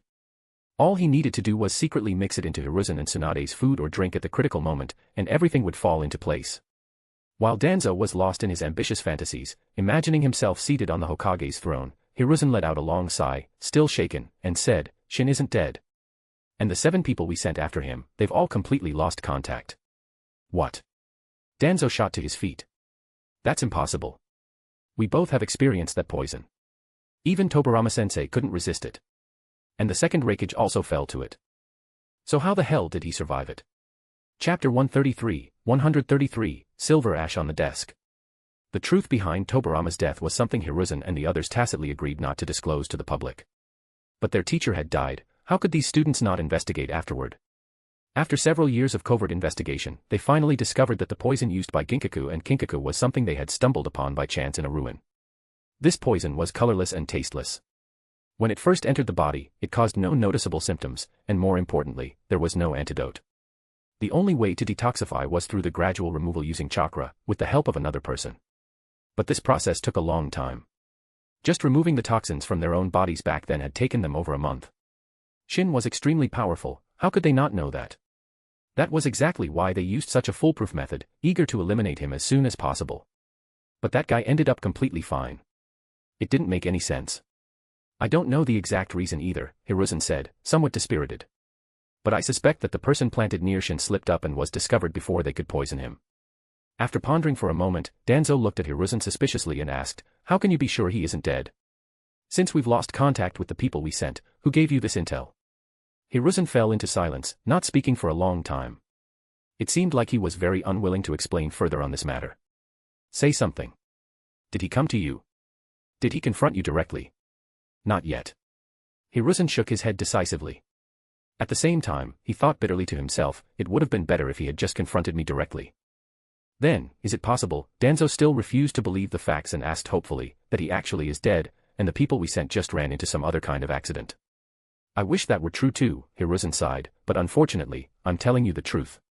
Facing Danzo's increasingly hostile expression and his soon-to-erupt temper, Hiruzen sighed again. He opened a drawer and took out a small glass vial containing a silver powder, and placed it on the table. What is this? Danzo's pupils contracted sharply, and his voice even trembled slightly as he asked in shock, where did this come from? It suddenly appeared on my desk just now. I didn't even notice it at first, Hiruzen replied gloomily. It was Shin. Danzo ground his teeth, furious. That bastard's making a statement, he did this on purpose. Don't you think I know it was on purpose? Hiruzen laughed bitterly and said, what, are you suggesting he just got lost on the way to Kiri and accidentally wandered into my office and happened to leave something behind? But he did do it on purpose, what can you do about it? Danzo was left speechless by Hiruzen's retort. What frustrated him the most was Shin himself. When Tobirama used the Flying Thunder God technique, they all felt completely reassured. Seeing enemies fall to it felt exhilarating. But now that Shin had mastered the Flying Thunder God, it felt like a thorn in their throat, like sitting on needles. How could such a disgusting jutsu even exist? For a moment, they were all filled with resentment toward Tobirama. Moreover, Danzo couldn't understand what Shin was really after. Was it just intimidation? Or did he have another objective? Then what should we do next? Danzo asked with difficulty, do we continue? There may no longer be anything we can do within the village, Hiruzen sighed. He is making his stance very clear. He's also openly warning us, if we act recklessly, he can return at any time. The fact that we plotted to poison him has become a piece of leverage in his hands. Even if he's not planning to confront us directly for now, if we push him too far. So we're just going to let it go like this. Hiruzen's eyes flickered. After thinking for a long while, he finally sighed and said, since his scheme has failed and we can't act recklessly inside the village for the time being, there's only one option left.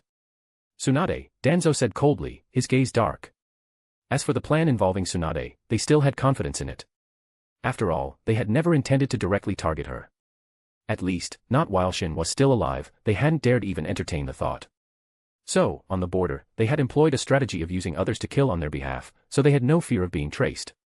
On the other side, Shin's lips curved slightly as he listened with his eyes closed to the conversation between Hiruzen and Danzo. Back when he used Genjutsu to control Hiruzen, of course, he didn't miss the chance to leave a little something behind. He had long since engraved a modified Flying Thunder God mark on Hiruzen, one specially used for transmitting sound, and masked it with Genjutsu to block Hiruzen's perception. With this, no matter how far apart they were, Shin could monitor Hiruzen in real time, completely and continuously. He had known about their schemes for a long time and had already prepared thoroughly for every contingency. Back then, the upper echelon of Konoha had hung over his head like the sword of Damocles, making his life unbearable. Now, it was time for these people to taste that same torment. Hiruzen, covered in cold sweat, shaking, and clearly shaken moments ago, that sight was truly satisfying. But no rush, his script had only just begun. There would be many more days of fear and anxiety ahead. As for the disappearance of the 7 ninjas, he simply treated it as if it had never happened. He was certain that Hiruzen and Danzo, who had sent assassins after him, had already made contingency plans in case of failure. If this matter were to be exposed, the 3 ninjas who had accompanied him on the mission would almost certainly be labeled as being under Genjutsu control. The other 4 were secretly trained by Hiruzen, no one else even knew their identities, so the blame would naturally fall on them. Even if he pushed the issue, the likely outcome would be that Danzo took the fall, and Hiruzen would hand out some superficial punishment, and the matter would be swept under the rug. And since he wasn't going to bring it up, Hiruzen naturally wouldn't either. Both sides silently agreed to act as though it had never happened. Without staying further, he used the Flying Thunder God technique and instantly arrived in the land of water. His mastery of the Flying Thunder God had indeed reached the 3rd stage, allowing him to teleport without a visible mark.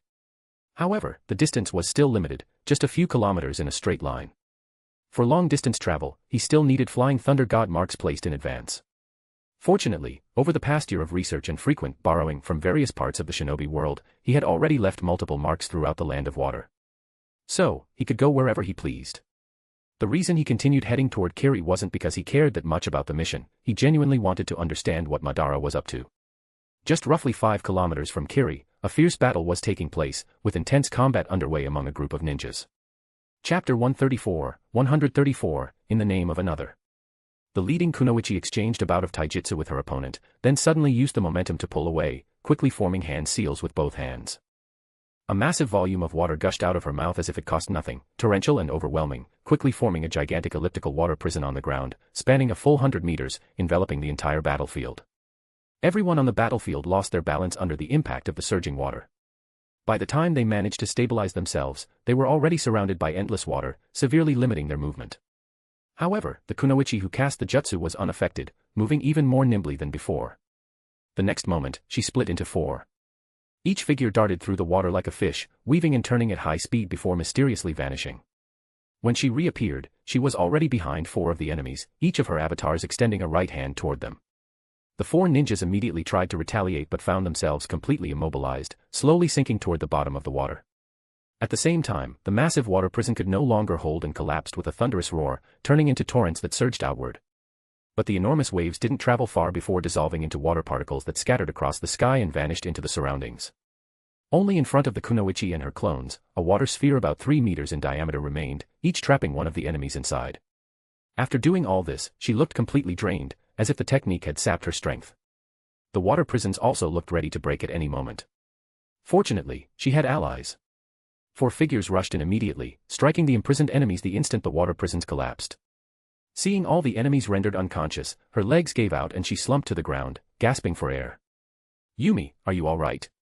A ninja with flowing blue hair, dressed in combat gear and carrying 2 short blades on his back, appeared in front of her in a flash, asking with deep concern. A flicker of annoyance passed through Yumi's eyes, but she clenched her teeth and shook her head with difficulty. "I'm fine, just overused my chakra. Don't worry about me. Go treat them first." The male ninja called Tsukishima sighed but obediently moved to the 4 injured enemies their squad had taken down and began healing them one by one. As he performed the healing, he found the strangeness of fate truly baffling. How had he ended up crossing paths with this woman again? What kind of messed up fate was this? And now he'd somehow become her subordinate. As he continued the healing, Shin was also sorting out the thoughts in his head. That's right, Tsukishima had already been replaced. 10 minutes earlier, before the battle began, everyone had been resting in a relatively relaxed state. Shin took the opportunity to ambush and secretly replace Tsukishima, who had gone to the restroom, and sent the real one to his research lab. He had no moral qualms about targeting enemy ninjas. But just as he'd succeeded and hadn't yet had time to fully read and absorb the target's memories, they were suddenly ambushed and the battle began. Only now did he finally have time to properly digest all the information, including Tsukishima's memories, and gain a general understanding of what had been going on inside Kiri. Biwa Tsukishima, 18 years old, was the elder brother of Juzo, one of the 7 ninja swordsmen of the mist. He was also a medical nin in Kiri. And this Juzo was the same one known for his fearless combat style, who once cleaved a tailed beast ball in half with Kubikura Bocho and was nearly kicked into oblivion by Due. The reason Shin once again used identity substitution to infiltrate Kiri was simple: he had no intention of revealing his true identity. Sure, he could easily sneak into the village using the Flying Thunder God technique. But nowadays, that technique had practically become his signature. If anyone witnessed it, his identity would be guessed instantly. When it came to Madara, he was always cautious. Not that he feared him, but if conflict could be avoided, it was better not to provoke the men. From Tsukishima's memories, the so-called White Calamity of the Mist started about 3 months ago. At that time, the Kiri forces had failed in their campaign against the Land of Whirlpools. Only Genji and Yumi had returned alive. Under normal circumstances, the 2 would have been severely punished. Luckily for them, other allied shinobi villages also suffered total losses, which made their failure seem less disgraceful in comparison. As a result, the 3rd Mizukage only issued a stern warning and allowed them to remain in their positions of authority. However, in the following days, a strange development occurred. Dozens of ninjas, previously presumed dead in the Whirlpool campaign, began returning to Kiri. At first, everyone was happy. After all, every extra survivor was a miracle.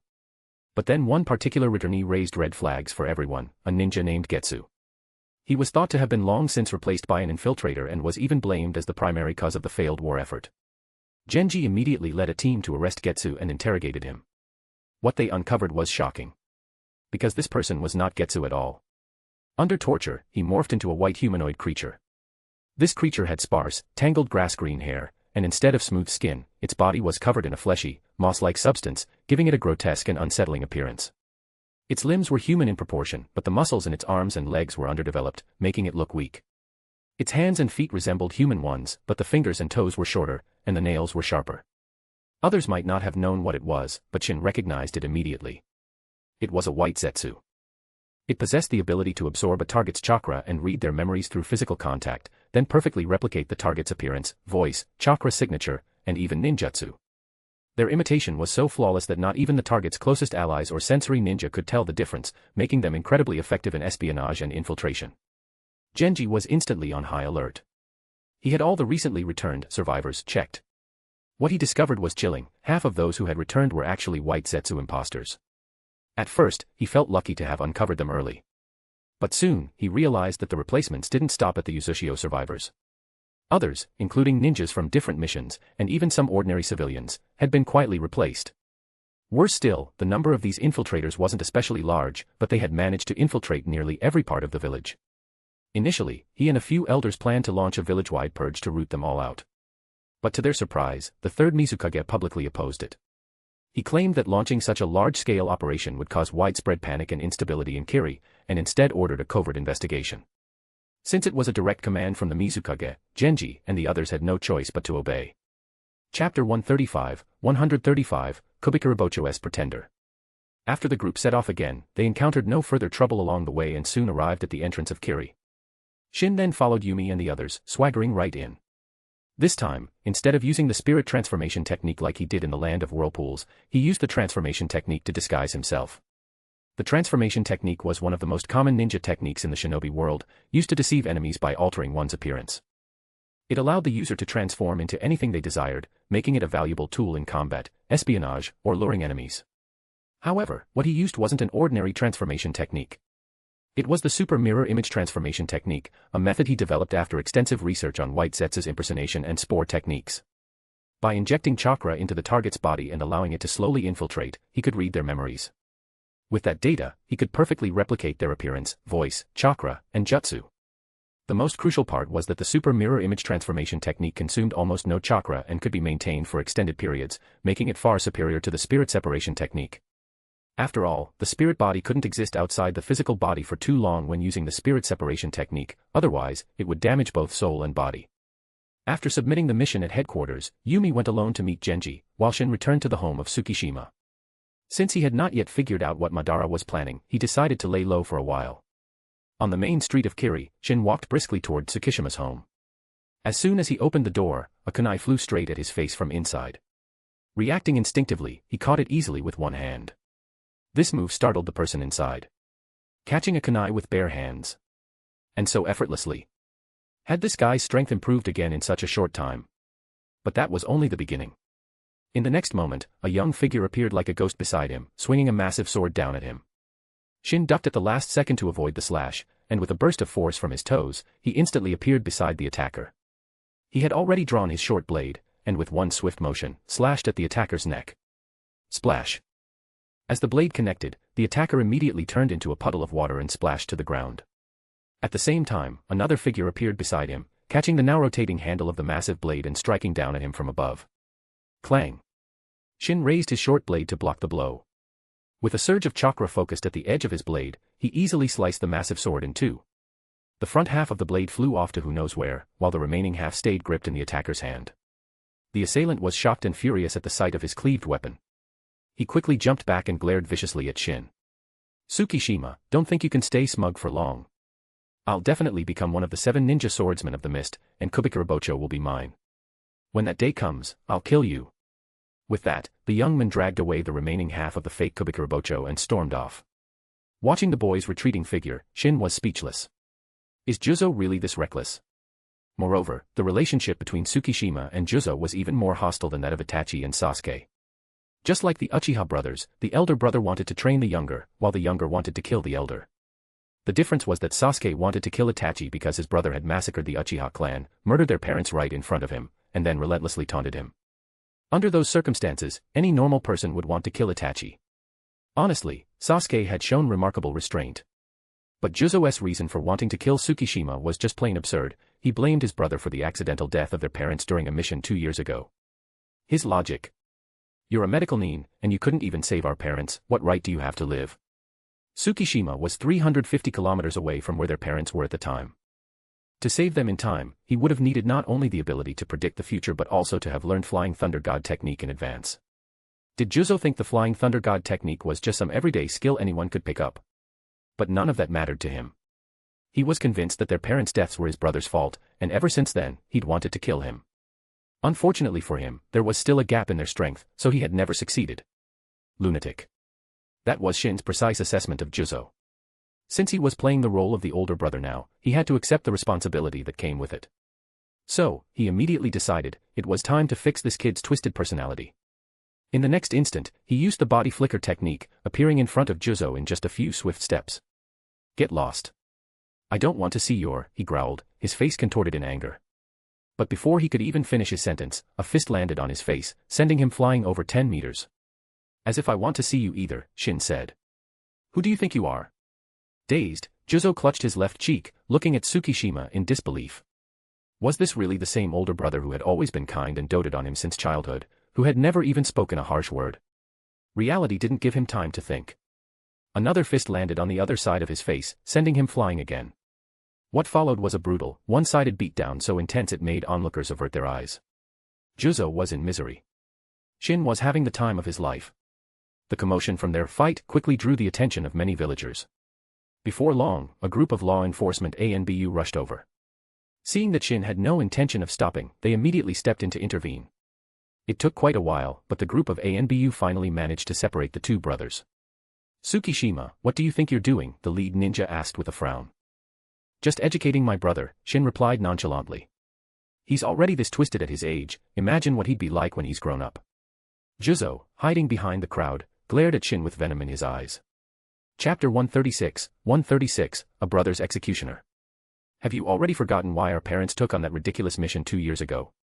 As soon as Shin said this, Juzo's whole body trembled. How could he forget? The thought that his brother was about to continue made him shake uncontrollably. Sure enough, he continued, wasn't it because you kept whining about wanting to replicate Kubikurabocho? We didn't have any money, but you wouldn't let it go. Our parents had no choice but to take on that high-risk mission, and they died because of it. You forgot, didn't you? Then let me remind you properly. It was you. You got them killed. But you couldn't face it, so you blamed it all on me. You've spent the last 2 years yelling about wanting to kill me. I've had enough. Say one more word like that, and I'll kill you. By the time he finished, Shin's eyes were full of cold, murderous intent. You hate me. Who do you think you are to hate me? If anything, I should be the one who hates you. For 2 years I've put up with you. Even when you tried to kill me again and again, I didn't retaliate at first. I thought you'd come around eventually. But what did you do? You just got more and more convinced it was all my fault. Why should I have to keep enduring this? Let me make it clear. Before the mission, our parents left a will behind without telling anyone. They knew they might not return and asked me to take care of you. If not for the promise I made to honor their memory, I would have killed you long ago. You're the one who got them killed, and now you have the nerve to give me that attitude. Get out of my sight. Juzo's body shook so violently now he couldn't control it. One by one, all the memories he had tried so hard to forget came rushing back, and the guilt he'd buried deep inside exploded like a volcano. He couldn't argue with a single word Shin said. Because it was all true. He was the one who caused their parents' deaths. But he didn't have the courage to admit it, so he pushed the blame onto his brother. At first, he told himself his brother was pretending to be okay, just so he wouldn't have to feel guilty. But over time, as he kept repeating the lie to himself, even he started to believe it. Especially since his brother never fought back, never stopped caring. That only made him more certain that he was right, that it had never been his fault. He convinced himself it was Tsukishima who failed to save their parents. It had to be him. But now, with everything laid bare in front of everyone, he felt like he'd hit rock bottom. Lying to yourself becomes a habit. But once that illusion shatters, all the pain and guilt come crashing down, and it becomes unbearable. Then came the anger. Why didn't you just keep taking it? Why did you have to tear open the one wound I couldn't face? I hate you. But the hatred didn't last long. Shin's voice rang out again. What now? Realizing you can't keep using the same excuse, so you're making up new ones in your head. Pathetic. How did I end up with such a stupid brother? Listen to me, Juzo. From this day on, we're done. I'm not your brother anymore. And you're no longer my brother. If you still want to come after me, go ahead. But remember this. The next time you try, I won't hold back. I'll kill you without hesitation. And since you're the one who keeps attacking me first, even if I do kill you, I won't face any punishment for it. Ha. You still dream of joining the 7 ninja swordsmen? Keep dreaming. Kubikurabocho is mine. As long as I'm alive, you'll always be the one trailing behind. He declared his desire for Kubikurabocho right then and there, making it clear in front of everyone that he intended to claim it openly and without hiding anything.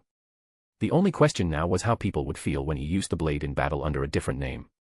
Well, nothing he could do about that. After all, he already gave same hata to Minato. As the older brother, he had to settle for the next best thing. Of course, the sword itself, even if made from chakra metal, didn't mean much to him. What really mattered to him was how Kiri forged chakra weapons, and more importantly, where they got their chakra metal. Everyone knew how rare chakra metal was.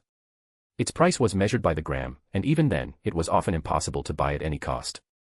Take Kumo's family blade, for example. That short sword made of chakra metal nearly drained the entire wealth of the Hatake clan.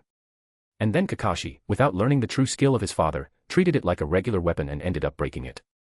But Kiri had a supply of chakra metal that far exceeded the other 4 great villages. Their skill in forging chakra weapons was second to none. They also had more ninja equipped with chakra weapons than any other village. The most well-known, of course, were the 6 chakra weapons used by the 7 ninja swordsmen. 6, not 7, because Same Hada wasn't technically a chakra weapon. Beyond those 6, the number of secondary chakra weapons in Kiri was also surprisingly high. He wasn't going to leave empty-handed. He was already here, so he intended to make the most of it. He wanted the chakra weapons. He wanted the chakra metal. He wanted the intel on where the chakra metal came from. After all, chakra metal wasn't just for making weapons. Even in scientific research, replacing regular parts with chakra metal could significantly enhance the performance of devices. However, Shin wasn't planning to act openly. He intended to stay hidden for now. After over a year of studying white Zetsu, he had developed a unique ability to sense their presence. The good news was that there weren't many of them, just over 1,000. The bad news was they were spread throughout every corner of Kiri. They weren't just hiding, they were watching everything. And it wasn't just them. Many people weren't white Zetsu themselves, but carried traces of Zetsu's chakra inside their bodies. Clearly, they had been infected by Zetsu's spore technique, and they were also being used to monitor the village. In other words, to Madara, Kiri had no secrets at all. Because all white Zetsu shared their vision, and therefore shared it, with the original body, Shin's movements were severely restricted. Fortunately, the elders, led by Genji, had already begun organizing a response and had successfully cleared out some of the Zetsu. What confused him was that Madara hadn't reacted at all. He simply let Zetsu continue hiding, and that made Shin suspicious. People often said the Uchiha clan was extreme, but that usually referred to their mindset, not their behavior. In reality, the more extreme an Uchiha was in thought, the more patient they tended to be in action. Waiting 10 or even 20 years to achieve a goal wasn't unusual. Both Madara and Obito were like that. Based on what Shin knew about Madara, the men had only 2 ways of operating. Either he struck quickly and ruthlessly, giving his enemies no time to react, or he played the long game, hiding his hand until the exact right moment.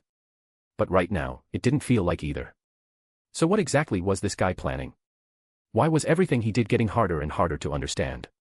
Chapter 137, A Village on Edge. The conflict between Tsukishima and his younger brother Juzo had drawn a huge crowd. It didn't take long before the higher-ups in the village were alerted. Just as Yumi finished reporting the latest intelligence to her superior, she heard about Tsukishima beating up Juzo. She was stunned.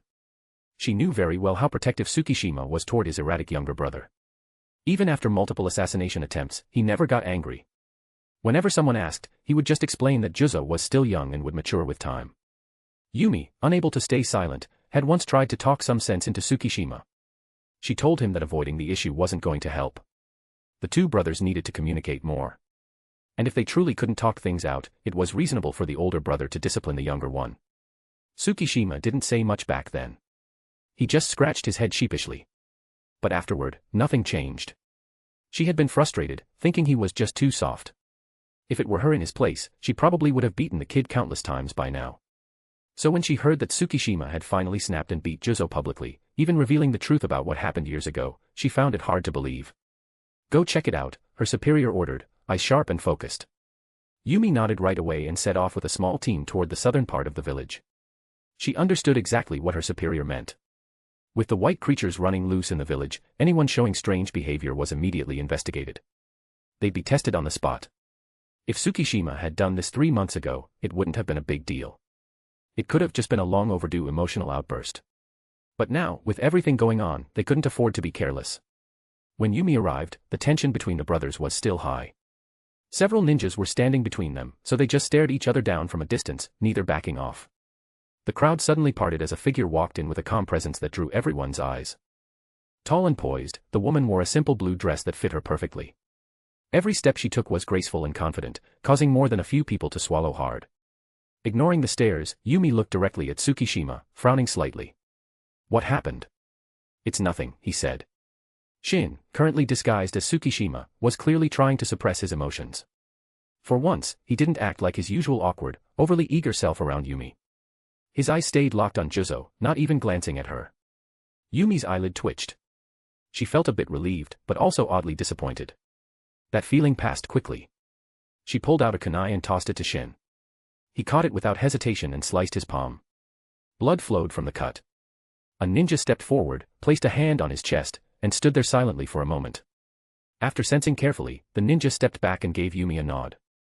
Whether or not someone bleeds from a cut was one of the easiest ways to confirm if they were one of the white monsters in disguise.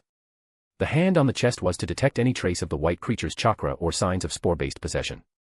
It also checked for genjutsu, and broke it if any was found. Once the check was complete, she felt a bit more at ease. Tsukishima, you. She was about to say something when Shin suddenly turned and began walking toward Tsukishima's house. As he passed by her, he paused briefly and said, "I'm sorry. I just need some time alone." Without waiting for a reply, he walked past her without even looking at her once. Yumi felt a surge of irritation rise in her chest. What was that supposed to mean? She had grown used to Tsukishima constantly hanging on her every word, always eager for her attention. Now, being completely ignored like this felt strangely uncomfortable. But she wasn't the type to be unreasonable. She quickly adjusted her emotions and reminded herself to be understanding of his situation. She knew exactly what had just happened. Turning against the younger brother he always protected, finally letting out emotions he had bottled up for years, that kind of emotional reaction was bound to throw him off. Still, the way he had just acted, showing a level of authority and intensity she had never seen in him before, left her momentarily stunned. So he had this side too. Back at Tsukishima's house, Shin locked the door behind him and collapsed onto the sofa, looking completely fed up. What kind of mess had he gotten himself into? This guy was a spineless doormat and obsessed with his brother to a ridiculous degree. Was he mentally unstable? Madara had better have a real plan here. If not, he didn't know how much more of this he could take. The next morning, he made his way toward the giant arena. Today was a big day in Kiri. It was the official selection for the 7 ninja swordsmen. Whoever came out on top would be awarded a powerful blade, crafted from chakra-forged metal that had cost the village an enormous amount of resources. They would become one of the first members of this elite group. Not even the threat of the white calamity hanging over everyone could dull the excitement. Ninjas and civilians alike were all heading in the same direction, eager to witness the event. The concept of the 7 ninja swordsmen came from the 3rd Mizukage. He had seen the raw power boost that same Hata gave to members of the Hoshigaki clan, and it inspired him to take action. The plan was simple: create a set of incredibly powerful chakra weapons and give them to the village's strongest fighters. Together, these 7 could take down a small country overnight. Of course, now it was really just 6 swords. Same Hata had reportedly been taken by Uzushio.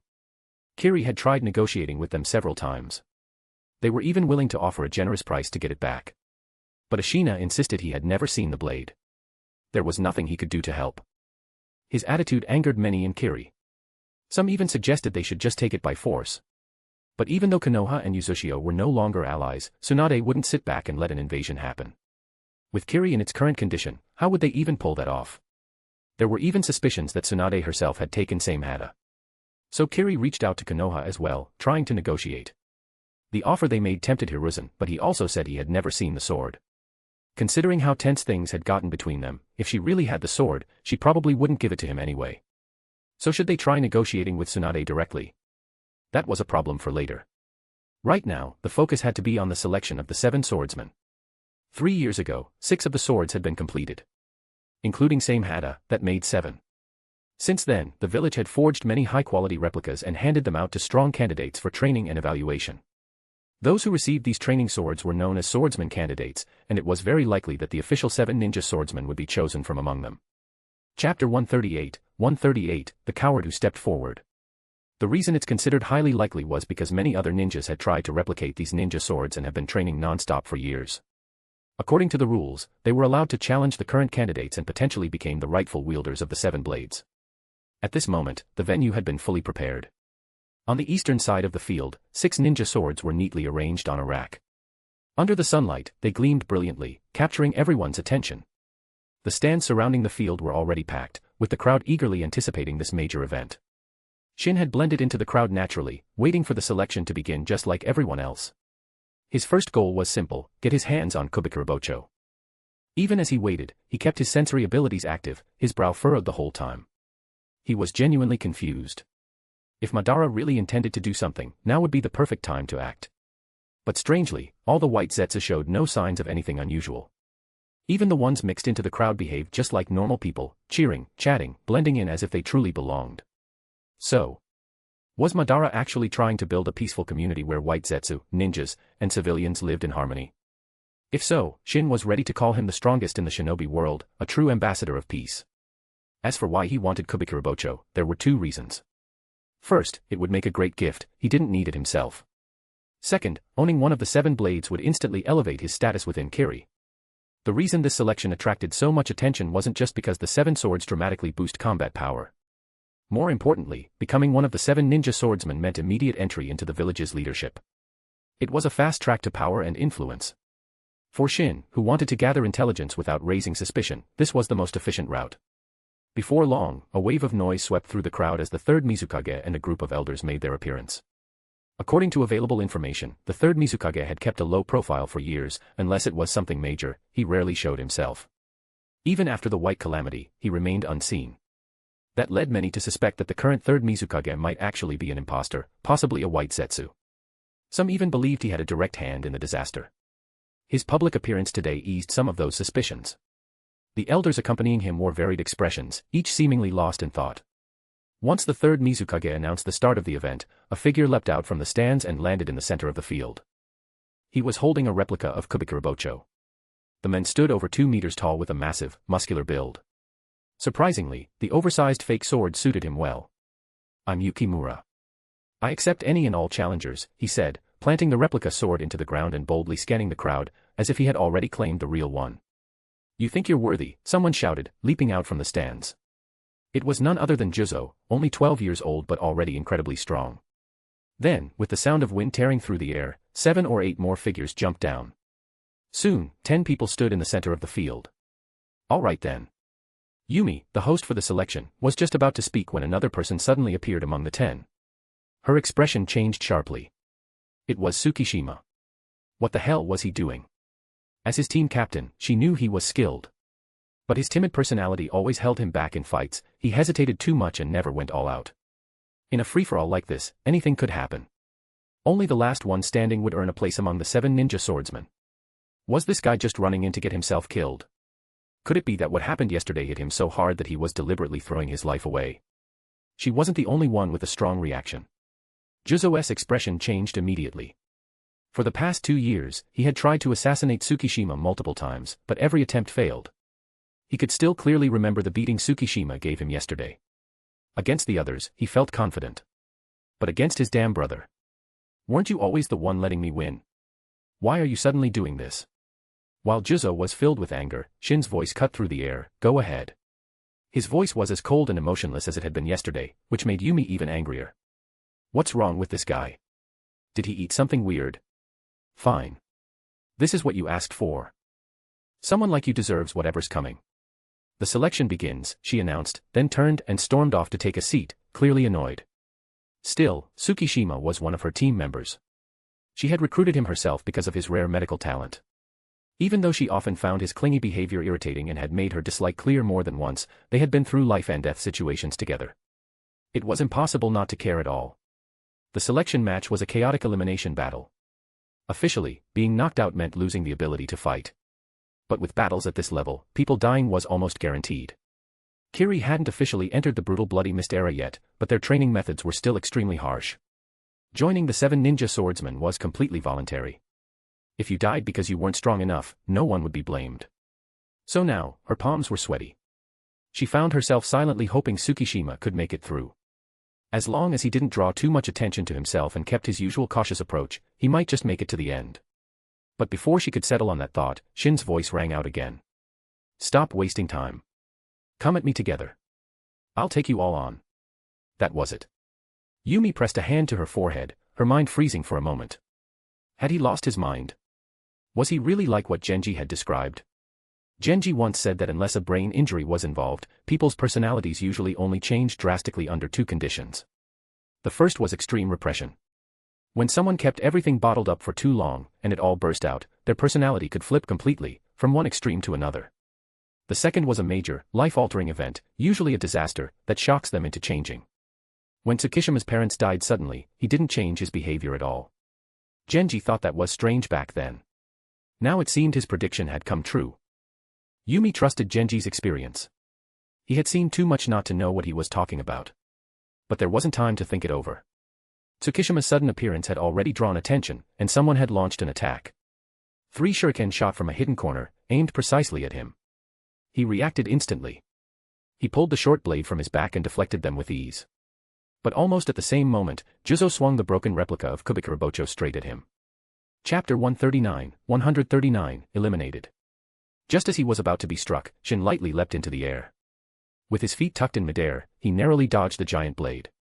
As the blade swept just under his feet, he suddenly kicked off its surface, using the momentum to spring even higher, barely evading a flurry of thrown weapons coming at him from multiple directions. While rising, he quickly formed hand seals. A torrent of water surged from his mouth, instantly creating a lake about a meter deep in the middle of the training ground. However, just as the lake formed, a water dragon quickly coalesced from the water he had summoned, surging toward him. Such petty tricks, and you flaunt them before me. Facing the oncoming dragon, Shin didn't even try to dodge. He let the dragon engulf him. But the moment it swallowed him, his body turned into a puddle of water. His real body emerged from beneath the water at the edge of the battlefield, right behind Juzo, my foolish little brother, farewell. Juzo, who had missed his previous attack and was lying in wait, turned pale the moment he heard the voice behind him. Before he could react, Shin's foot had already slammed into his back. With tremendous force, Juzo was kicked flying through the air, tracing a perfect arc before crashing into the water with a splash. Juzo, eliminated. That kick from Shin wasn't just powerful, it also channeled chakra directly into Juzo's body, instantly disrupting his chakra pathways and rendering him unable to control his chakra for a short time. The gentle fist could inject chakra into an opponent to damage their chakra network and harm internal organs. But that technique wasn't exclusive to the Hyuga. The Hyuga only developed it further thanks to the advantage of the Byakugan, by abandoning other strengths and going all in on this path. While not common, there were still a fair number of ninjas who could perform similar techniques, especially combat medics who had precise chakra control and a deep understanding of human anatomy. Back to Shin, just after he landed the hit, 2 jets of water suddenly shot up from beneath his feet, spiraling upward like twin serpents and coiling around his legs. At that very moment, a massive figure flashed in front of him like lightning, swinging a giant blade down with overwhelming force. He immediately drew his swords to block the strike. Clang! A deafening crash rang out. Under the sheer force of the blow, he was flung sideways. Damn it, a figure burst out from beneath the water, cursing. Yukimura, what the hell are you doing? It was he who had used the water jets to bind Shin's legs from below, preparing for a coordinated attack with Yukimura. But Shin not only blocked the strike perfectly, he also used the massive force to break free from the water jet's grip. Shut it.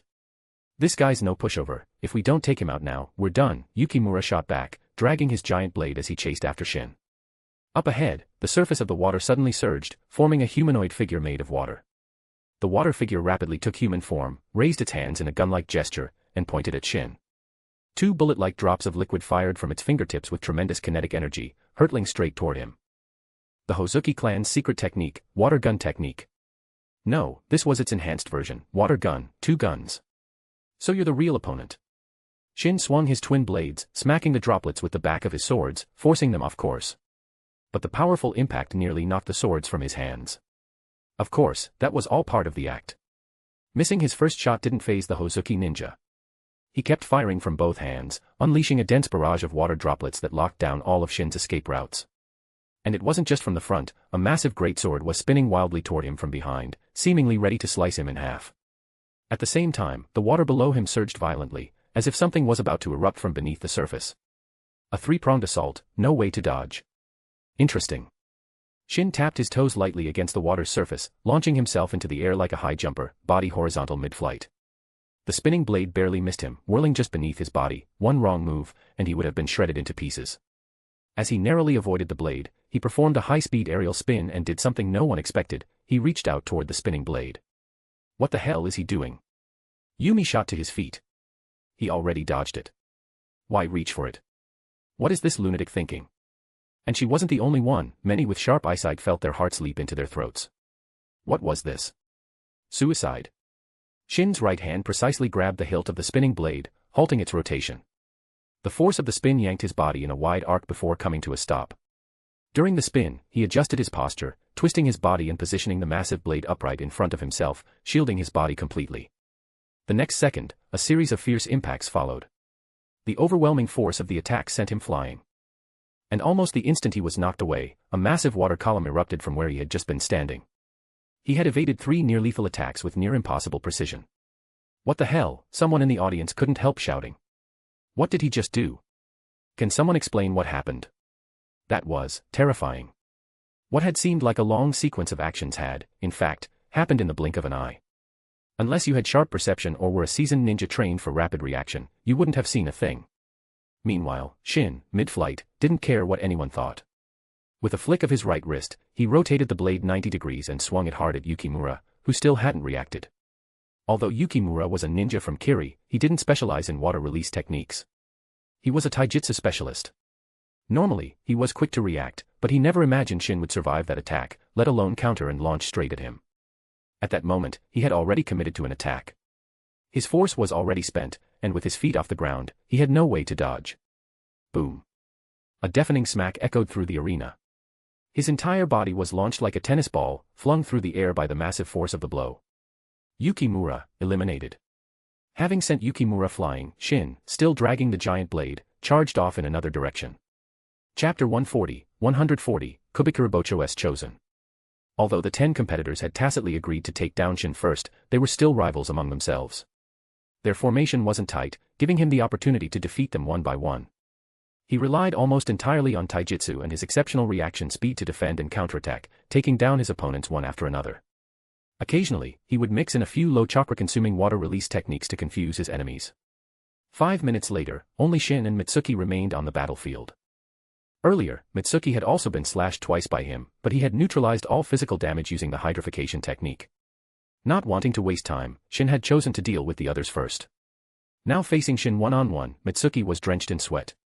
The hydrification technique was indeed formidable, but it consumed a significant amount of chakra with every use. In contrast, Shin had hardly used any chakra.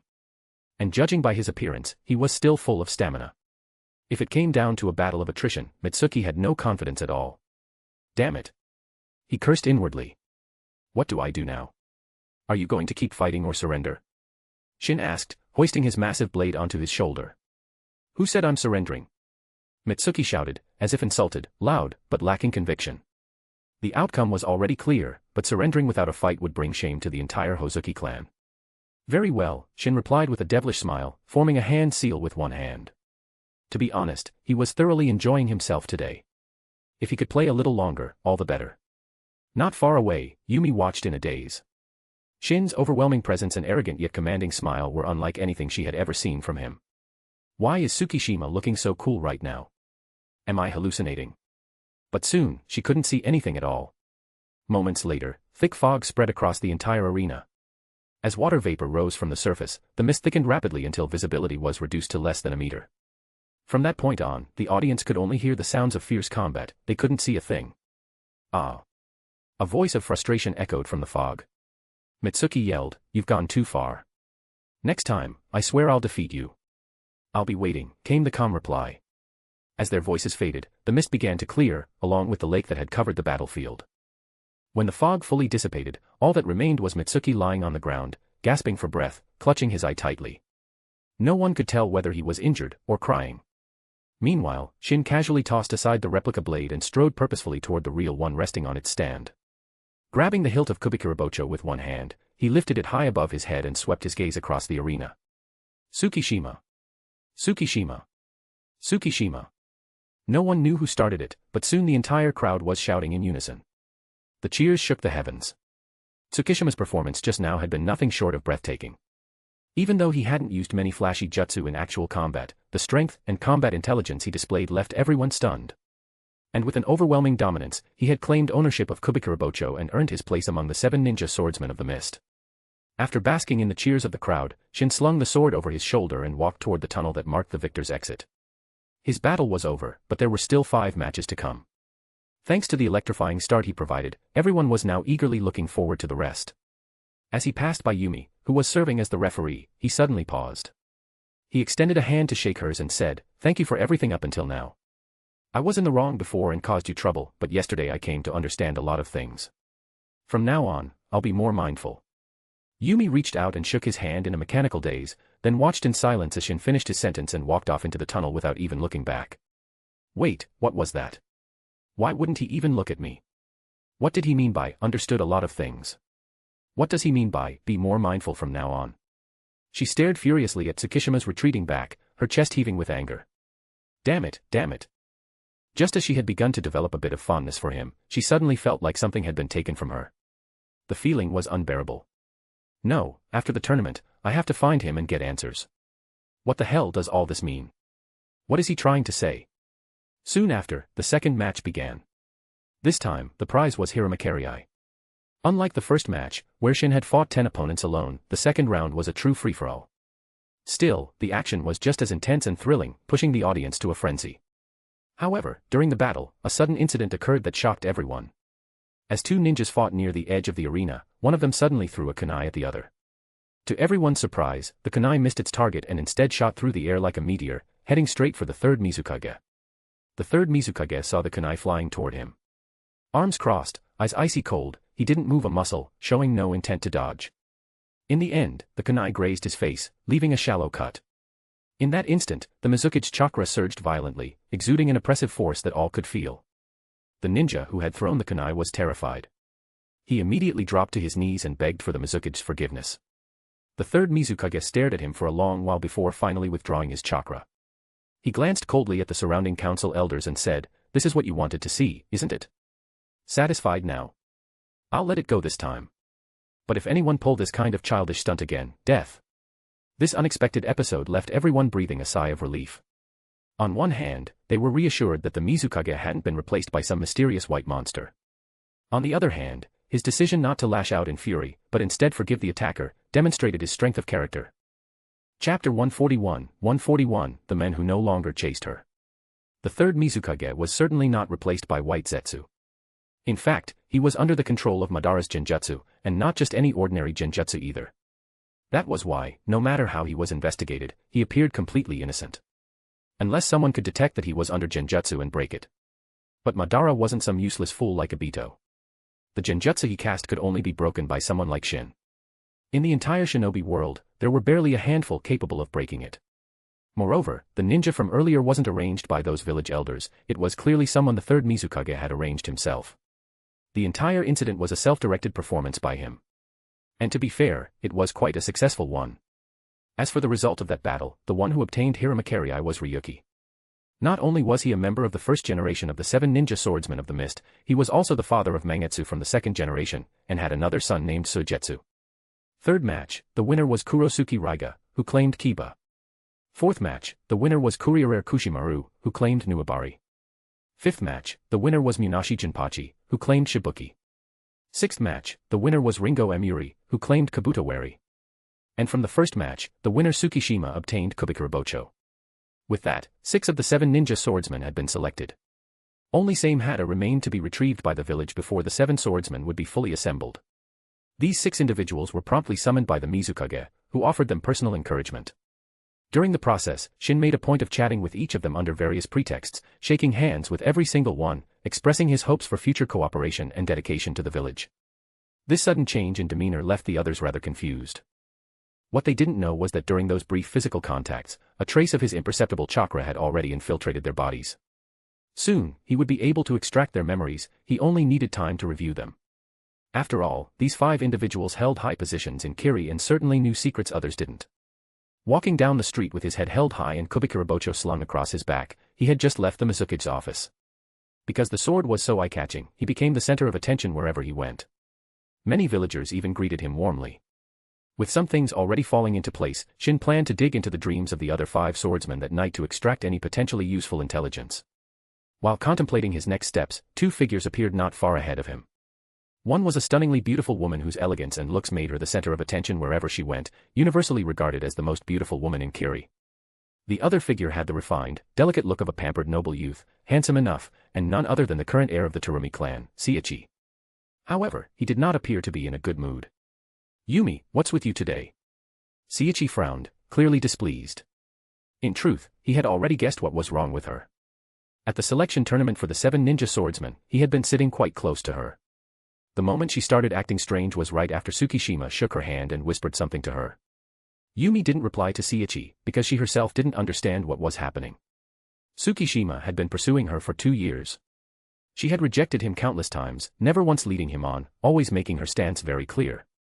And yet, he persisted, as if he couldn't understand human language. After all, they had completed many missions together over the years. Even if she looked down on his overly timid personality, his constant care and attentiveness toward her over the past 2 years had been genuine. Although she was very displeased with how clingy and persistent he was, and even wanted to reject his care because of it, she couldn't bring herself to treat him like she would others and just beat him up. After all, it was she who shamelessly recruited him into her own squad in the first place. And when it came to her own people, Yumi had always been deeply protective. If his personality had stayed the same, she would never have given him the slightest chance. Because she absolutely hated cowardly men. She believed a man should have courage and carry himself with boldness. You could see that clearly from the way she treated Sutton. In fact, she didn't even have some deep personal grudge against Sutton. She just couldn't stand how he always prioritized his own safety and disregarded the interests of the village, which she found completely unacceptable. That was why she constantly lashed out at him. But he wasn't easy to bully either. Coming from a prestigious clan himself, he never bought into her nonsense. And he was extremely annoyed by her constant preaching, how everything should be for the village, how a real man should act.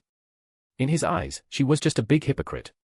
Over time, the two became bitter enemies, deeply disgusted with each other. When she first heard that Tsukishima had given Juzo a brutal beating, her initial reaction was disbelief. But once she confirmed the intel, instead of being disappointed, she was genuinely thrilled.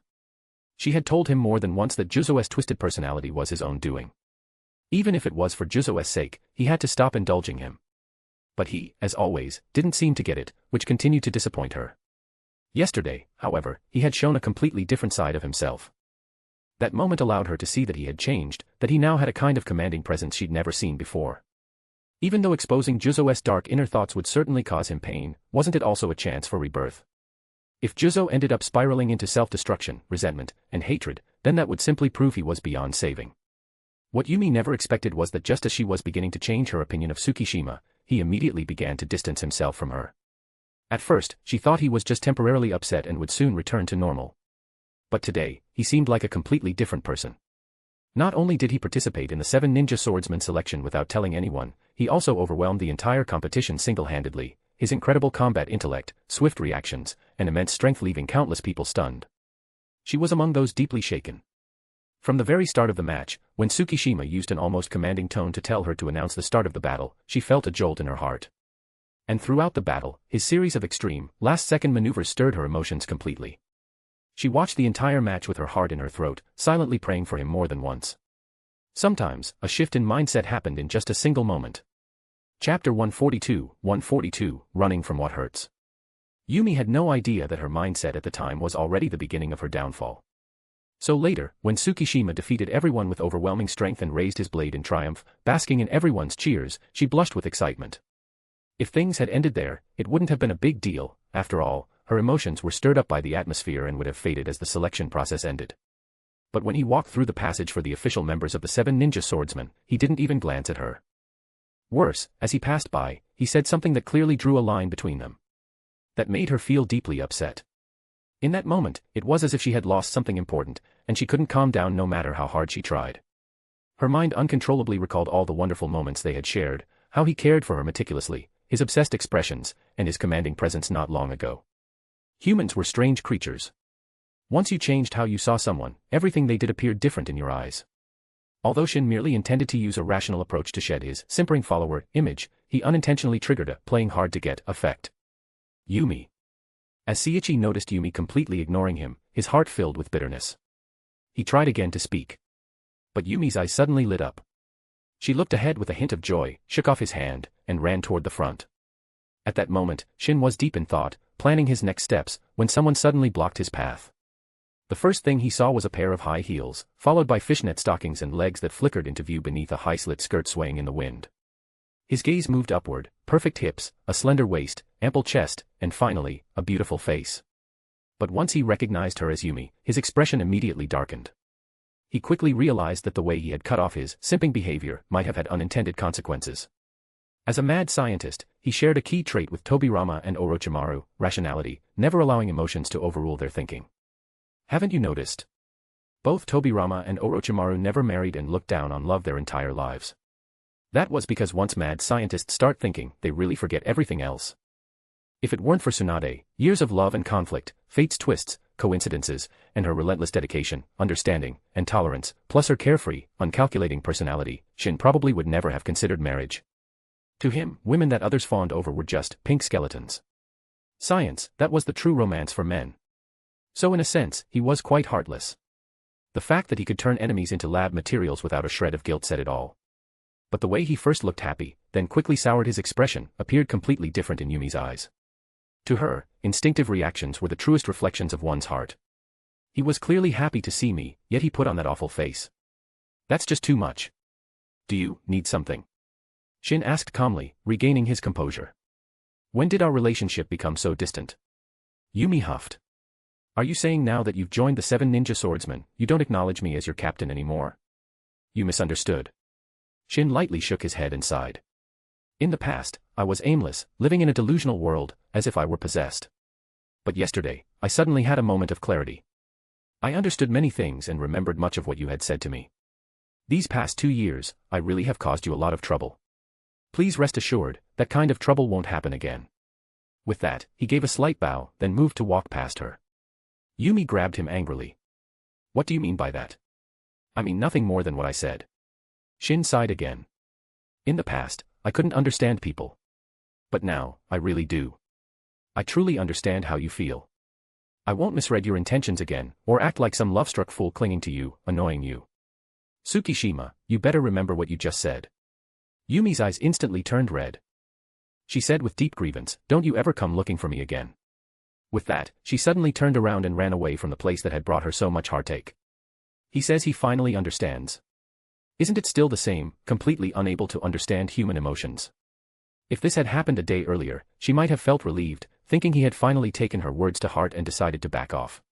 But the fact that he did this today made her feel unbearably upset. It was something she simply couldn't accept. Let's see how long you can keep this up. When the time comes, I definitely won't care about you. Even if you beg me, it won't work. Phew. Shin let out a sigh of relief after finally getting Yumi to leave. After what just happened, it was likely that the two of them wouldn't cross paths again before his plan was completed. However, just as he was about to leave, another figure stepped in to block his path, making him frown slightly. Is something the matter? Seiichi didn't respond, he just stared coldly at Shin, as if trying to kill him with his gaze. If you've got something to say, then say it. If not, I'm leaving. Shin said playfully. Seiichi responded, I told you before to stay away from her. I don't understand what you're talking about, Shin said. You saw what just happened. I've made everything very clear. Good. As long as you understand. Seiichi's eyes remained sharp. Yumi and I have been childhood friends, we grew up together. And our two families will soon be joined through marriage. So I expect you to keep your word and stop having any unrealistic fantasies. Lunatic. After giving what he thought was a fair assessment, Shin turned and walked away with long strides. What a young master, eh? Who the hell cares about your nonsense? After leaving the street, he headed to the training grounds. He pretended to train just like Tsukishima normally would, and then returned to his house. At the gate, he saw someone he didn't expect, Juzo. Neither of them spoke at first. They just stared at each other in silence. After a long pause, Juzo awkwardly said, Congratulations.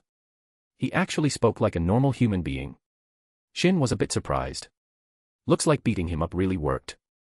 It was expected. Nothing to congratulate, Shin replied calmly. Don't get cocky. I'll definitely surpass you someday, Juzo said with lofty ambition. If that day really comes, I'll hand over Kubikurabocho to you myself. You better keep your word. Watching Juzo's back as he walked away, Shin felt a strong sense of accomplishment. Who would have thought that being a spy would also give him the chance to save a lost youth? Though he couldn't help but wonder, once this kid finds out his brother is dead, will he fall apart all over again? Let's hope you can endure it. Chapter 143, Hatred That Wouldn't Die. Late at night, Shin sat cross-legged on the bed, meditating while reviewing the memories of the people he had touched that day.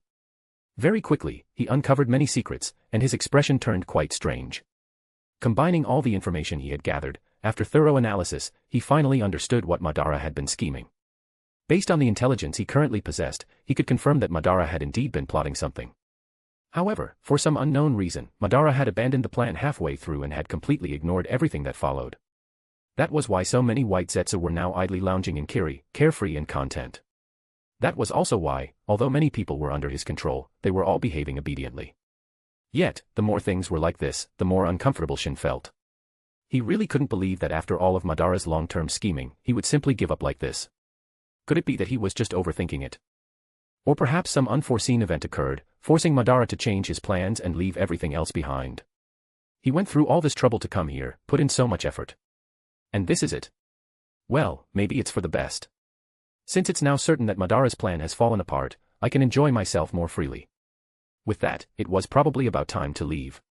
But no thief leaves empty-handed. After one last round through the place, he would make his exit. What Shin didn't know, however, was that it was he himself who had caused Madara to change his plans. At this moment, Madara had fully shut himself off from the world. He genuinely couldn't be bothered with anything going on in Kiri, not even enough to ask questions. His and Black Zetsu's schemes had begun the very day, 3 years ago, when they started paying attention to Shin. The incident with the Land of Whirlpools had originally been instigated by Black Zetsu at Madara's command. Madara not only hated the Senju clan, he also despised the Uzumaki clan.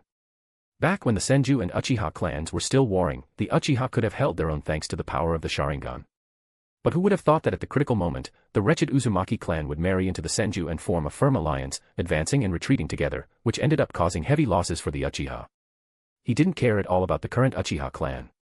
Even if they were all wiped out, he wouldn't bat an eye. But the Uchiha of the past still held great weight in his heart, and he never forgot that hatred. If it hadn't been for Hashirama persistently persuading him, he wouldn't have let the Uzumaki clan off the hook so easily. In their plan, if something happened to the Land of Whirlpools, Konoha would surely intervene. At that point, even if Shin was being strictly monitored, with his exceptional medical skills, he would likely be sent to the battlefield. Then, they could secretly abduct him, brainwash him day and night, and through such and such efforts, accomplish their grand objective. But who would have thought Konoha would abandon its ally without a second thought, causing their first plan to fall apart? Madara was furious. What kind of idiot was the current Hokage? To abandon an ally at the first sign of trouble, he was worse than useless. If Hashirama knew about this, he might be so angry he'd come back to life. With the first plan a failure, the two came up with a second, to actively provoke a war. That was when Madara took control of the third Mizukage and began producing white Zetsu. At first, they created only a small number, just a few dozen. According to their plan, the white Zetsu would infiltrate Kiri, use disguise techniques to obtain chakra from many ninjas, but not expose themselves just yet. Once those ninjas died in the Land of Whirlpools, they would select those with simpler social ties, and have them return to Kiri as survivors to lie in wait. Then, Kiri would take the lead, uniting the other 3 major villages and igniting the Second Great Ninja War. In short, the ultimate goal was to draw Shin out of Konoha at any cost.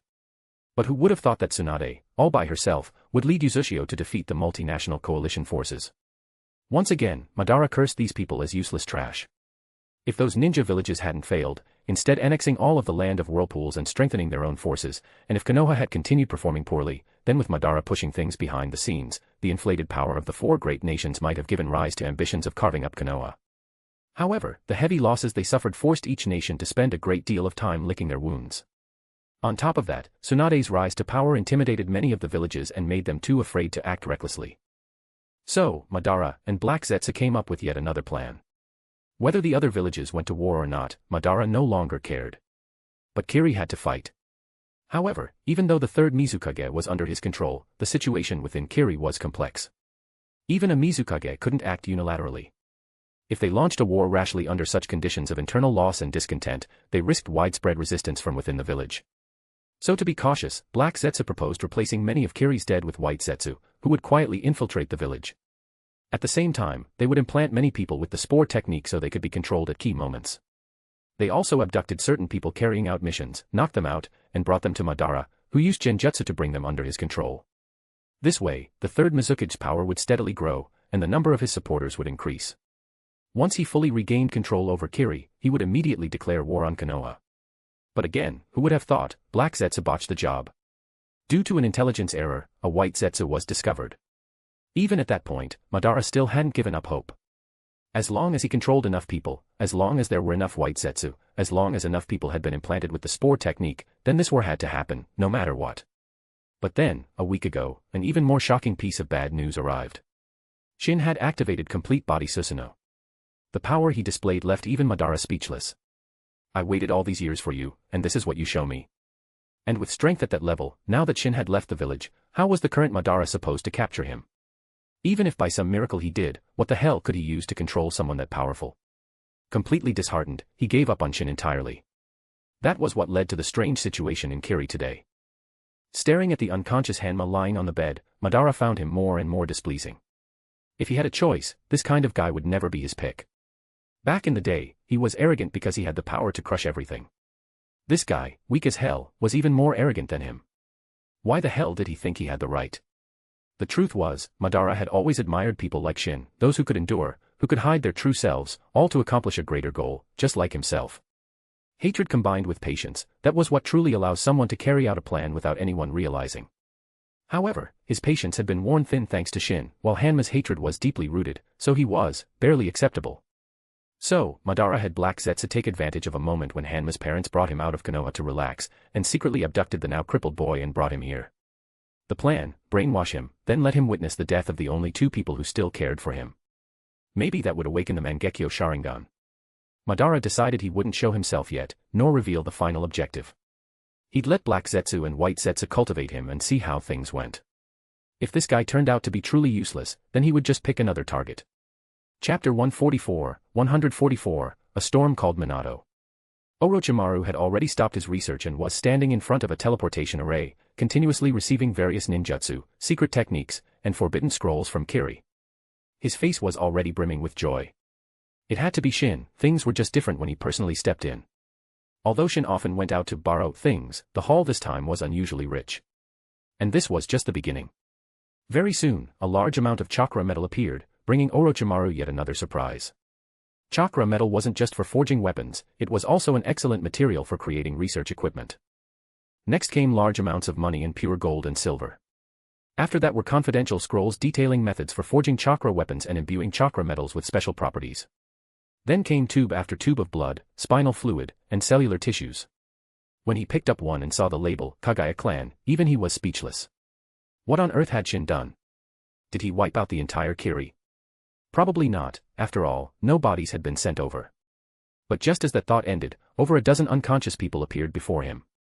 Along with them were more than a dozen White Zetsu corpses. Finally, Shin himself appeared before Orochimaru. Long time no see. I've missed you dearly. Orochimaru licked his lips, excited. I told you I'd be back in 3 days. When have I ever lied to you? Shin said with a smile. This time's haul was bountiful, it would sustain their research for quite some time. But this? Orochimaru gestured to the large pile on the ground and asked. You mean all of this? Shin grinned. It's a gift for you. Do you like it? I do, but I'm really curious, what exactly did you do? And how do you have so many White Zetsu? Shin didn't hide anything and told him everything that had happened in Kiri. Although he suspected that Madara might have given up on his original plan, it was better to be safe than sorry.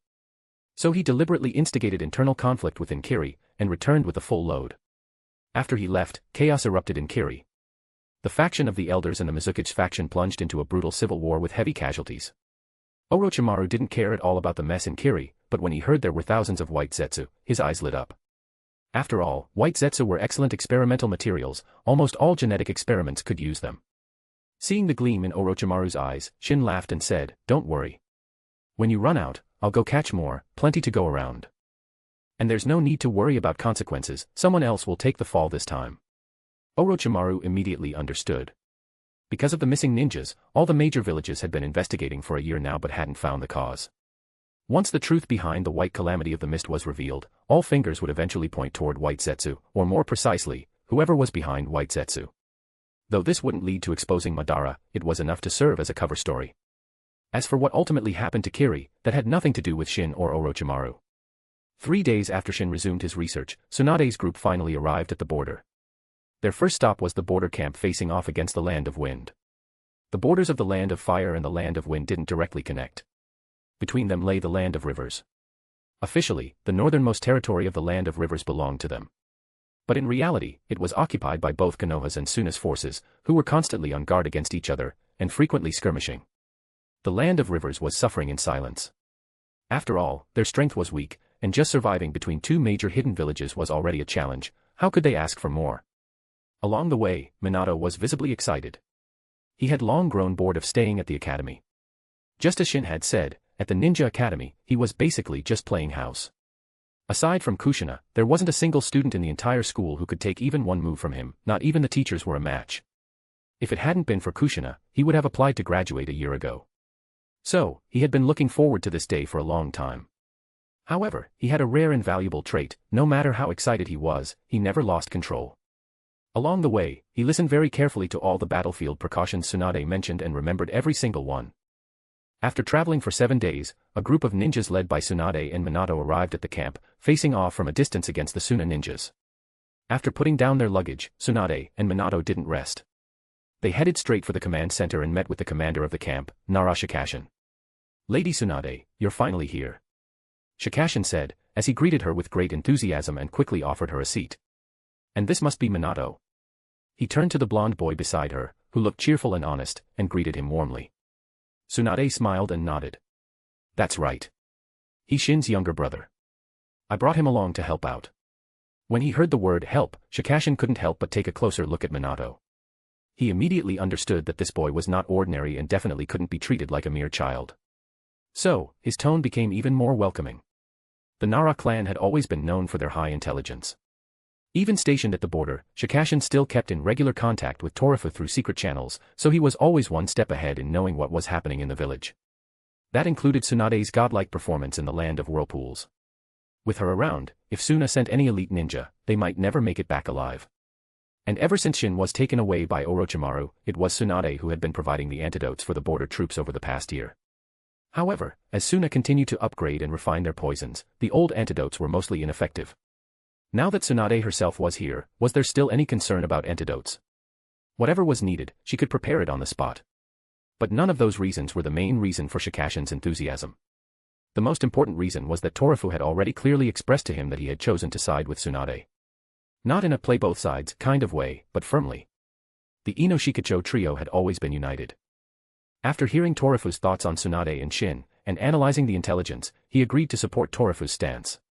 The support of the Ino Shikacho trio carried real weight. Back when Kumo proposed marriage to Konoha, offering a sky-high bride price to wed Tsunade, Torifu's statement instantly changed the direction of many people's opinions. And that was just a small show of influence.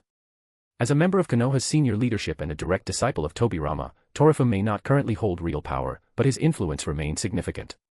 However, so far, Tsunade and Shin had not chosen to leverage that relationship lightly. Because powerful leverage should be used where it counts, at critical moments, it becomes truly effective. As for actions taken voluntarily by Torifu and the others, that was beyond Tsunade's control. Once Tsunade and Minato sat down, Shikashin said, "If Torifu supports you, then we all support you. I wonder if you could tell me the latest situation in Konoha, what little tricks our Hokage plans to play this time, and what your next moves are." Chapter 145, Trust is a double-edged kunai. The Nara clan had always been inherently laid back and reluctant to involve themselves in Konoha's various power struggles, but that didn't mean they lacked the ability to do so.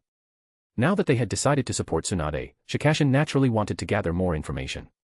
So he asked directly, his words making his stance absolutely clear.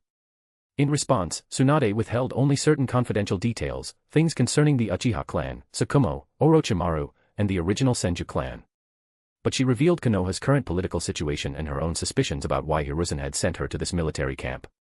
Tsunade was willing to place her trust in Shikashin, or rather, Shin trusted him, and that was enough. The Ino, Shika, Cho trio had always stood as one, betrayal among them was unthinkable. With Torifu vouching for him, plus a strong sense of foresight and awareness, Shin had no reason for doubt. He had fully briefed Tsunade from the start. The two of them talked for several hours, during which Shikashin constantly offered advice and strategy.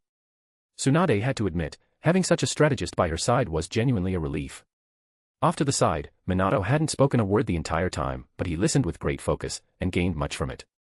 At the same time, he finally understood why his brother held Shikashin in such high regard. "I understand the general situation now. I also know what needs to be done," Shikashin said with a nod after learning all the details. "Your speculation is quite reasonable. It's likely the Hokage really is trying to provoke a conflict, just as you suspect. So, when we call a meeting later to gather everyone, I'll publicly request, under my authority as camp commander, that you be responsible solely for treating the wounded and preparing antidotes. That way, even if something does happen, no one can pin it on you. But wouldn't that just shift all the pressure onto you?" Tsunade asked, shaking her head. "You don't need to worry about that," Shikashin said confidently. "I've been serving as a commander on the border for a long time now. I can handle this level of control. Besides, didn't you say that in a critical situation, Shin could come at any time?" He gestured to the flying thunder god mark tag she had just given him, smiling. With the two of you here and my full support, nothing will go wrong. Once their plan was finalized, he immediately gathered the camp's senior leaders for an emergency meeting and formally introduced Tsunade. Aside from a few people who had received special instructions, the rest welcomed her wholeheartedly. Though she had never set foot in the border camps before, her reputation was everywhere. Not only was she of noble lineage, but the events involving the land of whirlpools had made her a household name. On top of that, the antidotes everyone had been using over the past year were all formulated by her. He was bound to be welcomed. It's worth noting, what made Suna truly loathsome wasn't their puppets, it was their ruthless use of poison. Tsunade's arrival gave everyone a sense of security. However, after just 2 days at the left flank camp, during which she treated several severely wounded soldiers and developed a new type of antidote, Tsunade said her farewells to Shikashin, explaining that she intended to be stationed long-term at the right flank camp. Just as Shikashin had said, the left flank was more stable with him around. And should anything arise, Shin could be summoned immediately. It was safer overall. As long as friction with Suna was kept under control, even if someone within the camp tried to stir up trouble, they wouldn't be able to truly threaten Tsunade. But things were different at the right flank camp, located at the border between the land of fire and the land of rain. When Tsunade arrived there, she was warmly welcomed by everyone in the right flank camp, but unlike the left flank under Shikashin's watch, she could clearly feel that many of those welcoming her didn't have good intentions. She could tell just from the name of the camp commander. After the enthusiastic welcome ceremony, Shimura Tomeo led Tsunade and her shadow, Minato, into the command room along with the camp's senior officers. As he did so, he spoke with feigned emotion.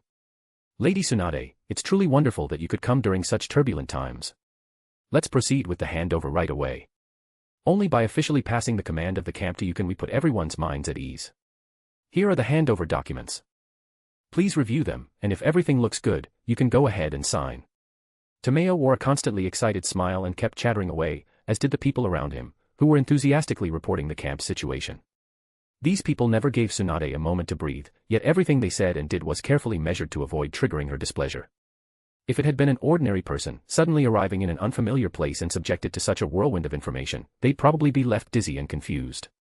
It wouldn't be surprising if they ended up signing the command handover documents without fully understanding what was happening. After all, when Hiruzen had assigned Tsunade the mission, he had vaguely indicated something along those lines. Judging by Tomeo's attitude, it seemed like he must have received direct instructions from Hiruzen, which would explain his eagerness to cooperate. But Tsunade sneered inwardly. While Hiruzen had verbally implied that she should take over command of the camp, the written documents he gave her were deliberately vague. On paper, the message boiled down to something like, Tsunade, your responsibilities are great. You must ensure the safety of both camps and handle any emergencies with care. Nowhere in the documents was there any formal wording of an appointment. If she signed this command handover document, and Tomeo later accused her of seizing control without official orders, the consequences could be severe. It would be in black and white, she wouldn't be able to deny it. And if tensions at the border escalated later on, she alone would be held accountable. It was clear that Hiruzen was exploiting her lack of frontline experience and trying to trick her into a political trap. And admittedly, the setup was quite misleading. Someone without experience, unfamiliar with how things really worked, could easily be deceived by Hiruzen's vague verbal instructions. The way the camp personnel acted was clear proof that Hiruzen's orders had reached them. As for why the official documents were unclear, with the atmosphere already so orchestrated, someone might hesitate to question anything for fear of looking incompetent. They might even convince themselves that this was just how formal appointment wording was structured, and they simply didn't understand it due to inexperience. But the moment she signed that paper, anything that happened in the camp afterward would be her responsibility as the new commander. And Hiruzen and Danzo would then be free to manipulate the situation however they pleased. Enough. Tsunade suddenly slammed the table and shouted in anger. The people who had been enthusiastically speaking around her were shocked by the sudden outburst, and the room instantly fell silent. Who told you I came here to take over command of the camp? Tsunade's gaze turned icy as she swept her eyes across the room, locking eyes with each person present. Chapter 146, Command is not a gift. Lady Tsunade, what do you mean by that? Tomeo continued to play dumb, saying, the Hokage sent us a message, saying. Saying what? Tsunade's previously scattered killing intent instantly focused solely on Tomeo, making him shiver involuntarily, not even daring to lift his head. He was the camp commander, true, but he got the position entirely through connections, just trying to score some credit during peacetime. And this woman standing before him was someone who stood up even to the Hokage and their clan leader, Danzo. In front of people like her, he was nothing but a small fry. So how could he not be scared? Take a good look. This is the mission scroll the Hokage gave me. Tsunade pulled out the scroll she received in the Hokage's office and opened it for everyone to see. It was daytime, and the lighting was good. Most of the ninjas had sharp eyesight, so they immediately saw clearly. Although the mission document was filled with words of encouragement and trust, it was not in the format of an official appointment. In other words, they had made a huge mistake. Unwilling to back down, Tomeo continued, even though the Hokage didn't officially appoint you, he clearly intended it. And no one is more suited to be the commander than you, so. Tsunade's killing intent grew even stronger as she shouted coldly, do you think the position of commander is yours to hand over as you please? And you even prepared a handover document without receiving any official order. What exactly were you trying to do? Do you think transferring command authority is a game? I have no experience in this area. If something were to go wrong, would you be able to take responsibility? Her barrage of questions made Tomeo's face change dramatically. The others who had come to welcome her also started realizing something was wrong. Several pairs of eyes turned coldly toward Tomeo, as if waiting for his response. The situation in the camp was complex, not everyone shared the same interests as Tomeo. But with new leadership arriving, and he insisting on a welcome ceremony to make Tsunade feel at home, how could they refuse? If they went, the new leader might not notice them. But if they didn't go, the leader would definitely notice.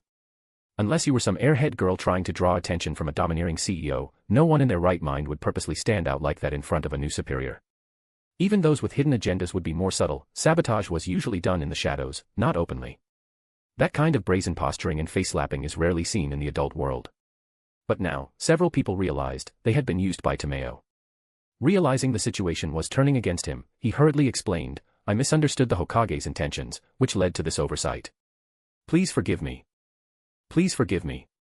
Tsunade was extremely irritated, but since Tomeo was still technically the camp commander, and no real harm had been done thanks to her timely intervention, she couldn't blow up right after arriving. The following meeting was extremely tense. Aside from Tsunade conveying the message that Hiruzen had entrusted her to deliver, and stating clearly that her role would be limited to treating the wounded, distributing antidotes, and stabilizing the situation at critical moments, nothing much else was said. Everything else, she told them, should continue as it had before. The others barely spoke a word. After the meeting, Tsunade took Minato and went to the tent that had been arranged for them. Don't be angry. Minato, seeing that Tsunade was upset, quickly tried to comfort her.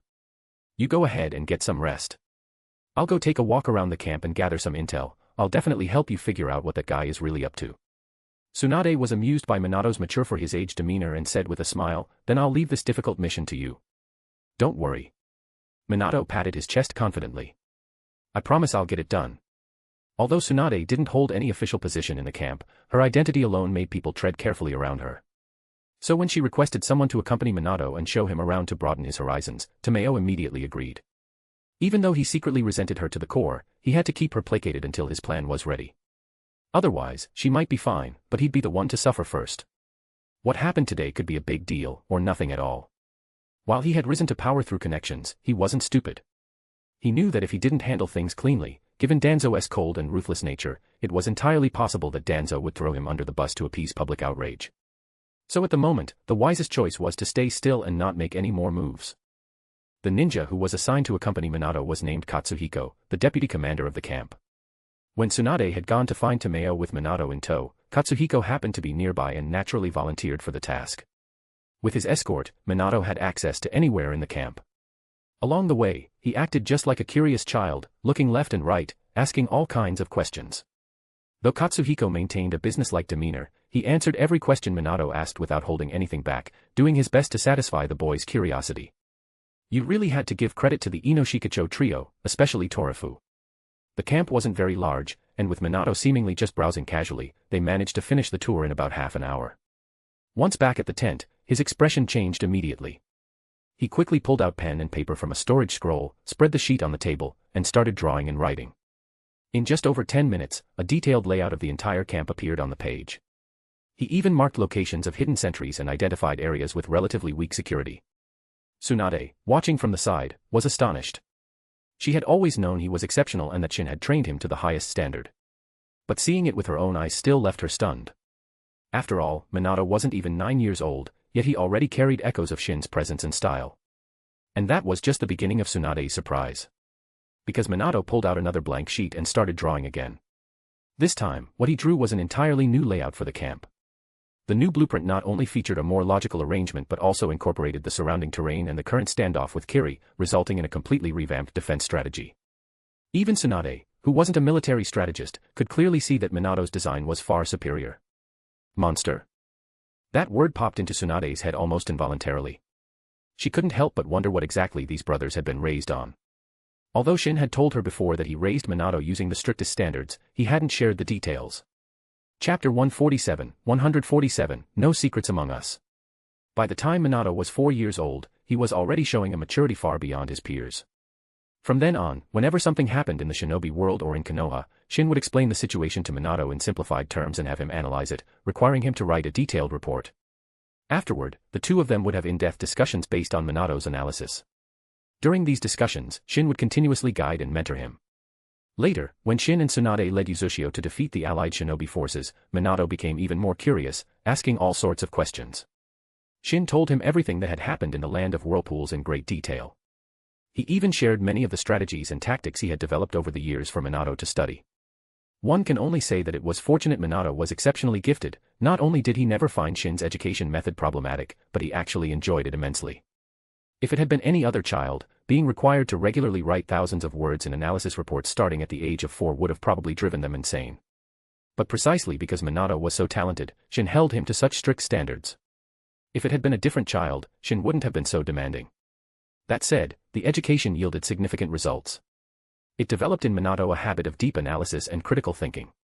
Anyone who looked at him would likely be fooled by his honest and gentle appearance, thinking he was just an obedient, well-behaved boy. But after being trained by Shin, he not only learned how to disguise his true self but also developed an extraordinary sense of perception, a delicate and keen mind, a sharp eye for seeing through to the essence of things, and the wisdom to make sound judgments and devise strategies. Fortunately, like Shin, he didn't like keeping secrets from his own people and treated those around him very well. Otherwise, Tsunade might genuinely have had reason to worry about Kushina's future. Once he finished drawing a new layout plan, Minato didn't stop writing. Instead, he started tapping his fingers on the table. At first, Tsunade didn't react. When she realized what was happening, she immediately focused and began to listen closely. Minato's finger tapping had a clear rhythm. It was Morse code. We're being watched right now. Let's communicate using code from now on. Tsunade's heart skipped a beat, and she furrowed her brow before replying via tapping. How come I didn't notice anything? Because this person is using a special technique, the spirit transformation technique. Spirit transformation technique. A certain person Tsunade had once deeply disliked came to mind, Dan. That guy had once shown clear romantic interest in her. But once she exposed him, she immediately distanced herself from him. Both Tsunade and Minato were very familiar with the spirit transformation technique. Shin had once been extremely curious about this jutsu. He had staged a performance with Tsunade, using Jinjutsu, and tricked Den into revealing the secrets of the technique. After Shin mastered it, both Tsunade and Minato witnessed its power firsthand. This jutsu was an S-rank technique that allowed the user's soul to leave their body. In spirit form, the soul has no physical body, can travel long distances freely, can control other people's bodies, enter others' mental worlds, and even destroy weaker souls. In short, it was a very powerful technique. It could be used not only to kill but also for many other purposes. Like right now, the spirit form could silently sneak underground and eavesdrop on Tsunade and Minato's conversation, effectively conducting surveillance. Though the eavesdropper would only hear the tapping sounds on the tabletop. This feeling of being spied on was something no one could tolerate, and the fury in Tsunade's heart couldn't be suppressed. Do you know where that guy's real body is? Earlier, when I passed by Tomeo's tent, I sensed a chakra with the same aura inside. Unless I'm mistaken, that's where his real body is hiding. I even deliberately tested Katsuhiko just now. I told him I was looking for a ninja named Dan in the camp. But he firmly told me that there's no such person here. At this point, the answer was obvious. Dan had not been officially transferred to the camp. He had secretly snuck in, likely with help from Tomeo. Tsunade fell silent for a moment. As the commander of the camp, Tomeo's tent couldn't be barged into without a valid reason. If she did, it would damage her reputation and make her seem overbearing. And even if they stormed in right now and found Dan, they wouldn't really be able to do anything to him. He'd just say, I'm here on a secret mission from the Hokage. What could they do then? And most likely, he would even have solid evidence to prove it. After all, Hiruzen never left loose ends. If he sent Dan here, there would definitely be a cover story in place. Once he comes back, I'm definitely going to lodge a serious complaint. Don't worry, Tsunade-Nizan. That guy definitely won't live past tonight. The spirit transformation technique was powerful, but it had a clear weakness. During the time the soul was out of the body, the physical body becomes unconscious and completely immobile. Tsunade might not be able to deal with Den directly, but once Shin killed him, there would be no way to trace it back. Suspicion. That was useless without evidence. Without proof, it didn't happen. Any accusation without evidence could be called a false charge. Nightfall came quickly. Inside Tsunade's tent, a figure suddenly appeared. Shin. Seeing him suddenly appear, Tsunade was overjoyed and immediately threw herself into his arms. Although the two of them hadn't been apart for long, longing always felt stronger in unfamiliar surroundings. Feeling the soft, warm fullness of her body in his arms, Shin's mood lifted instantly. Still, Tsunade's the best. After hugging for a while, he gently patted Tsunade's back and teasingly brushed her nose, smiling as he said, "All right now, Minato's still here." "It's fine, go ahead, I'm used to it," Minato said in a mature, little adult tone, which made both Tsunade and Shin chuckle. Shin, with strong survival instincts, sensibly skipped any sappy or clingy talk and gave a general summary of what he'd experienced that day. Tsunade then told him about the situation with Dan. Seeing the usually domineering Tsunade now looking so aggrieved, Minato was dumbfounded. So this is what a woman looks like when she's acting spoiled. It was like she had become a completely different person. Thinking of Kushina, he immediately reassured himself that not all women were like that. Because he simply couldn't imagine Kushina ever acting cutesy. All he could picture was her temper and her iron fists. Chapter 148, Hatred Like a Second Skin. "What do you think we should do?" After reporting the situation, Tsunade asked. "Just kill him directly, that's all," Shin said nonchalantly. "But he isn't watching us at the moment, his soul has returned to his body. Plus, Tomeo is there too. Wouldn't acting now risk exposing us?" Tsunade asked. In her view, Dan could die, but not Tomeo, not yet. If a camp commander died mysteriously on the very day of her arrival, it would cause serious problems. Then let's lure him away. Tsunade frowned slightly. "You mean cause some kind of disturbance?" She was absolutely unwilling to do anything that might harm Konoha's interests. If they wanted to lure the enemy away, too little commotion might not be effective. But if the commotion was too big, she was afraid it might result in casualties. No need. Shin patted Minato on the head and smiled, "Don't you agree?" "What are you talking about?" "I don't understand a word," Minato asked with a puzzled look. "Still pretending, huh?" "Haha, good, very good." Shin wasn't angry at all, in fact, he praised him. "What are you two even talking about?" Tsunade was utterly confused by the riddle-like exchange between the two brothers. Hee. Realizing his scheme had been exposed, Minato dropped the act. Pointing at the brand new camp defense layout on the table, he said to Tsunade, "Just take this map and find that Tomeo guy." Tsunade looked at Minato and exclaimed, "You had this all planned out when you were drawing the map this morning?" "Yup." Minato didn't hold back anymore. He nodded firmly, then scratched his head sheepishly. Tsunade looked at him, then at Shin. After Tsunade brought the new defense map to Tomeo, he immediately convened a new round of meetings. He didn't want to, but he had no choice. He wasn't Hiruzen or Koharu, he couldn't openly suppress Tsunade or act unilaterally like they could. Even though he was the camp commander, many under him didn't respect him in their hearts. Especially after he manipulated everyone earlier that day into letting her take over command, which earned him resentment from many. To stabilize morale, he had to show some sincerity. After Tomeo left, Den also took action again. Of course, Tsunade's visit to Tomeo caught his attention. His instincts told him that Tsunade's sudden visit, and her pushing for a high-level meeting, must have some hidden agenda. He even suspected that she was targeting him.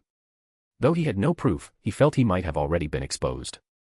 He wasn't a fool, on the contrary, he was very smart. When he saw Tsunade and Minato not speaking at all but instead rhythmically tapping on the table to communicate in code, he knew they were being cautious. As time passed, he grew more certain that they were guarding against him. After all, who goes for hours without saying a single word, choosing instead to tap the table? He had good reason to believe that once he left, they would start talking immediately. The unease that brewed inside him made Den feel he had to do something. So, after using his spirit transformation technique, he reappeared outside Tsunade's tent, phasing half his head through a corner to observe what was going on inside.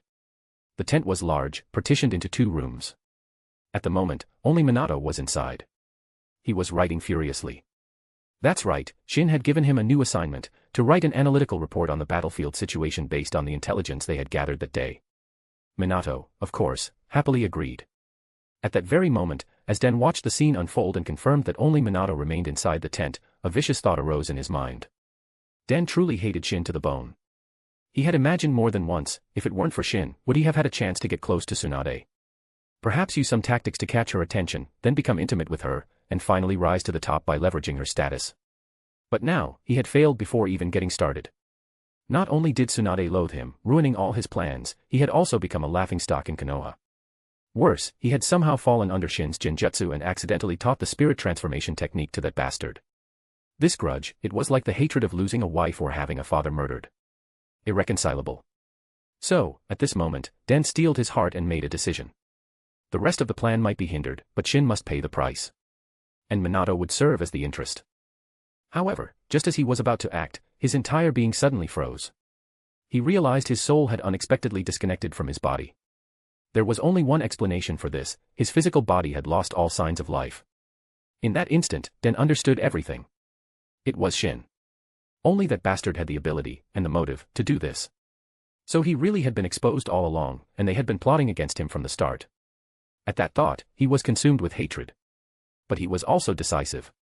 With his body dead, there was no point in returning. He wouldn't let his soul go to waste. Rather than retreat into a trap, he chose to go all in. If he was going to die, he'd take someone down with him. Make Shin regret it for the rest of his life. With that vicious resolve, Dan's soul lunged toward Minato. But the next moment, he slammed into a barrier of energy, his head ringing from the impact. At the same time, Minato turned his head and locked eyes with him. Seeing Dan appear, he showed no fear. Instead, he grinned. Before Dan could react further, another wave of chakra rippled through the air. A powerful barrier rose from the ground, enveloping the entire tent. And in that moment, Shin's figure appeared. It was the soul-sealing barrier, a powerful jutsu he had spent a long time developing. Originally, he had created it to aid in soul-related research, not specifically for Dan. But now, it seemed tailor-made just for him. Shin. I know my name. No need for you to remind me. You spied on Tsunade and Minato, and even plotted to kill Minato. Looks like you were ready for the consequences. Dan, having lost all sanity, charged at him like a madman. But just as he got close, his eyes suddenly widened, his gaze clearing in an instant. He instinctively tried to retreat. But it was too late. Chains formed of sealing jutsu burst from Shin's hands, wrapping tightly around Dan's soul and dragging it into a sealing scroll. You're not going to kill him? Minato asked, puzzled. Shin smiled. This guy actually has some research value. Let him contribute to the shinobi world one last time before he dies. Minato nodded, feeling like he'd learned something new. He quietly engraved that line into his memory. Chapter 149, Chaos has no chance. So, does everyone agree with Lady Tsunade's new defensive deployment proposal? In the meeting room adjacent to the command center, Tomeo and the others had finished their discussion and were entering the decision-making phase. I agree. I agree too. I support it. Just like that, the new defensive deployment plan was unanimously approved. As soon as everyone left the meeting room, they immediately sprang into action, adjusting the camp's defenses through the night. Tomeo walked out of the meeting room with resentment in his heart. Good for you, Tsunade. I offered you command, and you refused, only to pull this stunt on me. But don't get too comfortable. It won't be long before Shin and the people sent by the clan leader begin their support operations from the outside. The border will soon descend into chaos. I'll be watching to see how you clean up the mess then. He lifted the flap of the tent and strode in. But the next moment, he froze. The tent was completely empty, there was no sign of Dan. All that remained was a pool of fresh, strikingly vivid blood on the ground, making a chill run from the top of his head to the soles of his feet. Meanwhile, inside the tent shared by Tsunade and Minato, the mood was quite different. Listening to Minato's report, Shin now had a complete understanding of the current situation on the border. Thanks to the sensory amplifiers he had set up in various locations, Minato could stay within the tent and still receive detailed intel from the border through the sensory receivers. Hiruzen and Danzo really are something, losing again and again, yet never giving up, Shin sneered. Just earlier, they had heard him reveal that the two old schemers had tried to poison and ambush him. Tsunade had been ready to rush back to the village and settle the score with them on the spot, but Shin had managed to calm her down.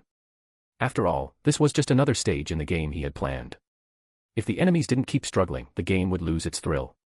What should we do next? Tsunade asked, now aware that Minato had been under surveillance during the day and couldn't speak freely. Since those two have made their move, I should return the favor, Shin smiled.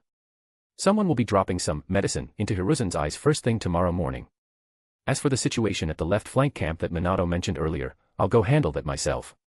He playfully pinched Tsunade's soft, fair cheek. Don't worry, while I'm around, Chaos won't have a chance. With that, he vanished on the spot. Watching the man who could tunnel through space, going wherever he pleased, Minato's face was full of admiration. Flying Thunder God technique. He was close to mastering it himself, but still couldn't help feeling a bit envious. Haha. Tsunade chuckled affectionately as she mimicked Shin and ruffled Minato's hair. If you want to master it faster, go train. No one's watching you now, anyway. Yeah. Minato nodded vigorously and headed off to find Katsuhiko for a pass. After all, his training wasn't exactly age-appropriate, and he still needed to keep a low profile. He had to find a quiet spot outside the camp to train properly. As for her, she claimed to be fully rested and headed to the camp hospital.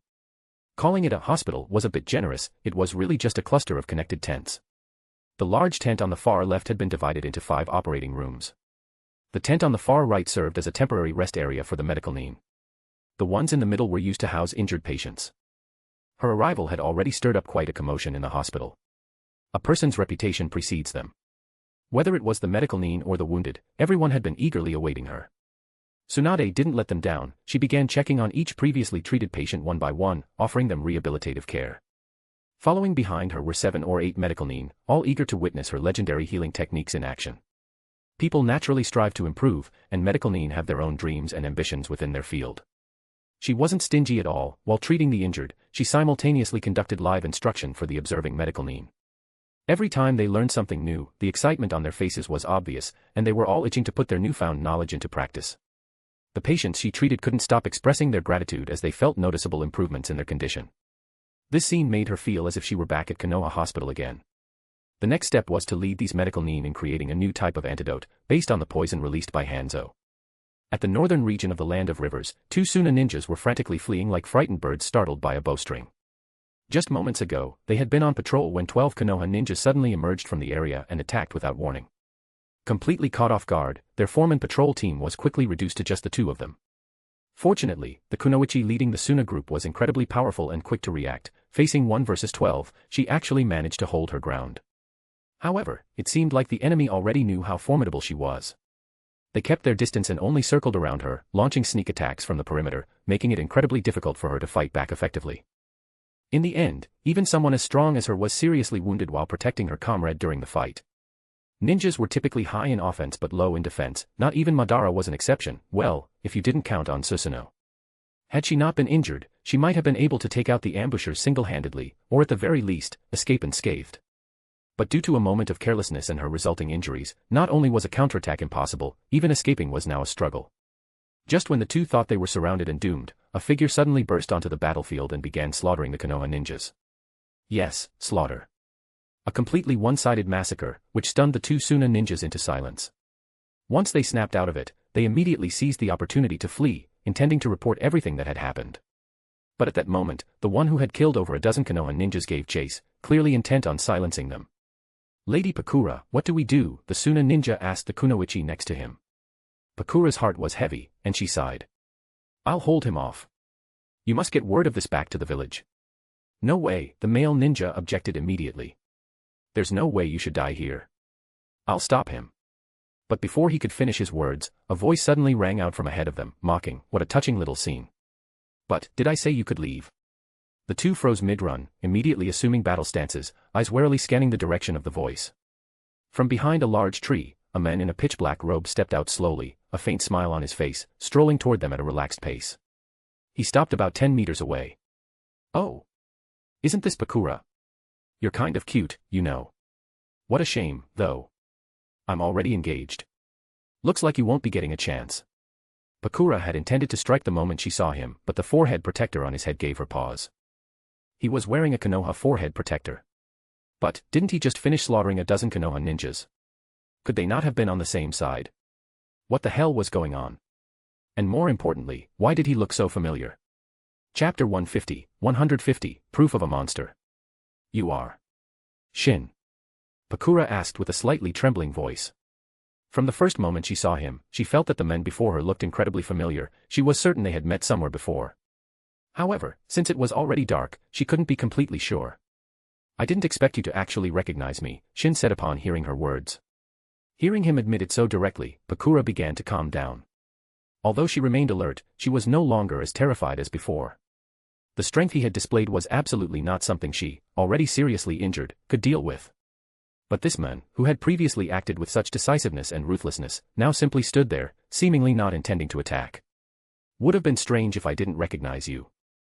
I just don't know what you want with me. I'm pursuing a group of people impersonating Konoha ninjas, trying to incite a war between our two nations. I stopped you not for anything else, but just to clear up the misunderstanding, so you don't go back and spread false stories. Upon hearing this, Pakura's mind raced. Combining what intelligence she had gathered earlier, she actually found herself believing 70 to 80% of what he was saying. Still, she asked, why should I believe you? Because I could kill you all. No, wait. Realizing something, Shin smacked his forehead. Actually, maybe silencing you all is the best option, then there won't be any misunderstandings at all. Pakura and her comrade were startled by his words and immediately prepared to attack, but then heard Shin continue muttering to himself. No, that won't work either. If you disappear, even without evidence, people will likely still blame Konoha. What should I do with you guys? How about you give me an idea?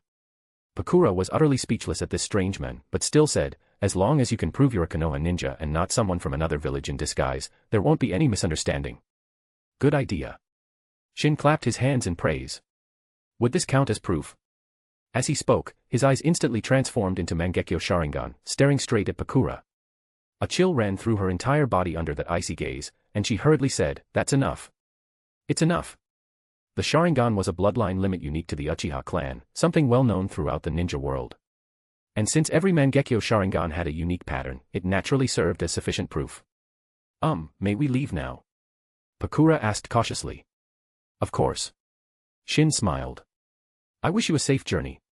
Pakura immediately let out a sigh of relief and quickly called out to the ninja beside her, skirting around Shin and hurrying toward the Suna camp. But the further she ran, the more uneasy she felt. A crimson mist had started to appear in the forest, severely obstructing her vision. Stay close. We need to move faster, she quickly warned her companion, motioning for him to follow closely, but got no response. When she turned around, she discovered her companion had vanished without a trace. At that moment, a strange light above caught her attention. As she looked up, a pair of massive, blood-red eyes with 3 tomo patterns hovered in the air, staring down at her. It felt as if her soul had been pierced through, plunging her entire being into an icy abyss. Goosebumps instantly covered her whole body. Her instincts screamed in alarm, as if she didn't get out of this forest soon, she would be doomed for eternity. Her heart pounded furiously as she gritted her teeth and muttered, damn. By now, how could she not realize she had fallen into a genjutsu? And not just any genjutsu, an immensely powerful one. She immediately tried to use her personal genjutsu release techniques. But no matter what she did, the forest remained, and the red mist only grew denser.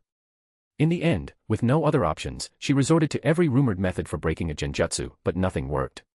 She could only watch helplessly as the red mist consumed her, sinking into despair. Terrified, she stopped caring about anything else. She shut her eyes and sprinted wildly in a random direction, hoping that by doing so, she might escape the forest. To her surprise, after just a minute of running, she actually broke free of the forest. When she opened her eyes and saw the scene before her, she was suddenly stunned. Suna. How did I end up back here? Right. The Kazekage was torn between choosing me or Raza to be the next Kazekage, so as a test, he gave me an impossibly difficult mission. Now that I've completed it, I've come back to report. Raza, let's see how you can compete with me now. Head held high and full of pride, she strode toward the Kazekage's office. But she soon realized something was wrong. The people on the street seemed unable to see her. Whenever someone happened to glance in her direction, their eyes never actually focused on her, they were always fixed on something behind her. It was an eerie feeling and very noticeable. What was going on? She was confused. She suddenly rushed over to an old woman manning a market stall and waved her hand in front of her face. But the old woman's gaze seemed to pass right through Pakura's hand, as if she weren't there at all, and she continued chatting warmly with her customer, completely unaware of Pakura's presence. Pakura then tried saying a few words, but the woman didn't react. She couldn't hear her voice. What should she do? What was this? She began to panic. Did I fail the mission? Am I dead, and now just a soul? No. I won't accept that. She suddenly turned toward the Kazekage building and sprinted in that direction. Once inside, she ran straight toward the Kazekage's office. But as she stood in front of the door, an inexplicable sense of nervousness came over her. Just then, the third Kazekage suddenly looked her way and smiled warmly. He can see me. Her heart leapt with joy. And he had never smiled at her like that before. Why did it feel so emotional? Was it because she had completed the mission so perfectly that her teacher was finally proud of her? Just as she was about to approach and bow in greeting, a figure suddenly passed through her body and stepped forward. Raza, you're here. The third Kazekage's gaze followed Raza and he smiled brightly, motioning for him to sit. Bakura opened her mouth to say something, but then suddenly let out a bitter laugh at herself. Right. How could he ever smile at me like that? Only that guy ever gets that kind of treatment. Raza bowed before taking a seat. How did it go? I did not fail you. And what about Bakura? The Kazekage's tone turned harsh, as if just hearing her name put him in a bad mood. There's been no word from her. I'd guess the mission was a failure. The third Kazekage nodded in agreement. That was a mission that would have been a death sentence even for me. I highly doubt she's coming back from it. Bakura was quite capable. If she truly died, it's a significant loss for Kiri. Raza, as the next Kazekage, you shouldn't have such unnecessary feelings, the third Kazekage rebuked sternly. Chapter 151, Designed to Believe. The reason I recognized you as the fourth Kazekage from the very beginning was because I admired your character. You are calm, ruthless, and decisive. Bakura is indeed strong, but if she were to live, the internal division within Suna would be inevitable. For such an unstable element, the stronger they are, the less they can be allowed to remain. As my most outstanding disciple, I don't want to hear such spineless talk from you ever again. Yes. I will remember your words. All right. This time, you've once again bested Bakura. Your succession as Kazekage is only natural. Even if she narrowly escapes death this time, there will be a next time. If not next time, then the time after that. I will remove this obstacle for you. After all, the reason she existed from the start was to be your whetstone. Now that the blade is sharpened, the whetstone no longer needs to exist. Ah. Bakura let out a long, agonized howl toward the sky, a cry of utter despair. Her heart filled with boundless sorrow. Why? Why do this to me? Why won't you let me go, even after I'm dead? How can you say something like that? I hate you. In the next moment, the scene shifted again. She appeared on a battlefield somewhere. Her squad was currently being surrounded and attacked by a group of ninjas in black robes. Their origin was unclear, but their attacks were merciless, every move aimed to kill. Hold on. Reinforcements are almost here, she shouted, fending off flying kunai with her scorch release as she tried to encourage her comrades. There won't be any reinforcements. A nearby ninja said in despair, the third Kazekage sent us here to die. No. That can't be. Bakura denied it instinctively, though something inside her already believed it. Stop fooling yourself. Have you forgotten? The same ninja continued. Even the third Kazekage himself said this mission had no return, not even for him. If he gave this kind of mission to you, then wasn't it just to send you to your death? Ah. Bakura clutched her ears with both hands, not wanting to hear any more. But the ninja's words pierced straight through her, stabbing into the depths of her soul. The scene shifted again. Over the next stretch of time, she experienced dozens of different scenarios. Each time she left one scene, she would forget everything that had happened, but the emotions they provoked kept building up inside her. In the final scene, all the emotions she had suppressed for years exploded at once. On the streets of Suna, she pointed at the chatting and laughing third Kazekage and Raza, unleashing a torrent of curses, saying every foul and hateful thing she could think of. The two couldn't hear her. But however long they talked, she cursed them just as long. And still, she wasn't satisfied, she just wanted to tear them both limb from limb. After a while, the sky around her began to darken, and her vision went black. When she opened her eyes again, she found herself sitting in a forest. Keed, who had been following her, was now staring at her with deep concern. Are you all right? Keed's face lit up with joy as soon as he saw her awaken. Bakura's head throbbed painfully, but she couldn't remember anything, so she asked, what happened to me? Right after that guy left, you passed out. We couldn't wake you no matter what we tried. That guy from the Uchiha clan. Bakura finally recalled what happened before she lost consciousness. Shin. But she still felt like something had been taken from her mind, something important. No matter how hard she tried, she just couldn't remember what it was. What's wrong with me? Could it be that bastard used some trick on me again? She suddenly thought of a possibility. But the moment the thought surfaced, even she was startled by it. She quickly shook her head and told herself deep down, no, he's my teacher. How could I think that way about him? Does he even deserve that title? But even though both Raza and I were his students, he always treated us completely differently. He never intended to cultivate me into someone capable. My existence was merely to serve as a whetstone for Raza. She didn't know why such thoughts suddenly emerged, but once they did, not only did she not feel there was anything wrong with them, on the contrary, the more she thought about it, the more it all made sense. Eventually, these thoughts grew into a firm belief, something she accepted with absolute conviction. I want you dead. The more she thought about it, the angrier she became. Scene after scene from the past resurfaced in her mind, each one making her clench her teeth in fury. From 30 meters away, Shin observed all of this with great satisfaction. Everything Pakura had just experienced had been part of a genjutsu he used. But when the illusion ended, he erased all of her memories of what had happened within it, leaving behind only the emotions she had accumulated and the beliefs that had grown during the experience. The human mind was strange. Once you firmly believed in something, you began to see only the information that supported that belief, reinforcing it again and again. Conflicting information, even when it appeared right before your eyes, got selectively ignored. If you believed someone was bad, your mind would automatically find proof of their badness. Everything they did would appear to confirm that belief. Even if they did something good right in front of you, you would think they had an ulterior motive. In fact, the more good they did, the more likely you were to see them as hypocritical and dangerous. At this point, it no longer mattered whether the third Kazekage truly used Pakura as Raza's whetstone or actually favored Raza over her. What mattered was that, under the influence of her newly solidified belief and intense emotions, she had begun to subconsciously ignore all the good things the third Kazekage had done for her. She only remembered the times he treated her poorly. Likewise, she completely overlooked the times he was harsh and critical toward Raza. All she could recall was his warmth and approval toward him.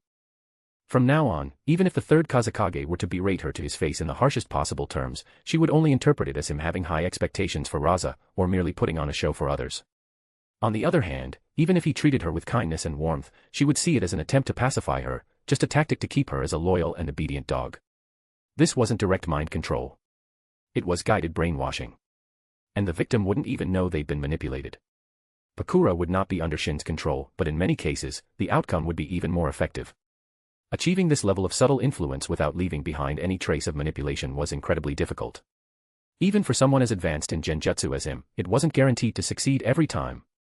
Originally, he had only planned to try it and see what happened. If it worked, great, he'd have planted a time bomb inside Suna ahead of schedule. If it failed, that was fine too, he could just resort to direct mind control. But direct control could be discovered and broken.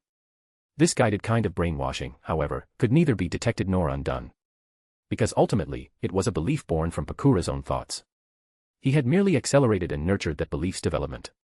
The reason it worked so smoothly on Pakura was because, deep down, she had long harbored resentment over the third Kazekage's blatant favoritism toward Raza. Chapter 152, A Mirage Called Justice. Pakura was an ambitious person. She very much wanted to become the next Kazekage. And as her ambition grew, her dissatisfaction with the third Kazekage naturally deepened. But for that dissatisfaction to turn into conviction was not something that could happen easily. External interference could sometimes be counterproductive, easily causing the person under genjutsu to become subconsciously alert and break free. So Shin did not forcefully intervene. He merely amplified the dissatisfaction and ambition hidden deep in her heart. The rest was all conjured up by Pakura herself. He only helped patch up the gaps, weaving scenes to make it all appear more natural. Weaving such an intricate illusion was very taxing for Shin. But he believed it was worth it. As for what she would do next, he didn't care. If Suna descended into chaos, what was that to him? After resolving the border crisis and planting a landmine within Suna, he used the Flying Thunder God technique to return to Tsunade's side. And he openly walked out of the tent with her, appearing before the others. Everyone was stunned when they saw him, and Tomeo immediately sent a message back to Konoha. Early the next morning, inside the Hokage's office, looking over the intel Tomeo had sent back regarding Shin, and then glancing up at Fukuyama before him, Hiruzen felt utterly exhausted. Shin's actions were clearly meant for him to see. It was a direct response to his attempt to poison Shin. The message was simple. What the hell can you even do to me? What made him feel the most hopeless was that he had already foreseen, a day earlier, that Shin would go to the border camp and ruin his plan. Yet even though he had glimpsed a piece of the future, he found himself completely helpless. Just the fact that he hadn't flipped out after the poisoning attempt was a blessing. If he were provoked further, who knew what might happen? That feeling of knowing everything was spiraling in a terrible direction, and being powerless to stop it, tormented Hiruzen. He put down the intelligence report in his hand and glared darkly at Fukuyama in front of him, asking viciously, "Do you even know what you're doing?" "Of course I do," Fukuyama said with a smile, completely unfazed by the glare. "But our Uchiha clan's abilities are indeed limited. We are no longer suitable to lead the police force." So, on behalf of all Uchiha clan members serving in the police force, I hereby tender our collective resignation. And, I strongly recommend the Hyuga clan to take over the police force. With the power of their Byakugan and their fair and just temperament, I believe they will do a better job than we did. Hiruzen looked at the resignation letter in his hands, trembling with rage. What angered him most wasn't that Fukuyama had come to resign now. It was that 3 days before Fukuyama even arrived, word had already spread throughout Konoha that the Uchiha clan was stepping down from the police force. This kind of thing attracted attention too easily. After all, who hadn't had dealings with the police force? Who didn't dislike the Uchiha's way of doing things? At first, the citizens were overjoyed, thinking they would finally be free from the Uchiha's bullying. But soon after, a linked rumor emerged. That years ago, Fukuyama had already proposed a reform plan for the police force, and had even drafted a comprehensive Konoha Public Security Management Code, along with corresponding penalties for violations. And he had asked the Hokage's office to publicly release the code and require everyone to follow it strictly. Even the content of the code and penalties had been leaked, and it all sounded highly detailed and convincing. However, this proposal was rejected 17 times by Hiruzen, who insisted that the rules of the police force were established by the second Hokage, and modifying them without permission would be disrespectful to his legacy. Each time, Fukuyama was angrily rebuked by Hiruzen. He truly wanted to change things, but the Hokage simply wouldn't agree. Feeling completely hopeless, he eventually became disheartened and gave up. Once the people of the village learned the full story, they were all taken aback, unsure of how to feel. The reason the police force was so widely disliked at the time was precisely because their law enforcement was based purely on personal judgment.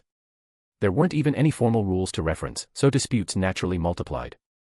After all, who doesn't hope for a lighter punishment when they make a mistake? You want to punish me? But on what grounds? A 5,000 ryo fine. Based on what? That other guy got into a fight too, and you just gave him a warning. I fought too, why am I the one being arrested? The police force is abusing its power. The Uchiha are bullying people. Incidents like these had happened frequently over the years. Add to that the manipulation and smear campaigns by those with malicious intent, and the public's perception of the Uchiha clan gradually worsened. But not all villagers were blind, many remained rational. And since the Nine-Tails Night hadn't occurred yet, while some people disliked the Uchiha, it wasn't nearly as extreme as it would become later on.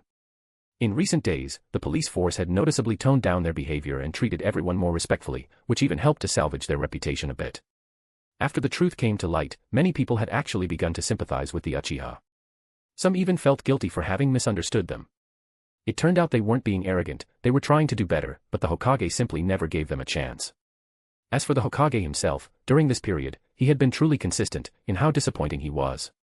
Rumors even mentioned that once the Uchiha fully stepped down, the Hyuga clan would take over the police force. With the atmosphere already stirred, Fukuyama's visit to Hiruzen seemed perfectly natural. Are you the one who spread those rumors? Hiruzen narrowed his eyes and asked coldly. Why would you say that? Fukuyama responded with a surprised look. I thought it was you. No, I didn't mean that.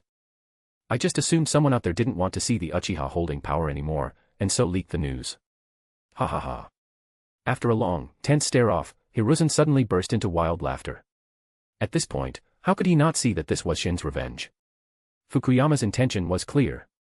I don't know your reasons, Hiruzen said, no longer arguing but smiling coldly. But a person's choices are very important. If someone makes the wrong choice, it could lead to eternal damnation. As long as there's still time to turn back, I can give you a chance to change your mind. You're absolutely right, choices are indeed important, Fukuyama replied with feigned cluelessness and a smile. But there's one thing you said that isn't correct. Oh. And what would that be?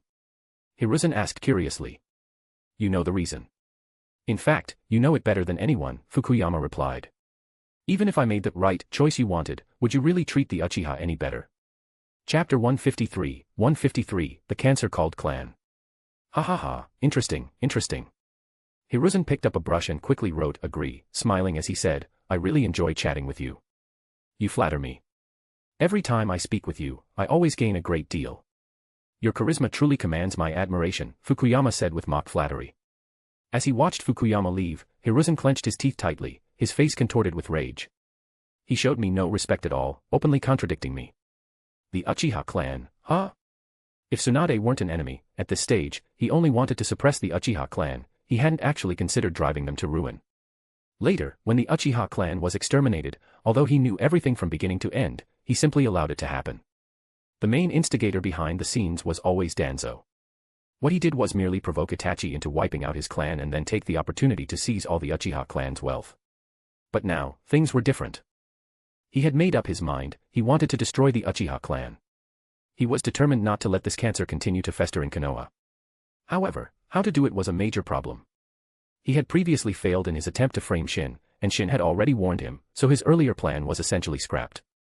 Of course, even without Shin, taking action against any clan in the village required a valid reason, especially when the target was the most powerful clan. Even when the Uchiha clan's reputation was at its lowest, someone as ruthless as Danzo dared not act against them directly. He would have Itachi do it. If they were truly pushed to the brink, it could even mean the end of the Hokage's rule. After all, a ninja village was originally formed as an alliance between clans and the commoners under them, and clans held significant weight in every village. Especially the Uchiha clan, they weren't just any clan. Their strength was second to none in Konoha. If they were truly cornered, no one would come out unscathed. He was not Tobirama, he was far from his level, so he lacked effective solutions in many situations. In fact, the idea of weakening Konoha's clans was first proposed by Tobirama. The ninja village system, at its core, was a coalition of clan interests. If the Hokage was like an emperor, then the clans were like feudal lords who held military power. Many clans, like Konoha's Uchiha and Hyuga, or Kiri's Hozuki and Kagaya clans, had members whose loyalty to their clan surpassed their loyalty to the village. So the system Hashirama came up with on a whim had hidden dangers from the very beginning.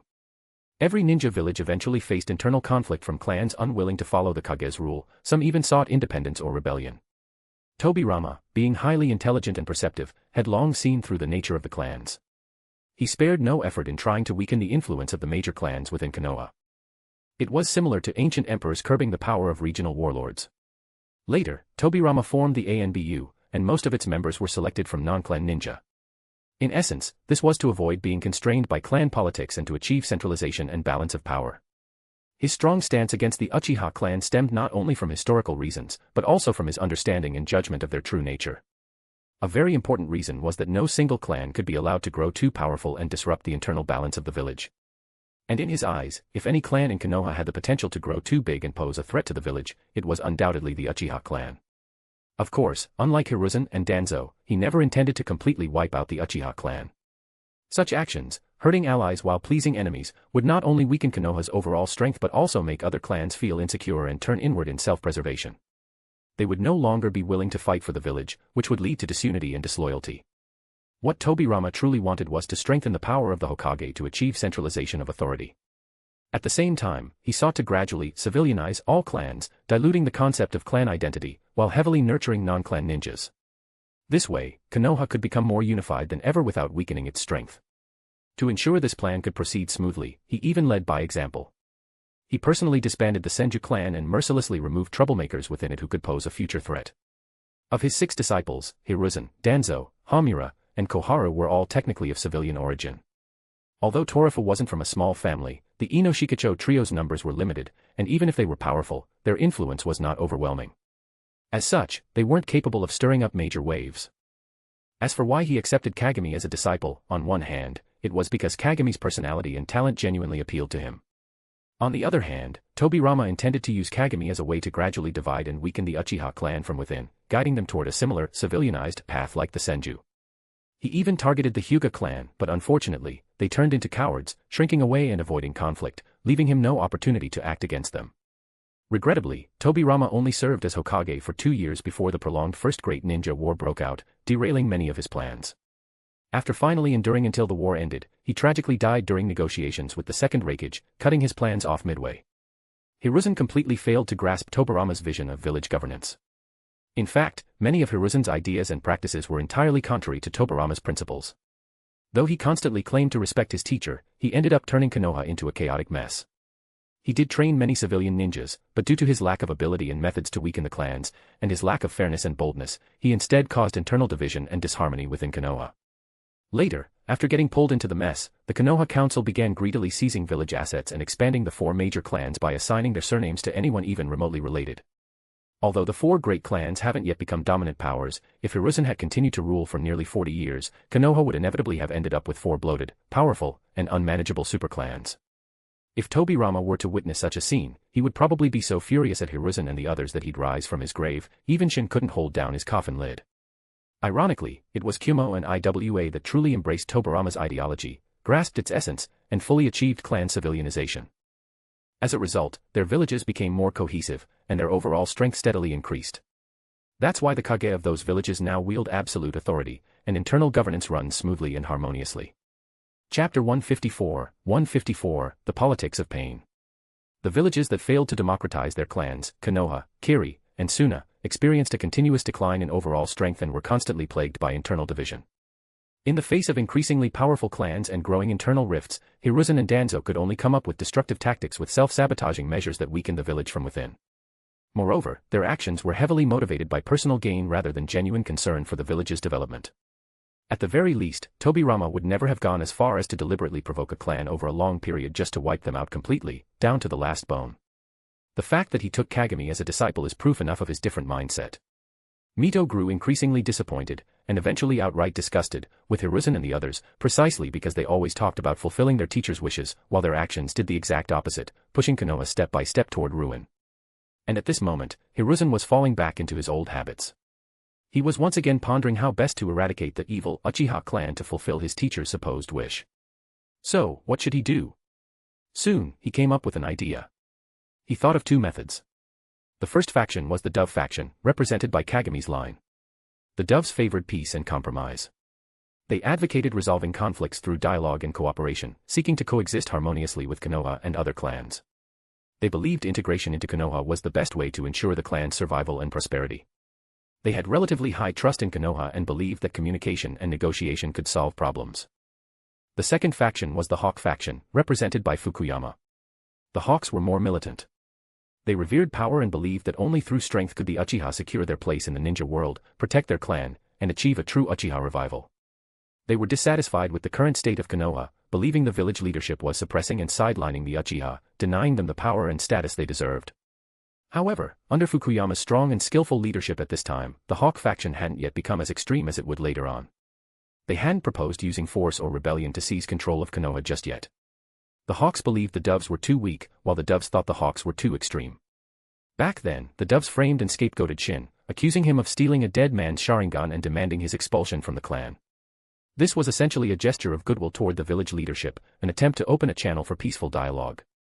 The Hawks strongly opposed this, arguing that there must be some misunderstanding, and insisted on a thorough investigation to uncover the truth. They refused to let an innocent man be wronged. But Kagami took an unexpectedly hard stance and almost came to blows with Fukuyama. Meanwhile, Hiruzen had just taken power and was looking for an opportunity to assert authority. In the end, Fukuyama had no choice but to compromise temporarily. Later, he secretly gave Shin a large sum of money, didn't strip him of the Uchiha name, and even arranged for his protection for a while, all to show both the Dove faction and the village leadership where he stood. Did they really think the Uchiha were that easy to push around? In truth, everything that happened had little to do with Shin himself. He wasn't important enough to be the reason. He was merely a pawn sacrificed in a larger political struggle. But precisely because of this, the Uchiha never completely severed ties with Shin, preserving a chance for reconciliation between both sides. Even now, he was planning to use Shin to eliminate future threats to the Uchiha clan once and for all. Hiruzen understood the situation within the Uchiha clan very well. Although Fukuyama had aligned himself with Tsunade, that only represented the stance of a portion of the Uchiha clan. There were likely others who opposed it. After all, she was only a potential Hokage, who knew how many years it might take for that to happen. And what if she failed? What then awaited the Uchiha clan? Wouldn't it be smarter to build a good relationship with Hiruzen instead? What Hiruzen needed to do was win over that group of people, entice them with grand promises, get them to go against the Hawk faction, and, at a critical moment, turn them into one of his trump cards. Of course, aside from the Dove faction of the Uchiha clan, Hiruzen also thought of another person he could use, Kumo. To the White Fang, the Uchiha clan was a family he deeply resented, while they themselves were people he utterly hated. The best move now would be to pit them against each other, let the dogs fight. That way, Hiruzen could remain on the sidelines, observe both sides' reactions, and maybe even find something he could use against the Uchiha. Fukuyama walked out of the Hokage building completely unconcerned with Hiruzen's scheming. He was in a fantastic mood. Damn, that was satisfying. In the past, he had always tried to maintain communication with Hiruzen. Sometimes, for the sake of his clan's future, he even showed signs of humility. But what was the result? Hiruzen, along with Danzo, Koharu, and Hamura, just kept pushing him to a dead end, never giving him a chance to negotiate on equal footing. He had long been holding in his frustration, and today he finally let it out. I made you uncomfortable, huh? So what? What can you do about it? Shin was right, a man with no desires is truly unyielding.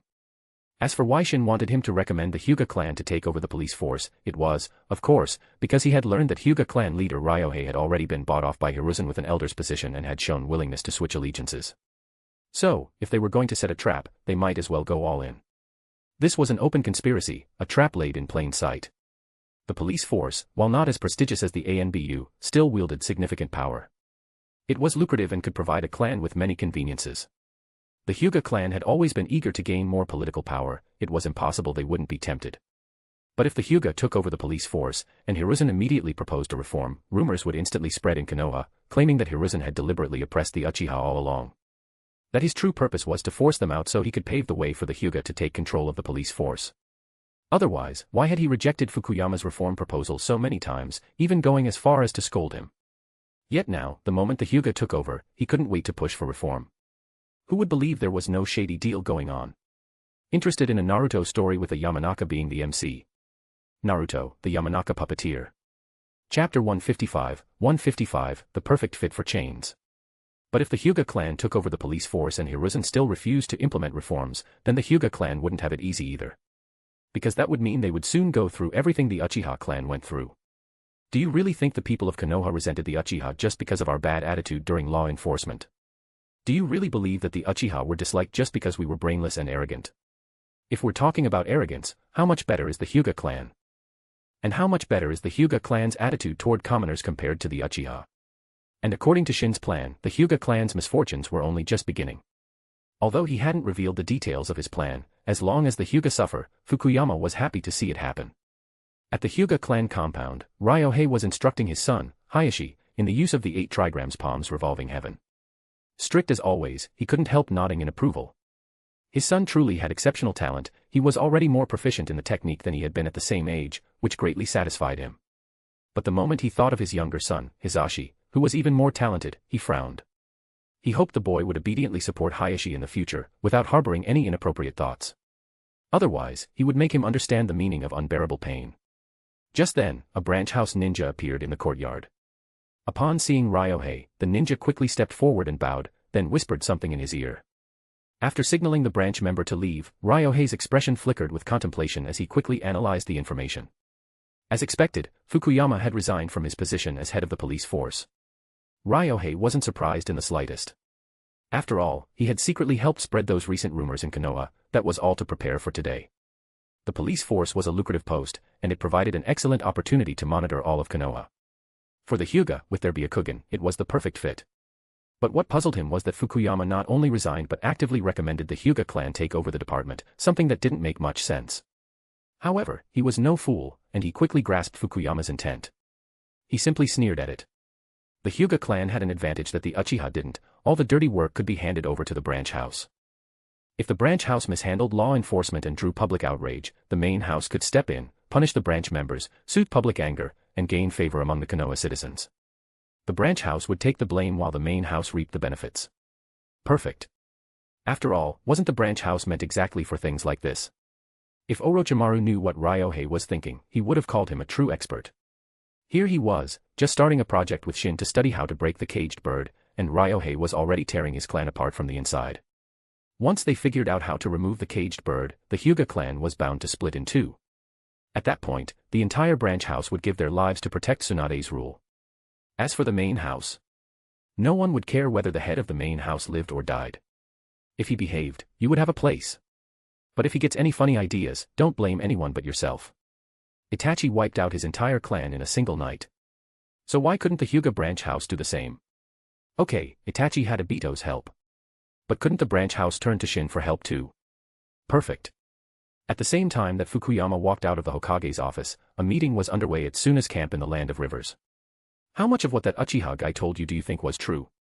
Chiyo, seated at the head of the room, asked while pondering the information she had just received. I think there's a pretty good chance it's true, Bakura replied. All she remembered was that someone suspected to be from the Uchiha clan had saved them. It was strange, almost like a memory had been erased. Something felt off, but she couldn't quite pinpoint what. So, she simply reported what she did remember to Chiyo. Oh. Then tell me your reasoning. Based on the method of analysis you taught me, there are 4 possibilities, Bakura began. The first possibility, both the Uchiha ninja and the ones who attacked us are not from Konoha. But that doesn't make sense. If they weren't from Konoha and were instead sent by another village, they'd be trying to start a war between our two nations. Why would they fight among themselves, suffer heavy losses, and then come forward to resolve the misunderstanding? And if they weren't on the same side, why would a ninja from another village help Konoha? It'd be generous enough if they didn't kick us while we were down. The second possibility, the Uchiha ninja isn't from Konoha, but the ones who attacked us are. That still doesn't make sense. Same logic again, if Konoha ninjas are trying hard to provoke war, why would someone from outside Konoha go all out to stop it? That's just illogical. Chiyo nodded solemnly in agreement, signaling Pakura to continue. The third possibility, both the Uchiha ninja and the ones who attacked us are from Konoha.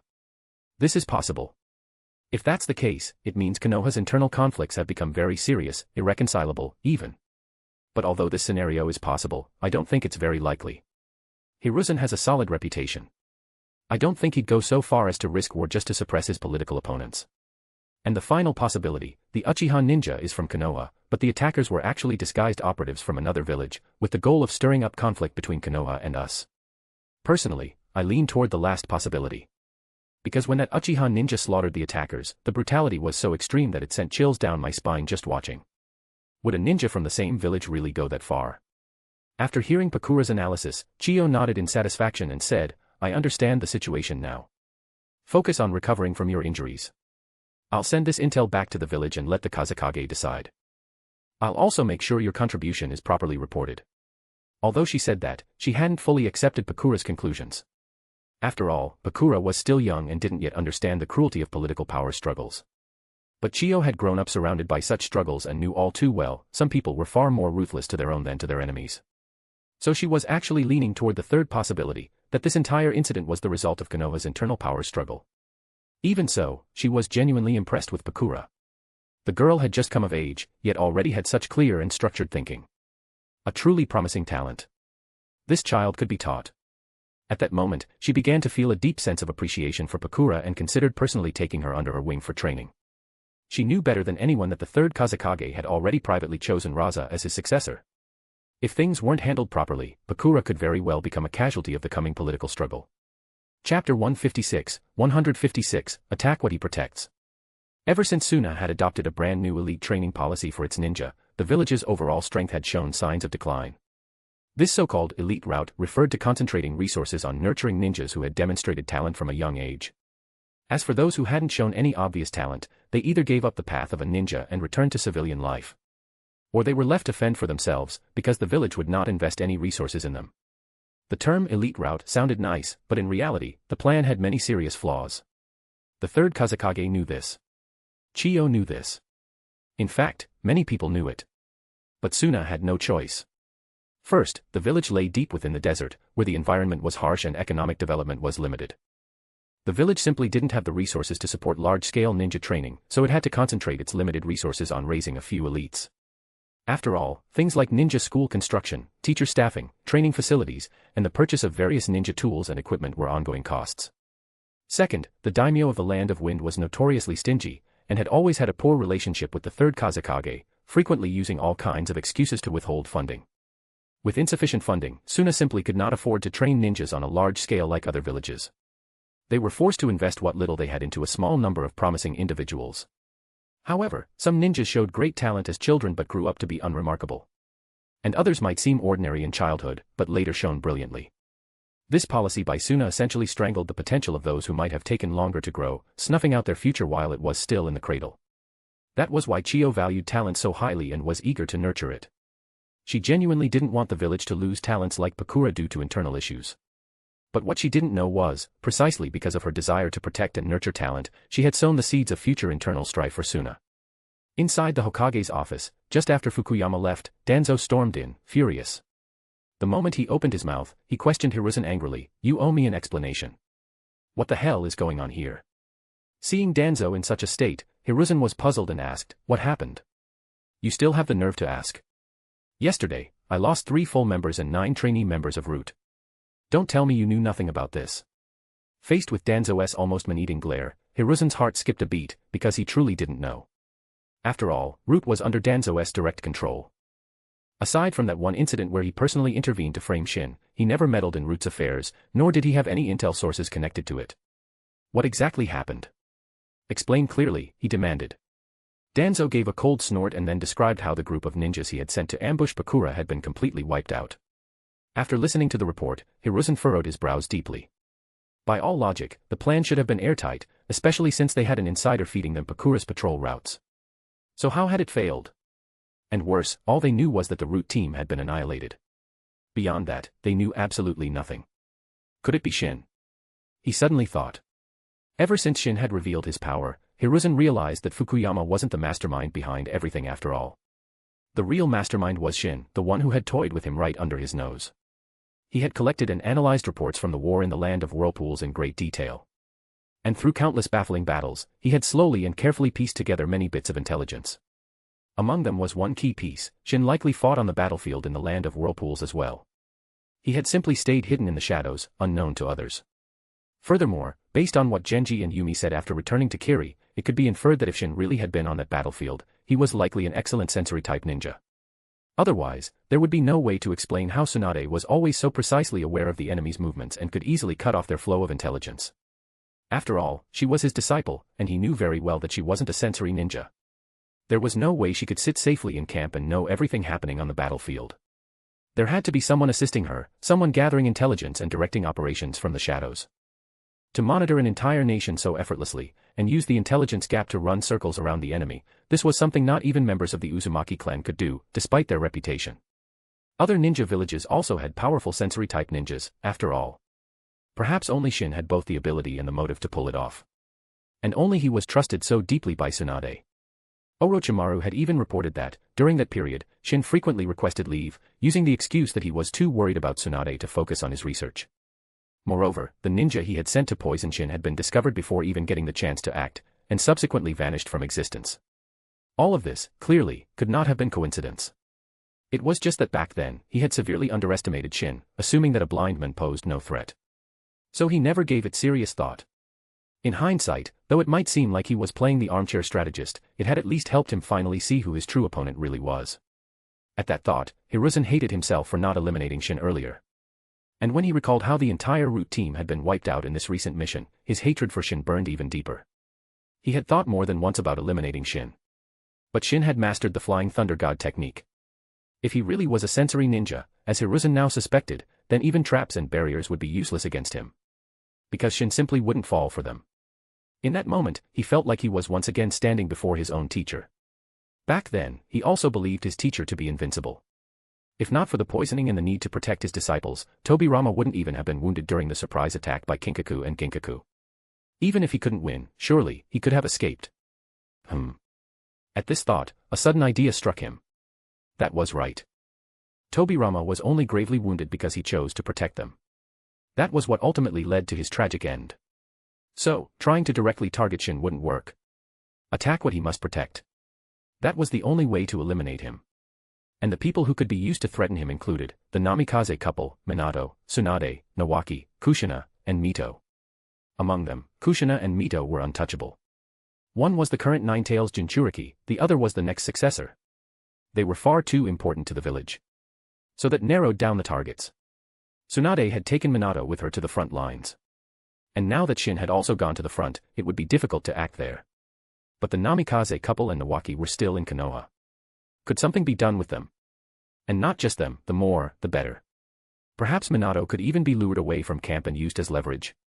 The idea was certainly risky. But if executed cleanly, without leaving any traces, it might just be feasible. However, before taking action, the plan would have to be carefully thought through. Not a single mistake could be allowed. Because if there was even one more misstep, his days as Hokage would be numbered. Chapter 157, A Village Without Shadows. Also, this kind of thing can't be done by me, after all, I'm supposed to be the righteous and honorable character. It has to be handed over to Danzo to handle. Once he had the idea, Hiruzen shared his suspicion that all of the Root ninjas had been wiped out. Danzo was so angry he was grinding his teeth. If Hiruzen hated Shin, then how could Danzo not hate him too? This time Root suffered heavy losses to support your plan. Don't you have anything to say about that? What kind of compensation are you looking for? Funds, Danzo said bluntly. The formation of Root consumes a lot of resources. Without sufficient funding, how can it quickly become the sharp blade in both our hands? Fine, I'll allocate funds to you right away. But this time, Root had better show some results. Hiruzen agreed readily, not even asking how the money would be used. Just wait and see. The thought of incoming funds made Danzo breathe a sigh of relief.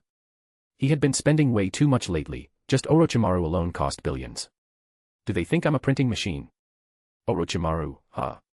Once your research succeeds, I'll make sure you spit out everything you've swallowed. With Hiruzen's promise of financial support, his temper improved a lot. He patiently discussed follow-up plans with Hiruzen. Although this scheme had failed, both men were tenacious, they wouldn't be crushed by one setback.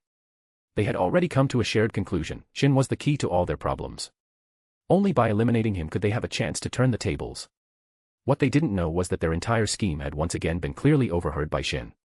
I want to play, yes, but I never intended for the people around me to get hurt. So, hey. For the next 2 months, nothing major happened at the borders. Anyone with a sharp eye could see that Hanzo had ambitions of expansion. But after all, AIM was still just a small hidden village.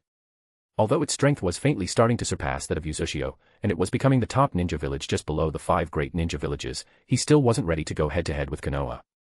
So he showed great restraint. Instead of clashing with Konoha on the border between the land of rain and the land of fire, AIM turned its attention to the land of birds and the land of grass, sending ninja to their borders and gradually encroaching on their territory. In response, the land of birds and the land of grass repeatedly protested and sought help from the major ninja villages, but received no real support. With no other choice, they began lobbying nearby small villages, appealing to emotion and reason, trying to form a small ninja village alliance to resist AIM. And surprisingly, one nation actually agreed to help. That was the land of iron. Why Mifune agreed to support the lands of grass and birds was unknown to outsiders. But between nations, there were no eternal friends, only eternal interests. One thing was clear to everyone: the land of iron's sudden decision definitely wasn't for the sake of justice. As for Suna, it was still having frictions with Konoha, but nothing too deadly, more like childish spats. Today I beat you up, tomorrow you find someone to beat me. Today I poison you, tomorrow you throw kunai at me. As long as nobody dies, the fighting continues relentlessly. Faced with this kind of childish, make-believe conflict, Shin naturally had no interest in getting involved. For the past 2 months, he spent most of his time in the research lab working with Orochimaru. However, once a week, he would openly visit the border camp to spend time with Tsunade and Minato. Meanwhile, during these 2 months, although Hiruzen didn't continue with his previous plan, he was far from idle. First, he completely removed Torafu from the upper ranks of leadership. Currently, he held no official post and was simply idle at home, experimenting with gourmet cuisine. Second, he set his sights on the Uchiha clan. Using grand promises and lofty rhetoric, he began wooing the Dove faction of the Uchiha, drawing them in and pushing them to constantly create problems for Fukuyama. Shin was quite happy to see this. The Dove faction was one of the targets of his revenge anyway. Hiruzen recruiting them was no different from delivering them to his doorstep. Unaware that Shin planned to eliminate the Doves, Fukuyama was troubled by the internal strife in the clan, but not panicked. After all, Shin had spoken with him several times during this period, giving him a sense of confidence and reassurance. Aside from Torafu and the Uchiha clan, the one drawing attention recently was Kumo. Under Hiruzen's orders, he monitored only the Hawk faction of the Uchiha clan. And what's more, he had shifted from covert surveillance to openly watching them. This behavior greatly angered many in the Hawk faction, and some even clashed directly with Kumo. However, Fukuyama managed to calm the situation down before things escalated further, much to Hiruzen's disappointment. On top of that, for some unknown reason, he had seemingly enchanted the Hawk members. For quite a while, they behaved themselves, leaving Hiruzen with no leverage to exploit. Instead, it was the Doves, under Hiruzen's constant provocation, who began acting erratically, making them appear like lunatics. This situation didn't just affect the internal dynamics of the Uchiha clan, it spread throughout the whole of Konoha.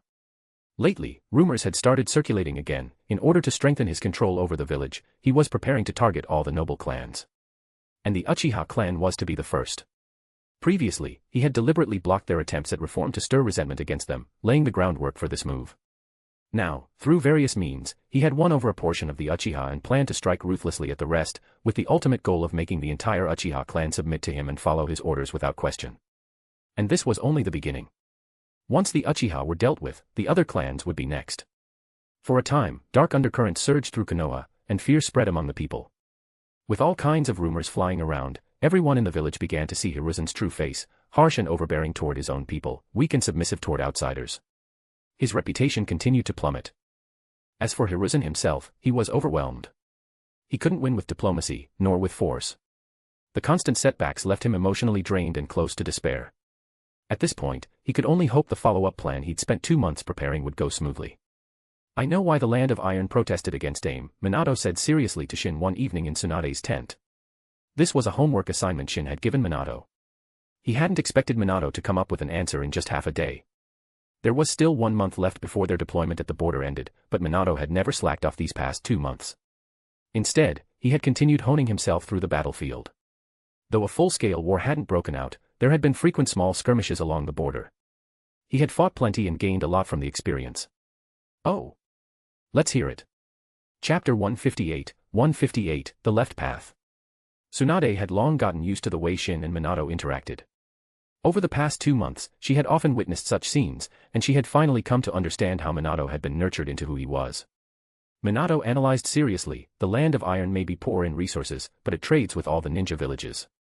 Many of the ninja tools used in the villages are forged by the Land of Iron, and this is one of its primary sources of income. However, in recent years, the Land of Rain has aggressively developed its industry. It refines iron ore purchased from various countries into high-quality iron ingots and sells them to the ninja villages. Nowadays, most major ninja villages prefer to buy ingots from the Land of Rain and forge their own weapons. After all, this reduces costs and boosts their internal industries. Why wouldn't they? But this has essentially cut off the Land of Iron's financial lifeline. You once said that cutting off someone's financial path is like killing their parents. Even a neutral country like the Land of Iron cannot tolerate this. So I suspect that a war between the Land of Rain and the Land of Iron is inevitable.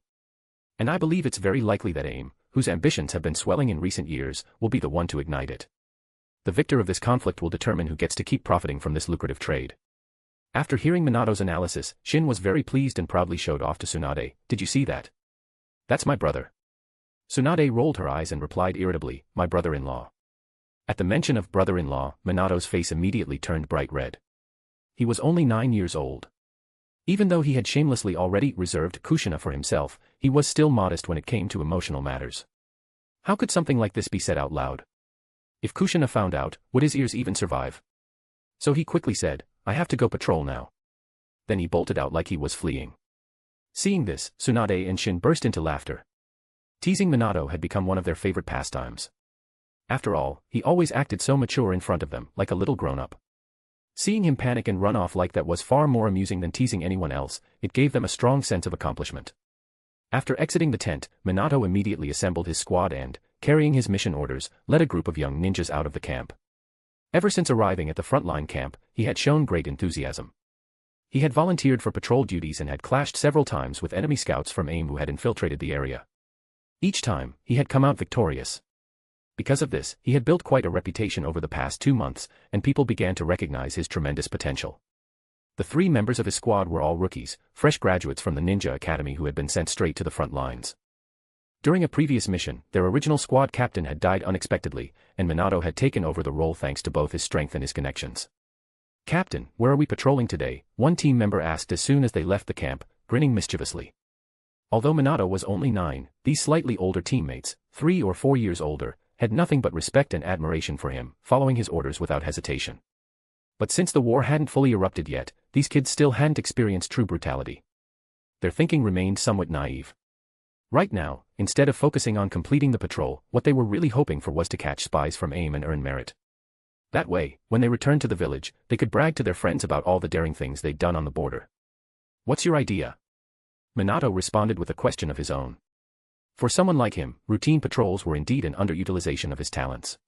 What's more, he had already placed several new types of sensory amplifiers along the patrol routes, so he could know what was going on without even being there.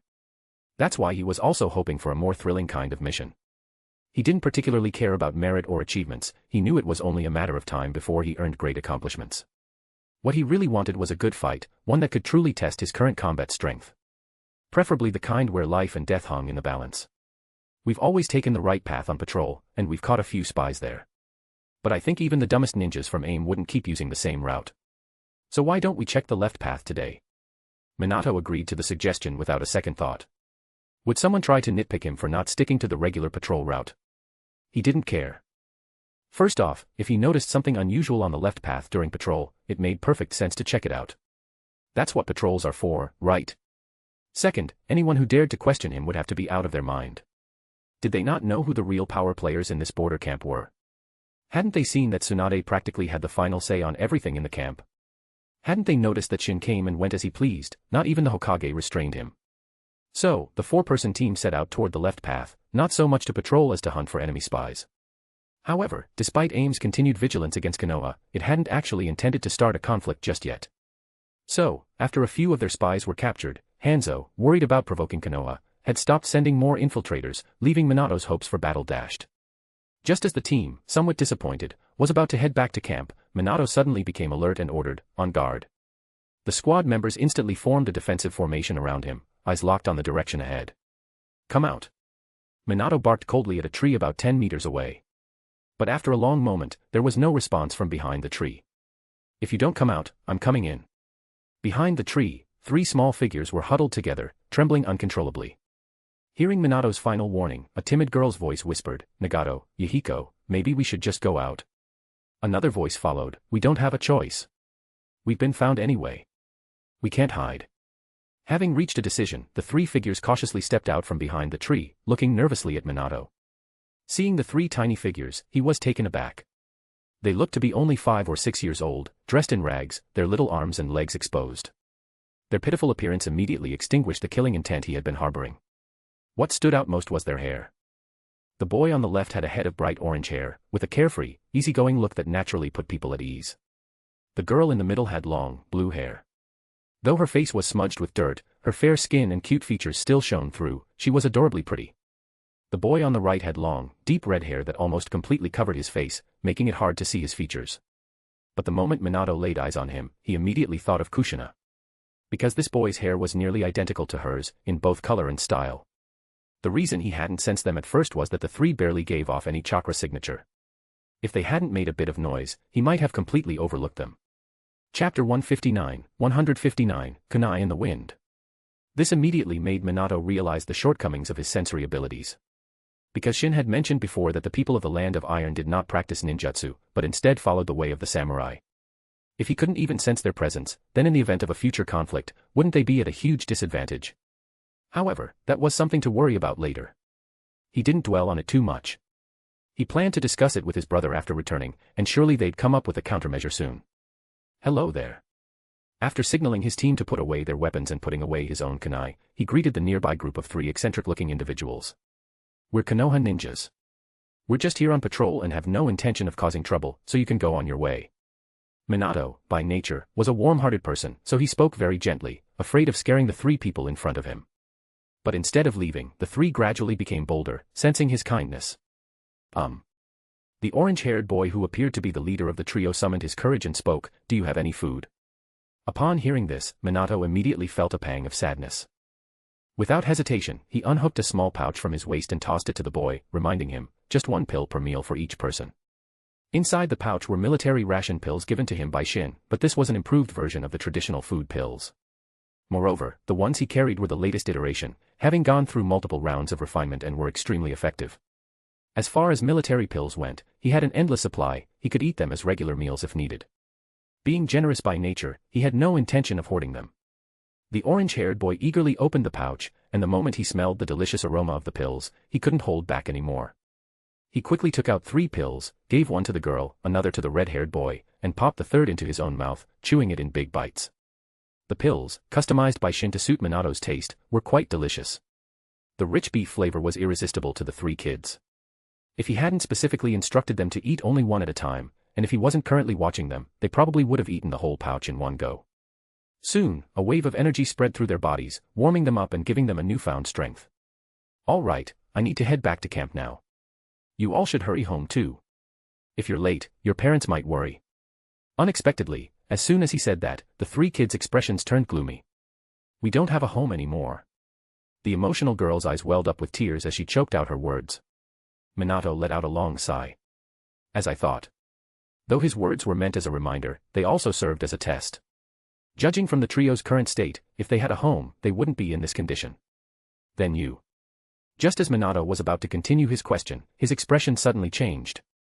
He shouted, "On guard. Enemy attack, rear right." In a flash, he used the body flicker technique to appear in front of the trio, shielding them behind him as his hands quickly formed seals. The next moment, 4 figures appeared before them, but before they could react, several high-pressure water jets shot straight toward them. The 4 quickly dodged, and where the water jets struck, the trees and stones were cleanly sliced apart as if by sharp blades.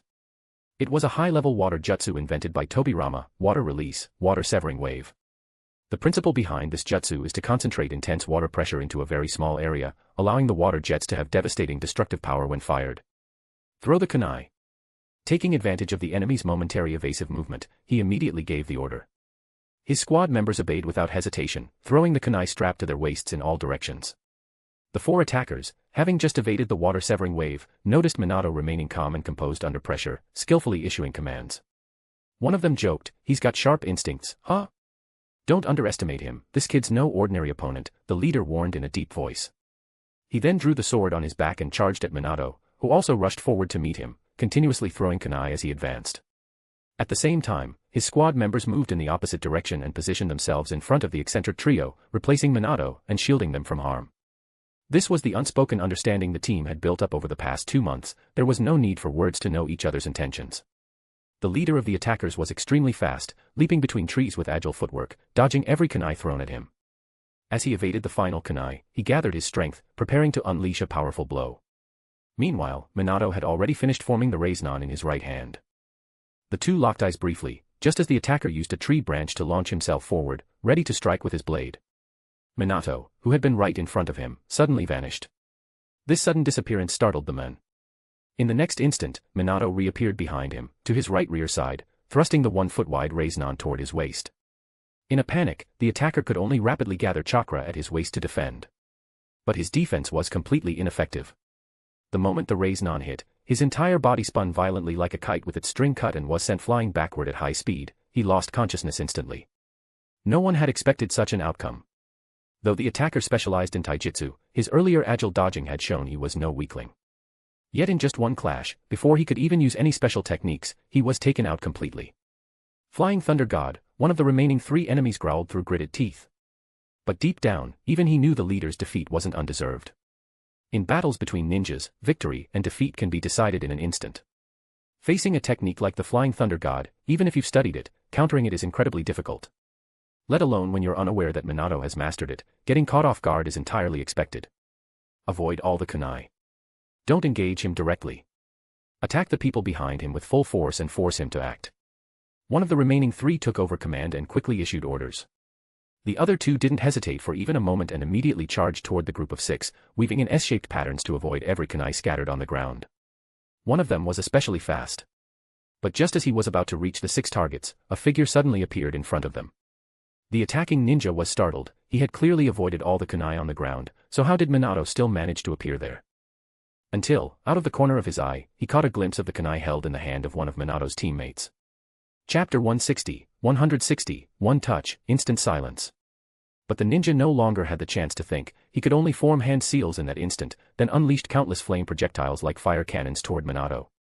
It was as if Minato had anticipated this all along. He formed hand seals almost simultaneously with the ninja, then spewed a waterfall-like stream of water from his mouth that turned into a wall, blocking all the incoming flame projectiles. At that moment, another ninja, who had circled around to the rear, launched an attack. The earth beneath instantly transformed into an earth dragon. Its massive head opened wide and sprayed countless mud bullets, surging toward the 6 people behind Minato. In the next instant, Minato moved in front of the oncoming mud bullets. With a rapid series of hand signs and a bang sound, a giant slug over 10 meters tall suddenly appeared. The dense barrage of mud bullets all hit the slug's body. But the slug wasn't harmed. Instead, upon being struck, it split into many smaller slugs that still managed to intercept and block every mud bullet. Seeing himself directly facing Minato, the Earth Release user immediately tried to retreat. But the very next moment, Minato's figure vanished again. By the time the ninja sensed Minato's presence, Minato had already appeared behind him. At that moment, a slug was clinging to the ninja's back, with the Flying Thunder God mark clearly drawn on it. The ninja, shocked and terrified, tried to turn and counterattack, but Minato's reaction speed was astonishing. Before the enemy could do anything, a kunai pierced straight through his back. However, in the next instant, the ninja's body dissolved into a pile of mud that collapsed onto the ground. Aside from the first men who had been instantly defeated, the remaining enemies were giving Minato quite the headache. Because these people had no intention of fighting him directly, instead, they continuously launched attacks toward the group behind him. His brother was right, the biggest weakness of the Flying Thunder God technique was dead weight. If it weren't for those 6 burdens he had to protect, he would have had plenty of time to toy with these opponents, and had absolute confidence in defeating them all. But with these living targets around, he was forced into a passive and constrained position. As he made up his mind, a special energy surged through his body. At the same time, strange black markings appeared around his eyes, and a black circular pattern emerged on his forehead, with a black dot in the center of the circle. Sage mode of the Shikatsu forest. And he entered it instantly. He was not someone who cared about showing off or competing for superiority. Victory or defeat didn't matter much to him. But if losing meant those burdens would die, that was an outcome he absolutely couldn't accept. So he could no longer afford to keep hiding his strength. The only blame lay in the fact that his Flying Thunder God technique had only just stabilized. He still couldn't use it to teleport others with him. Otherwise, with a single teleport, he could have relocated the 6 burdens to safety and wiped out these annoying pests in no time. In the next moment, Minato pulled out a storage scroll from his clothes. Then from it, he took out an unusually shaped and disproportionately large weapon, which he strapped to his back. Same Hada had a deep blue color overall, its blade enormous and covered in backward-pointing barbs. The moment Minato gripped Samehada's handle, a huge surge of chakra poured from the blade into his body. Back when Shin acquired Same Hada, he and Orochimaru studied it for some time. But after realizing that although it was powerful, it wasn't suitable for him, Shin handed it over to Minato. Feeling the massive chakra surging through his body, Minato rapidly formed hand seals. In the next instant, the ground beneath the 6 people behind him surged and transformed into a stone pillar that shot up, lifting them dozens of meters into the air. But it didn't stop there. Even high in the air, the ground beneath their feet continued to shift, forming a cage that enclosed them completely. Earth Release Barrier, Earth Prison Dome of Magnificent Nothingness. Such a long name. This jutsu was originally used to trap enemies, but by adjusting the chakra flow direction, it could also serve to protect people. Although Minato's best affinities were wind, fire, and lightning release, under Shin's guidance, he had also mastered quite a bit of earth and water release techniques due to his talent in all chakra natures. Now freed from the burden of protecting the 6 deadweights, he was finally unleashed. With no more restrictions, he vanished in an instant, reappearing 10 meters behind the earth release user. The ninja tried to activate a defensive jutsu, but in Sage mode, Minato's speed was far beyond anything he could have imagined. Minato's body turned into a stream of light, appearing in front of the ninja before he could even react. Then he delivered a devastating kick to the man's chest, shattering his heart and lungs, killing him instantly. With one strike, he disappeared again, reappearing dozens of meters away near the fire release user. The ninja, overwhelmed with terror, immediately tried to flee, but Minato once again vanished, reappearing right beside him. At that moment, a seemingly insignificant stone beneath the fire ninja's feet was engraved with a Flying Thunder God mark, secretly planted there earlier by Minato using earth release. Before the ninja could react, Minato slammed a 2-foot diameter Rasengan into his body. The force sent him flying like a cannonball, and he was dead before he hit the ground. His last thought before dying was, but I was nowhere near that kunai, how could this be? The last ninja, who had been farther away, was struck with sheer terror and turned to flee without a second thought. Minato's strength was too terrifying, he didn't even have the courage to fight. But he could not die, he had to return with intel on Minato. However, he had only just turned to run when a shadow clone of Minato suddenly appeared at his side, reaching toward him. The fleeing ninja had kept his eyes on Minato's real body, never expecting a clone, and in that slight delay, a massive water prison surrounded him, locking his body in place. He couldn't move a muscle. Just as he panicked, the giant water sphere suddenly collapsed and dispersed into streams of water flowing away. But before he could feel relieved, Minato's real body appeared right next to him, Same Hada already falling onto him. The sword drained every last bit of chakra from his body, pinning him to the ground. Sensing no more chakra signatures in the area, Minato finally let out a breath of relief. It had to be said, Same Hada and the Flying Thunder God technique were a match made in heaven. One touch, instant silence.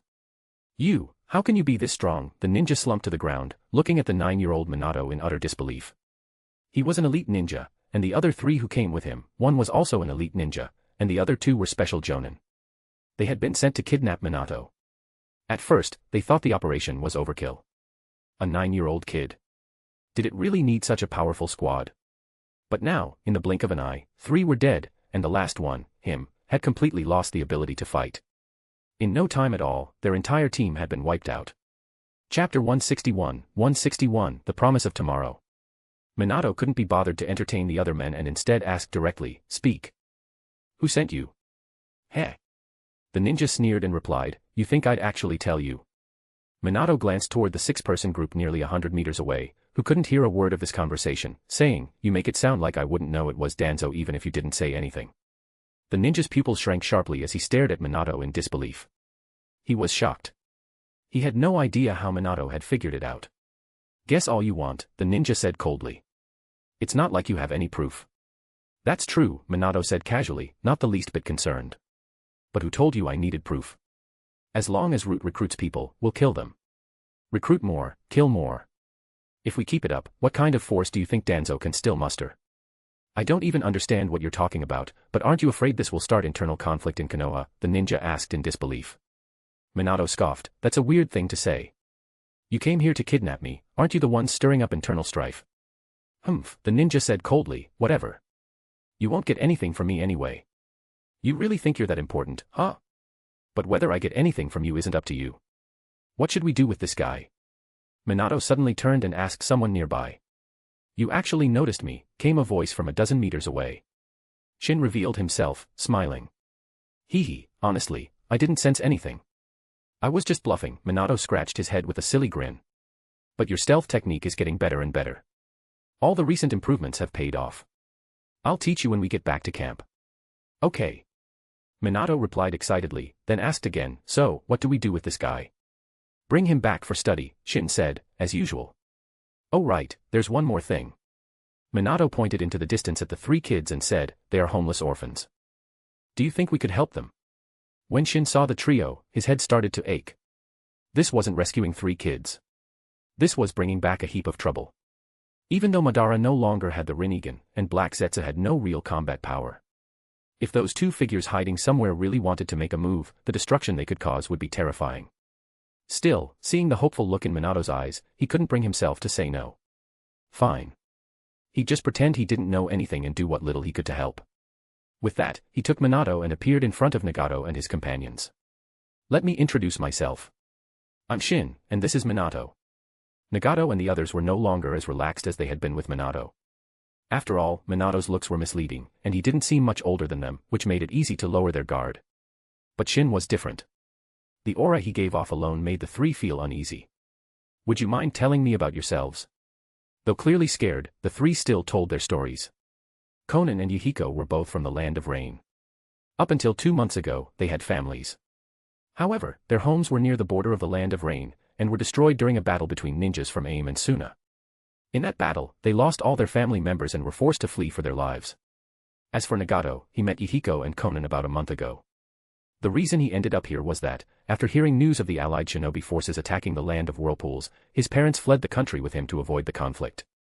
But for outsiders, surviving in another country isn't easy, especially with such distinct features, making it impossible to hide their identities.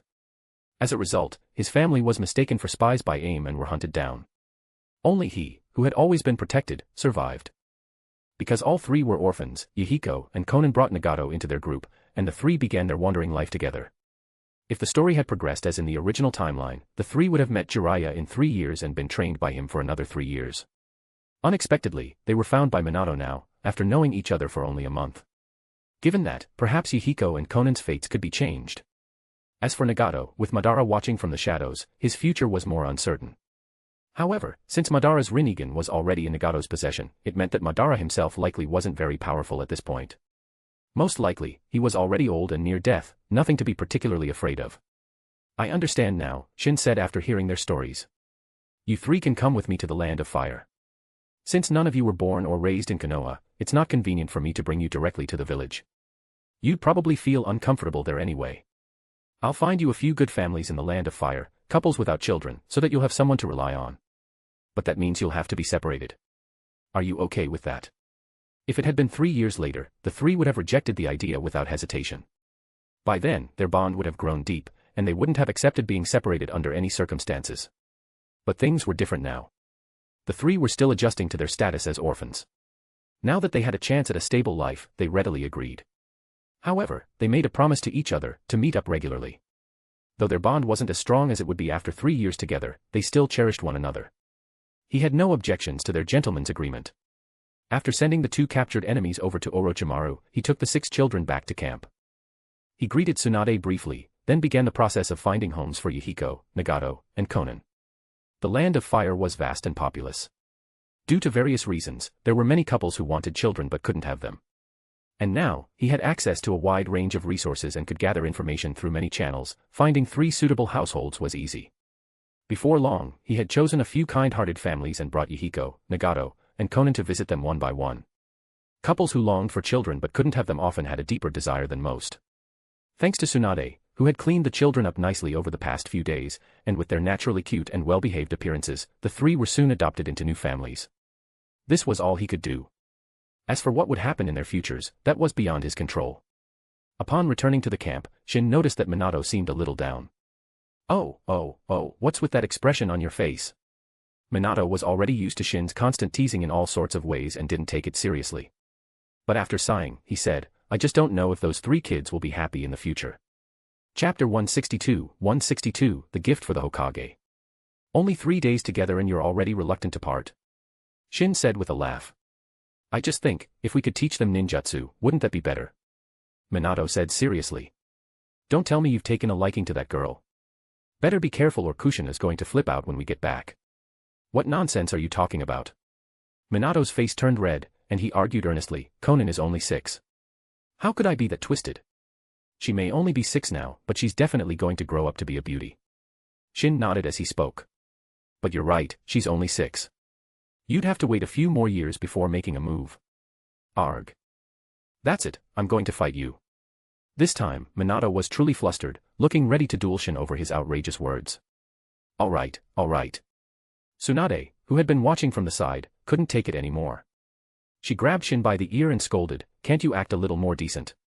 Feeling the pain from his ear, Shin quickly begged for mercy, and only after a while did Tsunade finally let go. Seeing Minato gloating at his misfortune, he shot him a look that clearly said, just you wait. At that moment, Tsunade said, Minato, I actually understand how you feel. Those 3 little ones are indeed very endearing. Even though it's only been 3 days, they've really grown attached to you. It's natural for you to like them and care about them. But what made you think about teaching them ninjutsu? I just think that only when someone has enough strength can they control their own destiny. I want them to be able to protect themselves and the people they love in the future, Minato explained. I agree. Shin also got serious at this point. Anyway, you've already mastered the Flying Thunder God technique, and where they live isn't far from Konoha. After we return to the village, you can set aside some time each day to guide them. But there are a few conditions. Minato immediately sat up straight, listening attentively. First, don't lump all 3 of them together out of convenience. They've just moved to their new homes and need time to bond with their foster families, so you need to visit and teach them one-on-one. Minato nodded solemnly. Second, your guidance must come with no other motives, it should be purely out of a desire to help. You mustn't expect anything in return, nor should you plan their futures for them. Their paths should be decided by themselves. Of course, Minato promised quickly. He was never the type to offer help expecting repayment, his desire to assist truly came from the heart. Shin patted Minato's head and smiled warmly. The reason he made the condition was so that Minato wouldn't place too many expectations on the 3 kids. If they ended up going down a bad path in the future, at least he wouldn't feel too guilty about it. The third and final condition, you must not let your own training fall behind. Understood. I'll complete the mission. Minato nodded firmly, committing all 3 conditions to memory. Watching Minato run off excitedly, Shin couldn't help but sigh. What's the matter? Tsunade asked, puzzled. The more bonds a person has, the more weaknesses they gain.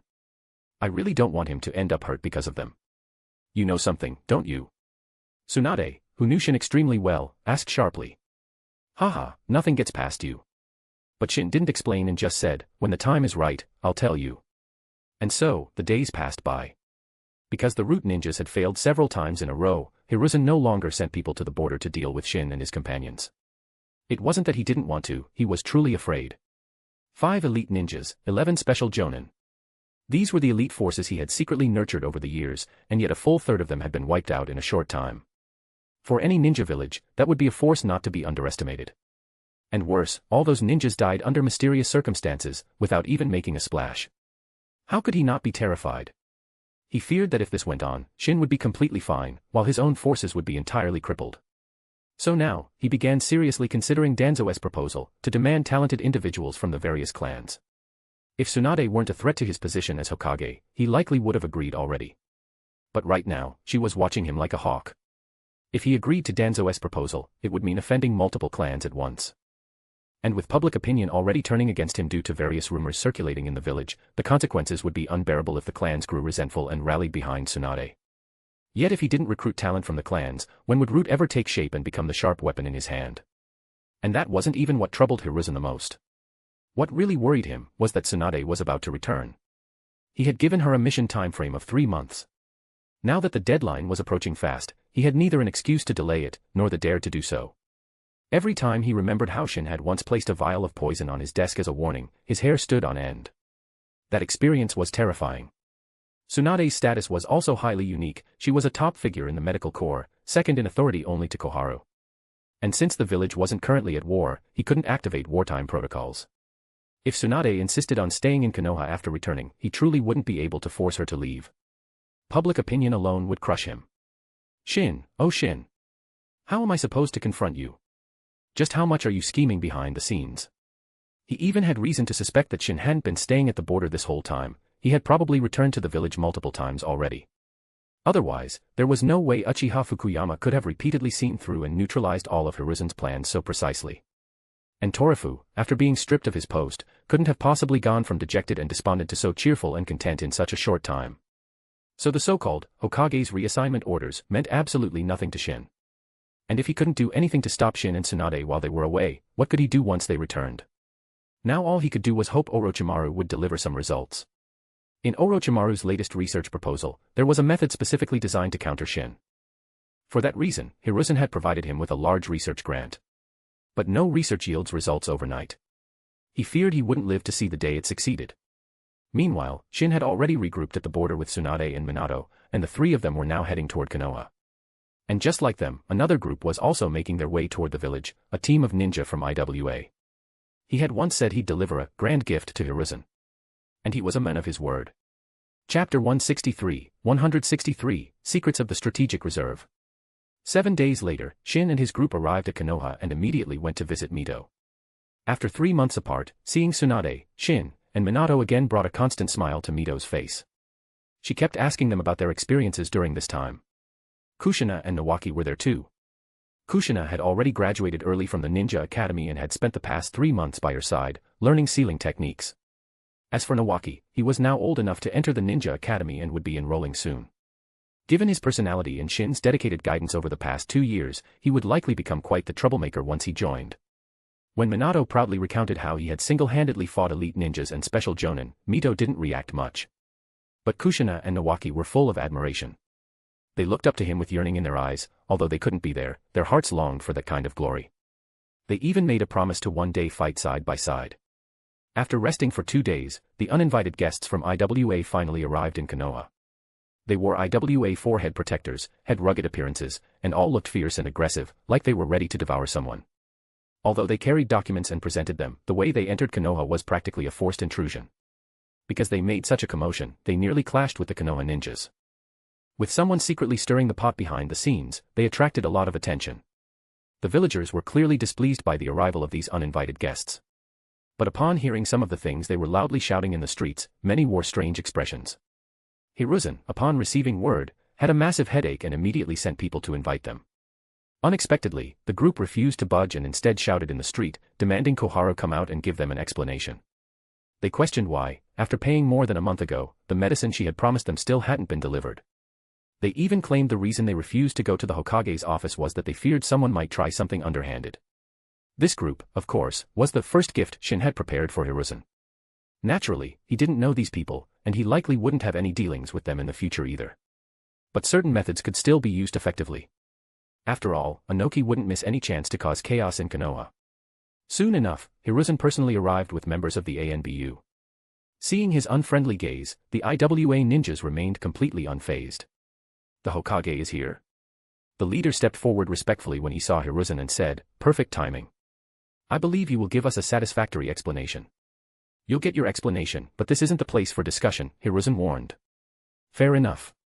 Out of respect for you, we'll comply," the leader said politely, no longer shouting.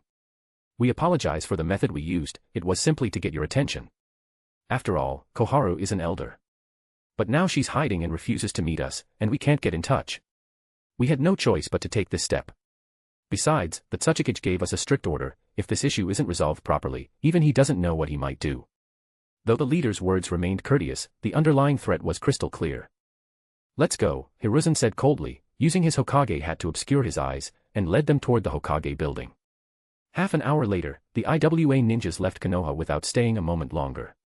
However, news of the incident had already spread throughout the village, and many were curious about what had really happened. Why did the IWA ninjas arrive looking like they were here to settle a score, and why did the Hokage seem unwilling to retaliate? Could it be that Konoha had done something to IWA? As expected, Hiruzen's worries about the incident being leaked proved to be well-founded. By the afternoon, a rumor had spread throughout Konoha, leaving everyone who heard it utterly stunned. The cause of the incident turned out to be that Koharu, for personal gain, had secretly sold new strategic medicines, which were never meant for external sale, to major ninja villages. One of the buyers happened to be IWA. Although the deal with IWA was successfully made and they had readily paid in full, she failed to deliver the promised strategic supplies. It wasn't that she didn't want to, but rather that the shipment had been intercepted midway. With no other choice, she had to divert medicines from the strategic reserve warehouse to fulfill the order to IWA, planning to replenish the stock once a new batch was produced. But the second shipment was also intercepted. At that point, she snapped. She firmly accused IWA of stealing the goods, arguing that since the deal had been conducted in secret, no one else could have known about it. Once might have been coincidence, twice was clearly intentional. As a result, she clashed with the IWA ninjas handling the deal. But IWA denied everything, insisting they never received the goods and demanded an explanation from her. In response, she completely cut off contact with them. That led to the scene where the IWA ninjas came to Konoha to stir up trouble. Whether IWA had actually stolen the goods was beside the point. What enraged everyone in Konoha was that Koharu had sold strategic medicine for personal profit, and even diverted supplies from the strategic reserve warehouse. The strategic warehouse was crucial to the village's safety. If war were to break out, or if a sudden crisis occurred, the weapons, food, and medicine stored there would be Konoha's greatest safeguard. This kind of resource is a top priority for any village. If these two allegations were true, then not even a village elder could be let off the hook. And yet, the Hokage had suppressed the matter. Half a day had passed without any explanation, and many of Konoha's citizens had lost patience. Crowds began gathering in front of the Hokage building, demanding that the Hokage give the people a clear answer. In truth, Hiruzen was currently at his wit's end, because Koharu was sitting right in front of him. But she denied everything. She told him that if he didn't believe her, he could inspect the strategic reserve warehouse or audit the pharmaceuticals department's records. The truth, of course, was that everything was real. The medicine she had sold to IWA wasn't just any ordinary drug, it was the Vital Surge pill, jointly developed by Shin and Orochimaru. And she had a reason: the pill was cheap to produce, sold at a high price, and generated extraordinary profits. After her fallout with IWA, she panicked. She used her own wealth, and with the help of Hamura, purchased a large quantity of medicinal ingredients from outside and rushed to produce more pills to fill the gap during that period. That's why she now firmly denied everything. Because she understood well, whether you did something was one thing, whether you admit it was another. As long as she filled the gap, she believed Hiruzen wouldn't actually go after her. After all, his own hands weren't clean either. Over the years, Koharu and Hamura had always cut him a share of the profits they skimmed. Hiruzen had always been smart, he never asked questions or touched the money directly. The ones collecting the money were trusted members of the Sarutobi clan. But if he really wanted to press the issue, she was fully prepared to turn against him. She understood this well. And so did he. Which was exactly why Hiruzen was more anxious now than ever. At such a critical moment. Koharu, can't you show some restraint? Chapter 164, Seed of Division. Hiruzen was truly worried that if this incident wasn't handled properly, someone would seize upon it and launch a fierce attack, making it impossible for him to remain as Hokage. What's more, Koharu's messy affairs were not limited to just this one. Who knew how much evidence Shin might have? Would he expose one thing after another? If he tried to forcibly suppress this matter and more incidents came to light, he would inevitably become the target of public outrage. But now, villagers and many ninjas had already gathered in front of the Hokage building, demanding that he come out and explain. This matter could no longer be delayed. No matter what, he had to show up. After hesitating for 10 minutes, he finally made up his mind. If he didn't protect Koharu, things would explode immediately. He knew better than anyone how stubborn she was. Given the current situation, the only option was to forcefully protect her for now and plan further steps afterward. As he walked to the front of the Hokage building and looked at the dense crowd, he was in a foul mood. Even now, he still didn't know who was behind this attack on him. The Hokage has come out, someone shouted, and the entire crowd instantly quieted down. Hiruzen looked at the sea of people and immediately put on a smile. I'm very sorry to have kept you all waiting so long. After all, investigating certain matters takes time. I have already sent people to inventory our strategic supply warehouse, and the matter has been fully investigated. After the inventory, all strategic materials in the warehouse matched the records. The rumor that Koharu sold materials from the strategic warehouse is unfounded. As an elder, she would never do anything to harm the village's interests. On the contrary, she has worked diligently and earnestly for many years. I hope everyone can trust her. Lately, there have been many rumors in Konoha that undermine unity and attempt to divide us. I hope everyone can remain rational and discerning, and not be used by those with ill intent. Hokage-sama, is what you're saying true? Someone finally asked with a sigh of relief. Absolutely, Hiruzen replied with a smile. Please trust me, this is a serious matter that concerns the safety of the village. I would never deceive you. After all, he was still the Hokage. Although many in the village had growing dissatisfaction with him, his public assurance still carried some weight. After another hour-long speech about dedication to the village, the tired villagers finally began to slowly disperse.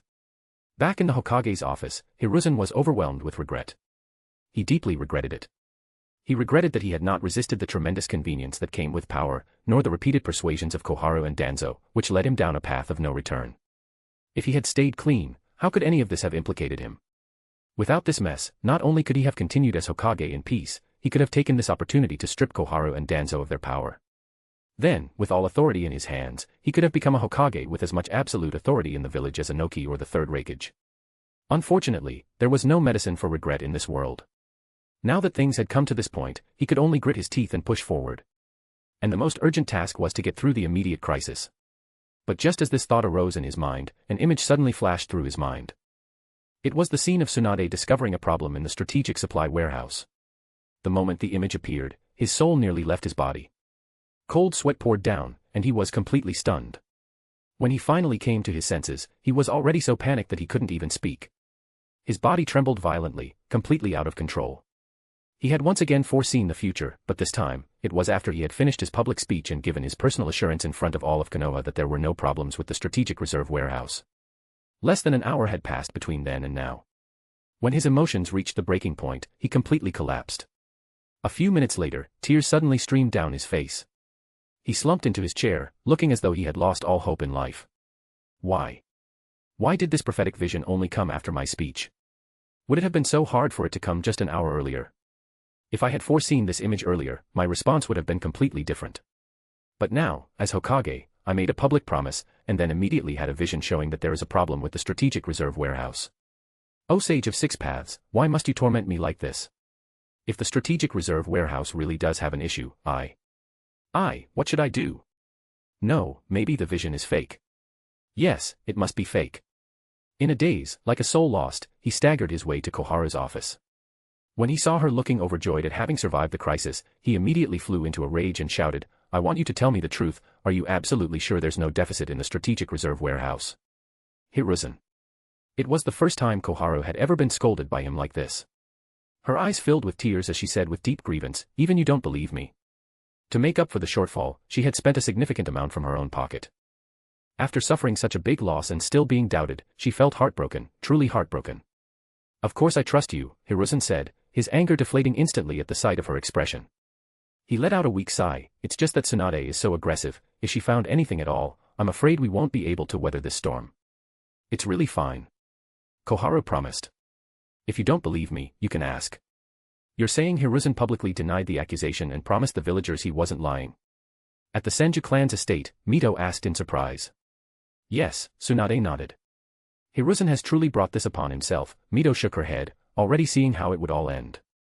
Tsunade Nezen, what does she mean by that? Kushina, innocent as ever, asked in confusion. Recently, Mito hadn't just been teaching her sealing techniques, she'd also been teaching her many other things. As a result, Kushina, who never used to think much, had slowly begun to learn how to analyze and reflect. But she still had a simple mind, and hadn't been studying for long. Many things still didn't click for her right away. Tsunade explained, the Hokage is the leader of Konoha. His credibility carries tremendous weight, it's his greatest tool for governing. Without it, even if he's powerful, he won't be able to earn the people's respect. Previously, he was overly passive and refused to send troops to aid the land of whirlpools. That already hurt his reputation and made him seem weak and incapable. In the past few months, rumors harmful to him have been spreading all over Konoha, further damaging his credibility. And now, he's lied to the villagers in public. If that lie is exposed, what do you think will happen? Kushina thought for a moment and said, if he loses the people's trust again, he might not be able to stay Hokage anymore. Exactly. Tsunade smiled with satisfaction. She didn't expect Kushina to actually have a brain after all. Just as that thought crossed her mind, she turned to Shin and asked, what should I do next? Why, make sure he completely loses his credibility, Shin replied with a faint smile. He is already on the path to destruction. Now all we need is a trigger, something to completely shatter the villagers' trust in him. And it's our job to reveal that trigger. Chapter 165, 3 Roads to Ruin. After venting his emotions thoroughly, Hiruzen finally calmed down and quickly sorted through the current situation. The present fact was that he had publicly promised that there would be no issues with the strategic reserve warehouse. If a problem was discovered with the strategic reserve warehouse, it would be a devastating blow to his credibility. But, would there really be a problem? And even if there was a problem, could it have been tampered with by Shin? After all, at such a critical moment, Koharu wouldn't likely lie to him. The root of his despair was ultimately the prophecy that had flashed through his mind. But was the prophecy truly accurate? That sudden and mysterious prophecy was suspicious from the start. Although he had never heard of a similar technique and hadn't noticed anything unusual even after carefully checking himself, it might very well have been a trick by Shin, intended to confuse him at a critical moment. Even though the prophecies had always been extremely accurate before, this time, he decided to take a risk and Northwest longer place his faith in it. He didn't know why he felt this way. At present, there were 3 possible scenarios. First possibility, the strategic reserve warehouse had no problems, and Shin had miscalculated this time. If that turned out to be the case, then the one whose reputation would suffer would not be him, but Tsunade. After all, she had publicly promised, if there were no issues with the strategic reserve warehouse, she would volunteer to guard the border for 3 years and stay out of village affairs during that time. In other words, if Shin was trying to trap Hiruzen but the trap failed, it would actually help Hiruzen regain his standing, and the prestige Tsunade had built up would collapse overnight. Second possibility, there really was a problem with the strategic reserve warehouse, and it had nothing to do with Shin, it was simply Koharu failing to clean up the mess properly. This would need to be confirmed again, and every detail carefully reviewed. Third possibility, there was a problem with the warehouse, but it was caused by Shin's interference. If this was the case, then as long as even a trace of evidence could be found, he could turn the situation around. Not only could he recover all the reputation he had lost, but he could also utterly crush both Tsunade and Shin. This might infuriate Shin, but at this point, he no longer cared. Over the past 3 months, he had come to understand many things, mainly, that Shin must have some reservations. Otherwise, after Hiruzen had poisoned him and sent people after his brother, he wouldn't have just sulked, he would have taken real action by now. At this life-or-death moment, Hiruzen decided to take a bold gamble. To make a final confirmation, he went to see Koharu again. Koharu, did you patch up the missing supplies in the strategic reserve warehouse? Hearing the same question again, Koharu flew into a rage. She stood up abruptly and nearly shouted, what do you mean by this? Why do you keep asking the same thing? At a time like this, do you think I'd lie to you? Hearing her reply again, Hiruzen paid no attention to her anger. After calming her down, he told her everything Tsunade had done. Koharu was momentarily stunned, but then her face lit up with joy. She had personally filled in the gaps in the strategic reserve warehouse and was confident Tsunade wouldn't be able to find any issues. If this matter escalated, and everyone in the village watched eagerly only for Tsunade to come up empty-handed in the end, then Koharu would no longer be the scapegoat. It would be Tsunade who took the fall. The chance for a counterattack had finally arrived. Not long after, Hamura, also notified, arrived at the Hokage's office. Although a decision had been made and things now looked like an opportunity, Hiruzen didn't dare to relax in the slightest. Having clashed with Shin in secret so many times, he had started to lose confidence. As soon as he saw Hamura enter, he immediately asked him about all the details regarding how the deficit in the strategic reserve warehouse had been covered. To avoid exposure, Hamura hadn't used conventional means to purchase the medical supplies. Instead, he had others act on his behalf while he remained hidden in the shadows, completely distancing himself from the matter. Moreover, unlike usual, the supplies this time weren't transported by cart. Instead, a large number of space scrolls were used, regardless of cost, leaving absolutely no trace of the transportation process. Finally, the manufacturing of this batch of supplies didn't happen in the pharmaceuticals department, it had been secretly handled by Orochimaru, whom he had privately asked for help. Among the 4 elders at the top, Hamura was usually the most inconspicuous, but he was meticulous in his work. And if anywhere in Konoha could be considered the most hidden, it was undoubtedly Orochimaru's laboratory. Only Orochimaru himself had access, and anything that happened in there was completely unknown to outsiders. So the most likely, and perhaps the only, possibility was that Shin simply assumed there had to be a problem with the strategic reserve warehouse. That was the only reason he pushed Tsunade to act this way, trying to force Hiruzen into submission. After getting the answers he wanted, Hiruzen finally felt at ease. It seemed that transferring Tsunade to the border had been the right move, because removing her was essentially the same as removing Shin. Even if Shin occasionally returned to Konoha, Hamura and Koharu had handled the matter of replenishing the warehouse deficit with such secrecy that unless someone was watching very closely, they would almost certainly miss it. And Shin's active involvement at the border proved that he hadn't had the time to keep constant watch over Konoha. In that case, there was no way he could have known the warehouse deficit had already been filled.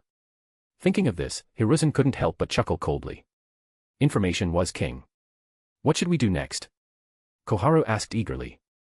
Delay, Hiruzen said coldly. Delay. Koharu frowned, puzzled. Why would we delay? What do you think would happen if I intentionally stall things and don't take any action? Hiruzen continued with a smile. It'll definitely stir up public outrage and direct the people's anger at us, Koharu said nervously. Why would you want that? Koharu, Hiruzen said calmly, think about it. If public anger boils over, but in the end it's revealed that Tsunade falsely accused us, who do you think all that anger will be redirected at?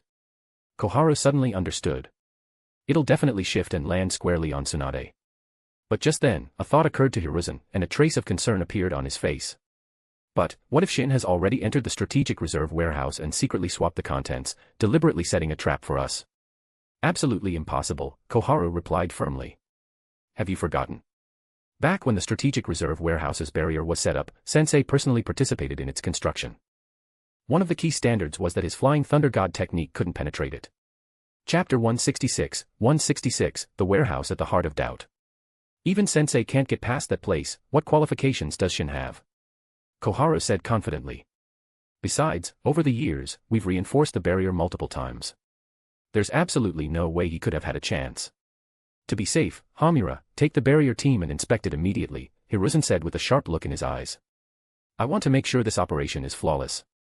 The Konoha Strategic Supply Warehouse was a massive underground facility. Above the warehouse stood a modest building. At that moment, the building was completely surrounded by thousands of tents, leaving not a single space unoccupied. Many of the people present had come of their own accord. The citizens of Konoha were actually quite simple at heart. Most of them deeply loved the village, and so they sincerely wanted to see it improve. But it was precisely because of that love that they couldn't tolerate even a speck of sand in their eyes, meaning they couldn't overlook any corruption or wrongdoing, and their behavior sometimes leaned toward the extreme. And they didn't see anything wrong with their actions. We just want the truth, is that so wrong? Why has the Hokage not given us any explanation to this day? Are you really going to protect Koharu at all costs, ignoring the will of the people? At this point, it had been 10 full days since Tsunade had started her vigil in front of the warehouse gates. Over those 10 days, many of the villagers had grown increasingly agitated. It was a chorus of complaints and unrest. They had gone to the Hokage's office to demand answers, and even organized protests. But all they got from the Hokage's building was one statement: the matter is still under investigation. And then, nothing more. By now, no one even questioned anymore whether Koharu had actually been selling off Konoha's strategic resources. Because in everyone's eyes, it was already an ironclad fact. Many even believed that Hiruzen himself was involved. Otherwise, why would he go to such lengths to shield her? Was it because she was beautiful? Or because she was kind? Another day passed, and finally, the situation began to shift. Ryohei couldn't sit still any longer. He secretly contacted Fukuyama, Torifu, and others to join him in meeting with Hiruzen and urging him to address the situation. Ever since the Hyuga clan had taken over the police force, things had gone fairly smoothly at first. The branch house members had been given strict orders: no matter how much trouble someone caused, they had to remain polite and composed, never rude or harsh. This naturally won them some goodwill among the villagers. However, Konoha was simply too big, and it was inevitable that some strange or difficult people would appear. Incidents began to arise. The Hyuga branch members, upon receiving reports, had no choice but to act. And now, they finally understood the suffering the Uchiha clan had once endured. No matter how courteous and respectful they were, someone would always be dissatisfied and cry out about unfairness. This was the flaw of not having a clear and effective set of rules in place. Yes, so as not to appear as though he was targeting the Uchiha, Hiruzen had also rejected Ryohei's reform proposals. The only difference was, he didn't invoke the second Hokage to scold anyone. But Ryohei was clever. He punished some of the branch members harshly, quelled the unrest, and showed that the Hyuga were different from the Uchiha. However, in these 10 days, the unrest among the villagers had only grown more intense. And yet, the police force had no choice but to handle them. After all, those affected were swarming the police force in protest. Could they really just pretend not to see? This led to a rapid escalation of tension between the police force and the villagers. Ryohei continued punishing many members of the Hyuga branch house. However, as his punishments became increasingly indiscriminate, dissent began to emerge within the branch house. Some members outright turned against him, declaring that even if it meant death, they refused to endure such torment any longer. If you have the guts, Ryohei, go ahead and kill me. Though Ryohei had never truly regarded the branch house members as equals, he wasn't stupid. He realized things couldn't go on like this. That was why he secretly reached out to Fukuyama, Torifu, and the heads of several other major clans, leading a delegation to meet with Hiruzen. The Hyuga delegation marched toward the Hokage's office full of righteous fury, determined to force the Hokage to take a stance. But the moment they pushed open the Hokage's office doors, Ryohei's attitude changed instantly. He began pouring out his grievances, playing the victim as though he had been terribly wronged. He kept emphasizing how difficult things had been lately, how the work was becoming unsustainable, and so on. By rights, someone of his status shouldn't have needed to grovel before the Hokage. But the problem was, he really wanted to become an elder. One of the conditions he agreed to when aligning with Hiruzen was a seat on the Konoha Council. Now that he had clearly picked a side, backing out would make him a laughingstock. In fact, he hoped to use the elder seat as a stepping stone to even greater power. Whether he had been blinded by ambition or simply misunderstood Hiruzen, no one could say, but the very thought was dangerous. Let alone rising higher, even if he did get the elder seat, how much real power would he hold? Wasn't Torifu also an elder? And look at him now, retired at home, playing with his grandchildren and savoring gourmet food. If Ryohei only wanted a ceremonial title, things would be fine. But if he reached further, he might not even know how he died. After all, he didn't have the strength of Shin or Tsunade, enough to make Hiruzen hesitate. Once he finished airing his grievances, the other clan leaders began to speak up one after another, voicing their own frustrations over the past few days. Only Torifu and Fukuyama remained silent in the corner, like decorative mascots. I understand what you're all saying, Hiruzen finally sighed. Since everyone is here today, it's clear we need to bring this matter to a conclusion. But does anyone have any suggestions on how to proceed? The moment he asked that question, everyone fell silent. It wasn't just the villagers who distrusted Hiruzen, even members of Konoha's clans harbored doubts. Otherwise, how could anyone explain his series of questionable decisions? But no one wanted to be the one to speak up and offend the Hokage, no one wanted to be the target of his wrath. Investigate. It must be thoroughly investigated. Suddenly, a voice rang out, startling everyone. They quickly turned and saw that it was Torifu who had spoken. I trust that you and Koharu would never engage in corruption or actions that harm the village. This whole situation must be a conspiracy by IWA. Right now, the entire village is desperate for the truth, it's time we gave it to them. His words were well crafted, but everyone knew the message was directed at Hiruzen. The room fell silent again, and some even began watching with a sense of curiosity, as if enjoying a spectacle. Hiruzen's expression shifted slightly. He turned to the others and asked, "What do the rest of you think?" "Investigate. It must be thoroughly investigated." Another voice rang out, repeating Torifu's words exactly. It was Fukuyama, who added, "Anyone who harms the village's interests is a scoundrel, a beast, a parasite. But the Hokage is certainly none of those things. We must get to the bottom of this, for the sake of the Hokage's good name." Chapter 167, High Stakes, Low Morale. Everyone was stunned. If earlier Torifu's words seemed like a defense of Hiruzen, in truth, they were a subtle jab at him. But now, Fukuyama was outright cursing him to his face. Scoundrel, beast, parasite. What kind of savage language was this? Sure enough, Hiruzen's expression visibly darkened. He stared coldly at Fukuyama and said, "Are you implying something with your words?" "Am I?" Fukuyama replied with a confused look. "I just think you deserve some justice.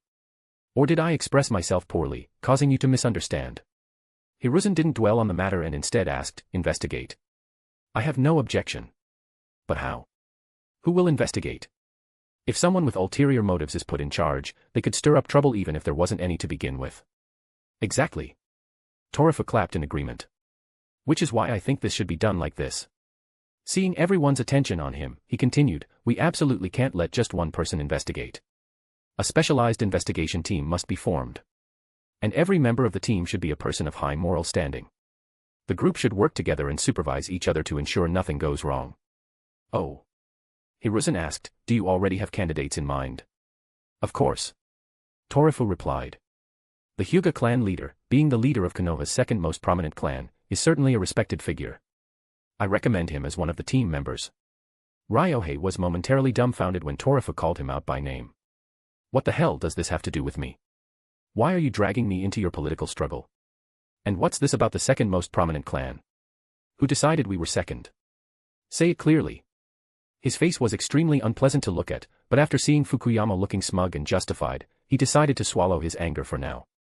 Ignoring Ryohei's reaction and without waiting for Hiruzen to speak, Torifu continued, next, Hamura, as an elder, has worked hard and served diligently. He's careful and patient by nature, so naturally, he should be included too. His back-to-back recommendations left everyone stunned. Wait, is Torifu really unaware or just pretending? Aren't both of those people Hiruzen's men? Even though many clans didn't get involved in Konoha's political power struggle, things were now so clear that no one could claim ignorance. I wonder if you are satisfied with these two candidates I've proposed. Torifu didn't even look at Ryohei or Hamura and directed his question at Hiruzen, who sneered inwardly, but his expression remained neutral.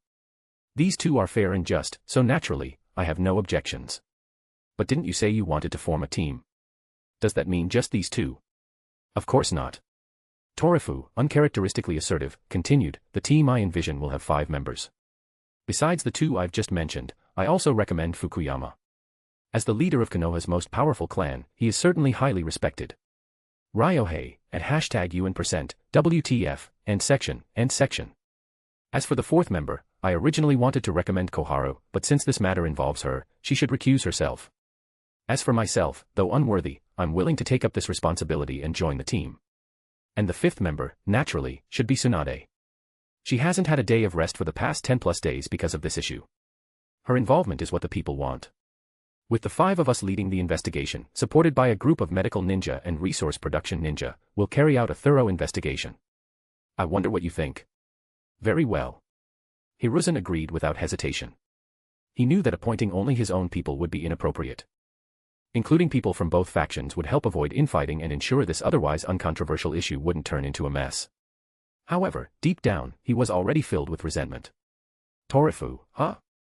Look at how smug you are, as if you're the Hokage. Very well. Once this matter is settled, it'll be your turn next. In front of Konoha's strategic warehouse, inside the tent Tsunade had set up. At this moment, Shin was leisurely making tea, then handed a cup to Tsunade. He didn't really know how to appreciate tea, but his posture and demeanor were convincing enough to fool others. Phew. After taking a sip and exhaling deeply, Tsunade asked Shin, you really haven't gone in to inspect the warehouse? I really haven't.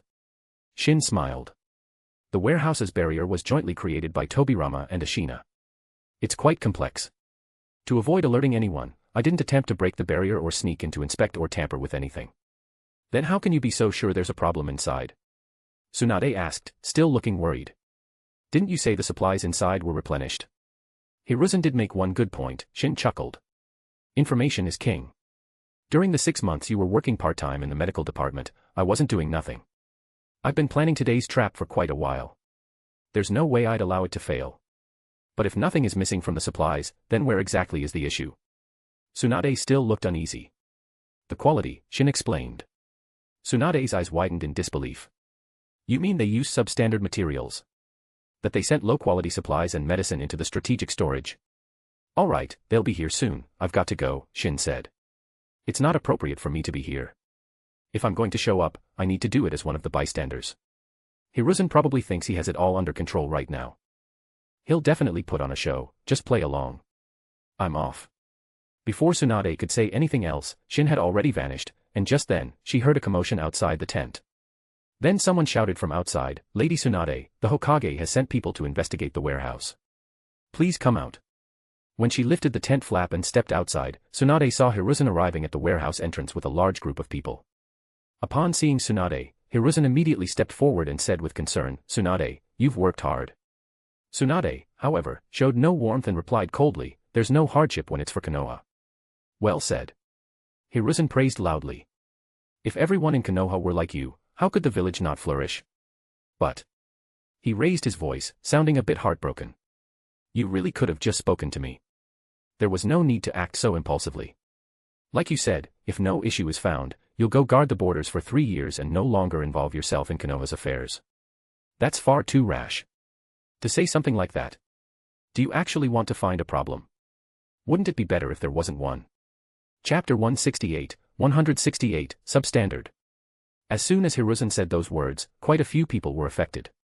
Immediately, their attention shifted from the pursuit of the truth to wondering whether this whole incident was just Tsunade causing trouble. Yeah. Wouldn't it be better if there was no problem? Tsunade forcing the Hokage in such a way did seem a bit irrational. Seeing that his words were having an effect, Hiruzen continued, I know you and Koharu have had some disagreements at work, but we're all high-ranking members of Konoha. Does it really need to come to this? These past few days, I've been troubled by this matter. In fact, haven't I been giving you an opportunity? If you had left during these past 10 days, things wouldn't have escalated like this, and your reputation wouldn't have been affected. I know your intentions are good, but this is a bit too reckless. So why don't we both take a step back? You can go home right now, and everything can go back to how it was. Upon hearing this, Tsunade almost couldn't help but laugh out loud. You really know how to put on a show. Someone who didn't know better might actually think you're open-minded and incorruptible. What I mean, she responded firmly. I'm doing this not out of personal grievance. In fact, I have no grudge against Koharu, and this is certainly not directed at you. But the people have a right to know the truth. Strategic reserve supplies are a matter of the village's safety, this is no joke. That's why I demand a full investigation. Hiruzen kept up his pained expression and said, since it's come to this, I suppose we have no choice but to go along with your demand. Indeed, it's time everyone knew the truth. After speaking, he waved his hand. Over a dozen ANBU rushed out from the crowd and began dispelling the barrier at the warehouse entrance. He then stepped aside to make room for Torifu and the others, wearing an expression that looked reluctant yet fearless, an act that immediately caused many to waver in their hearts. Could it be that the Hokage really has nothing to hide? Was he really just trying to give Lady Tsunade an out, and she's the one stirring up trouble? The human heart was both complex and simple. Sometimes, just a few words, combined with the herd mentality, were enough to temporarily change someone's thoughts. At this moment, the truth was still unknown. Most people were merely suspicious. But if no problems were found, then everything Hiruzen just said would become his most powerful weapon. It would immediately make everyone empathize with him, thinking he had been patient, tolerant, just trying to give Tsunade a chance and avoid conflict. By then, countless people would speak out for him. With just a little guidance, all of their anger would turn toward Tsunade, causing her hard-earned reputation to collapse in an instant. Some might even begin to question in their hearts, is someone like her really fit to be Hokage? Hiruzen wasn't unaware of the risk, what if something was found? If there truly was a problem, then every word he had spoken today would become a boomerang, hitting him square in the face and exposing his hypocrisy to all. Even up to the last moment, he tried to manipulate everyone into doubting Tsunade. A man like this had no right to remain Hokage. But Hiruzen had been backed into a corner, he had no choice. And over the past 10 days, he had been psychologically preparing himself. He simply didn't believe he would lose. This was his comeback battle, and in his mind, victory was certain. The barrier is open, a ninja suddenly shouted. Torifu glanced at Hiruzen, brows slightly furrowed. Then he looked at Tsunade, gave a polite gesture, and led the group with her toward the underground warehouse. What happened here, of course, quickly spread throughout all of Konoha. Countless people began gathering at the scene. Among the crowd were Shin, Minato, and Kushina. The words Hiruzen had spoken earlier were also deliberately passed around by certain individuals, and it was clear that those spreading them had already taken the Hokage's side. At this moment, many people felt conflicted. Because no matter what the outcome was, it wasn't something they wanted to see. When Hiruzen spotted Shin, he immediately approached with enthusiasm, making small talk that carried a faint air of smugness. Those around them naturally stepped aside to make space for the former Hokage. Once the others were far enough away, Hiruzen leaned in and said in a low voice, "Don't you feel like you've shot yourself in the foot?" Shin simply smiled and replied, "No, I used to be like you. Then I took an arrow in the knee." Hiruzen's eye twitched. What does that even mean? He ignored Shin's stubbornness and began silently drafting a new speech in his mind. He vowed that when the time came, he would make a brilliant showing, letting everyone see Tsunade's true face. And show how he had devoted himself to Konoha for so many years, tirelessly working for its sake. Despite having done nothing wrong, he was misunderstood and falsely accused, the pain and torment in his heart were indescribable. People's hearts are a tool, and now, they could be used. All the lights were now fully lit. The group following behind Tsunade, all of whom had received prior orders, were just about to begin checking the inventory. But before they could make a move, she stopped them. Without waiting for anyone's reaction, she walked straight to the section with generic medicines and reagents. Without a word, she grabbed a wooden crate from the shelf and ripped it open violently. After scanning the contents of the box, she set it aside and pulled out another one from the bottom. Again, she tore it open with force. Next, she proceeded to open 5 or 6 boxes from various parts of the storage area, all in the same aggressive manner. Everyone wanted to stop her, but her intimidating presence kept them silent. Just as Torifu was about to speak, Tsunade's eyes lit up and she exclaimed, "Found it." "What did you find?" Torifu quickly stepped forward and asked. "Substandard goods," Tsunade said, finally exhaling with some relief as she held up a regulation military pill that was clearly off in color. "Substandard goods." Torifu's expression suddenly changed. In any kind of production, occasional defects could happen due to process errors. Medicine was no exception. Some substandard items were inevitable. Substandard didn't necessarily mean unusable, it just meant it was less effective than a premium quality version. But this wasn't just any place. This was the Strategic Reserve Warehouse. The second Hokage had set extremely strict standards for managing the strategic reserves. He had mandated that all supplies sent to this warehouse, at any time, must be the best of the best, no substitutions, no compromises. During his lifetime, he had personally inspected the warehouse many times and repeatedly warned his disciples, the Strategic Reserve Warehouse concerns the life and death of Konoha. There is no room for negligence. So now, everyone present was completely stunned. What the hell is going on here? Chapter 169, A Pill Too Bitter to Swallow. Tobirama had given countless warnings and instructions. Once war broke out, the Strategic Reserve Warehouse would be Konoha's greatest guarantee of victory. It absolutely could not be compromised. Yet only 9 years after his death, substandard supplies had appeared in the Strategic Reserve Warehouse. How could this be tolerated? Hamura's eyelid twitched violently. He rushed forward, picked up a military ration pill, and examined it carefully. He would have rather not looked, because the more he inspected it, the more his heart pounded. It really was a defective product, and the difference was obvious at a glance. Because the medical department's supplies and materials were all provided by the logistics department, he had a deep understanding of how things worked there. When the military ration pills were first developed, he had personally inspected them. In fact, he and Koharu had together defined the standard for qualified products at that time. So there was no way he could be mistaken. He had indeed helped Koharu replenish the depleted inventory of the Strategic Reserve Warehouse, but he could guarantee that what he had delivered at that time was all top grade. Which meant, the problem had already existed before this incident. Did Hiruzen know about this? No, he definitely didn't. Hamura immediately came to that conclusion. But how could Koharu have done this?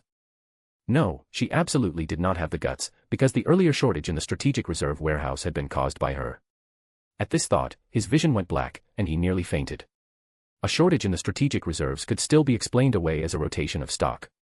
After all, for time-sensitive materials, replacing them regularly was normal. Even if supplies taken from the warehouse were close to expiring, they were still considered valuable.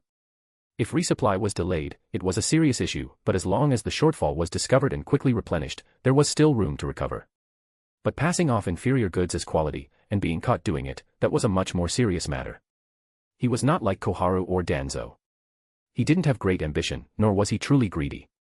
But if he weren't greedy, he would have ended up like Torifu, excluded, sidelined, and left to rot at home. After all, if he didn't take his share, how could Hiruzen take his? And if Hiruzen didn't take any, how could the others? But that didn't mean Hamura had no bottom line. In fact, he had reminded Koharu that the Strategic Reserve Warehouse was not something to be played with. He truly hadn't expected that, despite her promises, she would allow such a grave oversight. Are these really defective products? Ryohei asked urgently from the side. Hamura wanted to lie and say they weren't, but with so many people watching, and with experts from the pharmaceuticals department present, he didn't even have the chance to lie. He could only sigh deeply and give a heavy nod. The moment he did, everyone erupted in shock.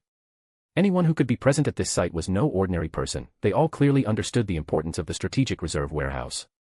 Everyone felt like this couldn't possibly be real. It was outrageous. But Tsunade didn't give them time to dwell on it. She immediately ordered, split into pairs, one opens the boxes for inspection, the other records the results. There must not be a single mistake. Yes. Upon receiving the order, everyone sprang into action and began thoroughly inspecting all the supplies. This was destined to be a massive undertaking, but it had to be done. At the entrance of the warehouse, all the tents had already been removed, but the crowding hadn't eased. Countless people had gathered here, all waiting anxiously for the inspection results of the Strategic Reserve Warehouse. During the wait, Hiruzen had already prepared a speech in his mind, thinking about what he would say when the time came. But as time dragged on, he began to grow irritated. As the Hokage, this wasn't his first time here. He was very familiar with the quantity of supplies inside.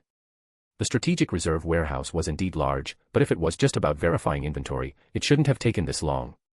Yet no word had come from the people who had gone inside. Can't wait any longer, Hokage-sama. Shin smiled at the sight, then said, don't be impatient. Did you do something? Hiruzen's heart sank as he saw how calm Shin remained from beginning to end. He questioned him. Are you joking? Shin replied mockingly. Are you panicking so much that you're making baseless accusations now? Just as Hiruzen was about to respond, a figure suddenly dashed out from the warehouse, came up to him, and bowed. Hokage-sama. Hiruzen quickly asked, what's the situation inside? Do the numbers match? The messenger hesitated for a moment, but still replied truthfully, all quantities of materials in the warehouse match the records. No discrepancies found. As soon as these words landed, the surrounding crowd erupted in surprise, and Hiruzen finally let out a long sigh of relief. With his worries lifted, he even felt an urge to burst into triumphant laughter. But he only enjoyed 3 seconds of excitement before the messenger continued, however, we've discovered that many of the supplies are low-quality knockoffs passed off as high-grade goods. Lady Tsunade is leading the inspection personally, but there's too much to go through, and it's difficult to verify everything. She sent me to request more people from you. Boom. Hiruzen's mind went completely blank, like he'd been hit by one of Deidara's explosions. He stood frozen on the spot, utterly stunned. He had predicted the beginning, but never the ending. Fake goods. Inferior supplies. Impossible. How could that be? He screamed in his heart, completely deaf to the messenger's repeated calls. At that moment, Shin spoke again, repeat what you just said, and louder this time. The Hokage didn't quite catch it. The messenger exhaled slowly, then raised his voice and shouted, many of the materials in the strategic reserve warehouse have been discovered to be inferior goods passed off as quality supplies. Lady Tsunade is leading the inspection personally, but due to the overwhelming quantity, verification is difficult. She sent me to request additional personnel from you. Boom. Another mental explosion, but this time, it jolted Hiruzen awake. He instantly roared, that's impossible. His furious shout startled the messenger badly. Meanwhile, Shin calmly added, maybe it would be best if you went inside and took a look for yourself. Though he didn't speak loudly, he used a special technique to ensure everyone could hear him clearly. Do you think I need you to tell me that? Hiruzen glared at Shin with a look like he was ready to eat him alive. Seeing the mocking expression on the latter's face, Hiruzen almost spat out blood. But then, in the very next second, realization dawned on him. A conspiracy. This was all a conspiracy, and that man in front of him was the one behind it. But Shin, as if he had read Hiruzen's thoughts, continued speaking in a voice loud enough for all to hear, don't worry. Maybe this was just Koharu acting on her own. Perhaps it really has nothing to do with you. Puffed. Hearing such a soul-piercing remark, Hiruzen's vision went black, and he actually spat out a mouthful of blood and collapsed on the spot, fainting dead away. The surrounding onlookers were instantly thrown into a panic. Chapter 170, A Kingdom Built on Soft Warnings. Don't panic. Shin spoke up again. I'm a medical nin. Let me examine the Hokage. After speaking, he squatted down and began checking Hiruzen's condition. It wasn't anything serious, just a sudden surge of anger. He would recover soon. But with the prey delivering itself to his doorstep, how could he not take the opportunity to do something extra? And he was going to do it right in front of everyone. 2 minutes later, Hiruzen regained consciousness. When he saw Shin touching his body, he immediately got up and jumped back, taking a combat stance and shouting angrily, what are you trying to do? Did you hit your head or something? Shin replied with an innocent face. You passed out just now. I was treating you. Or is that somehow wrong, too? It was only now that Hiruzen realized he was surrounded by countless eyes. Everyone was watching him. And he finally recalled the last thing Shin said before he passed out. Don't worry. Maybe this was just Koharu acting on her own. Perhaps it really has nothing to do with you. That sentence was like a knife to the heart. What did he mean by maybe? What did he mean by perhaps? The issue with the strategic reserve warehouse using substandard supplies really had nothing to do with him. It was all Koharu's doing. But with Shin laying the groundwork with that one sentence, if he now tried to shift all the blame onto her, everyone would think he was just shirking responsibility. But if he admitted the blame himself, could he still continue being Hokage? Shin, however, saw it entirely differently. Did you really think you were innocent? When Koharu first started embezzling public funds and you found out, what did you do? All you did was give her a light scolding. And when she played the emotion card and came up with some ridiculous excuses that not even ghosts would believe, you softened, and helped her cover it up. No one's saying you had to execute her for one act of corruption. But the way you handled it was pure enabling. It was because of Hiruzen's indulgence that things snowballed to this point. Do you really think Koharu had the guts to go this far from the very beginning? Hokage-sama. One of the people sent by Tsunade, seeing that Hiruzen was finally calming down, cautiously spoke again. Lady Tsunade is still short on people over there. Do you think maybe? I understand. I'll send someone over immediately. Hiruzen responded like a defeated rooster, head hanging low, walking toward the Hokage building. His guards quickly followed behind. In that moment, he felt utterly hopeless. He truly regretted it, regretted not sticking to his principles from the start. Unlike Danzo, who was rotten to the core from the beginning, he wasn't inherently evil. His downfall had a clear path. The reason Tobirama passed the position of Hokage to him was because back then, Hiruzen was strict with himself, tolerant of others, had an excellent reputation, and was also quite strong. But Hiruzen had one major flaw: he cared too much about protecting his image. He valued his reputation more than his life and could not tolerate even the slightest stain on his career as Hokage. Toward his superiors, he wanted to be seen as someone who repaid kindness with gratitude. So, he carried on the will of the second Hokage, and initially adopted many of Tobirama's policies, including those targeting the Uchiha clan, even to the extent of overcorrection. Toward the people, he wanted the villagers and ninjas to believe that he truly cared about them. So, he acted humble and gentle, promoting the will of fire everywhere, hoping to win more approval. Internally, he wanted others to see him as someone loyal and emotional, not obsessed with power. So, he gave important roles to his fellow classmates and continually delegated authority. Toward his clan, he wanted the clan members to see that he hadn't forgotten his roots. So, he gave them special care and support. But the truth was, when a person tried to hold on to everything, they often ended up with nothing. A truly outstanding Hokage only needed to ask one thing: is this good for the village? If it was, then it should be done, resolutely, even if it went against public opinion.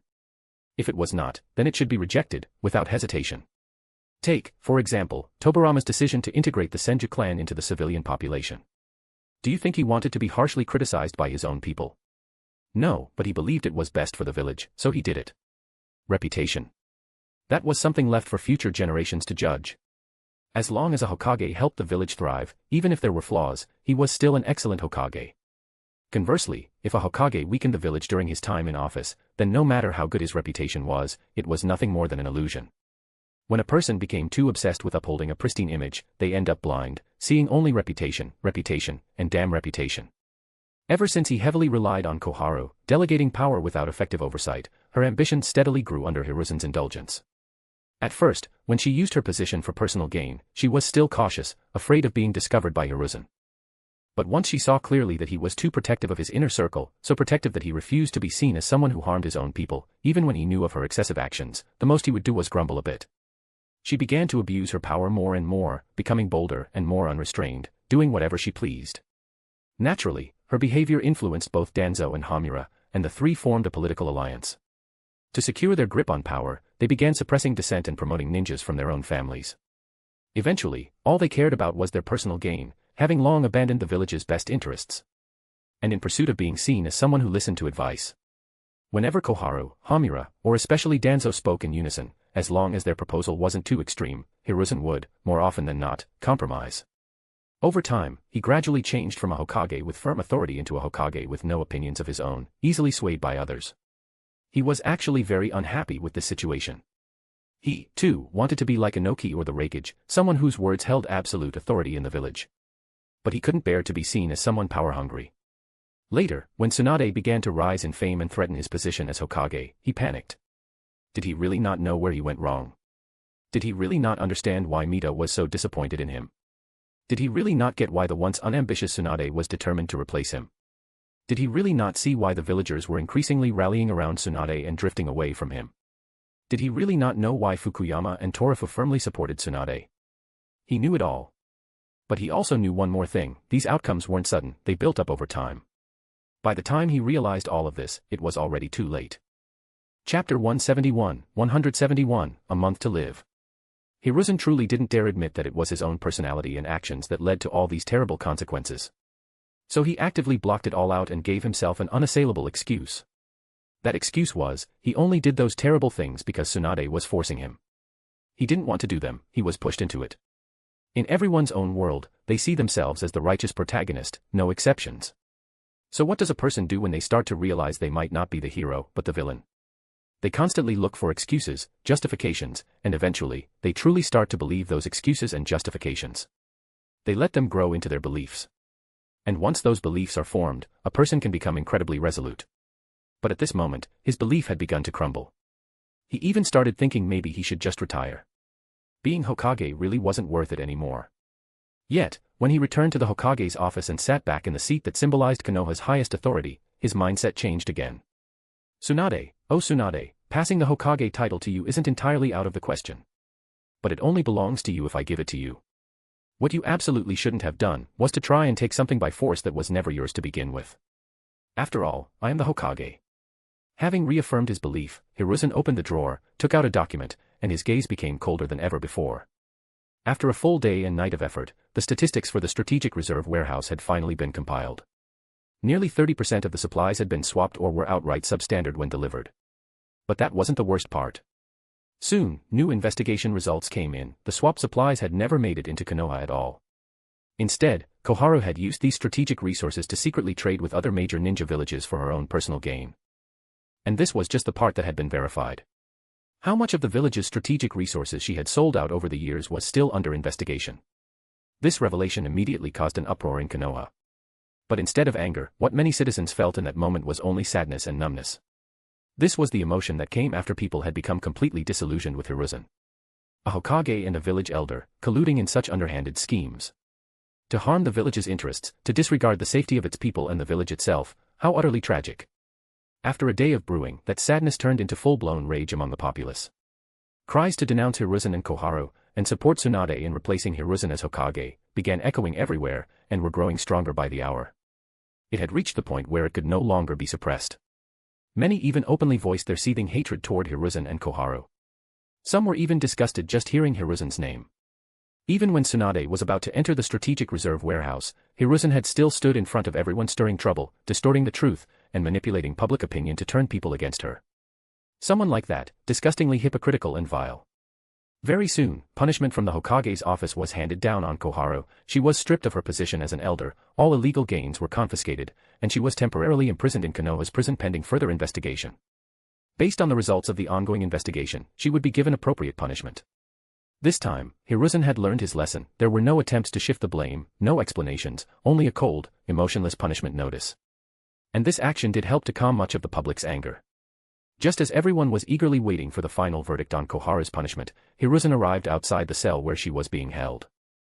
Seeing his former comrade now looking so miserable, he felt a pang of sorrow. But the next thing Koharu said instantly wiped away any sympathy he had. "You actually betrayed me," she snarled, her face twisted with rage. "What do you mean by that?" Hiruzen asked with a frown.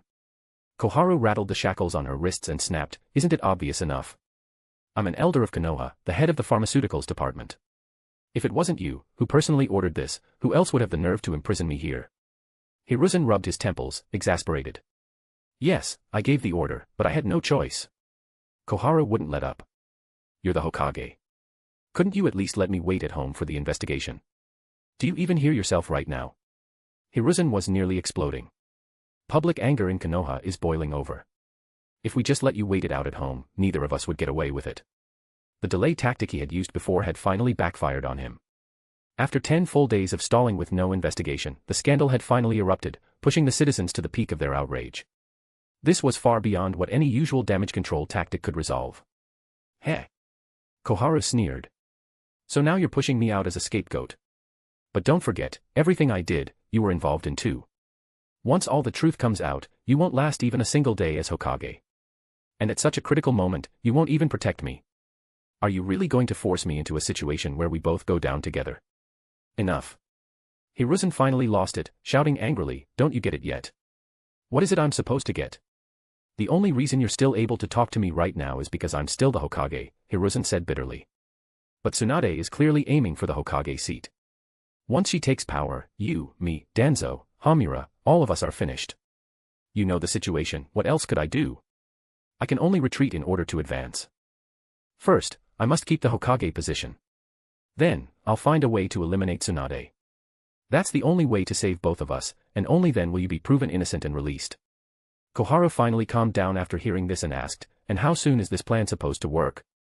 "No more than 3 months," Hiruzen replied firmly. 3 months. Koharu looked like she couldn't believe what she heard. Sounds to me like you never intended to save me at all. In fact, it's like you want me gone. In 3 months, I could be dead in this cell and no one would know.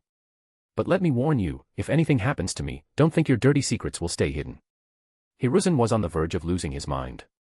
Can you please stop making a scene at a time like this? I'm making a scene. Koharu sneered. You're practically trying to kill me, and I don't even get to say a few harsh truths. I know exactly what kind of person you are, Hiruzen, even if no one else does.